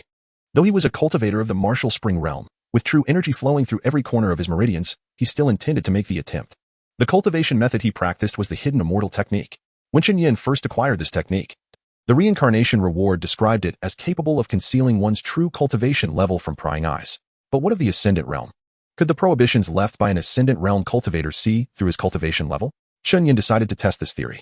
He activated the hidden immortal technique, suppressing his cultivation from the martial spring realm to the chi condensation realm, then to the body refining realm, and finally to that of a mere mortal. To any other cultivator, he now appeared as an ordinary person devoid of any cultivation. Then, he took a step forward, crossing into the barrier set by the immortal Kamyao. Nothing occurred. He merely stepped forward. Yet, he found himself upon the back cliff of Kongyuan Mountain. The immortal Kamyao's restrictions were ineffective against Qin Yin, who possessed the hidden immortal technique.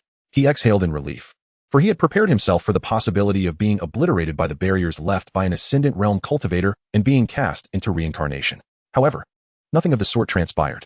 Qin Yin continued onward. The back cliff was not extensive.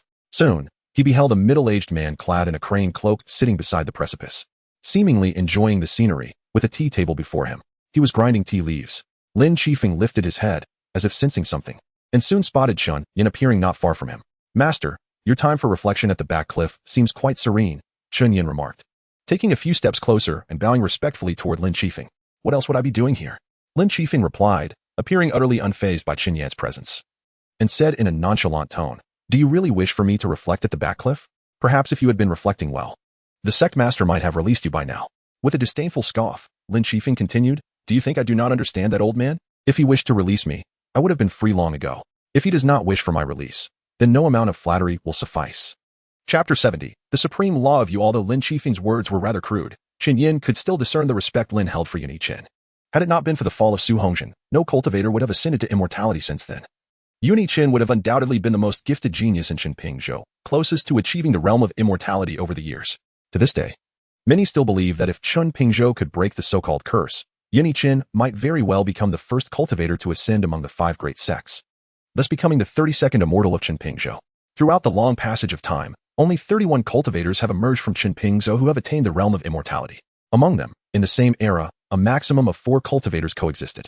Yet, no one longs for that era, for it was the most miserable time for the beings of Qinpingzhou and the cultivators themselves. The 4 immortals of that time seemed to be vying for some opportunity, one that could elevate them further beyond the realm of immortality. As for the realms beyond, it is likely that only the immortals possess such knowledge. Among the 3 immortals previously belonging to the Kanshan sect, only Ziyun Jinren barely took that step. It is said that the very reason for Ziyun Jinren's eventual demise was due to the consequences of that step he took, which he could not bear. The last sword immortal of Qinpingzhou, Su Hongjin, was another who could not withstand such consequences. Returning to the present, at Kainju In Mountain, the rear cliff. How did you arrive here? Lin Qifeng finally inquired of Qin Yin. I walked here, Qin Yin replied. I meant how you gained entry. Did the old man show mercy and let you in? No, I snuck in on my own, Qin Yin answered. Is that so? You bypassed the restrictions of the rear cliff and slipped in? Lin Qifeng scrutinized Qin Yin's face for a moment before speaking again.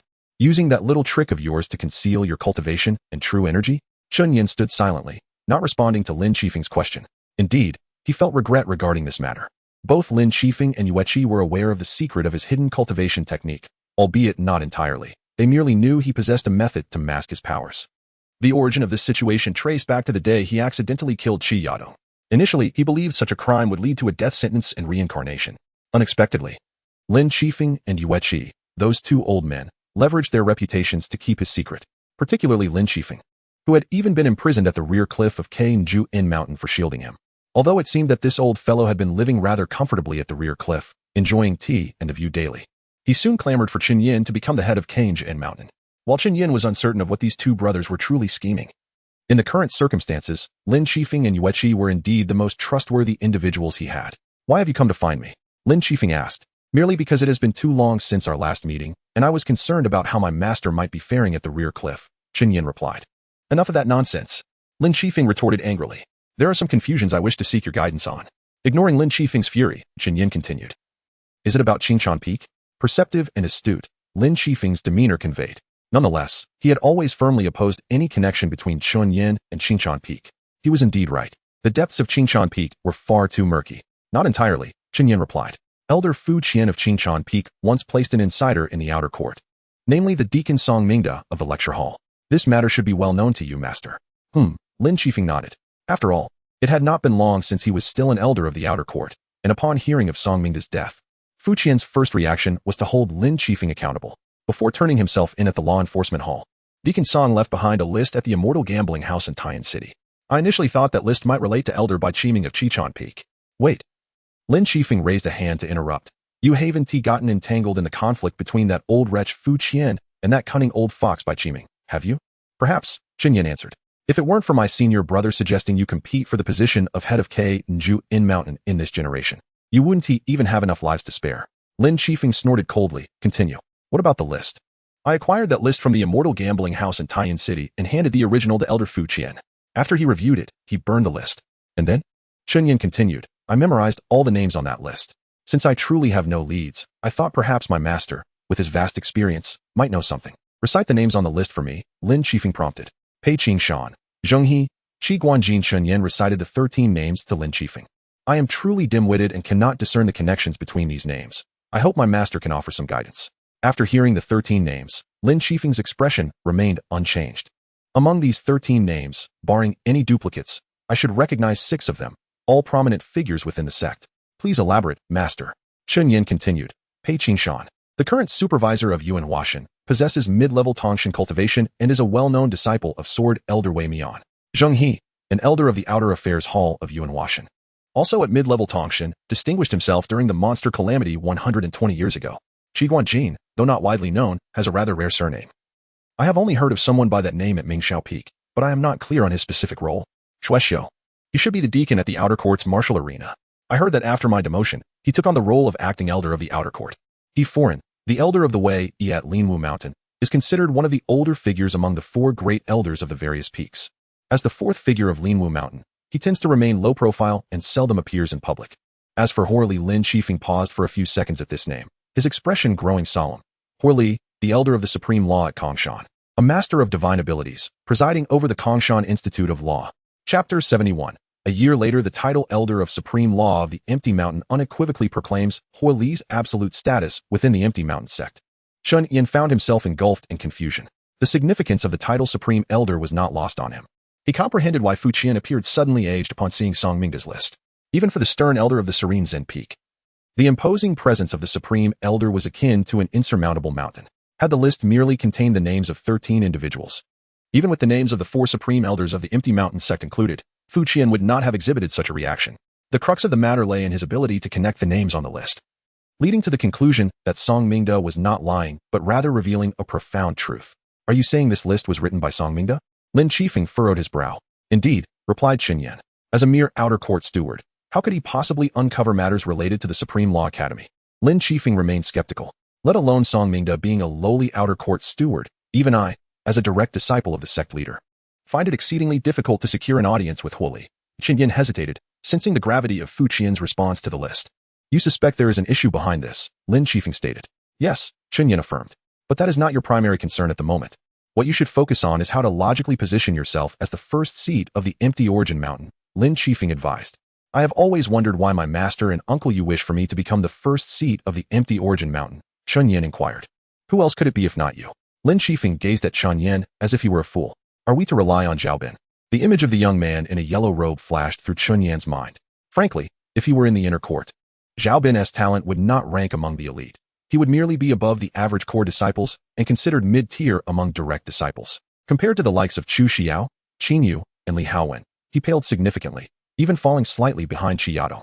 As the senior disciple of the Pill Hall, Zhao Bin had been performing admirably, but to elevate him to contend for the first seat of the Empty Origin Mountain was quite another matter. As for Chen Yan, Others might not discern the truth, but Lin Qifeng was acutely aware. His ability to swiftly overpower Qi Yadong, who was suppressed to the peak of the body refinement realm, was not due to any foul play but rather his own strength. Qin Yan's performance during the outer court competition, purely on a physical level, certainly surpassed the martial spring realm, and not just any martial spring realm. Given his age of 17 and the caliber of disciples in the current generation of the Empty Origin Mountain, Qin Yan had a promising chance to compete for the first seat. This was merely the first step in Lin Qifeng and Yu Qi's plan. Do not involve yourself with matters on the Serene Zen Peak any further, Lin Qifeng remarked. Do not worry about how old Fu and Bai Qiming will treat you. Once we step outside, speak to your Uncle Yu about any unfinished business he needs to settle for you. After a brief pause, Lin Qifeng continued. You must understand that if this truly involves that individual, neither you nor I, nor even your Uncle Yu, will have any recourse. Qin Yan stood still, contemplating for a moment before resolutely affirming, I understand. A year later, in front of the lecture hall of the Empty Origin Mountain, there remained a year and a half until the calamity of the outer court would unfold. The whereabouts of the remnants of the Wujiao were still unknown. The tension between the Serene Zen lineage and the Serene Zen martial lineage was temporarily restrained. Qin Yan heeded Lin Qifeng's counsel, recognizing his own limitations. His original plan had been to utilize Fu Qian's influence to resolve the issues surrounding Song Mingda's list, ideally to retrieve the Wujiao remnants and avert the impending disaster. However, recent developments had made him realize the futility of this approach, as Fu Qian's power alone would not suffice. If he could elevate his strength to the unification realm through countless cycles, perhaps he could effortlessly resolve the calamity in a year and a half. Yet, such a feat was beyond his reach. His cultivation aptitude was regrettably inadequate. Even with a millennium of practice in each cycle, he might only begin to touch the threshold of the Qi-Si realm after 1,000 cycles. Furthermore, if he wished to enhance his cultivation through cycle rewards, it seemed that the most significant factor in determining his cycle evaluation was the advancement of cycle nodes, followed closely by his own performance. If, during his process of self-cultivation and improvement, he inadvertently crossed the record point of the cycle to a year and a half later, he would lose the opportunity for another chance forever. In fact, after 20 cycles, Qin Yan had relinquished his past obsessions, particularly after his identity underwent a profound transformation. He was no longer the marginalized disciple lingering in the outer court. For him, whose horizons had broadened, Chengxing was no longer the entirety of his world as she once was during his earlier days. Yet, Qin Yan still yearned for one more attempt, not solely for Chengxing or the thousands of outer court disciples who perished during that calamity, but also to bid farewell to his own obsessions and inner demons. Throughout the year, Qin Yan had faced death several times, refreshing the cycle record point on 2 occasions. Each time he met his end, it was a deliberate risk taken, striving to perform better than before, unlike his previous meaningless demise. The evaluations for these 2 refreshed record points were B and C, respectively, granting him a minor enhancement in cultivation and a technique known as the Record of the Purple Mansion. His cultivation level had now reached the late martial spring realm. If he could achieve 2 more B-level evaluations, he would likely break through to the Qi-Si realm, a far quicker path than mere practice. Qin Yan strolled towards the lecture hall. In the courtyard outside, several inner court disciples were gathered, engaged in casual conversation. Have you heard about the results of this year's outer court competition? Why are you paying attention to the outer court competition? It's just childish play. However, after this year's outer court competition, 3 outer court disciples were promoted to the inner court, and 1, I heard, became a core disciple of the Mingxia Peak. I have also heard that this outer court disciple is a female cultivator, surnamed Cheng. What was her full name again? Instead of discussing this, why not talk about the Tian's Hanshan Conference? Yes, the Qinshan Debate Conference is set to take place in a little over a month, isn't it? The Tian's Hanshan Conference promises to be a spectacle. I've heard that Qin Xingyu from the Xing Tianmen and Yu Shuman has been gaining momentum lately. The outcome of the Tian's Hanshan Conference may already be predetermined. How could it be that we elevate others while belittling ourselves? Our empty mountain sects Chu Xiao and Li Haowen are not inferior to them, but they belong to the Serene Zen Peak and the Yuanhua Mountain. We are from the Empty Origin Mountain. Suddenly, the conversing disciples ceased their chatter, for they had noticed Qin Yan entering the courtyard. Senior brother Qin. Greetings, first seat Qin. He merely smiled and nodded, continuing his path towards the lecture hall. As of now, Qin Yan has officially been the foremost disciple of Kanyuan Mountain for over half a year. Chapter 72. Lin Qifeng breaks through Qin Shizhi. Upon entering the preaching hall, the elder of the hall, Wang Shicheng, greeted him with a warm smile. Come, I have been waiting for you for quite some time. Wang Shicheng, a practitioner at the late stage of the divine realm, displayed great courtesy towards Qin Yan, not merely due to Qin Yan's current position as the head of Kanyuan Mountain, but rather because of his remarkable achievements over the past year. 10 months prior, Qin Yan had obtained the Zifu record. Although the grade of the Zifu record was inferior to that of the hidden immortal technique, it surpassed the Kanshan technique by 2 tiers. Thus, Qin Yan made a significant decision to optimize and improve the Kanshan technique using the principles from the Zifu record. His success soon overshadowed his previous misconduct during the Outer Academy competition. In Kanyuan Mountain, and indeed throughout the entire Kanshan sect, he became a prominent figure of the new generation, nearly on par with Chu Xiao and Li Haowen. Following the improvement of the Kanshan technique, it was only natural for him to be selected as the head disciple of Kanyuan Mountain. Currently, Chen Yin served as a guest instructor in the preaching hall, making appearances every fortnight. Elder Wang, Chen Yin greeted with a smile. How have you been? How did the millennium-long dragon saliva grass I gave you fare? Wang Shurqing inquired. Marvelously, Chen Yin replied. In truth, he had not consumed the millennium-long dragon saliva grass. Instead, he exchanged it for spirit stones with Zhao Bin. The primary reason was that Chen Yan's innate talent for cultivation was exceedingly poor, a fact that could not be changed. Even if he had consumed it, it would not have significantly enhanced his cultivation. That's good to hear, Wang Shurqing nodded, lowering his voice. I wonder if you have time after today's lecture. My incompetent disciple has been perplexed by certain phrases in the Zifu Kangshan technique. Would you be able to? Apologies, Elder Wang, Chen Yin interrupted gently. But I fear I cannot today, as I must visit the rear cliff shortly. Upon hearing this, Wang Shurqing appeared enlightened, slapping his forehead. Today marks Lin Qifeng's release from confinement, does it not? Indeed, Chen Yin confirmed with a nod. Oh dear, I should have considered that. We cannot delay, Wang Shurqing exclaimed. It's no trouble, Elder Wang. I shall return tomorrow to assist your beloved disciple, Chen Yin assured him. That would be most appreciated, Chen Shitzi, Wang Shurqing replied. Today was indeed the day Lin Qifeng would be released from the rear cliff. However, the reason for Yin Yichen's decision to release Lin Qifeng was not out of forgiveness or compassion. In truth, Yin Yichen would have preferred to keep Lin Qifeng confined for several more centuries, as the scandal of cheating during the Outer Academy competition had severely tarnished his reputation.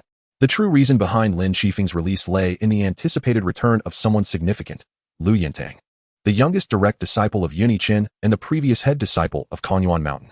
Yin Yichen had 6 disciples, with Lin Qifeng being the 5th and Yu Qi the 2nd. Lu Yintang, now the 6th, had been traveling outside for 15 years since relinquishing her position as head disciple, without ever returning to the Kangshan sect. As she was set to return, Yin Yichen wished to reunite his 6 disciples at least once. After leaving the preaching hall, Chen Yin made his way directly to the rear cliff of Kanyuan Mountain, where others were already gathered. I have met with Master Yu. The elderly man in the 8 trigrams robe nodded, hands clasped behind his back. Chen Yin understood that among Yin Yichen's disciples, Yu Qi and Lin Qifeng shared the closest bond. Yin Yichen's eldest disciple, now an esteemed elder of Kanyuan Mountain, was Lin Qifeng and Yu Qi's senior brother. The 3rd senior brother held a similar position to Elder Yu, serving as an elder in the martial arts arena. The 4th senior brother remained close to Yin Yichen, assisting him with various commands. Following them were Lin Qifeng and Lu Yintang. Lin Qifeng had initially been exiled, then confined at the rear cliff for reflection. Lu Yintang, as Yin Yichen's youngest disciple, had been favored by the master since her entrance into the sect. Once your master emerges, you must go meet the sect leader, Yu Qi stated. Am I to accompany you? Chen Yin inquired. Yes, Yu Qi affirmed. It is time you meet the sect leader. After all, you are the head disciple of Kanyuan Mountain, and due to the success of the Zifu Kaoshan technique's implementation here, the sect leader is eager to see you. I understand. Chen Yin replied with a respectful bow. Until now, Chen Yin had never had the pleasure of meeting Yin Yichen, the current leader of the Kaoshan sect. This formidable practitioner of the unification realm, now over 300 years old, appeared as youthful as a man in his 20s. It was said that he had reached the late stage of the unification realm and could potentially break through to the divine realm in a little over a decade. The elders of the sect held high hopes that he would achieve the Tao before turning 500. However, no one aspired to ascend to the immortal realm. 8,000 years prior, Su Hongjin successfully ascended, but merely a millennium later, he perished in the fallen Sword Mountain range. Since then, no one from the Chunping continent had reached the immortal realm.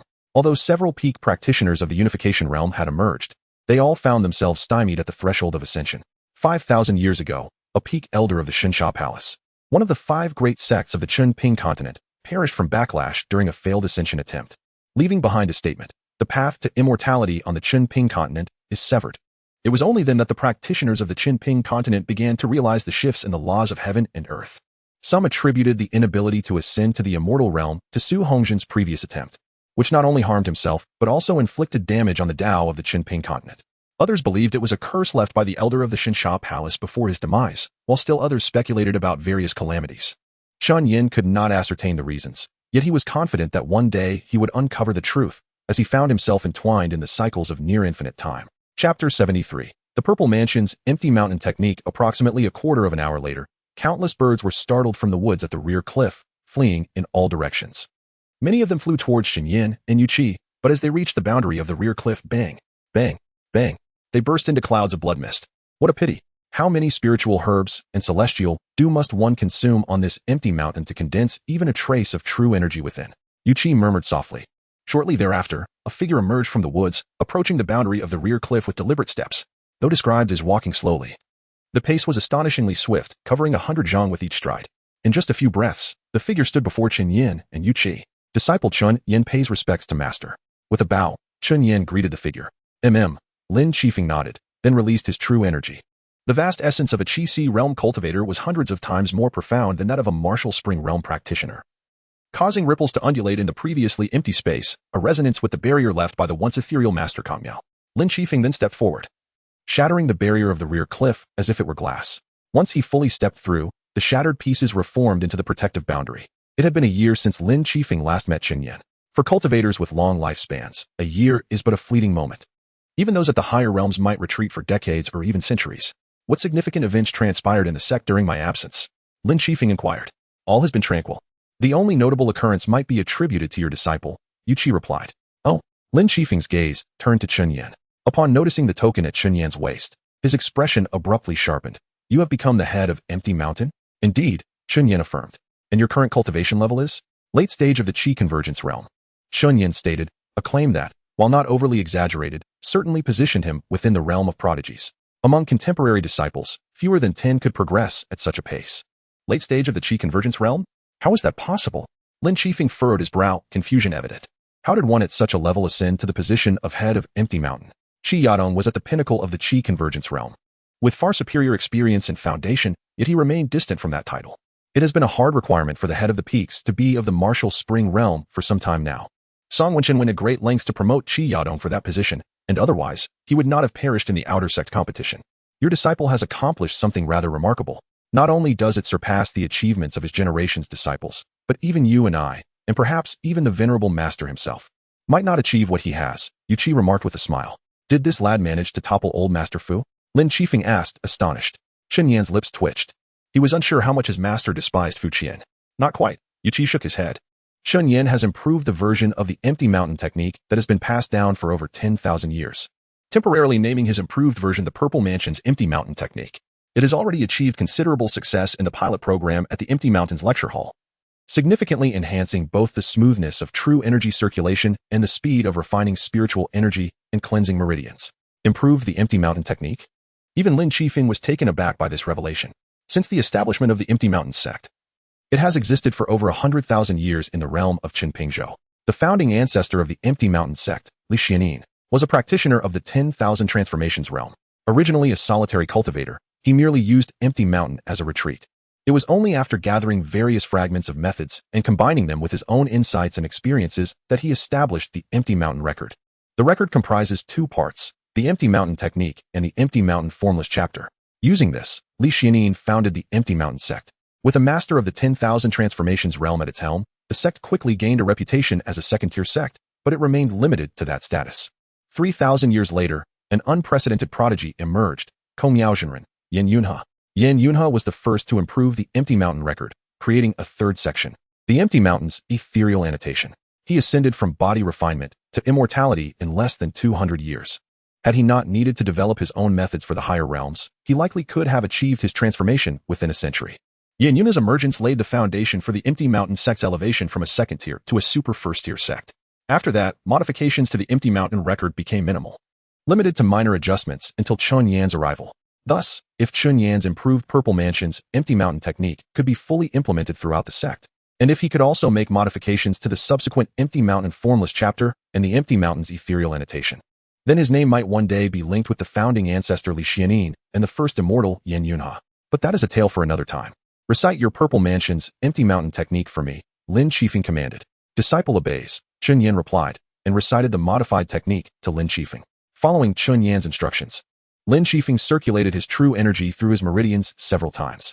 His eyes brightened. The smoothness of true energy and Apos' circulation had significantly improved compared to the original Empty Mountain technique. With the enhancement of the Purple Mansion's Empty Mountain technique, the combat capabilities of cultivators below the Qi realm within the sect could be elevated by at least 30%. Lin Qifeng gazed meaningfully at Chun Yan. What he had initially perceived as a casual disciple seemed to harbor secrets far beyond his expectations. not only hidden cultivation techniques, but also the remarkable modifications made to the empty mountain technique. All of this transcended Lin Chifeng's comprehension. Chapter 74. Meeting the sect master. Could it be that there truly exists a cause for calamity in this world?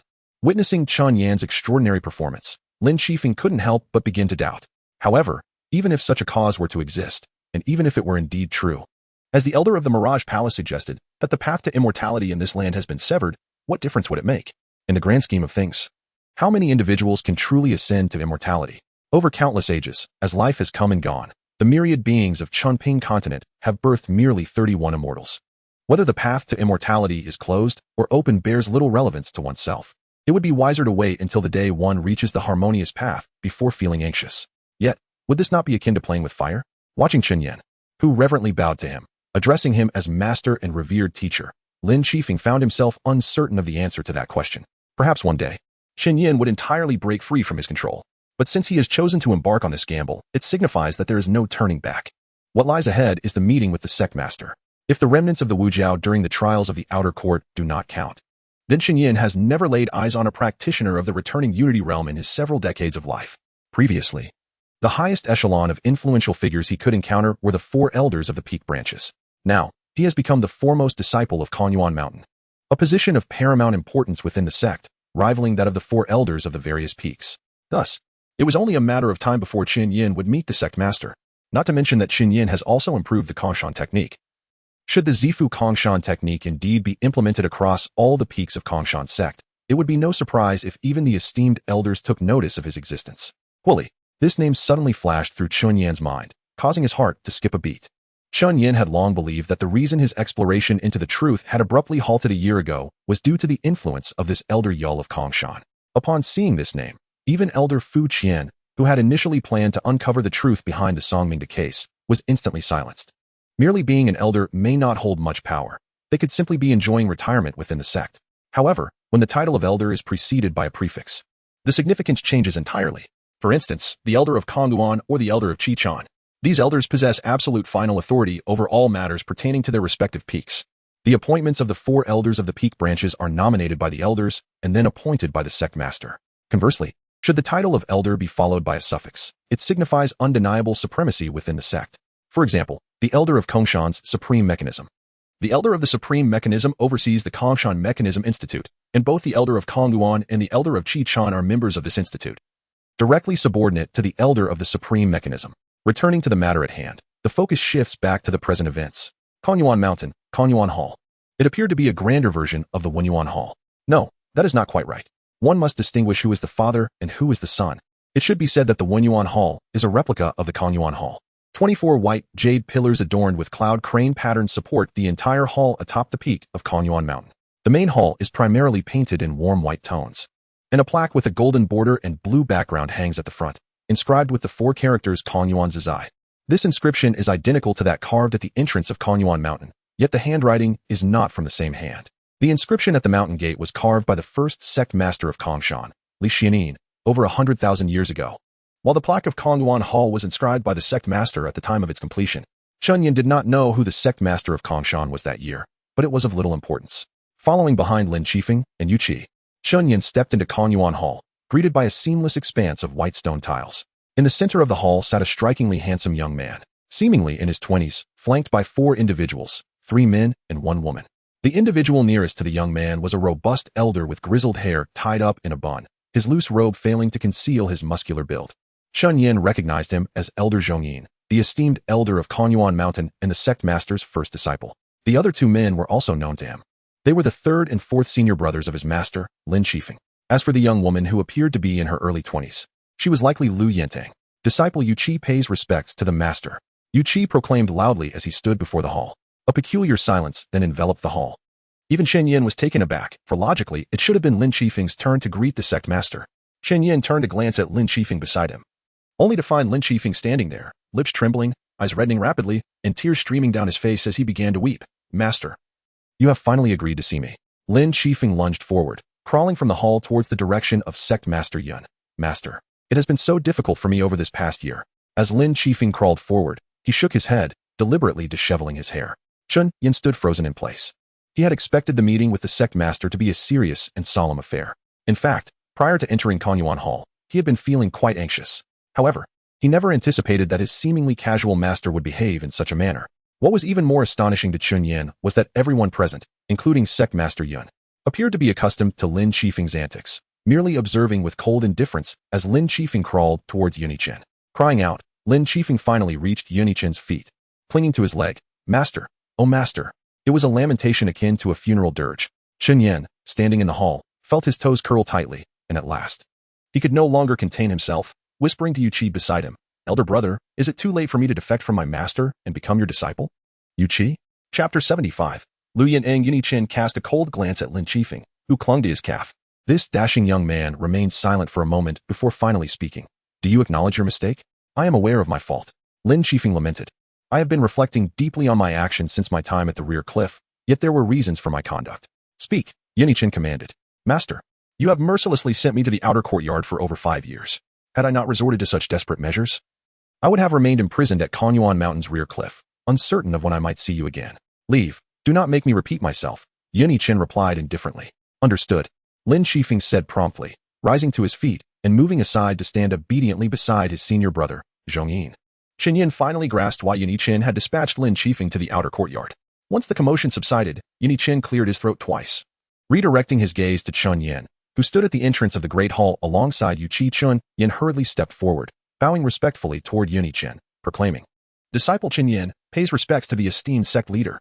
Yunichen observed Chunyan for a while.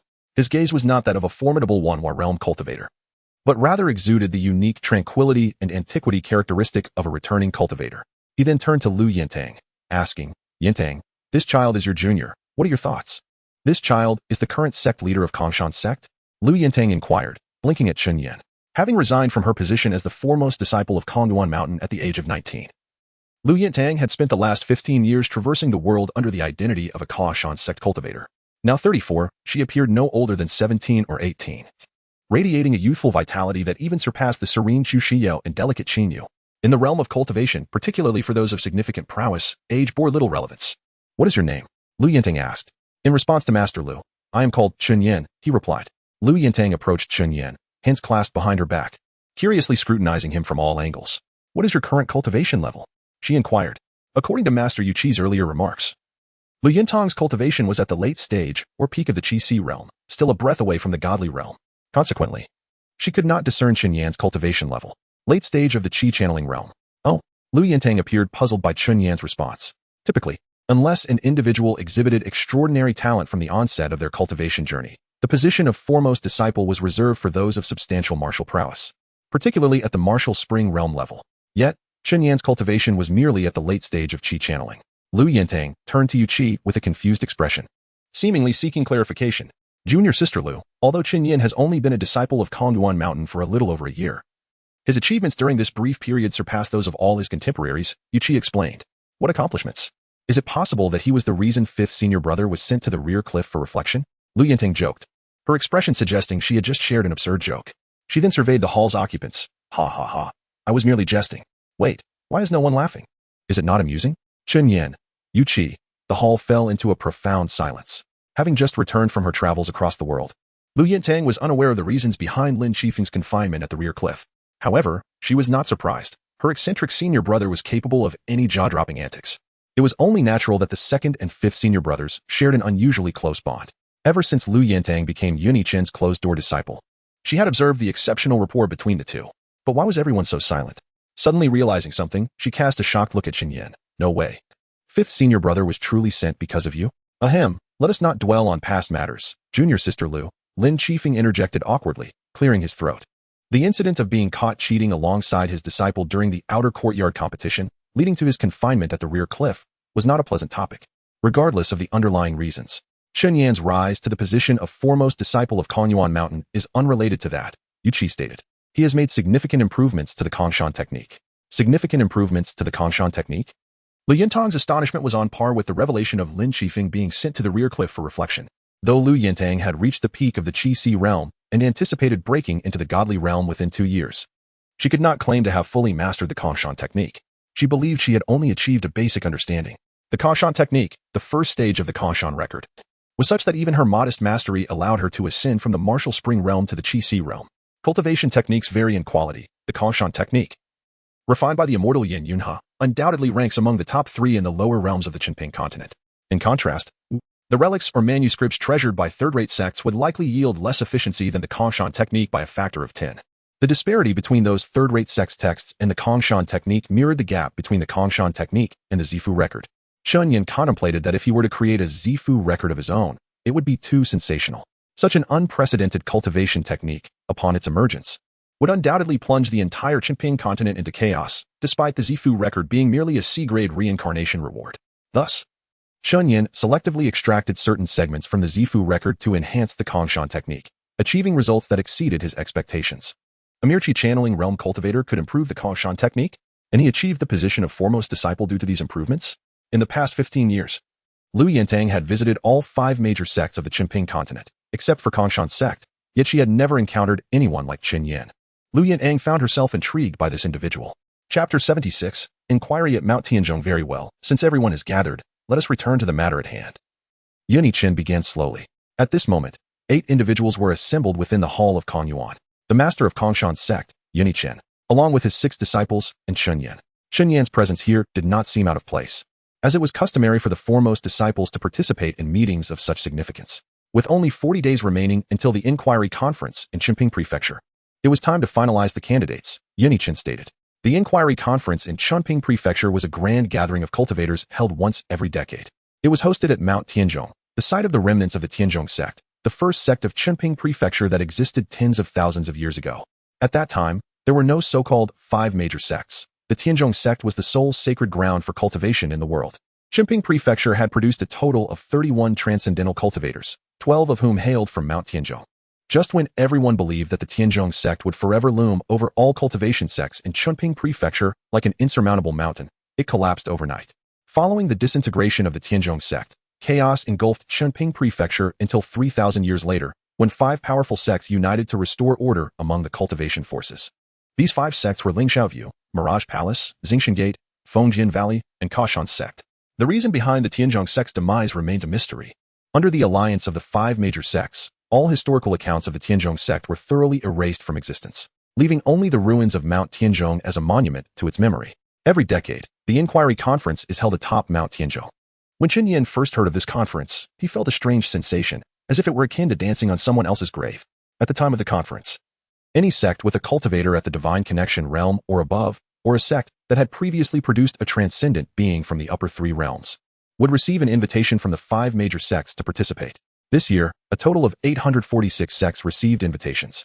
Indeed, in the vast expanse of Qinping Prefecture, thousands of sects thrived, yet only 846 sects had cultivators of the divine connection realm or above, or had once produced such beings, but had since fallen from grace. Including the 5 major sects, the total amounted to 851.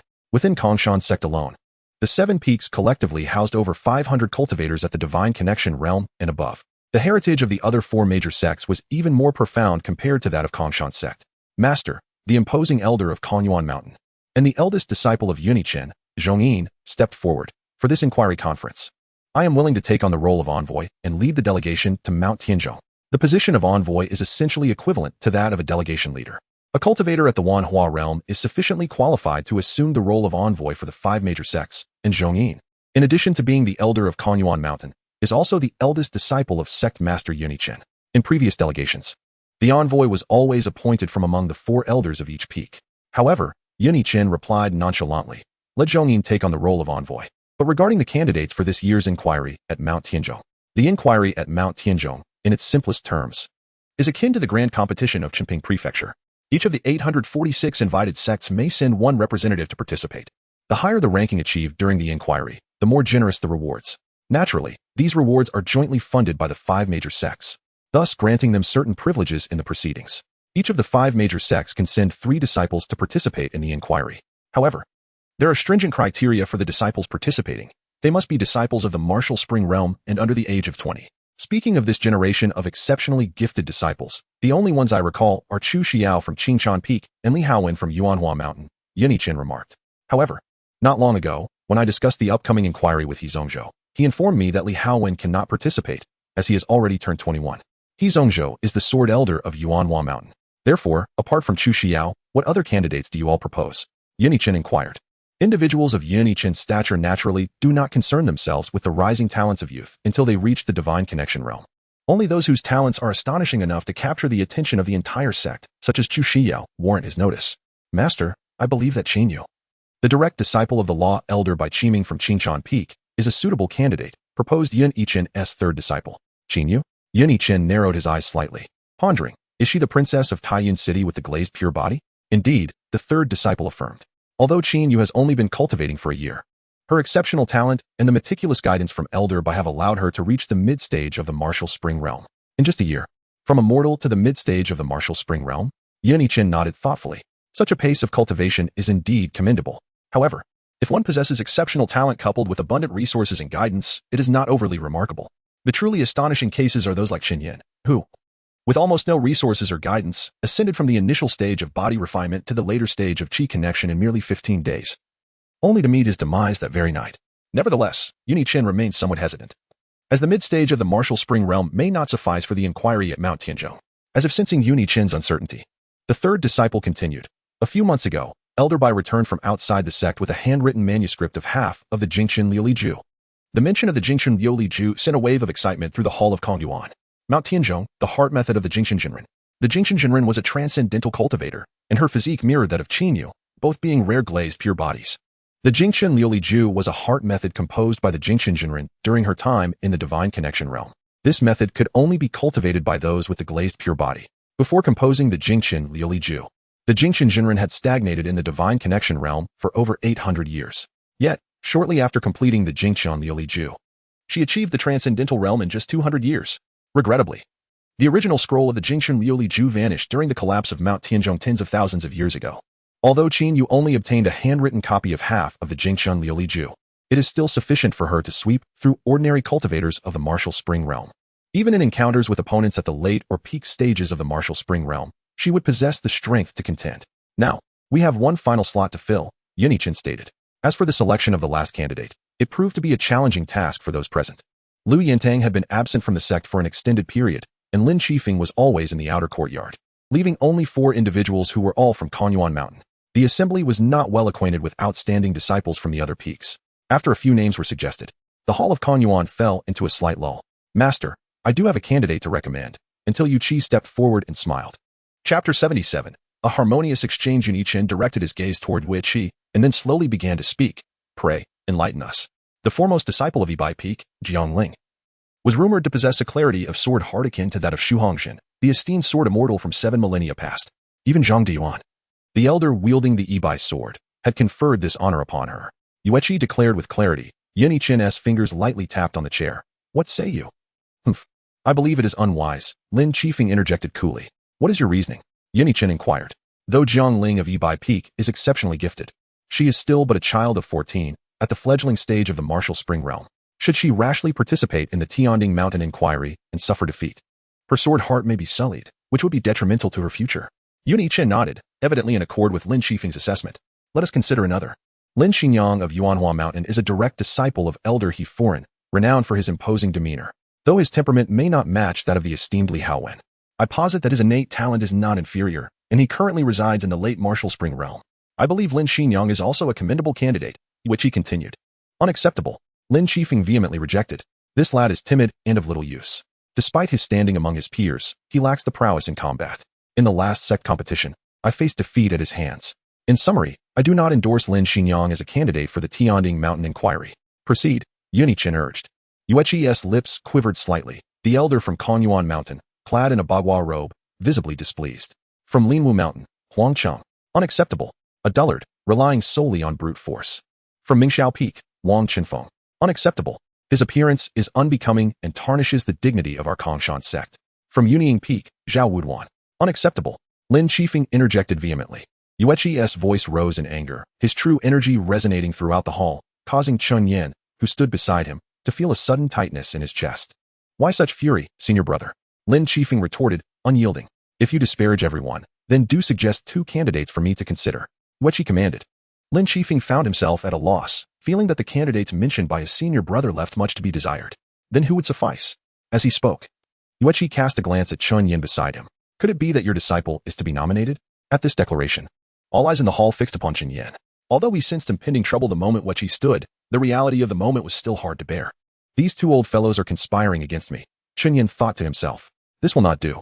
Even though Yen'er is currently the foremost of Kongyuan Mountain and our sect is not participating in the Tianding Mountain inquiry, he remains merely a practitioner of the Qi-gathering realm, disqualifying him from entry. Lin Qifeng shook his head repeatedly.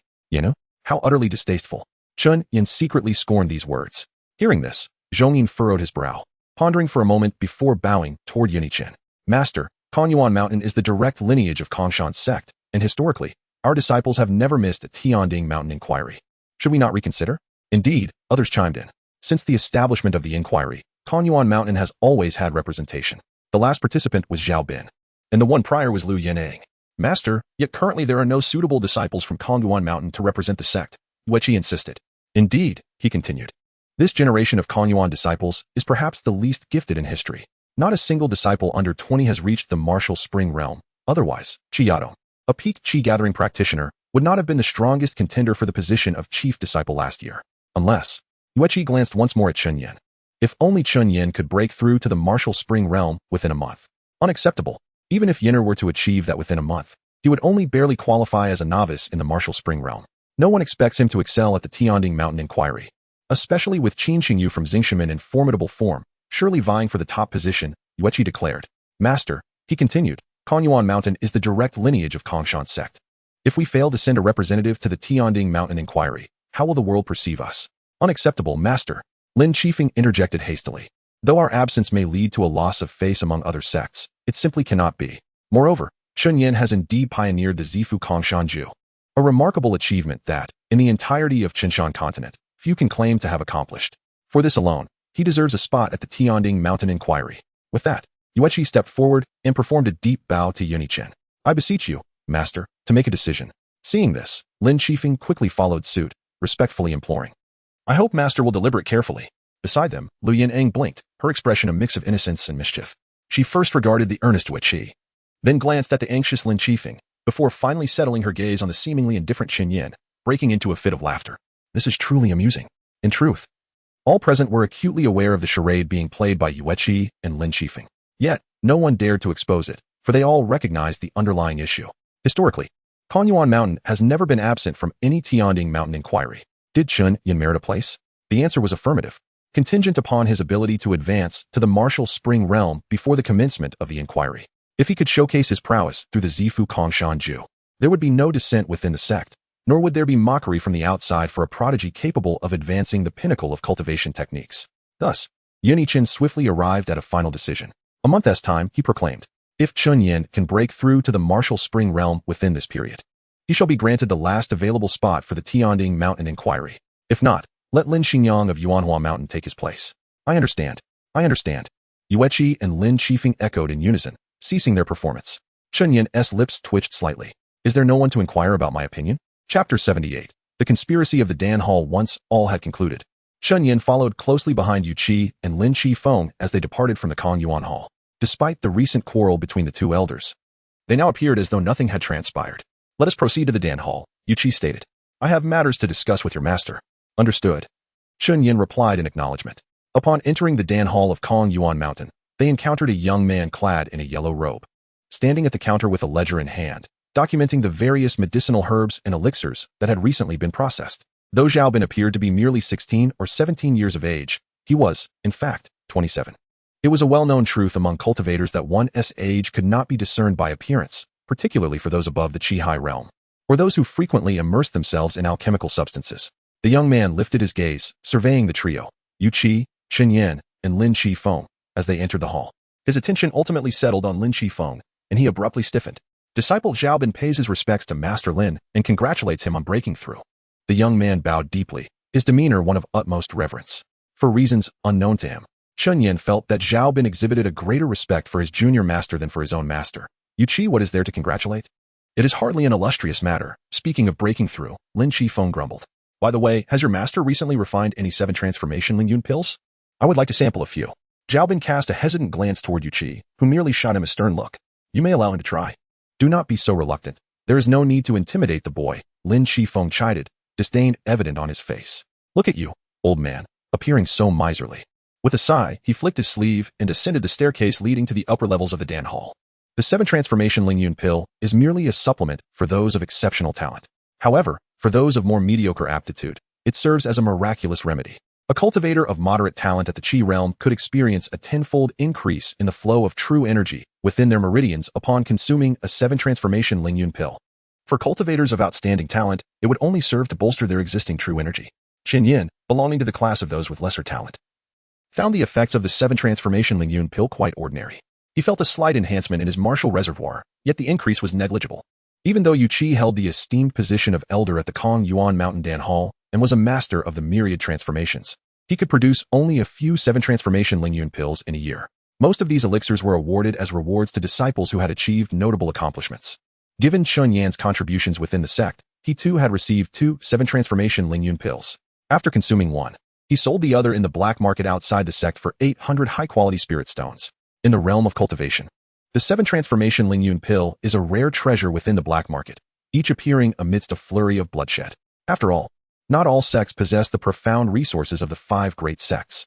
Zhao Bin watched the 3 ascend the stairs before shaking his head and returning his focus to the ledger in his hands. On the top floor of the Dan Hall, this space served as the exclusive alchemy room for the elder, a sanctuary concealed from prying eyes. At the center stood a black alchemical furnace. And to anyone with a modicum of knowledge in alchemy, its origin would be immediately recognizable, the immortality, though its name is quite convoluted. It ranks among the top 3 alchemical furnaces in the entire Qinping continent. However, the one in the Kong Yuan Mountain Dan Hall is merely a replica. The authentic immortality resides with the esteemed elder of the Supreme Monitoring Pavilion, a figure known for both his penchant for and mastery of alchemy. It is said that the elder can refine 7 transformation Lingyun pills as effortlessly as making candy. Even the coveted 9 transformation Lingyun pill, desired by those in the upper 3 realms, can be easily produced under the auspices of the immortality. Very well, Lin Shifeng said as he found a chair in the alchemy room and sat before Chun Yin, his gaze fixed intently upon him. Now, tell us your true cultivation level. Above the martial spring realm, Chun Yin responded. Be more specific, Yu Qi urged. However, Lin Shifeng waved his hand, indicating that further probing was unnecessary. That will suffice. If you do not wish to disclose more, there is no need to press on. In truth, Chun Yin was not averse to revealing his current cultivation level to Yu Qi and Lin Shifeng. Yet, as he stood at the late stage of the martial spring realm, he anticipated that, after enduring a few more trials, he would soon breach the Qi high realm. Rather than fabricate a tale of deception, he preferred to maintain an air of mystery from the outset. Then, in half a month, announce your ascension to the martial spring realm, Lin Shifeng instructed. You should familiarize yourself with the rules and intricacies of the Tianding Mountain as questioning. The differences from the external academy competitions you previously participated in are considerable, particularly as your opponents will not be mere body refinement realm cultivators, but rather those of the martial spring realm. He has indeed faced opponents of the martial spring realm before, Yu Qi interjected. A year ago, he dispatched 2 martial spring cultivators from the Yuanhua Mountain on his journey back to the sect, one in the mid-stage and the other in the late stage. Chun Yin had mentioned this incident to Yu Qi previously, as even the Yuanhua Mountain's esteemed elder could not suppress the news of 2 martial spring cultivators' demise indefinitely. Once the matter became public, it necessitated an investigation by the Yuanhua Mountain's law enforcement hall, and it was only a matter of time before the inquiry led to Chun Yin. With no other recourse, Chun Yin, feeling vulnerable, had relied on Yu Qi's influence and reported the ambush he had faced on his journey back to the sect. Yu Qi said nothing but utilized his connections to resolve the situation. Ultimately, the deaths of the 2 martial spring cultivators were attributed to a quarrel that escalated during their travels, resulting in mutual demise. Oh, Lin Shifeng remarked, a hint of surprise in his voice. That happened? Qin Yin remained silent. However, when the time comes for the questioning at Tianding Mountain, remember to temper your display. Do not be overly ostentatious. There will be many eyes upon you during the questioning assembly, and should you attract undue attention, neither I nor your second master can shield you from the consequences, Lin Shifeng cautioned sternly. Disciple understands, Qin Yin replied. The path beyond the sect's influence will undoubtedly prove more arduous than the one within its bounds. Chapter 79, Breakthrough to the Martial Spring Realm 20 days later. Chun Yin effortlessly ascended to the initial stage of the Martial Spring Realm, securing the final spot for the Tianding Mountain Discourse. His advancement did not stir any ripples within the sect, for as the esteemed head of Kongwan Mountain and the originator of the Zifu Kashan formula, his elevation was anticipated. Even if he were to take several more months to reach the Qi realm, the members of the sect would readily accept it. The delegation from Kongshan sect attending the Chunpingzhou discourse comprised over 70 individuals, led by Elder Zhongyin, a figure of great respect within the sect. Alongside several venerable elders from various peaks, accompanied by the prominent disciples and numerous core members of the sect. With the selection of the 3 candidates for the Tian Ding Mountain Discourse finalized, the delegation needed to confer with them at Kanyuan Mountain, specifically in the Hall of Caution presided over by Elder Zhongyin. With 13 days remaining until the discourse, today marked the occasion for their meeting. Chun Yin was stationed at the entrance of Kanyuan Mountain, awaiting the arrival of the other 2 candidates for the Tian Dao Mountain Discourse. He recognized them both. As 2 figures, one clad in white and the other in blue, ascended the steps, he greeted them with a smile. Senior Sister Chu, Junior Sister Qin. It has been a while, Chun Yin said, bowing slightly in their direction. Senior Brother Chun. Qin Yu's eyes brightened upon seeing him. He was one of the few acquaintances she had in the sect, albeit not particularly close. Since becoming a disciple of Kanshan's sect, she had struggled to make friends, especially as a direct disciple of an elder and a rare gem of the Liuli pure body, which created a significant barrier between her and the other inner disciples. Senior Brother Chun was all that Chu Xiao said upon seeing Chun Yin, her tone distant. Chun Yin felt a slight jolt within, despite the aloofness in Chu Xiao's address. Hearing the title Senior Brother Chen from her lips imparted an inexplicable thrill. Over a year ago, he had been a mere outer disciple, scarcely daring to breathe in the presence of a direct disciple of the esteemed Qinchan Peak. Yet now, he too had become a head disciple, and not just any, but the head disciple of the Kanyuan branch of Kanshan's sect, standing on equal footing, if not surpassing her. Elder Zhongyin is currently in the Hall of Caution. We should not delay. Let us proceed, Chun Yin suggested. The 3 then set off towards the Hall of Caution atop Kanyuan Mountain. The Hall of Caution, unlike the Law Enforcement Hall or the External Affairs Hall, was not merely a functional department of a peak but rather akin to the Kangwu Studio, serving as the residence of a certain elder. However, the Hall of Caution possessed some powers similar to those of the Law Enforcement Hall. With only a little over 20 cultivators affiliated with it, each was above the Qi-Si realm, including 3 at the Divine Connection realm. In normal circumstances, cultivators of the Divine Connection realm could serve as elders in any peak of Kanshan sect. The high cultivation levels of those in the Hall of Caution stemmed from its nature as the private militia of Elder Zhongyin, or rather, of Yunichen. The law enforcement halls of each peak could only manage their respective affairs, requiring cooperation from other halls when investigating disciples from different peaks. In such a framework, should discord arise within a peak, particularly if a high-ranking cultivator were involved, the Hall of Caution would need to intervene to maintain order. In essence, Elder Zhongyin's Hall of Caution functioned as a regulatory body within Kanshan sect. Returning to the present, Chun Yin and his companions arrived at the entrance of Elder Zhong's Hall of Caution, where a cultivator in the Qi-Si realm, appearing to be in his 40s, stood guard. Senior, Chun Yin saluted. The Qi-Si realm cultivator lifted his gaze, scanning the trio before him. Upon noticing Chun Yin accompanied by 2 female cultivators, he quickly discerned their purpose. Without uttering a word, he stepped aside, permitting them entry into the Hall of Caution. Elder Zhong sat before a low wooden table, which appeared diminutive compared to his robust physique.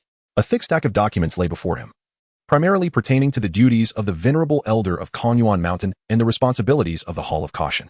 Unlike the relatively modest tasks handled by Qian He and by Qiming at Qinchan Peak, Zhongyin, as a prominent elder of the direct line, had a far greater volume of affairs to manage daily. Greetings, Master Zhong. Chun Yin bowed respectfully. Greetings, Elder Zhong. Chu Xiao and Qin Yu followed suit, performing their salutations. You have arrived, Zhongyin remarked, putting down the documents and looking towards the 3 standing before him. As he moved, the muscles beneath his robe were visibly defined, causing Chun Yin to shiver involuntarily. The previous encounter at the Kanyuan Hall had not allowed him to fully appreciate the imposing presence of the head disciple of Yun Zhongzhu. Now, he recognized the sheer pressure exuded by Zhong Yin's formidable physique, starkly contrasting with the slender forms of many common cultivators.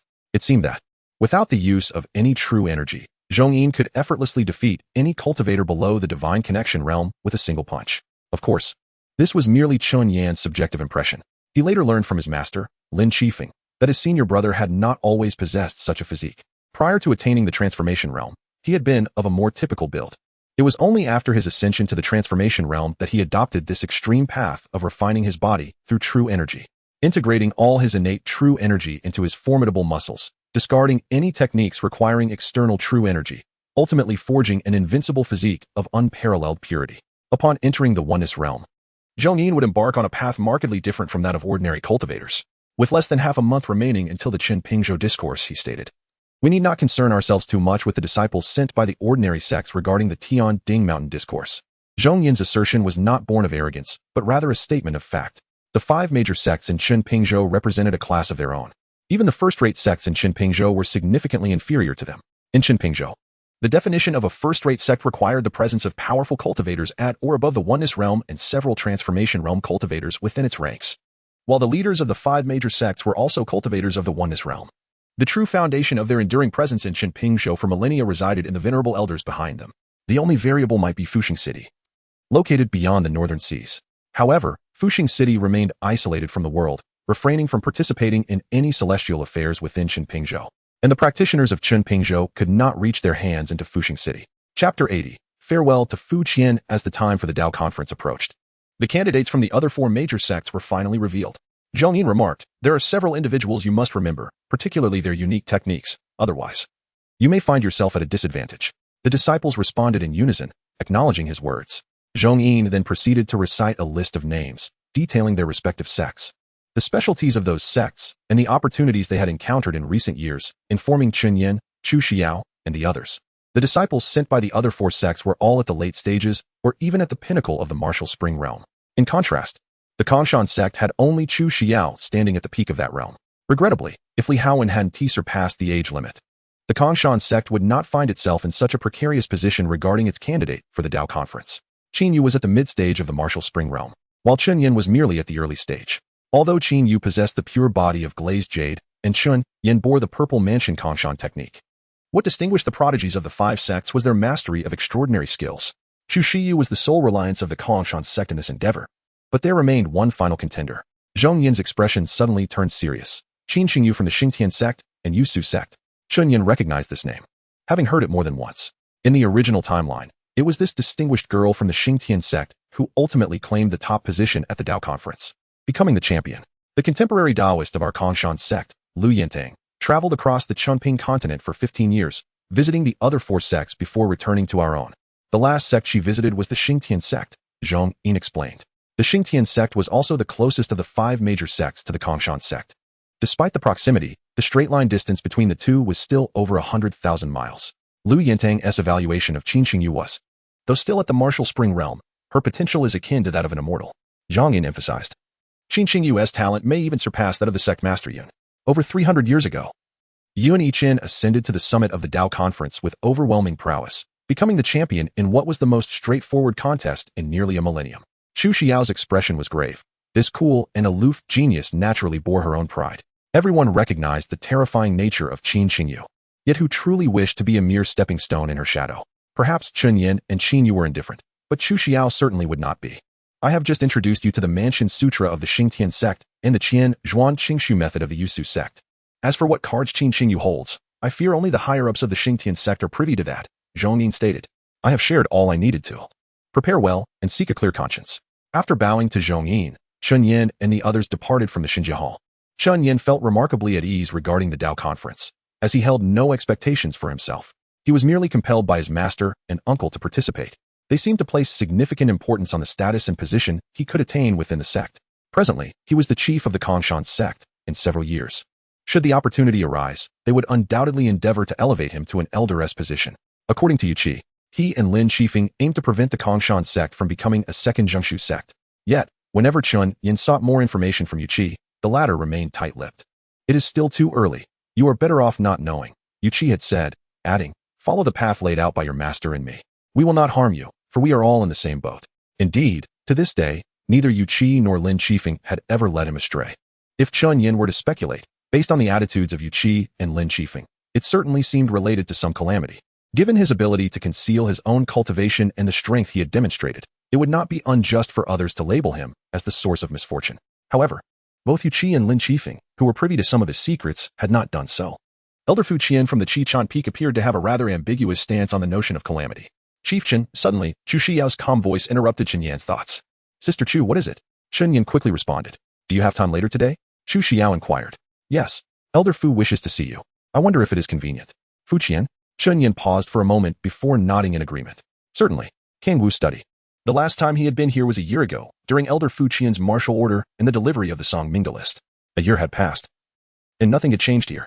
No, not just a year. Even 5 or 10 years later, Kang Wu's study might remain unchanged, for Fu Qian had resided here for centuries. Chun Yin stepped into Kang Wu's study, halting before the cold pond in the courtyard.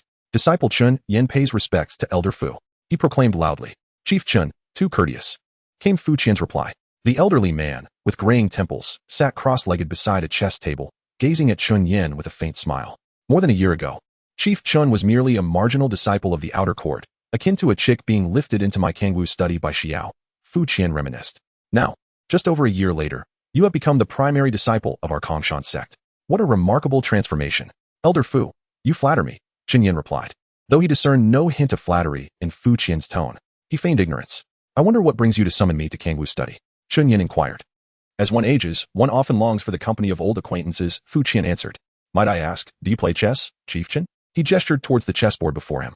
I do not, Chun Yin replied. Such a pity. I would have liked to engage in a game with you. Fu Qian said with a shake of his head, feigning disappointment.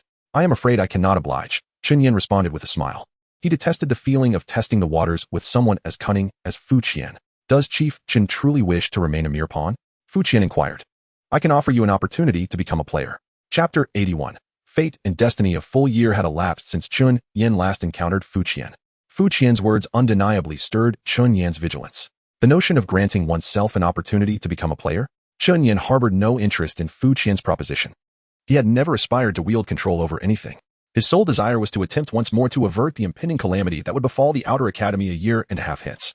Presently, Cheng Xing had ascended to the position of a core disciple of Ming Xiefeng, and by all rational standards, she was unlikely to be affected by the disaster instigated by the remnants of Wu Jiao. Yet, Chun Yin remained uncertain. Throughout myriad reincarnations, he had contemplated and reflected upon the concept of fate. It appeared that fate in this world could be categorized into two distinct types. One type was susceptible to external forces, influenced by events such as the demise of Qi Yadong or Zhang Xishuan, both of which were repercussions of Chun Yin's own cycles of reincarnation. The other type was predetermined, or rather, fated. This kind of fate could not be swayed by external forces. It was inescapably destined to transpire. Perhaps, Cheng Xing's death at the tender age of 19 was such a fate. Contemplating this, Chun Yin felt no tumult within his heart, for he had long since accepted the possible outcomes that might unfold a year and a half later. As previously articulated, for the once inconsequential Chen Yin of the Outer Academy, Cheng Xiying represented his lifeline. Apart from her, he possessed nothing. Yet, the present Chen Yin was no longer the same as before. He was now the foremost disciple of Kongyuan Mountain, the originator of the Zifu Kaoshan art, and the revered Taoist of the Tianding Mountain of the Kongshan sect. In a fleeting moment, he basked in the glory that the elderly man, who had once perished alone beneath a tree in the Meteor Sword Mountains, had never dared to dream of. In the presence of such an accomplished Chun Yin, what significance did a junior sister, with whom he had shared the entrance to the sect, truly hold? Chun Yin had never perceived himself as particularly callous. Yet he now recognized that the profound emotions he once harbored were not rooted in a deep-seated love for Cheng Xing, but rather in the fact that he had once possessed nothing. At Kangwu Studio, before the serene and austere elder Qing Chan, Chen Yin no longer exhibited the same obsequiousness as before. He possessed the confidence to decline all of Fu Qian's proposals. Not at this time. But I appreciate Elder Fu's kindness, Chen Yin stated. I propose that you become a player by taking my place, said Fu Qian, his eyelids lowered, obscuring his thoughts. To replace Fu Qian? What does that imply? Chen Yin queried. I beg you, Elder Fu, do not jest. Even 100 Chen Yans could never supplant you. Very well, Fu Qian replied, lifting his gaze. When one's cultivation level surpasses the Qi-Si realm, physical appearance undergoes minimal alteration, and one may even appear younger through the use of medicinal pills. However, for some reason, Chen Yin perceived Fu Qian as having aged significantly compared to a year prior. If you change your mind, you may seek me at Kangwu Studio, Fu Qian remarked, effectively issuing a dismissal. I understand, Chen Yin acknowledged, bowing respectfully before turning to leave Kangwu Studio. When did Fu Qian begin to manifest this demeanor? Chen Yin was acutely aware that it occurred after he presented the list from Songmingda to Fu Qian. Chen Yin had also read the names on the list to Lin Qifeng and Yu Qi, yet neither his master nor his senior brother exhibited notable reactions. Fu Qian, however, was different.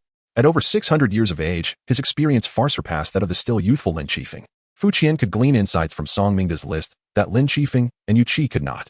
Huoli, Supreme Elder of Kongshan's Yao. Merely the weight of that title instilled in Chun Yin an inexplicable sense of pressure. He was unaware of what Fu Qian had discerned from the list, but he was certain that the burden Fu Qian bore was primarily due to Huoli. To suggest that Chen Yin replace him as a player? Chun Yin was well aware of Fu Qian's thirst for power. Otherwise, he would not have engaged so fervently in conflict with Bai Qiming. Yet, if Fu Qian was not jesting or testing him, and genuinely believed this, it likely indicated a grim reality. Fu Qian had succumbed to despair. He perceived himself as incapable of achieving victory in this game, resigning himself to defeat and seeking a replacement to take his place. This was akin to a fixation. In light of this, one might even feel a twinge of pity for Elder Fu Qian. not far from Kangwu's studio, as Chun Yin traversed the streets of Qingchan Peak. A delicate and soft voice suddenly reached his ears. Chen Shixiao? Turning towards the source, he beheld Qin Yu, adorned in a flowing green dress. Her gaze towards Chun Yin imbued with a mix of timidity and anticipation. Have you met Elder Fu? She inquired. Indeed, Chun Yin replied, smiling and nodding in her direction. In the span of a year, this former princess of the Wang family appeared to have matured considerably. How has your year been since ascending the mountain? Chun Yin asked. Everything is well, though. Qin Yu's gaze drifted slightly. It has been somewhat exhausting. Chun Yin could surmise the cause without inquiry. Bai Qiming was undoubtedly stern with his direct disciple. As previously noted, the rivalry between the Qichan Zhengfa and Qichan Suwu sects represented the most significant internal conflict within the Kongshan sect. The Suwu lineage boasted the daughter of Elder Qichan, the unparalleled genius Chu Xiao, while the Zhengfa lineage had long sought a prodigy to rival and challenge her. That burden had fallen upon Qin Yu's shoulders. Indeed, one must occasionally relax and not be too hard on oneself, Qin Yin advised. Yes, Qin Yu responded, her expression betraying a hint of hesitation before she finally spoke. Chen Shixiang, there are matters I wish to consult you about. Feel free to ask openly, Qin Yin encouraged with a smile. I find myself perplexed by certain passages within the Zifu Kaoshan art and hope you might enlighten me, she confessed. Qin Yin was taken aback momentarily. You are studying the Zifu Kaoshan art? Chapter 82, The Ruins of the Gambling Lodge. Indeed. Qin Yu's expression suddenly turned anxious. Could it be that those outside the disciples of Kongyuan Mountain cannot cultivate the Purple Mansion Kong Mountain technique? I am sorry, Brother Chun. I did not know. No, that is not the case, Qin Yin replied, shaking his head. It is merely unexpected. He had not anticipated that Qin Yu was practicing the Purple Mansion Kong Mountain technique, as, up until now, it had only been piloted at Kongyuan Mountain. The Purple Mansion Kong Mountain technique, which was developed based on the foundation of the Kong Mountain technique that Qin Yin practiced, had significantly improved both in cultivation efficiency and the smooth flow of true energy compared to the original version. However, in reality, the Purple Mansion Kong Mountain technique had not received universal recognition within the sect. Many differing opinions existed. Some believed that although the Purple Mansion Kong Mountain technique indeed had its merits, it was still created by a Qi realm cultivator who had previously remained obscure. Thus, their attitude towards the Purple Mansion Kong Mountain technique was quite conservative, asserting that it should not be promoted within the sect until validated by the elders of the peak and the supreme elders. They even felt that disciples practicing the Purple Mansion Kong Mountain technique might adversely affect their future cultivation of the Kong Mountain Wuxiang chapter. Qin Yin could not guarantee this point either, as the Purple Mansion Kong Mountain technique was merely the result of his amalgamation of the Purple Mansion record and the Kong Mountain technique. He likened himself to a third-rate programmer, haphazardly quoting code and piling it together. As long as it ran, it was deemed a success. If disciples practicing the Purple Mansion Kong Mountain technique truly found it difficult to cultivate the Kong Mountain Wuxiang chapter, Qin Yin would not mind creating another Wuxiang chapter for the Purple Mansion Kong Mountain technique. It would merely be another heap of convoluted code. How did you come to practice the Purple Mansion Kong Mountain technique? Qin Yin inquired. At present, only the disciples of Kongyuan Mountain should be practicing it. It was a handwritten copy given to me by my master, Qin Yu responded. Bai Qiming, this old fox truly has faith in his own work, Qin Yin remarked. What message did he ask you to convey to me? I do not fully understand the specifics, but he told me to relay 4 words to you, saying that you would naturally understand, Qin Yu explained. He said, Xianjia Gambling Lodge. Dressed in the robes of a disciple of Kongyuan Mountain, Chun Yin stood before a desolate, dust-laden ruin, with the token of the head disciple of Kongyuan Mountain hanging at his waist. Welcome, Master Chun. An elderly man clad in the robes of the outer court of the Kong Mountain sect stood behind Chun Yin, respectfully bowing to him. It has been a long time. Esteemed elder. Chun Yin smiled as he turned to face the elder, whom he had encountered twice before. He did not bow as he had during his previous visit to the outer court to pay respects to the outer court elder. In fact, after a year, their identities had completely reversed. Master Chin's cultivation has evidently advanced remarkably over the past year. The outer court elder remarked. And you, esteemed elder, appear to be well. Chun Yin replied, turning back to gaze at the ruins of the gambling lodge. As of today, the Xinjia Gambling Lodge in Taiyuan City remained in ruins and had yet to be rebuilt. It is worth noting that the gambling lodge occupied prime real estate in Taiyuan City, and its failure to be reconstructed could only signify one thing. It served as a warning and intimidation. Times have changed, Chun Yin mused. Indeed. The outer court elder straightened up, his gaze following Chun Yan's towards the ruins of the gambling lodge. But all of this is thanks to Master Chun, is it not? Oh. Chun Yin narrowed his eyes, activating the hidden immortal technique, causing an overwhelming surge of true energy to erupt from within him, enveloping every inch of air within a tenjong radius. The outer court elder's complexion paled slightly, yet his expression remained impassive. What do you mean by that, esteemed elder? Chun Yin inquired. On the night Master Chen visited the Xinjia Gambling Lodge, several Qi realm cultivators arrived shortly thereafter, the outer court elder stated. Those cultivators then annihilated the patrons and staff within the gambling lodge. Who does Master Chen believe orchestrated this? Who? In truth, Chen Yin had already possessed the answer. Or rather, he had always known it. The Qingshan Peak, Elder Su Wu, and Fu Qian. Indeed, as anticipated, the outer court elder confirmed. A year prior, upon hearing the news of the destruction of the Xinjia Gambling Lodge in Taiyuan City from Fu Qian while at Kangwu's studio, Chen Yin had already deduced this conclusion. Fu Qian intended to eliminate witnesses. However, the two Yuanhua mountain cultivators who had attempted to ambush him were likely not connected to Fu Qian. Even a year ago, he had lacked sufficient motive to eliminate Chen Yin. As Lin Qifeng's disciple, Chen Yin still held some value for him to exploit. Now that he had become the head of Kongyuan Mountain, unless Chen Yin himself acted recklessly, it was improbable that anyone on this land of Chimpingzhou would dare to provoke him.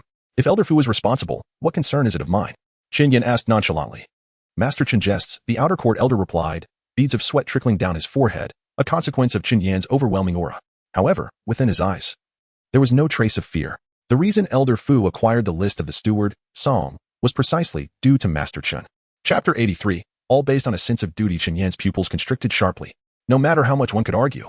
This external steward was merely an aged disciple of the outer court, laboring for many years in the mundane realm of Taiyuan City. However, the clandestine information regarding Song Mingda was certainly known to many within the sect.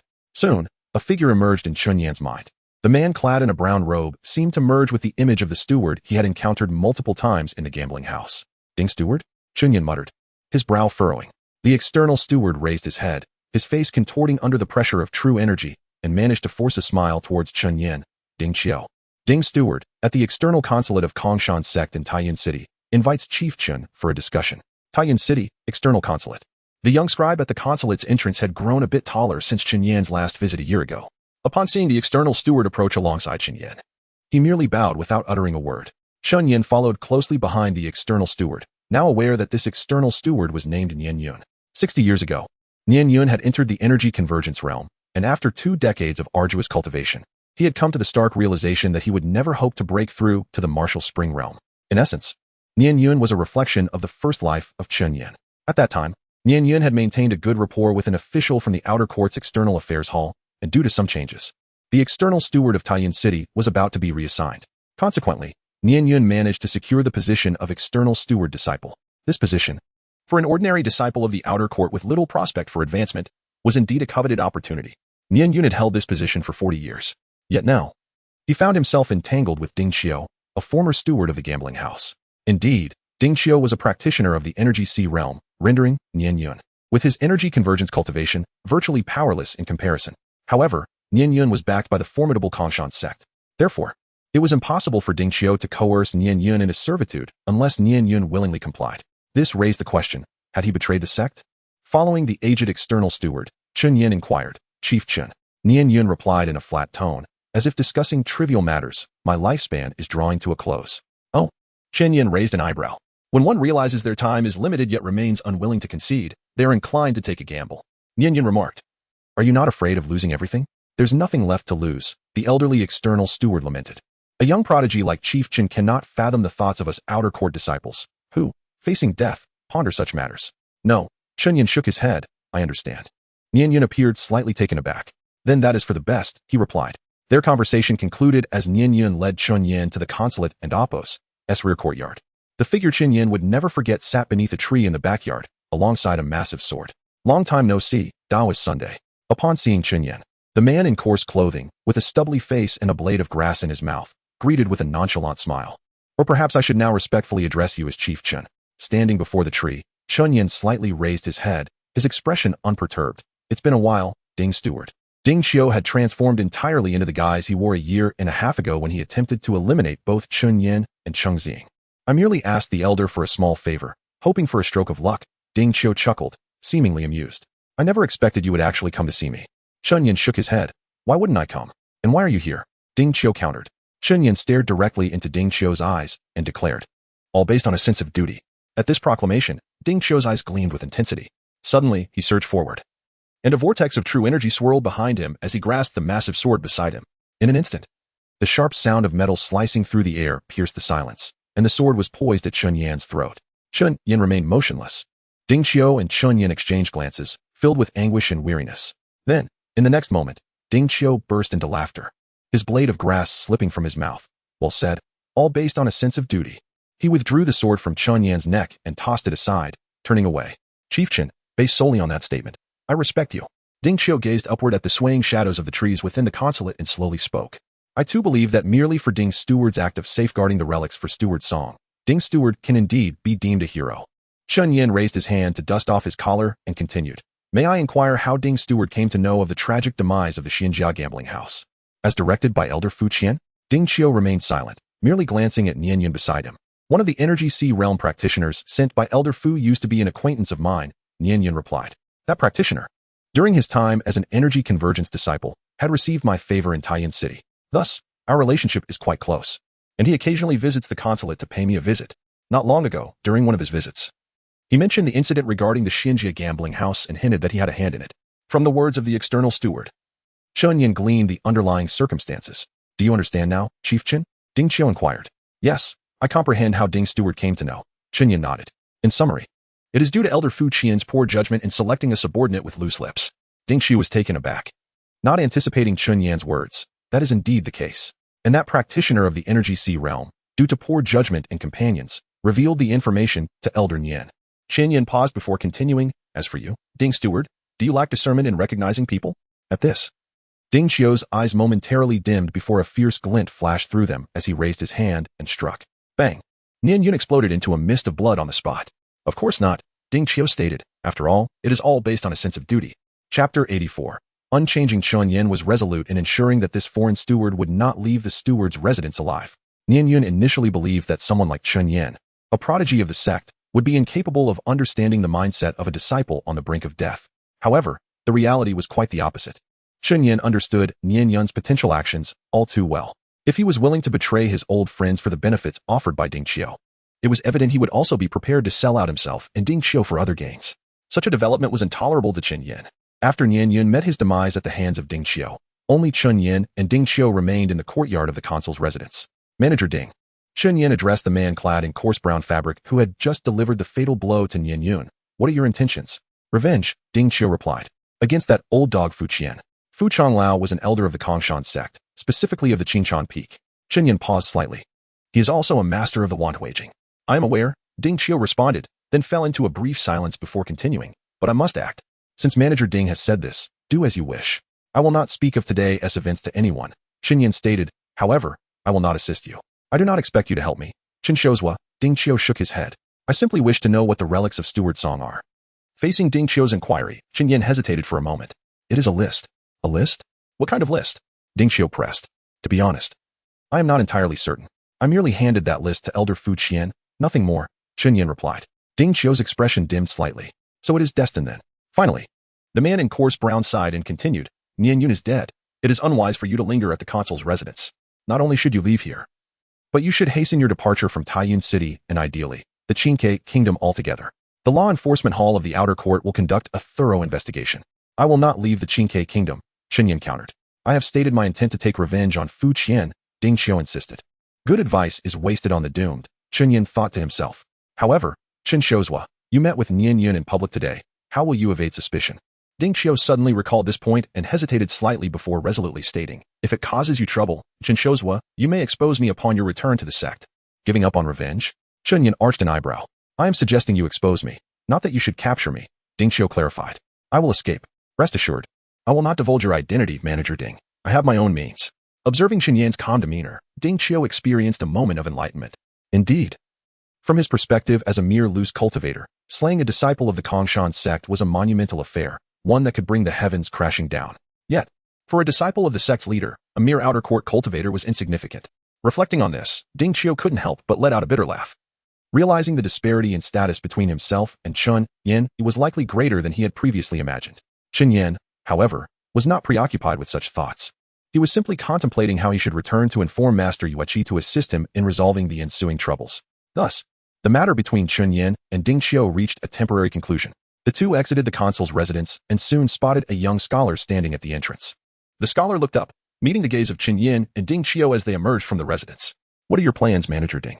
Chen Yin posed, having no intention of involving himself, thus directing all inquiries to Ding Qiu. Ding Qiu lowered his head, locking eyes with the young scholar. Come with me, he instructed the boy. The scholar said nothing, merely nodding in agreement. This was a clever and astute child. Chen Yin had recognized this trait a year prior during his visit to the Outer Court's consul's residence. Thus, the child had likely already grasped the gravity of the events that had transpired within the consul's residence. Following Ding Qiu was the only chance for survival. Then, Chen Xiuzhua. Ding Qiu inclined his head towards Chen Yin. The mountains remain green, and the waters flow long. Until our paths cross again, Manager Ding. Chen Yin returned the gesture. At this point, there is no need to continue addressing me as Manager Ding. Just call me by my name, Ding Qiu, he replied.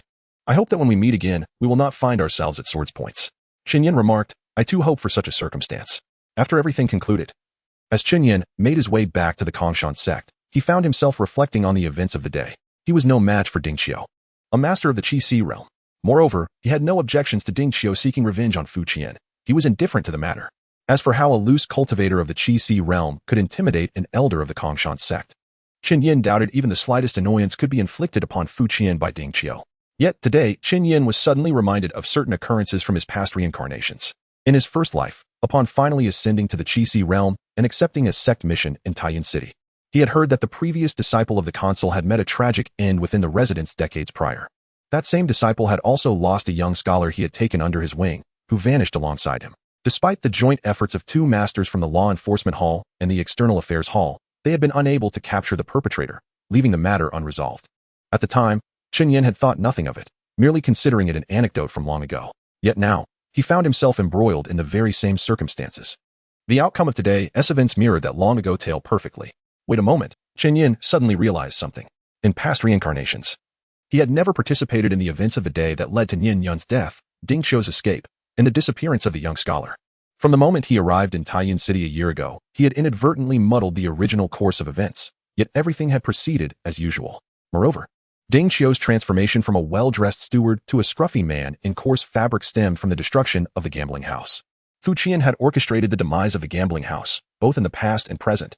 Otherwise, Yin Yun would not have become entangled with Ding Qiu. Was all of this fate? Chen Yin murmured. What, then, had he truly altered up to this point? Chapter 85, The journey time swiftly passes.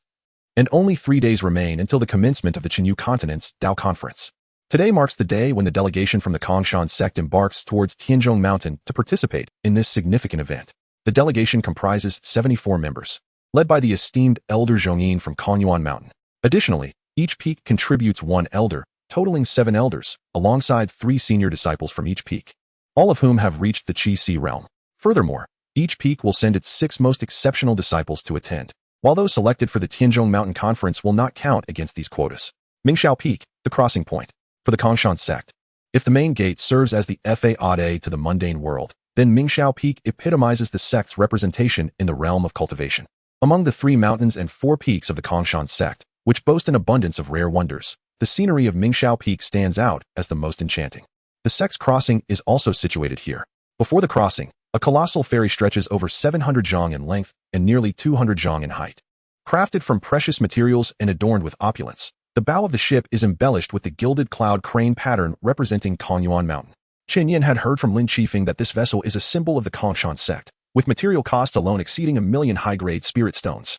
With Elder Zhongyin's command, the grand ship commenced its gradual journey across the crossing. The transit from Kongshan sect to Tianzhong Mountain aboard this aerial ferry would take 2 days. A remarkably swift pace, as even a god communication realm cultivator, flying at full speed, might struggle to match this speed. High above the clouds, Chen Yin gazed down at the land below. This was his first opportunity since his reincarnation to view the world from such an elevated perspective. The 3 mountains and 4 peaks of the Kongshan sect lay beneath him, separated by thousands of zhang. As he looked towards the outer courtyard, he could roughly identify the locations of the disciples' residences, where he had spent over a century of his life. Viewing the outer courtyard from this height reminded Chen Yin of his past life, flying in an airplane and looking down upon his hometown. Further ahead, he spotted a massive city standing proudly on the plains. It was Taiyin City. Beyond that, the rugged peaks and dense forests of the Yunjian mountain range loomed in the distance. Excuse me, are you the esteemed master of Konyuan Mountain? As Chen Yin stood at the side of the ship, admiring the scenery, a calm voice suddenly echoed from behind him. Turning around, he discovered 2 disciples of the Kongshan sect standing there, their collars adorned with pale blue wavy patterns, identifying them as disciples of Yuanhua Mountain. One was slender and exuded righteousness, while the other was taller, with a gentler demeanor. The one who had spoken was the more upright of the 2. Indeed, Chen Yin replied, casting a brief glance downwards to notice the token at the waist of the Yuanhua disciple, signifying his identity as the disciple of Yuanhua's master, Li Haowen. In an instant, Chun Yin discerned the identity of the individual before him. I am Li Haowen, disciple of Yuanhua Mountain's master. He performed a respectful bow towards Chun Yin. This is my companion, Lin Xinyang, a personal disciple of Elder He Foreign from Yuanhua Mountain. Lin Xinyang, the disciple with the gentler demeanor, also inclined his head respectfully towards Chen Yin. It's an honor to meet both esteemed individuals. Chen Yin returned the gesture. In contrast to Li Haowen, Chen Yin's attention was primarily drawn to Lin Xinyang. He remained cautious, aware that Lin Xinyang was a direct disciple of Elder He Foreign, who had dispatched 2 Martial Spring Realm cultivators to ambush him a year prior when he returned to the sect with the list of Songmingda. Thus, it would be unwise for Chun Yin to lower his guard around Lin Xinyang. However, he did not let his wariness show on his face. Recently, Chen Yin had been in his prime, gaining significant recognition among the younger generation of the sect. Li Haowen smiled and remarked, "It is merely a small contribution to the sect." Chun Yin humbly replied, "Furthermore, if senior brother Li and senior brother Lin do not mind, you may simply call me junior brother." Indeed, that should be the case, Li Haowen agreed, as his status as the disciple of Yuanhua Mountain's master placed him on par with Chun Yin, if not higher, especially as he was also a personal disciple of the elder in charge of the sword. As for Lin Xinyang, while not the peak's master, he was nonetheless a direct disciple of the esteemed elder. His talents in cultivation were comparable to Li Haowen's, earning him high regard within Yuanhua Mountain and the sect. Senior brothers, Chun Yin glanced between Li Haowen and Lin Xinyang, silently inquiring what they needed from him. It is indeed a regret that I have yet to meet junior brother since your ascension to the master of Konyuan Mountain, Li Haowen expressed. I took this opportunity during our journey on the sect's ferry to introduce myself. It would be more appropriate for me as the junior brother to pay my respects to my seniors. Chen Yin responded with a smile. There is no need to trouble yourselves to seek me out. Li Haowen chuckled.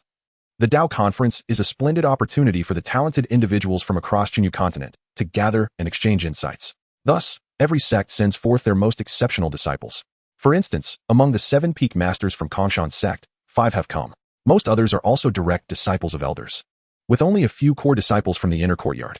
Junior brother, do you feel confident about the Dao Conference at Tianzhong Mountain? Li Haowen inquired. Confidence is a scarce commodity. Chun Yin shook his head. My cultivation remains at the early stage of the martial spring realm. I can only strive to do my best and not bring shame to the sect. Ah, junior brother is too humble, Li Haowen remarked, a hint of regret crossing his features. It is unfortunate that I shall not have the fortune to participate in the Dao Conference at Tianzhong Mountain in this lifetime. Chun Yin remained silent, recognizing the limitations of the situation. However, I happen to possess something that may assist you. Junior brother, Lin Xinyang interjected, producing a small porcelain vial with a gentle motion. This is the Yuanhua Pulse Unblocking Pill, a creation from the Yuanhua Mountain Alchemy Hall over the past 2 years. It has the effect of unblocking meridians and gathering energy. Although it is not permanent, it may lend you a helping hand during the Dao Conference at Tianzhong Mountain. Chapter 86. The reason for apprenticeship storage treasures are not a rarity in this world. Even a modestly esteemed wandering cultivator can acquire 1 or 2 if they know the right connections. However, up until now, Chen Yin has yet to possess such an item, primarily because he had little of value that required storage. He is only the soul ice needle gifted by Lin Qifeng, which, aside from a brief display during the capital verification at the gambling hall, has seen little use. The other item is the binding shadow rope, a reward from the reincarnation system, which can be stored within Chun Yin's consciousness and is safeguarded by the concealed immortal technique, rendering it undetectable to others. As for spirit stones and medicinal pills, Chun Yin primarily keeps them in his dwelling. Nevertheless, he believes it prudent to acquire a storage treasure, especially now that he has ascended to the position of chief disciple at Empty Origin Mountain, where he is bound to encounter more rare artifacts in the future. He intends to request one from his somewhat disreputable master. For the moment, he graciously accepted the small vial of Yuanhua pulse-enhancing pill that Lin Xinyang offered him. There should be no issue with it. Although He Foreign once sought his life, and perhaps still does, he would not resort to such lowly means to harm him, especially when the origin of this pill is easily traceable. Should he feel any lingering unease, he could always have it appraised by Elder Yueqi, a respected elder of the Alchemy Hall at Empty Origin Mountain, whose alchemical expertise far surpasses his own cultivation level. Indeed, Yueqi once boasted to Chen Yin and senior brother Xiaobin that even a senior elder specializing in alchemy at the Inspection Institute considered Yueqi's skills superior. However, how credible that claim is remains uncertain. After exchanging pleasantries with Li Haowen and Lin Xinyang, they parted ways, as there was little else to discuss, being their first encounter, and they belonged to different peaks. Frankly, although all were disciples of Empty Origin sect, belonging to different peaks meant minimal interaction unless circumstances like the sect's grand competition or the current Qinpingzhou Dao Conference arose. Chun Yin entered the ship's cabin. The spacious interior of the Grand Ferry resembled a 5-star hotel from his past life, albeit with an ancient aesthetic. As he traversed the corridor, passing one cabin after another. He finally arrived at room B11. He gently knocked twice on the door. "Master, come in." Lin Qifeng's voice came from within. Chen Yin pushed the door open and stepped inside. A total of 12 individuals from Empty Origin Mountain had come, including Zhong Yin, Yueqi, 3 senior disciples, 6 outstanding disciples of this generation, and Chen Yin himself. Lin Qifeng was participating in his capacity as a senior disciple. Initially, neither Yun Yichin nor the various peak elders of Empty Origin Mountain had considered allowing him to join this gathering. However, he proved to be quite persistent, either lingering around Sect Master Yun or Elder Zhong Yin, which became quite bothersome. Ultimately, Yun Yichin, thoroughly exasperated, granted him a slot, instructing him to keep his distance. When Elder Zhong Yin learned of Sect Master Yun's decision, he merely sighed, lamenting that it was the master's indulgence of his 5th disciple that led to such a situation. Chen Yin found Zhong Yin's observation to be quite astute. While others spoke of their masters with pride, he felt nothing but embarrassment. Nonetheless, aside from his occasional shameful moments, Lin Qifeng proved competent, particularly in resolving Chen Yan's troubles, regardless of the mess involved. Of course, one could argue that it was Yun Yichin and Elder Yueqi who were cleaning up after Lin Qifeng. "What do you want from me?" Lin Qifeng inquired. "Is it not permissible to visit my master without a purpose?" Chen Yin retorted. "Spare me the nonsense," Lin Qifeng scoffed. "Speak plainly, what is it?" "I recently encountered Li Haowen and Lin Xinyang," Chen Yin replied. "Yes, and then?" Lin Qifeng prompted. "Lin Xinyang gave me this vial, claiming it contains Yuanhua pulse-enhancing pill, stating that consuming it in the short term could expand one's true energy. I have heard of this. It is an item produced by the Alchemy Hall of Yuanhua Mountain. My senior brother recently brought back a few for study and deemed them rather ineffective," Lin Qifeng remarked, appearing unfazed. "Nonetheless, they do lack side effects, and the efficacy in expanding true energy is acceptable. Just take it." "But Lin Xinyang is a disciple of He Foreign." Chen Yin hesitated to continue. Both Lin Qifeng and Yueqi were aware of Chen Yan's experience from a year prior, when he was attacked by 2 disciples from Yuanhua Mountain. The one who suppressed the incident was none other than He Foreign, the venerable elder of Yuanhua Mountain, making it clear that He Foreign could never be considered a friend. "Do not worry," Lin Qifeng reassured him. "Though Lin Xinyang may be overly timid and lacks greatness, he is not the type to engage in underhanded tactics." This sentiment was echoed by both Li Haowen and Lin Xinyang. "Do you know what kind of person I admire most?" Lin Qifeng asked. "The disciple does not know." Chen Yin replied. "Those who are shrewd and ruthless," Lin Qifeng stated. "However, the caveat is that they must not calculate against me, for I detest those who scheme against me." "I feel the same way," Chen Yin agreed. "Who would relish the sensation of being manipulated?" "Do you believe you are such a person?" Lin Qifeng inquired. "What kind?" "Shrewd and ruthless." "I do not believe I am," Chen Yin answered. "Huh," Lin Qifeng chuckled derisively. "You are quite modest indeed." After a brief silence, Lin Qifeng continued. "Do you know why I chose you as my disciple?" "The disciple should know," Chen Yin replied. "Speak." "Because you needed a disciple, and I happened to be there," Chen Yin stated. Lin Qifeng's expression turned bemused at this remark. "So you believe that on that day, I would have accepted anyone as my disciple?" "Indeed," Chen Yin affirmed. "You are correct," Lin Qifeng nodded. "Regardless of who it was that day, I would have accepted them as my disciple. However, it is unlikely that I would have regarded them with the same significance as I do you." Chen Yin fell silent. "The reason I took you as my disciple was not solely that I needed one to represent me at Empty Origin Mountain," Lin Qifeng explained. "Do you know what the other reason is?" "The disciple is eager to learn more," Chen Yin replied. "Because at that time, you appeared as though you had died many times over," Lin Qifeng remarked, looking at Chen Yin with profound meaning. Chapter 87. Reincarnation. Chen Yan's heart momentarily ceased its rhythm. The words spoken by Lin Qifeng were, for Chen Yan, a terror surpassing death 1,000-fold. He exerted every effort to stabilize his emotions, striving to present an untroubled faade. "Died many times." Chen Yin feigned confusion, pretending he could not comprehend Lin Qifeng's utterances. "Indeed," Lin Qifeng replied. "When I first encountered you, your demeanor and movements did not resemble those of a living being. This implies that the master has seen the demeanor and actions of the dead." "I have," Lin Qifeng affirmed. "At that time, I was probably around your age." "Oh," Chen Yin maintained an appearance of keen interest. Internally, the hidden immortal formula operated swiftly, calming the disordered energy within his meridians caused by emotional turmoil. "Do you know who is the most devoted adherent of the theory of causation in our sect?" Fu Qian. If Lin Qifeng had posed this question a year prior, Chen Yin would have answered thus. However, that was not the case now. It remained his answer nonetheless. "I know," Chen Yin responded. "Who else?" "Master Yueqi, and you, my master." Lin Qifeng was momentarily taken aback, then quickly laughed. "You are even more astute than I imagined." "Am I truly clever?" Chen Yin pondered this question earnestly. The answer was undoubtedly negative. He had a clear self-awareness. He was never a genius, whether in cultivation or intellect. In fact, he might fall slightly below the average. Yet, even with a muddled mind, constantly navigating among the likes of Bai Qiming, Fu Qian, Yueqi, and He Foreign, one would inevitably progress. When I was 21, I was still a mere lowly practitioner in the body refinement stage. Yet I was already a direct disciple of the sect leader, Lin Shifeng recounted.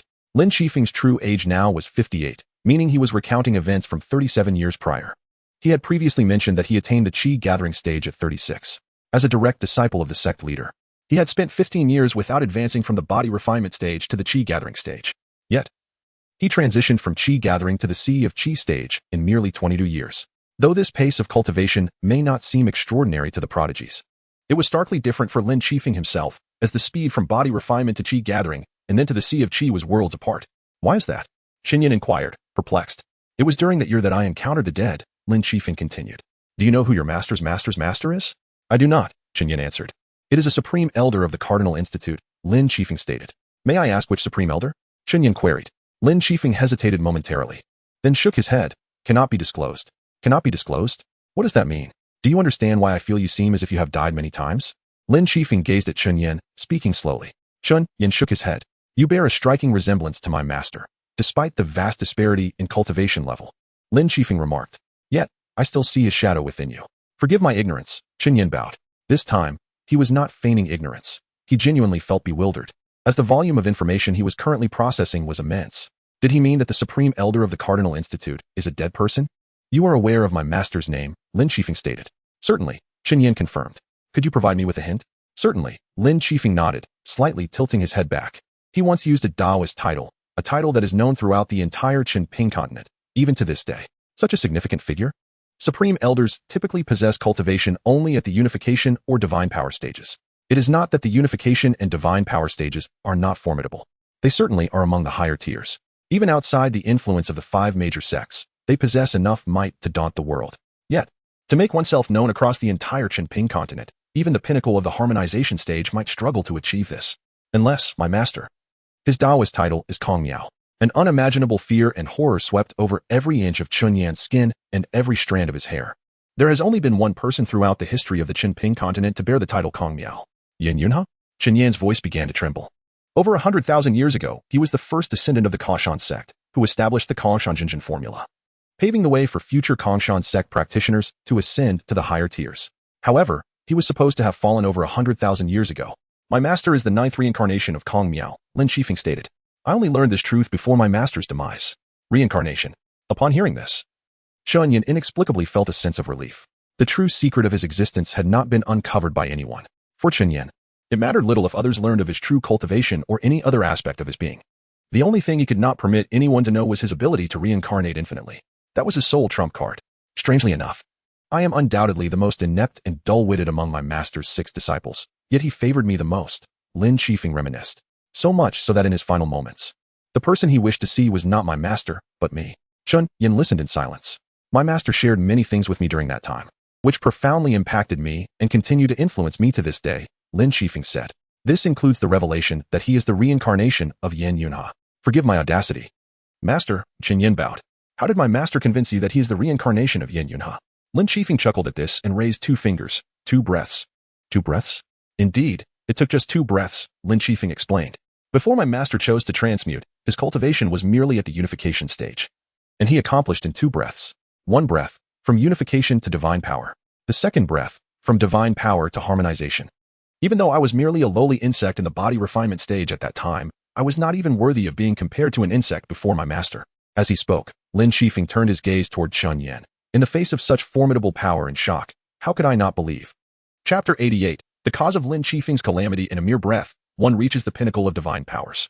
In 2 breaths, one transcends into the realm of unity with the Tao. Within the span of 2 breaths, one can consecutively break through the 2 lofty realms of the upper 3 realms. Chun Yin, having merely listened to the accounts, felt an overwhelming shock. How much more profound would it be for one who witnessed Lin Shifeng firsthand? Indeed, after witnessing such a spectacle, even if the individual merely claimed to be the reincarnation of the void mirage true person, one would readily believe. Let alone if he asserted himself to be a celestial descent from beyond the heavens. Master, you just mentioned that the ancestral master chose to undergo the process of dissolution. What could have prompted such a decision? Chun Yin inquired. Who was our ancestral master? Lin Shifeng responded. He created the KNGSH in Zhuzhen Jidao, forging a path for the descendants of the KNGSH sect towards the upper 3 realms. Yet, the ancestral master, who was destined to ascend to the immortal realm, became stagnant at the stage of unity with the Tao in his 9th life. Chen Yin anticipated the forthcoming words of Lin Qifeng. This world bears a certain limitation. The reason no one in Qinpingzhou has ascended to immortality is not merely a scarcity of talent, but a matter rooted in the very essence of existence. Lin Qifeng continued, what I will say next is merely conjecture. The ancestral master likely yearned to step beyond the immortal threshold, but throughout history, only one person has achieved it, Fuxing Xianzuan. Perhaps Su Hongzhen could be considered close, yet ultimately, he too fell short. In the present realm of cultivation, the 10 known realms are generally referred to as the 9 realms beneath immortality and the realm of the immortal ascendant. However, there exists an alternative classification that encompasses both the immortal realm and the other 9, designating them collectively as the 10 realms beneath immortality. If there are realms beneath immortality, then naturally, there must also be realms above. It is universally acknowledged that the immortal realm is not the terminus of cultivation. Yet, it paradoxically resembles the ultimate destination of one's cultivation journey. A whale falls, and myriad beings arise. This sentiment is nearly epitomized in the life of Fuxing Xianzuan. From the moment a child born in Fuxing City takes their first breath, they are practitioners of the martial spring realm. Fuxing City has thus become the singular celestial city within Qinpingzhou. Knowing that he could not take that crucial step, the ancestral master, for whom even ascension had become a distant dream, chose to conclude his own existence. Lin Qifeng remarked, since that day, I have been plagued by a question. What is the limitation of this realm? He turned his gaze towards Chunyan, asking, what do you think? The disciple believes there are numerous possibilities. Yet, master, do you not ultimately possess your own answer? Chunyan replied, indeed, I believe that the limitation of this realm is the calamity itself. Lin Qifeng nodded. However, what constitutes this calamity has never had a unified definition. It was precisely for this reason that, a millennium ago, the Zhongshu sect launched their campaign to eradicate the calamity, leading many to exploit the chaos under the guise of eliminating dissent, plunging all of Qinpingzhou into turmoil. What does master perceive this calamity to be? Chunyan inquired. It is my ancestral master, Lin Qifeng responded, and many others like him, powerful beings of the immortal realm who should have departed this world but remain unwilling to leave. Why does master hold such a belief? Chunyan pressed further. The ancestral master once stated that the Tao of each realm is finite. Each time a cultivator ascends to immortality, it signifies that another path has been claimed. Once an immortal practitioner falls, the path they occupied is released once more. Lin Qifeng explained, are you suggesting that there are many others in this world, akin to the ancestral master, who are reincarnated? Chunyan pondered, it is merely my conjecture. And the most rational explanation I could devise, Lin Qifeng replied. Indeed, Lin Qifeng's hypothesis possesses a certain plausibility, Chunyan reflected. Therefore, Lin Qifeng, who might you be the reincarnation of, among these powerful beings of the immortal realm? Master jest, I do not take such remarks to heart. Chunyan chuckled lightly, dismissing the suggestion. Very well, Lin Qifeng replied, shaking his head with an air of nonchalance, as if he had anticipated Chunyan's response. There is no need to divulge your secrets to me. I am not interested. However, I shall continue to extend my assistance to you, provided that you lend me aid in return when the occasion arises. The disciple is deeply grateful for Master S' benevolence and will not hesitate to face any challenges. Chunyan bowed deeply. Humph. Lin Qifeng merely scoffed, then waved his hand, signaling for Chunyan to depart. He certainly had no intention of holding any grievances against Chunyan. First and foremost, Chunyan remained useful to him, and their relationship had been relatively harmonious thus far. Furthermore, should Chunyan indeed be the reincarnation of a powerful immortal being, provoking him could lead to unpredictable consequences. One careless gesture could result in dire repercussions. Even with the constraints of the world's laws, within the KNGSHN sect, only the elder of the highest council could barely contend with an immortal practitioner at the pinnacle of the unity with the Tao. Lin Qifeng was an absolute proponent of the calamity theory, yet he had never contemplated the eradication of the calamity. The rationale was straightforward. Even without the constraints of laws, Lin Qifeng's lifetime would never afford him the opportunity to ascend. Even if he could ascend, he would never be able to match those reincarnated immortal beings in combat. Yet, all of this remained mere conjecture from Lin Qifeng. Whether there existed other reincarnated beings beyond the void mirage true person was still a mystery. And whether the limitations imposed upon Qinpingzhou were indeed due to the reasons posited by Lin Qifeng remained an unanswered question, at least. No one knew the truth at this moment. Chunyan returned to his chamber, feeling as though he had been profoundly startled by Lin Qifeng. The words spoken by Lin Qifeng were indeed unsettling. Simultaneously, Chunyan had gleaned significant intelligence, contingent upon Lin Qifeng's honesty. This world does harbor beings who have been reborn. Yet, their rebirth seems distinct from his own cycle of reincarnation. Yin Yunhe lived 9 lives, meaning he truly perished 9 times. However, to outsiders, he had never genuinely died in any significant sense. Chunyan sensed that what Lin Qifeng spoke of was beginning to probe the essence of the cultivation world. Yet, he felt it was still premature to delve deeper into such matters. For now, the immediate concern was the Tao Conference of Qinpingzhou. This would be Chun Yan's first appearance before other sects as the foremost disciple of Cain Jai Wanchen. To be candid, Chun Yan had never encountered such a grand spectacle before. In his previous reincarnations, while descending the mountain as a disciple of the K.N.G.S.H.N sect, he occasionally encountered disciples from smaller sects surrounding the area. Those disciples would rush to flatter him upon catching a glimpse of the K.N.G.S.H.N sect's robe adorning his form, addressing him as senior brother with ease and familiarity. Today, however, Chun Yan's status had elevated to a level he could scarcely comprehend. Yet, the pressure he faced had also multiplied exponentially. The Tianzhong Mountain Tao Conference, Chun Yan murmured, gazing at the ceiling of the ferry. Chapter 89, making an appearance at Mount Tianjing, situated in the northern central region of Qinping continent, is an ancient sanctuary for cultivators. At this moment, the ferry of Kanshan sect is gradually approaching this towering peak, which rises over 8,000 zhang into the sky. Above the summit of Mount Tianjing, suspended at an altitude of over 2,000 zhang, is a colossal palace. Its scale is several hundred times that of Kongguan Palace. This magnificent edifice, constructed entirely of white jade, tilts slightly in the air, and upon closer inspection, one can observe numerous cracks and damages adorning its surface, resembling a grandiose corpse. I truly wish to explore inside, murmured a disciple on the deck of the ferry. Don't even think about it. You have no chance, replied another disciple beside him. Why do you say that? Every 10 years, only one person is permitted to enter the remains of Tianjing Palace to seek enlightenment and opportunities. Who? The Tianjing champion, of course. Who else could it be?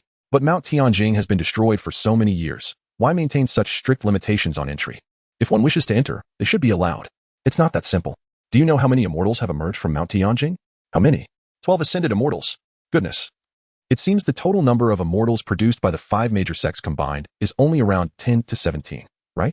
No wonder Mount Tianjing was the sole sanctuary for cultivation in the world before its downfall. The conversation among the disciples of Kangshan sect reached Chun Yan's ears.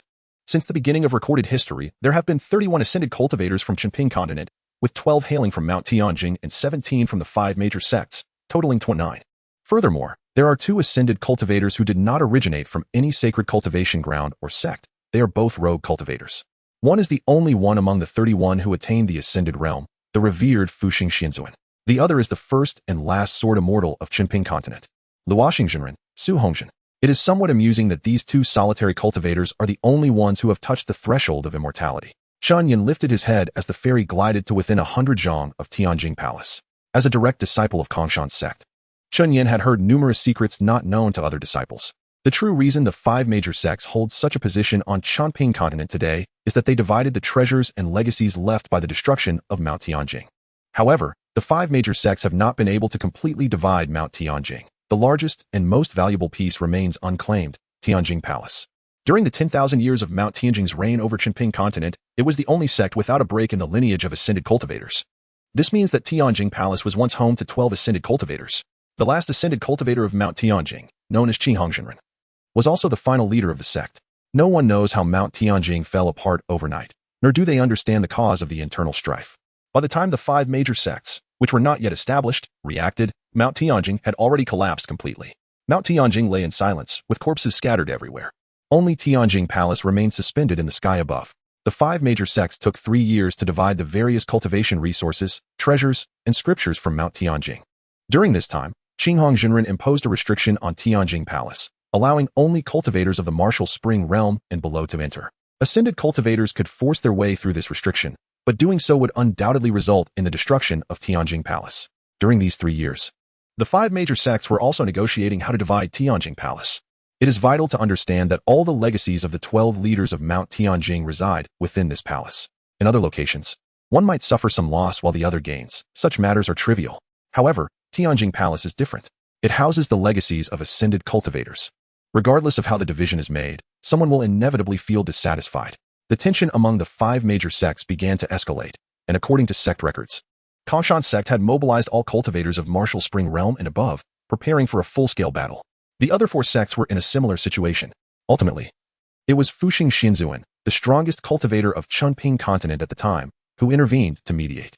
He spearheaded the establishment of the Qinping Continent Tao Conference held every 10 years, along with the Tianjing Tao event. Only the Tianjing champion is qualified to enter Tianjing Palace during each Tao conference, and the time permitted in the palace is limited to 3 days. This regulation has persisted to this day, with no one daring to challenge it. The reason is not due to a shared sense of fairness, but simply because it is not worth the trouble.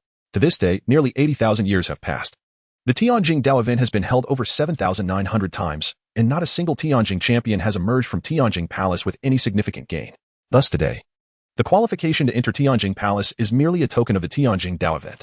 Even so, none of the 5 major sects are willing to relinquish the privilege of unrestricted access to Tianjin Palace. What if someone were to inherit the great legacy of Mount Tianjin? The ferry began its descent, and at that moment, Mount Tianjin was abuzz with voices.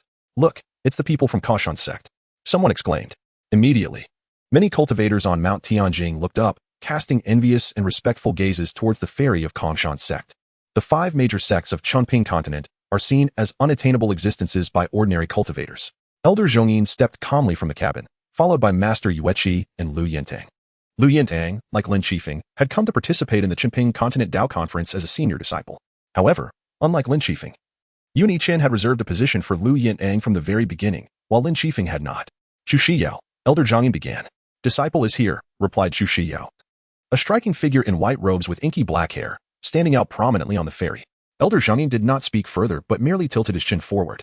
Chu Shiyao immediately understood, bowed to Elder Zhongyin, and proceeded to the bow of the ship. "Look, someone from Kashan sect is coming out. Wow, she's so beautiful." "It's Chu Shiyao, the chief disciple of Chichon Peak from Kashan sect. If only I could marry Chu Shiyao, I would willingly join Kashan sect." "What nonsense are you thinking?" Chapter 90. What constitutes double standards? Elder Zhongyin was urging Chu Xiao to step into the spotlight. As the foremost disciple of Tianding Mountain, she naturally represented the prestigious Kongshan sect at the forthcoming Chungping Prefecture's Dao Conference. Suddenly, Chunyan noticed that the revered Master Yu Qi, standing beside Elder Zhong, was smiling at him. Smiling as well was Lu Yintang, another esteemed figure on the other side of Elder Zhong. "You should go too," Master Yu Qi said. "Huh?" Chunyan's expression turned to one of astonishment, and he glanced toward his master, Zhongyin. The elder said nothing but merely nodded. Chunyan was not fond of such public appearances, yet he understood that as the principal disciple of Kong Yuan Mountain, it was his duty to represent. Thus, he steeled himself and made his way to the bow of the ferry. "Don't embarrass yourself." Lu Yintang lightly patted Chunyan's shoulder as he passed by, her tone teasing. "What's there to be embarrassed about?" Chunyan muttered under his breath. Upon reaching the bow where Chu Shiyu stood, a brief silence enveloped Tianding Mountain. "Who is this handsome young man beside Fairy Chu? Are you foolish? Can't you see the gilded cloud crane motif on his sleeve? That signifies he is from the Kongshan sect's direct lineage, and he stands shoulder to shoulder with the head of Qing Chan. Is his identity not clear enough? Who? It must be the principal disciple of Kong Yuan Mountain, right? I certainly know he is the principal disciple, but who exactly is he?" Chunyan, a young cultivator beside them, dressed in a deep blue robe, replied, "He is 18 years old this year. Just a year ago, he was an outer disciple of the Kongshan sect. Then, he suddenly became the direct disciple of the then outer elder Lin Qifeng. After certain events led to Lin Qifeng's dismissal, Chen Yin returned to Kong Yuan Mountain with his master, developing the Zifu Kongshan Ju based on the Kongshan sect's foundational techniques, and thus he ascended to the position of principal disciple." "Ah, you seem to know quite a bit about Chen Yin," remarked the young cultivator. "I have merely heard of some of his deeds," he replied. "By the way, what exactly were those events you mentioned?" The young man in the deep blue robe turned slowly, smiling at the young cultivator. "Are you curious?" "Just a bit. If you were to learn of the scandals surrounding the principal disciple of the Kongshan sect, how do you think the sect's disciples would react to you?" The young man in the deep blue robe chuckled. The young cultivator paused, his face paling quickly. When he regained his composure and looked back, the young man in the deep blue robe had already vanished. "Wait, deep blue robe and the dark collar," the young cultivator muttered, his pupils constricting in realization. Mirage Palace. The Kongshan sect's ferry descended slowly at Tianding Mountain's dock. Since the destruction of Tianding Mountain, the dock had been maintained in rotation by the 5 major sects, changing every century. This year marked the 40th year of Fengjian Valley's stewardship. "Greetings, esteemed seniors and fellow cultivators of the Kongshan sect." A cultivator, dressed in a sky blue robe and appearing to be around 30, approached with an ingratiating smile. 74 members of the Kongshan sect descended slowly from the gangway. Elder Zhongyin merely nodded as he passed by, not even casting a glance at the Fengjian Valley disciple named Zhao Hongtu, thereby disregarding his courtesies as he led his followers onward. As they walked past Zhao Hongtu, one of the Kongshan disciples merely glanced at him. Zhao Hongtu immediately donned a sycophantic smile. This was entirely expected. Zhao Hongtu was merely a steward sent by Fengjian Valley to the dock at Tianding Mountain, and not even an inner sect steward, just an outer sect steward. Elder Zhongyin, on the other hand, was the Kongshan sect's envoy and a direct disciple of the current sect master, holding a significantly higher status. In such a context, if Zhongyin were to acknowledge Zhao Hongtu, it would bring shame upon the Kongshan sect. Even those disciples following Zhongyin were all inner sect prodigies of the Kongshan sect, far above Zhao Hongtu's standing. Zhao Hongtu was evidently aware of this. Thus, When ignored by the Kongshan sect's delegation, he felt no embarrassment and certainly no anger, continuing to bow until the Kongshan cultivators had departed. Then, Zhao Hongtu looked toward the dock. Another ferry was arriving, though it was but a fraction of the size of the Kongshan ferry. A dozen or so cultivators disembarked from that vessel. Zhao Hongtu lazily sized them up and then strolled over. "Hey, which sect do you belong to?" Among the group. The leader, an elder at the Qi-Hai stage, displayed a look of fear upon seeing Zhao Hongtu's Feng Jian Valley robe. "Esteemed elder, how may I address you?" "My surname is Zhao. I am currently the steward of this dock." "Ah, so you are steward Zhao. I am Zhang Zhuang, a supervising elder from the Bei Yuan sect in the northwest of Chengping Prefecture. Here's our invitation." Zhang Zhuang respectfully presented the invitation from his hands toward Zhao Hongtu. Zhao Hongtu snatched the invitation, glanced at it briefly, and then shoved it back into Zhang Zhuang's hands. "Be gone." "Thank you, Steward Zhao. You have worked hard. If there is an opportunity, I would like to invite you for a drink," Zhang Zhuang said. But Zhao Hongtu's expression quickly shifted to one of impatience. Go, hurry up and leave." Zhang Zhuang's expression flickered with embarrassment, which swiftly morphed into a sycophantic smile. "Very well, we are leaving right now." With that, Zhang Zhuang led his disciples from Bei Yuan sect away from the dock in haste. "Elder Zhang, that Zhao fellow was too arrogant." "Why did you?" A disciple trailing behind Zhang Zhuang complained indignantly. "Sure, what are you doing?" Zhang Zhuang admonished. "That Zhao steward is a disciple of Feng Jian Valley. Have you been training in the sect for so many years and still lack common sense?" But all of this was overheard by Zhao Hongtu, who paid it no mind. Indifferent to both the supervising elder's words and those of the disciple, he merely scoffed derisively and spat on the ground. "Humph, a bunch of ignorant curs." Chapter 91. The Anomaly of the Purple Mansion's Empty Mountain Technique. Tianji Mountain. Chen Yin followed the delegation of the Empty Mountain sect, moving among the crowd. At the forefront was the envoy of the Empty Mountain sect, Master Zhongyin. Behind him trailed 7 elders from the 3 mountains and 4 peaks. Among these elders, Chen Yin recognized only one, Elder Yu Qi from the Dan Hall of Empty Yuan Mountain. In fact, there was some contention regarding the final selection of this delegation among the Empty Yuan Mountain disciples. The envoy was the sect master and Appo's eldest disciple, Zhongyin. While the elder was the second disciple, Yu Qi the senior disciples sent were the sect master's 5th disciple, Lin Qifeng, and the 6th disciple, Lu Yintang. The Taoist from Tianji Mountain was also his disciple. This meant that half of those present at Tianji Mountain were direct descendants of Yunichen. Walking behind the elders was Chen Yin. To his right was Chu Shiyao, the leading disciple of Qichon Peak. And behind her were Li Haowen and 3 other leading disciples from various peaks. Qin Yu followed closely behind the leading disciples. If seniority were to be considered, Chen Yin, as a member of Empty Yuan Mountain, should have been at the forefront. However, as the leading disciple of Qingchon Peak, Chu Shiyu should not overshadow Li Haowen and the others. Yet, her role here was not solely that of the leading disciple. She was also the Taoist of Tianji Mountain and the top seed of the Empty Mountain sect. Qin Yu's situation mirrored hers, as her position as Taoist of Tianji Mountain also placed her quite forward in the ranks. Tianji Mountain was vast. The sect's relics were not a cluster of buildings established on flat ground, but rather a collection of structures scattered across the mountain's peaks. Indeed, Li Haowen softly remarked behind Chen Yin, "Tianji Mountain lives up to its name. It is replete with treasures." He referred to the various spiritual herbs and celestial trees thriving on the mountain. Any flora growing on Tianji Mountain was far from ordinary. It was exceedingly rare for common plants, save for moss, to survive at an altitude exceeding 8,000 feet above sea level. It was these spiritual herbs that endowed Tianji Mountain with vitality, preventing it from resembling a desolate snow-capped mountain. Chen Yin could not help but ponder how many heavenly materials and earthly treasures the 5 major sects had plundered from Tianji Mountain. The 5 major sects rotated every 50 years to manage and maintain the ferry on Tianji Mountain. As such, the mountain had been divided into 5 territories, each belonging to one of the major sections. The territory of the Empty Mountain sect was originally the site of the Zhantian Pavilion, one of the 6 peaks of Tianji Mountain. Thanks to the diligent cleaning by the outer disciples stationed at Tianji Mountain, the current environment of Zhantian Pavilion was pristine. Especially in the period surrounding the Chun Pingzhou Taoist Conference, the outer disciples of the Empty Mountain sect were particularly meticulous. When Elder Zhongyin and the group arrived at their territory, the outer disciples stationed at Tianji Mountain were already waiting respectfully outside the courtyard. "After your long journey, you may all rest," Elder Zhongyin said. Subsequently, under the guidance of the outer disciples stationed at Tianji Mountain, everyone was assigned to their temporary accommodations. "Chief Chen, please follow me." A young outer disciple, appearing to be in his early 20s, respectfully opened the door to Chen Yan's temporary quarters. "If you need anything, feel free to call me. My name is He Qing. Just call me Xiao He." The outer disciple spoke with warmth and respect. "Please, go attend to your other duties." Chen Yan replied dismissively. "Certainly." The outer disciple responded and promptly left Chen Yan's courtyard. Watching the young man's retreating figure, Chen Yan felt a surge of nostalgia. There was a time when he too was an outer disciple, dreaming of becoming one of those stationed long-term at Tianji Mountain, for the benefits were extraordinary. Outer disciples stationed at Tianji Mountain received higher allowances due to their distance from the sect, enjoying 1.5 times the resources available to ordinary outer disciples. Even upon their return to the sect after their terms ended, they received a substantial one-time compensation. But the advantages did not end there. Tianji Mountain was a sanctum for cultivators in Qinpingzhou. All the plants on its peaks were spiritual herbs and celestial trees. A few plucked leaves or fruits could fetch a handsome price, yielding even more resources for cultivation. In the Empty Mountain sect, nearly one-third of positions in outer administrative duties and rituals were held by individuals with previous experience stationed at Tianji Mountain. Shun Yin recalled with enthusiasm when the Outer Affairs Hall sought volunteers to be stationed at Tianji Mountain. He eagerly signed up. Yet, he received no news. As if his application had sunk without a trace. It later became clear that the selections for Tianji Mountain had already been predetermined. Primarily designated by the outer disciples in charge, it was well known that being stationed at Tianji Mountain was a coveted position, leading many to wonder why such a good fortune would fall upon them. Shun Yin shook his head and smiled bitterly. Why lament over such distant memories?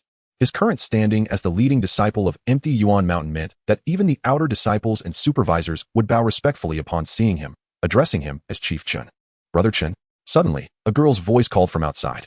For a fleeting moment, Shun Yin was momentarily lost in thought, as the similar tone reminded him of an old acquaintance. However, he quickly realized who the visitor was. What is it? Shun Yin placed his hands behind his back and looked towards the entrance. There stood Qin Yu, casting a shy glance at Shun Yin's temporary abode on Tianji Mountain. May I come in? Qin Yu inquired. Of course, Qin Yin replied.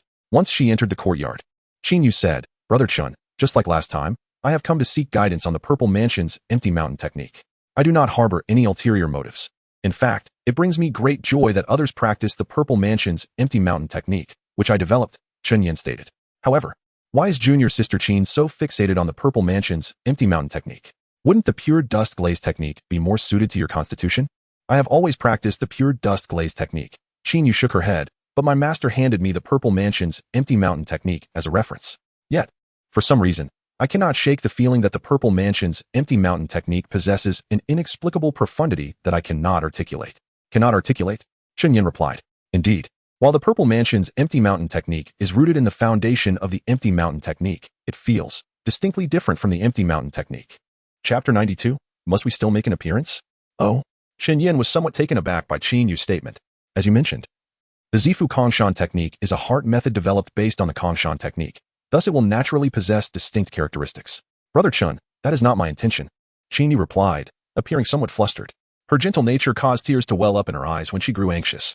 What I mean is that the Zifu Kongshan technique differs from both the Kongshan technique and the Jingshan Liuli technique, as well as from the other fragments of heart methods that Master found for me. I still do not quite understand. I cannot articulate it clearly. It is merely a peculiar sensation. Perhaps when I attain a higher level of cultivation, I will be able to explain it more explicitly. Chen Yin was equally perplexed but took heed of Qin Yu's words. Ahem. Suddenly, two coughs echoed from the entrance of Qin Yan's courtyard. He turned to see Lin Qifeng standing there, hands clasped behind his back, observing the two with keen interest. Are you two arguing? Not at all. Chen Yin shook his head. We are discussing the Tao. Oh, is your discussion of the Tao making this young lady weep? Lin Qifeng stepped into the courtyard, teasingly yet with a hint of sarcasm. You, my lad, are quite adept at debate. Next time, during the sex discourse, you should engage with that old man Fu Qian. Upon seeing Lin Qifeng enter the courtyard, Qin Yu exhibited a look of confusion, turning her gaze toward Chen Yin. It was then that Chen Yin remembered to introduce her. This is my master's direct disciple, Lin Qifeng, from the Yunqian sect. Qin Yu from Qingshan Peak. Greetings to you, Lin. Before she could finish, her complexion rapidly turned pale. Greetings, Lin Shishu. Both Chen Yin and Lin Qifeng were taken aback by Qin Yu's sudden panic. Well, I shall not intrude any longer. Qin Yu hurriedly bowed and swiftly exited Chen Yan's courtyard. What is wrong with that girl? Lin Qifeng queried, perplexed. I'm not sure. Her reaction was quite strange upon hearing your name. Chen Yin replied. Oh, could it be that old fox Bai Qiming spoke ill of me to her? Lin Qifeng speculated. Elder Bai is not one to engage in such trivialities, Chen Yin countered. Heh, Lin Qifeng scoffed. Are you perhaps wondering who I am that the esteemed second-in-command of Qingshan Peak would speak ill of me? I would never presume such a thing. Chen Yin bowed respectfully. Rest assured, I do not hold you accountable, Lin Qifeng remarked, adopting an air of superiority. For if I were in your position, I would think similarly. Chen Yin found himself at a loss for words. So what were you two debating just now? Lin Qifeng inquired. I was discussing the Zifu Kongshan technique with junior sister Qin, Chen Yin explained. After a brief pause, he decided to confide in Lin Qifeng. Junior sister Qin believes that the Zifu Kongshan technique I devised is significantly different from the Kongshan technique, and it sharply contrasts with the Jingshan Liuli technique and other heart methods she has encountered. Upon hearing this, Lin Qifeng's expression turned somewhat astonished. This girl, endowed with the Lioli pure body, is indeed extraordinary. Bai Qiming has stumbled upon a treasure. Master, what do you mean by that? Chunyin asked, bewildered. What she says is true.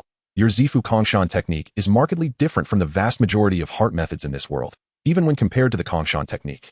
Lin Qifeng remarked, casting a dubious glance at Chunyin. Are you truly oblivious, or are you feigning ignorance? I genuinely do not understand, Chunyin insisted. I do not believe you. Lin Qifeng waved his hand dismissively. However, I am willing to indulge your performance. To this day, Lin Qifeng remained cautious of Chunyin, suspecting he might be the reincarnation of some transcendent being. While it is true that over 80% of your Zifu Kongshan technique consists of the original Kongshan technique, the alterations, though less than 20%, have drastically impacted its essence, Lin Qifeng elaborated. What kind of impact? It has rendered the Zifu Kongshan technique unlike any method from Chunping continent. Lin Qifeng concluded. Chunyin felt a shiver run down his spine. Indeed, neither the Zifu record nor the Ancien technique belonged to the heart methods of Chunping continent. The heart methods of the 5 major sects were already the pinnacle of cultivation on Chunping continent, and those long-lost techniques from Tianzhong Mountain were not significantly superior. Yet, in comparison to the 5 major sects' heart methods, the Zifu record and Ancien technique were vastly ahead, almost an insurmountable lead. The paths of the Tao may differ, but they ultimately converge. At least that holds true on Chunping continent, Lin Qifeng stated. Although there are at least 100,000 cultivation heart methods in existence, it is said that 99,990 of them operate under the same principles. And the other 10? Chunyin inquired. Who knows? Lin Qifeng retorted. Chunyin suddenly felt a wave of concern wash over him. He began to worry whether promoting the Zifu Kongshan technique within the Kongshan sect might be a grave error. It was not that he lacked caution, but the disparity in information could lead to mistakes, regardless of how careful one was. Are you regretting the promotion of the Zifu Kongshan technique? Lin Qifeng asked with a smile. Chunyin remained silent, neither confirming nor denying. Do not worry too much. I suspect that only 3 individuals in the entire Kongshan sect might discern the subtle differences in the flow of true qi. And who are they? One is myself. The other is that little girl Qinyu. And the last? The elder of the Kongshan sect, Lin Qifeng replied. The elder of the Kongshan sect is indeed the true power at the apex of the sect.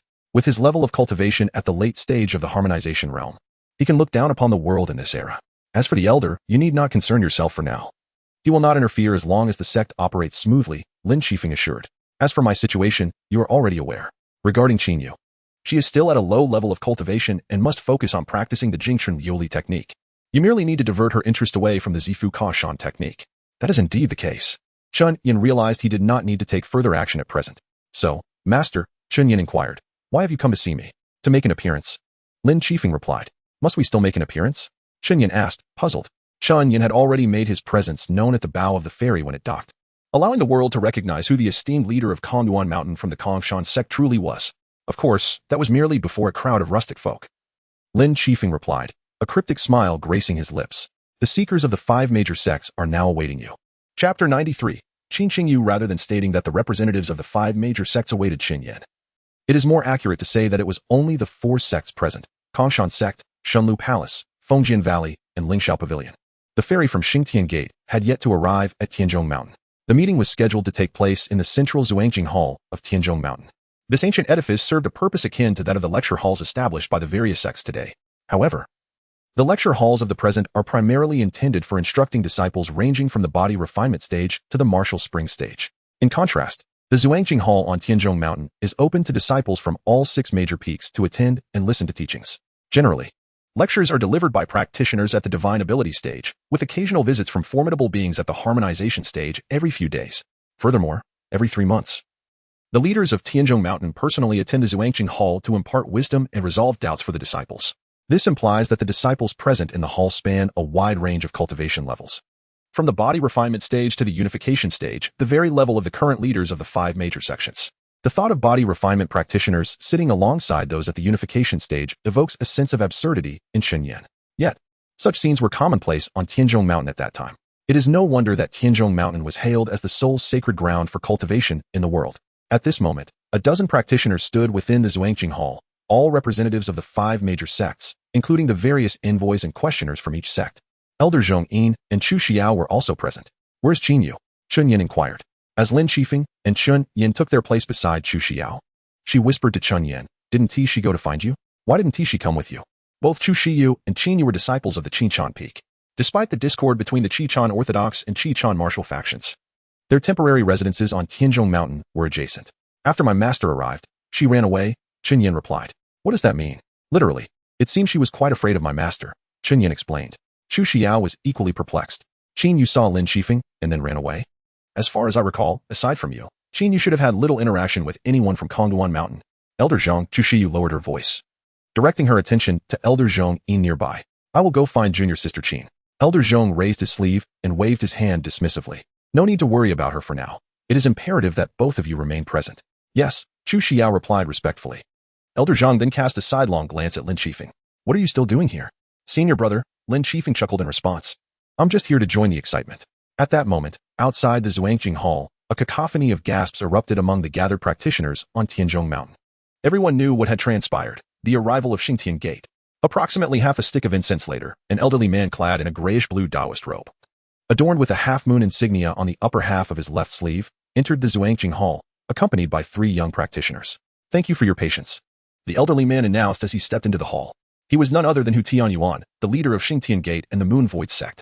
Following him were 2 young male practitioners dressed in the robes of the Sunlight sect and the Sword Echo sect, and a young woman clad in a pale green gauze dress, her face veiled with a thin layer of the same hue. From her exposed eyes, nose, and the contours of her face, it was apparent that she was a beauty, Qin Xingyu.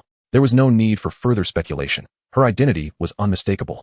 It has been a while, Leader Hu, an elderly man in a watery smoke-colored robe, embroidered with fragmented mirror-like patterns at the hem, spoke up. He was the envoy of Shunlu Palace, Elder Yang Fan of the Mirror Ruins Tower. Elder Yang. Hu Tianyuan laughed heartily. The last time we met was 3 years ago, during the hunt for the 6th-tier demon that emerged in the Hansa Kingdom, correct? How have you been since then? A 6th-tier demon roughly equates to the combat prowess of a practitioner at the transformation stage, or perhaps slightly stronger. Demonic beasts above the 5th tier can gain sentience. 7th-tier beasts can assume human form.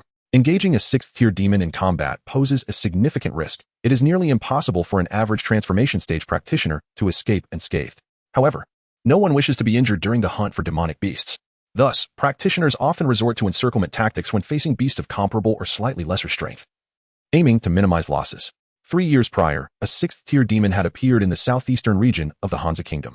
At that time, Shunlu Palace and Xingtian Gate, alongside dozens of surrounding sects, had launched a coordinated assault against it. This was merely a 6th-tier demon. In contrast, the dark soul of the Black Flood Dragon, which was personally subdued by Master Kaiyun of Qingshan Peak, possessed peak strength equivalent to that of a 9th-tier harmonization stage demon. Even after years of suppression, though its sentience had been lost, it still retained the power of a 7th-tier beast. However, it was precisely due to its lack of sentience that it had caused thousands of injuries among the outer disciples in a matter of moments. Had the Black Flood Dragon's soul retained its intellect and sought revenge against Kongshan's sect, it could have annihilated the entire outer court in mere moments. Chun Yin recalled that the Black Flood Dragon's soul had ultimately been vanquished by a beam of pure light from the direction of Qingshan Peak. No elder from the 4 peaks of Qingshan Peak could have accomplished such a feat. It must have been the work of the Grand Elder of Qingshan Peak. What else could be done? Elder Yang Fan of the Mirror Ruins Tower remarked. Everything remains unchanged. I never anticipated that the leader of Xingtian Gate's Moon Void sect would personally lead the delegation to this inquiry conference. Who else could it be? The disciple sent by our sect to Tianzhong Mountain is my apprentice, Hu Tianyuan replied with a smile, gesturing to the young woman in the pale green gauze dress behind him, Qin Qingyu. She is widely recognized as the strongest among the current generation of disciples in the Chengxin continent. At 18 years of age, she shares the same age as Chun Yin, yet she has already reached the pinnacle of the martial spring stage. Rumor has it that Qin Qingyu's cultivation exceeds this level since last year. She had been capable of breaking through to the Qi stage but has chosen to suppress her advancement. This decision aligns with both her personal aspirations and the views of the higher-ups of Xingtian Gate, who hope to secure her the title of Tianzhong champion, thereby solidifying her position as the foremost young disciple of this generation in the Chengxin continent. Chapter 94. The disappearance of Qin Yu. The 4 great sect representatives had likely exchanged pleasantries long before Chun Yan's arrival at the Xianjing Hall. Only the last to arrive, the envoy from the Xingtian sect, Hu Tianyuan, engaged in cordial greetings with one sect after another. He approached Elder Zhong Yin of the Kongshan sect next. Elder Zhong, your mastery of external cultivation has indeed grown remarkably solid, Hu Tianyuan remarked, observing the impressive physique concealed beneath Zhong Yin's Taoist robe. Thank you, Hu sect leader. Zhong Yin replied, offering no further comment. Hu Tianyuan then turned his attention to the enchanting figure beside Zhong Yin, dressed in white, with flowing ebony hair. Chu Xiao, I presume this is the esteemed daughter of your sect's Jianxian master. Chu Chun, and the foremost disciple of Qingshan Peak, Chu Xiao. I am Chu Xiao. Honored to meet you. Who sect leader, she said, bowing gracefully. You are, Hu Tianyuan called, gesturing towards a young maiden in a pale green gauzy dress, her face veiled. I am here, Qin Qingyu responded softly, her voice gentle yet warm. A stark contrast to her ethereal presence that belied her status as the unrivaled foremost practitioner among the cultivators of this generation in Qinpingzhou. To truly claim that title, however, she must first secure the honor of being the champion of Tianding Mountain. This is indeed Chu Xiao, the foremost disciple of Qingshan Peak. Who is slightly older than you, Hu Tianyuan noted. Chu Xiao is 19 this year, she interjected. I am Qin Qingyu, honored to meet you, senior sister Chu. Qin Qingyu spoke softly. No need for such formalities, Qin junior sister, Chu Xiao replied. Qin Qingyu is the foremost disciple of the Xingtian sect and the Yusu sect. Besides her, none have the qualifications for such a title, Chu Xiao continued. Just call me Xiao or Yuer, there is no need for formality. Understood, senior sister, Chu Xiu conceded, her demeanor always reserved, preferring not to draw too close to others. Qin Qingyu smiled slightly, and then turned her gaze to Chen Yan. So, this is the newly appointed foremost disciple of Kanyuan Mountain, Chen Yan? I am Chen Yan. Honored to meet you. Hu sect leader, he said with a bow. I have heard you have improved the Kongshan technique, Hu Tianyuan inquired. Just some minor modifications. Chen Yan replied modestly. Young and talented indeed, Hu Tianyuan remarked, nodding in apparent approval. These exchanges were merely superficial pleasantries, serving as the sole purpose of gathering the envoys of the 5 great sects and the practitioners of Tianding Mountain in one place. This allowed the practitioners to meet each other under the guidance of the sect elders, fostering mutual acquaintance to avoid discord after the discussions concluded. After all, they were all the pride of their respective sects, destined to encounter one another in the future. Elder Zhong, it seems your Kongshan sect is missing someone, remarked a representative from Lingxiao Temple, clad in a pristine white robe trimmed with dark blue. Indeed, Qin Yu, the direct disciple of Elder Bai Qiming from the Qingshan lineage, is unable to attend due to pressing personal matters, Zhang Yin explained. Chen Yin, too, was puzzled, according to Chu Xiao.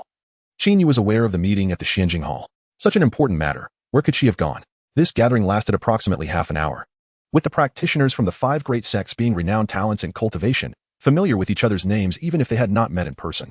Chen Yin, however, was a new arrival. After the meeting concluded, Chen Yin returned to his temporary residence at the Zhantian Pavilion. The Dao Conference in Qinpingzhou was not limited to discussions at Tianding Mountain. It would last for half a month, featuring debates, teachings, auctions, and various activities. Over 2,000 cultivators from hundreds of sects in Qinpingzhou were invited, while the delegations of the 5 great sects comprised fewer than 400 individuals. The 6 territories of Tianding Mountain were divided among the 5 great sects, leaving the last unclaimed territory, Xianyuan Pavilion, occupied by first-rate sects, while second-rate and lesser sects had to fend for themselves in the remaining open spaces. In essence, the 5 great sects, with under 400 individuals, occupied 5/6 of Tianding Mountain, leaving the remaining 2,000 cultivators squeezed into the last Xianyuan Pavilion or camping out in the wild. Chen Yin sat on his bed, legs crossed, cycling through the Zifu record and the hidden immortal technique. He then practiced the Kongshan technique, meticulously sensing the differences in his internal energy flow. However, he felt nothing unusual. Lin Qifeng had told him that only he, the venerable elder, and Qin Yu could discern the nuances of the Zifu Kongshan technique, which were exceedingly subtle. At the very least, Chen Yin himself had no inkling. Just then, a knock echoed from the door. Is anyone there? Came the voice of Yu Qi from outside. Please come in, Chen Yin replied, quickly rising to open the door. The white-haired elder in a bagua robe stood at the entrance, accompanied by another elder whom Chen Yin did not recognize. This elder is? Chen Yin inquired, puzzled. Disciple, this is Elder Jean from the External Affairs Hall of Qingshan Peak, Yu Qi introduced. Elder Jean has some matters to discuss with you. Greetings, Elder Jean, Chen Yin said, bowing respectfully. What would you like to inquire about? Elder Chen, Qin Yu visited you this afternoon, did she not? Elder Jean asked. Yes. She came to seek my guidance on some techniques, Chen Yin confirmed. Do you know where she went after leaving? Elder Jean pressed. I do not know, Chen Yin replied. After she departed, I accompanied my master to the Xianjing Hall on Tianding Mountain and have not seen her since. Elder Jin's expression turned grave. Qin Yu has gone missing. Chapter 95, The Sorrow of the Bei Yuan Sect in the Outer Forest of Zhu in the Tianding Mountain. Amidst the outer forest of Zhu, a group of several cultivators gathered around a crackling campfire. Among them, only one elderly man had reached the Qi realm, while a middle-aged man and a young lad were at the Martial Spring realm. The rest were at the Qi connecting realm or below. The disciples of the 5 great sects, particularly those from the Fengjian Valley, held a certain arrogance. One disciple of the Qi connecting realm lamented. What makes the disciples of Fengjian Valley so remarkable? Even if you are a disciple of the 5 great sects, being sent to Tianding Mountain merely signifies you are relegated to menial tasks in the outer court. These individuals were indeed the Bei Yuan sect cultivators who had been subjected to disdain by Zhao Hongtu, the steward of the Fengjian Valley's ferry. The Bei Yuan sect, a well-known sect in the northwest of Chunping Prefecture within the Great Wei Kingdom, was led by a transcendent cultivator and had 4 Qi realm masters as well as over 10 martial spring realm disciples. In the Great Wei Kingdom, the influence of the Bei Yuan sect ranked among the top 3. Typically, these Bei Yuan disciples carried a significant pride, receiving deference wherever they went in the Great Wei. However, at this Chunping Prefecture conference, the name Bei Yuan seemed insufficient to command respect. This disparity left the disciples feeling quite disillusioned, especially when witnessing a mere steward from Fengjian Valley assert dominance over their Qi elder, igniting their ire. Elder Zhang Zhuang of the Bei Yuan sect remained silent, merely exchanging a glance with the middle-aged man beside him. The man understood Zhang's intent immediately and declared loudly, "Silence. Elder Zhang has brought you to Tianding Mountain to broaden your horizons, not to stir trouble." Yet, the previously disgruntled disciple still wished to retort. "If you utter another word, return to the Great Way at once." The middle-aged man thundered, and the atmosphere settled into an uneasy quiet. After a brief pause, Elder Zhang turned to the complaining disciple, Kongji. "Disciple is present," responded the young man, confusion evident on his face as he wondered why the elder brought this up. "Do you recall what transpired during your first return home after joining the Bei Yuan sect?" "Disciple remembers," Kongji replied, his expression revealing perplexity at the elder's sudden inquiry. "You hail from Yongping County in the Great Wei, where there exists a prominent family of cultivators bearing the surname He. I am aware of the grievances you held against them prior to your admission into the Bei Yuan sect. How did you treat the He family upon your return?" Kongji appeared embarrassed. "I confronted them at their herbal shop, and then I demanded the head of the He family to apologize before everyone. Have you comprehended the implications?" That is different, Elder Zhang," Kongji hastily countered. "The He family bullied me when I was down on my luck, humiliating me. But when has the Bei Yuan sect ever provoked Fengjian Valley? You could have forgiven the He family or sought out grievances with the Li or Wang families instead. It would have been the same. The only reason you feel entitled to act as you do within the Great Wei is that you are a core disciple of the Bei Yuan sect," Zhang Zhuang stated. Kongji fell silent, pondering. "Do you understand now?" Zhang Zhuang inquired. "Disciple understands," Kongji replied. "In the eyes of Fengjian Valley, what is the difference between the Bei Yuan sect and the He family in Yongping County?" By the campfire, a fair-skinned, handsome youth sat lost in thought, gazing intently into the flames. His name was Yi Xiao, the most extraordinary disciple of the Bei Yuan sect and the designated representative for the Tianding Mountain Conference. At 17 years of age, he stood at the pinnacle of the martial spring realm. "I will restore our sect's dignity," Yi Xiao declared coldly. "Yi Xiao?" The middle-aged cultivator beside him asked, astonished. "I will actively challenge the disciples of Fengjian Valley during the conference," Yi Xiao asserted. Zhang Zhuang remained silent for a moment before finally responding, "Simply follow your heart." Elder Zhang was acutely aware of Yi Xiao's exceptional nature.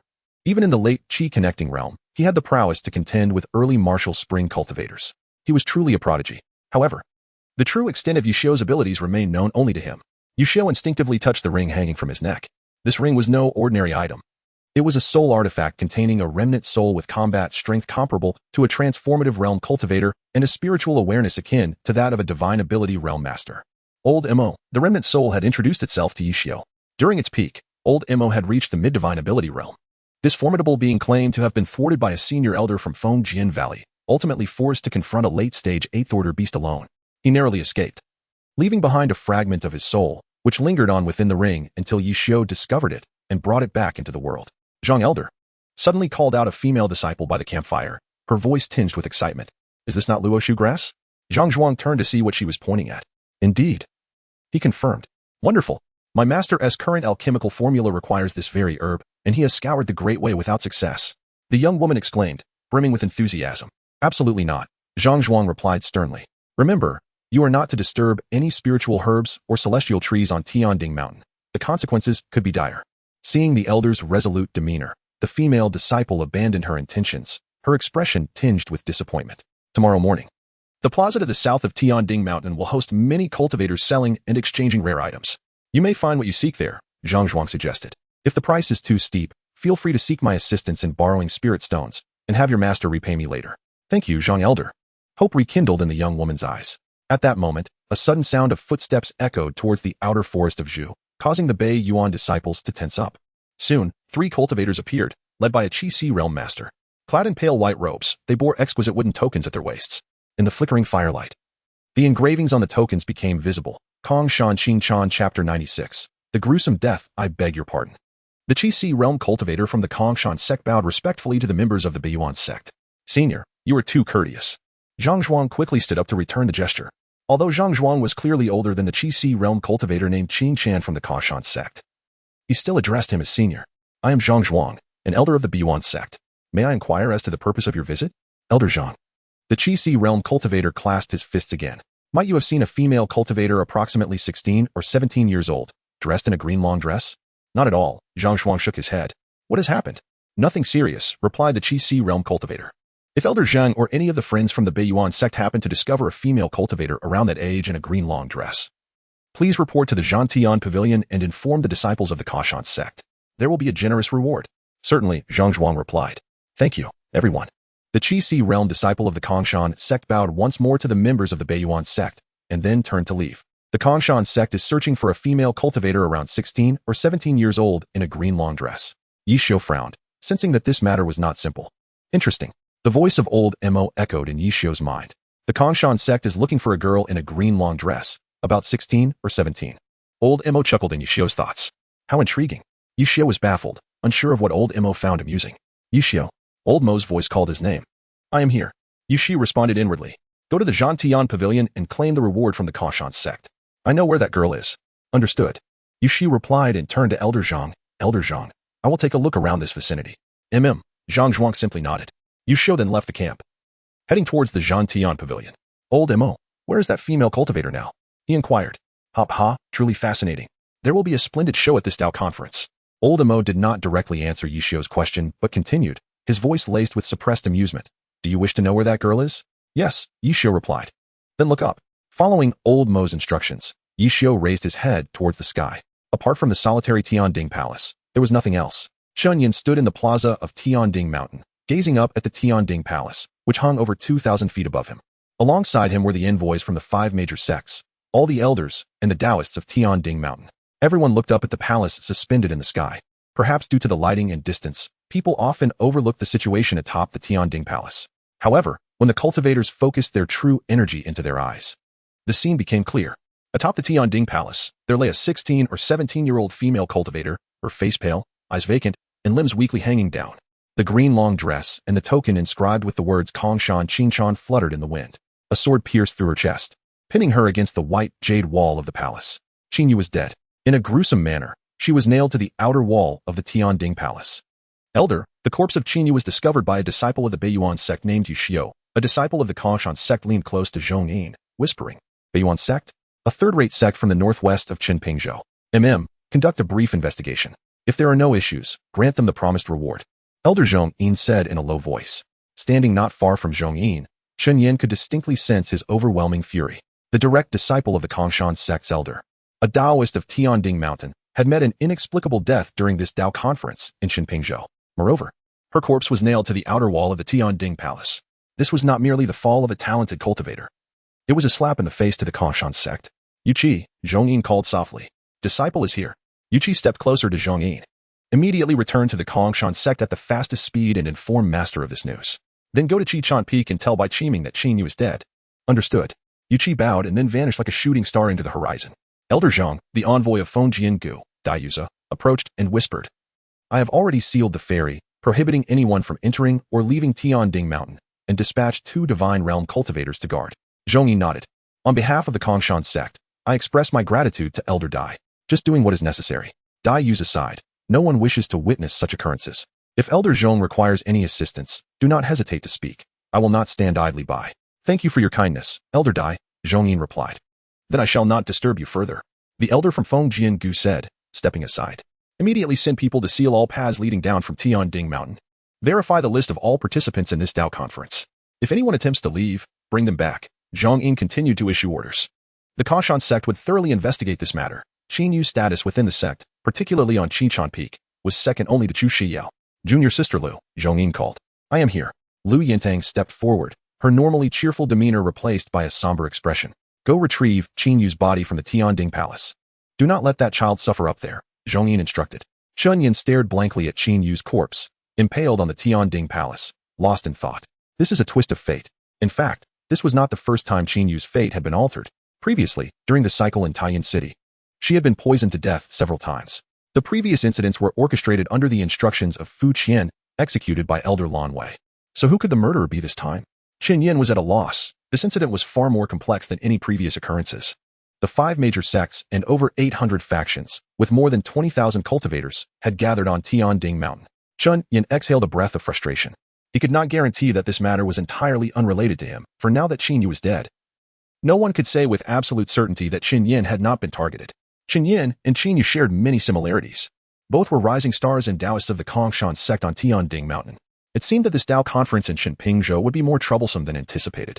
Chapter 97. The arrival of the Kongshan sect. The entire Tianzhong Mountain has descended into a state of martial law. Although the various sect cultivators currently on the mountain are not restricted, as they approach the mountain's ferry or any path leading down, they immediately sense themselves under the scrutiny of numerous gazes. There are no shortages of covert intrigues among the 5 major sections. However, in light of the incident where Qin Yu was impaled by a sword at the Tianzhong Palace, it is expected that the other 4 sects would offer some assistance to the Kongshan sect, at least on the surface. This is a matter of propriety. Of course, the forces of the 5 major sects alone are insufficient to enforce complete martial law over the entire Tianzhong Mountain. They have mobilized personnel from sects with closer ties to the 5 major sects to assist in the effort. Lu Yintang has retrieved Qin Yu's body from Tianzhong Palace and temporarily placed it in the quarters allocated to her at the Zhantian Pavilion. Subsequently, Zhong Yin, Lin Qifeng, Lu Yintang, and Chun Yin gathered together. All present are direct disciples of the Kongshan sect's leader, Yunichen, except for Yu Qi, who was dispatched back to Kongshan sect to relay messages. Elder Zhong Yin spoke slowly. You two were the last to see Qin Yu. Was there anything unusual at that time? In response to Master Zheng's inquiry, Qin Yin replied, there was nothing particularly unusual. But Qin Yu seemed rather flustered and anxious when she departed. He then cast a sidelong glance at Lin Qifeng. He could only articulate this much. Any further details depended on whether Lin Qifeng wished to speak. Senior brother, I suspect that Qin Yu fled in a panic because of me, Lin Qifeng said. Because of you? Zhong Yin expressed his confusion. Yes, for some unknown reason, Qin Yu appeared to be quite afraid of me, Lin Qifeng continued. Yet, I do not comprehend what she feared. This is indeed a perplexing matter. Lu Yintang furrowed her brow. Master Zhong, what do you believe could be the motive behind this incident? The situation on Tianzhong Mountain is intricate. Nearly every reputable sect in the Chunping continent has sent representatives. Zhong Yin replied. However, only cultivators at the Divine Connection realm and above possess the capability to execute such an act. Indeed, while Qin Yu's cultivation was merely at the mid-stage of the martial spring realm, she had mastered the pure dust-glazed art, enabling her to hold her ground even against pinnacle martial spring realm cultivators. If a Qi Si realm cultivator were to strike, though Qin Yu would undoubtedly perish, they could not achieve the feat of impaling someone 2,000 zhang in the sky at Tianzhong Palace with a single sword strike. Thus, only those at the Divine Connection realm or above could accomplish such a deed. Consequently, the list of suspects could potentially be narrowed from over 20,000 to fewer than 500. Lin Qifeng noted, at present, including the 5 major sects, there are approximately 400 cultivators at the Divine Connection realm on Tianzhong Mountain. To uncover the assailant, we must first consider who might have the motive to harm Qin Yu. Just then, the door swung open from the outside. A white-haired elder clad in a bagua robe, appearing weary from travel, stepped inside. It was Yu Qi, senior brother. I have relayed the information to our master and the Qingchan Peak, Yu Qi announced. Elder Bai Qiming of Qingchan and Elder Wen Hongli of Kongyuan are currently awaiting you in the main hall of the Zhantian Pavilion. Understood. Zhong Yin exhaled a long breath. He did not feel at ease, for he was well aware that he would certainly face accountability today. Under his leadership, a direct disciple of the sect, chosen to represent the Kongshan sect at Tianzhong Mountain, had met an inexplicable demise. By both sentiment and reason, he, as the envoy, would bear significant responsibility. Zhong Yin moved towards the door, and Yu Qi gestured towards Chun Yin. You come along as well. Yes, Chun Yin replied, following suit. In the main hall of the Zhantian Pavilion, a grand edifice that had stood for nearly 200,000 years and undergone countless renovations, the interior was now styled more akin to the Kongshan sect rather than the original appearance of the Tianzhong Pavilion. As Chun Yin accompanied Elder Zhong Yin and Elder Yu Qi into the main hall, they found a considerable number of individuals already gathered. Elders from various peaks were present, and the primary disciples were also in attendance, except for the primary disciples of Yunyin Peak and Lingwu Mountain, who had not come. However, both Lingwu Mountain and Yunyin Peak had dispatched senior disciples to observe and serve as witnesses. At the center of the hall sat 2 peak elders, Elder Bai Qiming of Qichan and Elder Wen Hongli of Kongyuan. Their expressions were solemn and grave, even revealing a hint of anger in Bai Qiming's eyes. Qin Yu was his direct disciple, so his presence was assured. Elder Wen Hongli, however, was sent by Yunichen to represent the Kongshan sect in investigating this matter and seeking justice. To the left of the 2 elders, slightly lower in position, sat a cultivator clad in a dark robe, appearing to be in his 50s. Qin Yin was unaware of his identity, but upon seeing Lin Xinyang standing beside this mysterious figure, he could surmise his status. It was He Furan, the authority elder of the Yuanhua Mountain. If the appearances of Bai Qiming and Wen Hongli at Tianzhong Mountain were justified, then the presence of this Yuanhua Mountain elder raised questions. Regardless of the circumstances, Chen Yin was keenly aware of this dark-robed figure, as He Furan had once sought his life.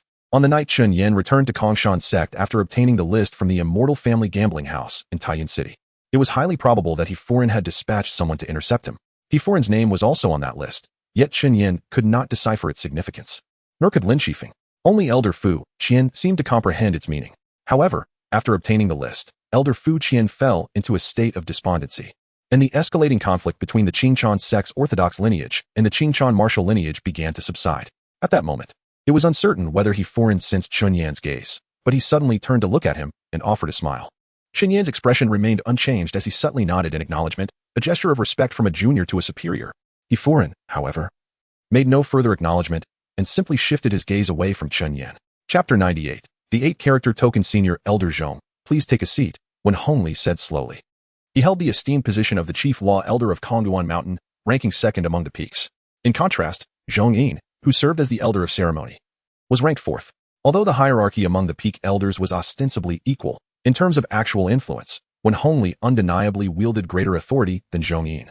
The situation at Qingchan Peak, however, was an exception. Although Fu Qian, as the elder of martial discipline, was the third in command at Qingchan Peak, his influence there far surpassed that of Bai Qiming, the second in command. Ordinarily, Bai Qiming, as the chief law elder, should hold more power than Fu Qian. Yet Fu Qian had been entrenched in Qingchan Peak for centuries. Even the current highest authority at Qingchan Peak, the sword elder Chu Chan, was Fu Qian's disciple, thus maintaining a close relationship. Furthermore, Chu Chan was not particularly adept at political maneuvering. One could even say that he was merely an extension of Fu Qian's influence. It was on this foundation that Bai Qiming of the Qingchan law lineage and Fu Qian of the Qingchan martial discipline lineage engaged in a long-standing struggle of open and covert conflicts. Zhong Yin seated himself to the right side of Wen Hongli and Bai Qiming. Have the culprits been apprehended? Bai Qiming inquired bluntly. Not yet. Do we have any leads? The assailant who killed Qin Yu must possess a cultivation level above the divine connection stage. Is that something you need to state? Bai Qiming erupted in fury, his life essence surging forth. Goodness, Yu Qi, seated beside Chen Yan, mused softly. I have never seen Bai Qiming, usually a smiling old fox, so enraged. After all, his only direct disciple has just been slain. That may be true, but if your senior brother Zhao Bin were to perish, I would not react with such fury. Chen Yan countered. Zhao's senior brother is also an exceptionally rare glazed pure body. Chen Yan continued to question. Yu Qi paused for a moment before nodding. That is indeed the case. Bai Qiming's fury intensified, his life essence erupting once more. Elder Bai, Wen Hongli gently lifted his eyelids and interjected, the incident has occurred. It is prudent not to lose one's composure. While this may have sounded like a dismissive remark, it was indeed a reality. As the chief law elder of Qingchan Peak, Bai Qiming's reaction was certainly somewhat uncharacteristic. However, no one could ascertain whether Bai Qiming's display of emotion was genuine or feigned. Regardless, Qin Yu had undoubtedly been a crucial pawn in Bai Qiming's plans, serving as a counterbalance to the daughter of the current head disciple of Qichan, Zhu Shiyao. Yet now, she was dead. Elder Zhong, what is the current situation at Tianying Mountain? Wen Hongli inquired. Elder Dai Yuza from Fengjiang Valley has pledged to seal the ferry at Tianying Mountain, Zhong Yin replied. Furthermore, he has allied with the other 4 major sects and some trustworthy factions to block all routes of escape from Tianying Mountain. They are currently compiling a list of all cultivators above the divine connection stage participating in this Tao conference. Blocking the ferry and sealing the roads? Bai Qiming scoffed. Can you truly restrain cultivators of the divine connection stage? Elder Bai, the most crucial task at hand is to meticulously account for all divine connection cultivators attending the conference. Even if the culprit escapes from Tianying Mountain, capturing them will merely be a matter of time, Zhong Yin countered. Elder One, what do you think? Bai Qiming disregarded Zhong Yin and turned to Wen Hongli, exerting pressure on him. Given the current circumstances, with Bai Qiming having lost his disciple, it was only reasonable for Wen Hongli to consider Bai Qiming's sentiments as a form of appeasement. Consult with the other 4 major sects, then open the barrier. Wen Hongli decreed. Elder One, Yu Qi stepped forward, cupping his hands in respect. Should we open the barrier? It would be tantamount to announcing Qin Yu's death to the world, inciting chaos and speculation among the cultivators from various regions of Qinping continent present at Tianying Mountain, which would significantly tarnish the reputation of our Kongshan sect. What reputation is there to tarnish? At that moment, a figure clad in a dark robe, who had been seated beside Bai Qiming and Wen Hongli, spoke up. Elder He, do you have any insights? Wen Hongli inquired. Indeed, Chen Yin thought to himself. The man in the dark robe, appearing to be in his 50s, was none other than He Furan, the elder of ceremony from Yuanhua Mountain. We must apprehend the true culprit and execute them in the central square of Tianding Mountain to serve as a warning to others, he foreign proclaimed. Furthermore, we should send people to raise the faction of the true culprit, allowing the world to witness the consequences of provoking a Kanshan sect cultivator. That may be somewhat undignified. Wen Hongli replied, shaking his head. They have already encroached upon our Kanshan sect. What dignity is there to uphold? Bai Qiming thundered. Today it is Qin Yu who has perished. Tomorrow it could be Li Haowen, Qin Yan, or Chu Xiao. At that point, what dignity will Elder Wen be able to uphold? As Bai Qiming uttered Chu Xiao's name, Qin Yan felt an unsettling sensation. He turned to glance at Chu Xiao, who stood beside the elder of Qichon Peak, her white-clad figure exuding an air of icy composure. Her head bowed without a flicker of emotion in response to Bai Qiming's words. Elder Bai, do not be overly impassioned. Wen Hongli raised his voice, and the atmosphere between Bai Qiming and Wen Hongli instantly grew tense. What are you two elders doing? It is merely a difference of opinions. There is no need to escalate the tension, he foreign remarked with a smile. Why not proceed according to my suggestion? Elder He, we are on Tianding Mountain. Wen Hongli replied, shaking his head. Lingxiao Temple, Shenglu Palace, Xingtian Gate, and Fengjiang Valley. These four major sects, along with numerous factions from Chimping Continent, are observing our every move. We must not act recklessly. What is the problem with that? He foreign continued smiling, and for some reason, Shun Yan felt a profound discomfort at He foreign's grin, perhaps stemming from an earlier attempt on his life. The investigation should not only encompass those cultivators of the divine connection stage from ordinary backgrounds. The divine connection cultivators from the other four major sects are also suspects, and none should be overlooked, He foreign asserted. Elder He, Zhongyin, upon hearing this, could not suppress his indignation and stood up, his eyes wide with disbelief. Do not speak nonsense. Investigating the divine connection cultivators of the other four major sects implies investigating their elders as well. We have no authority to do so. Why not? He foreign chuckled, shaking his head. Then, with a slight wave of his hand, a majestic and ancient token appeared in his palm. In the Kanshan sect, such tokens typically bore 4 characters.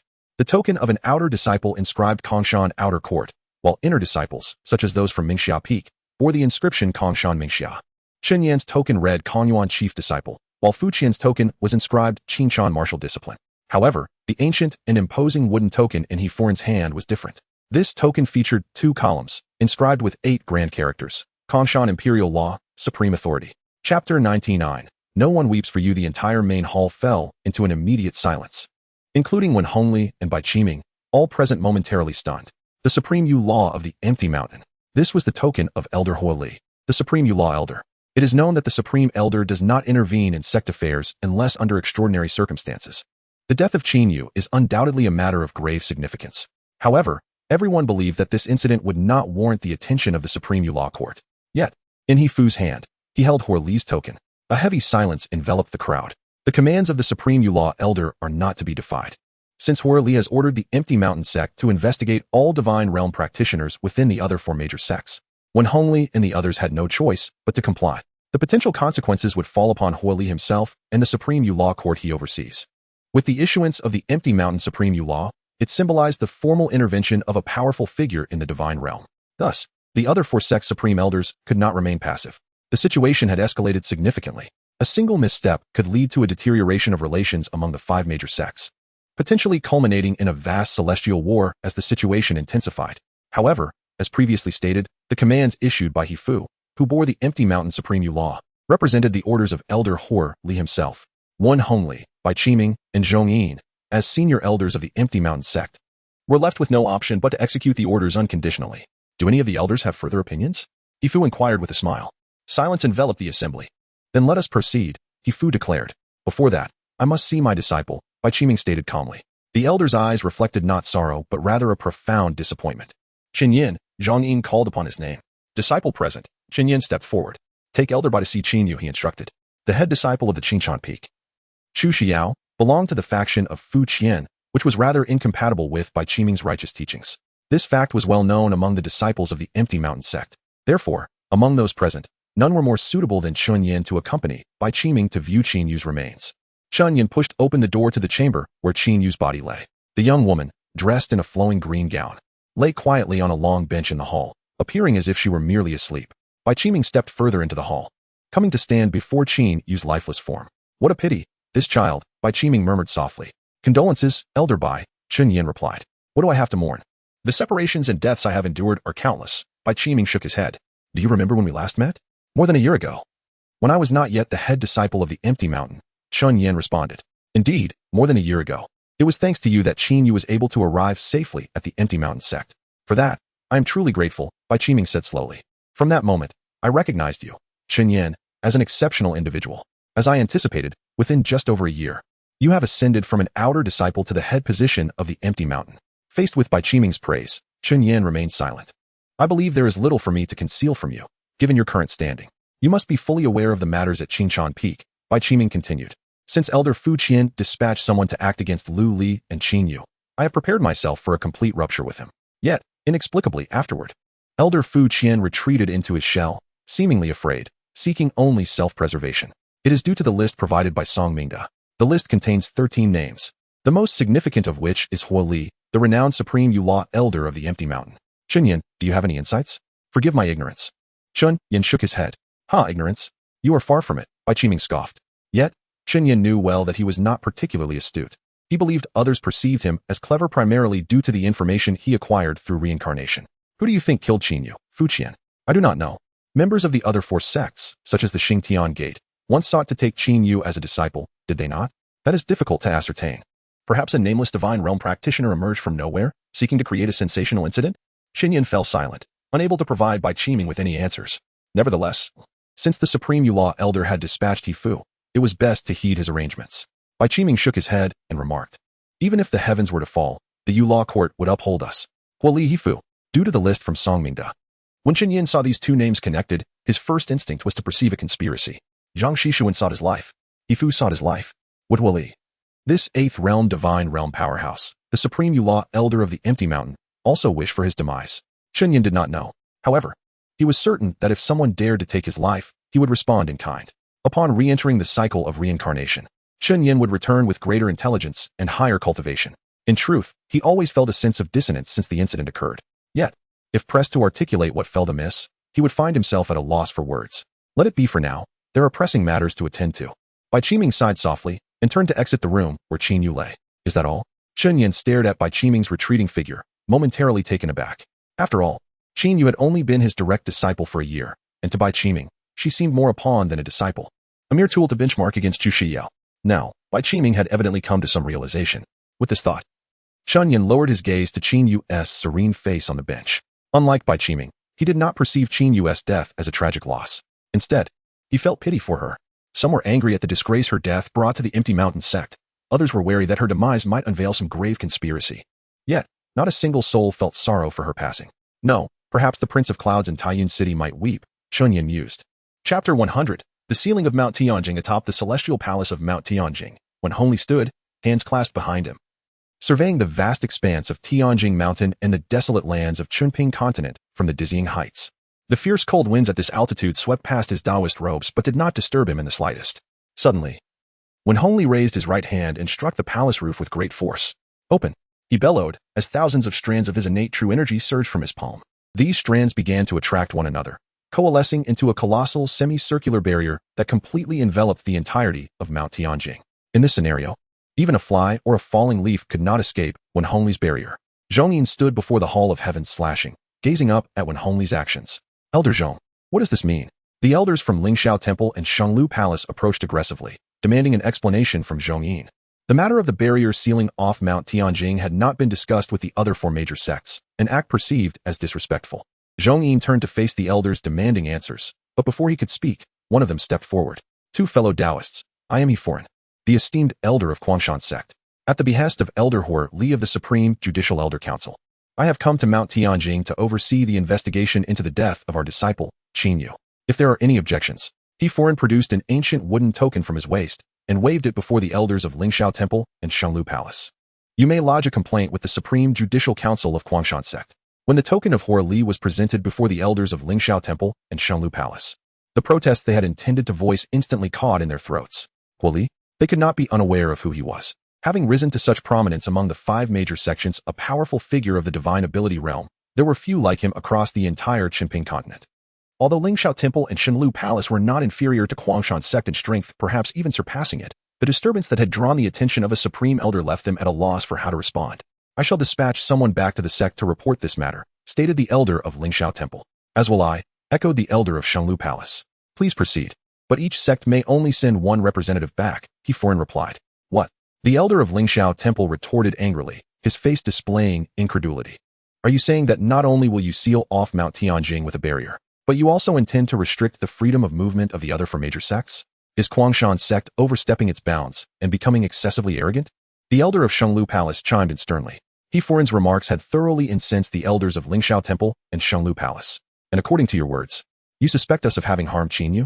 The elder of Lingxiao Temple continued. No, you misunderstand. He Foreign replied with a smile and a shake of his head.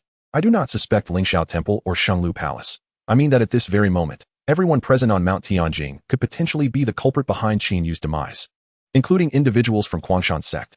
The elders of Lingxiao Temple and Shenglu Palace exchanged bewildered glances. Fellow Taoists, I reiterate, if there are any grievances, you may lodge a complaint against me with the Supreme Judicial Council of Kwangshan sect. Is there anything further to discuss? Humph. The elder of Lingxiao Temple snorted coldly before turning away. The elder of Shenglu Palace followed suit. Meanwhile, the sects of Xingtian Gate and Fengjian Valley had yet to respond to the sudden appearance of the barrier. Gazing at the enormous transparent barrier in the sky, the cultivators from various regions of Chunping continent on Mount Tianjing felt a sense of confusion and bewilderment. The news of Qin Yu's death had been entirely suppressed by Kwangshan sect in collusion with the other four sections. Although Qin Yu's body was nailed to the wall of the Celestial Palace, how many would bother to look up at the small dark spot 2,000 zhang high on the palace's white jade wall? Except for one person. Yi Xiu stood on the streets of Mount Tianjing, holding a porcelain vial of elixir awarded to him by Kwangshan sect, surrounded by disciples of the Beiyuan sect. At that moment, they all looked up, staring in awe at the massive transparent true energy barrier that had appeared out of nowhere, as if it were a bowl enclosing the entire area within a 1,000-li radius of Mount Tianjing. Even the sect master could not achieve such a feat. A middle-aged cultivator of the martial spring realm spoke, his voice trembling slightly. Could this be the work of a master of the transformative realm? Or else? Yi Xiu replied, focusing his energy into his eyes, allowing him to see clearly the master of the transformative realm standing atop the celestial palace. One day, I will become like him. No, I will surpass him, even outdo old Imo. Ha ha ha ha, how amusing, truly amusing. The voice of old Imo echoed in Yi Xiu's mind. Although old Mo's remaining soul was currently only capable of exhibiting the strength of the transformative realm, his spiritual essence still held the intensity of the divine ability realm. All the true energy flows on Mount Tianjing were entirely under old Mo's control.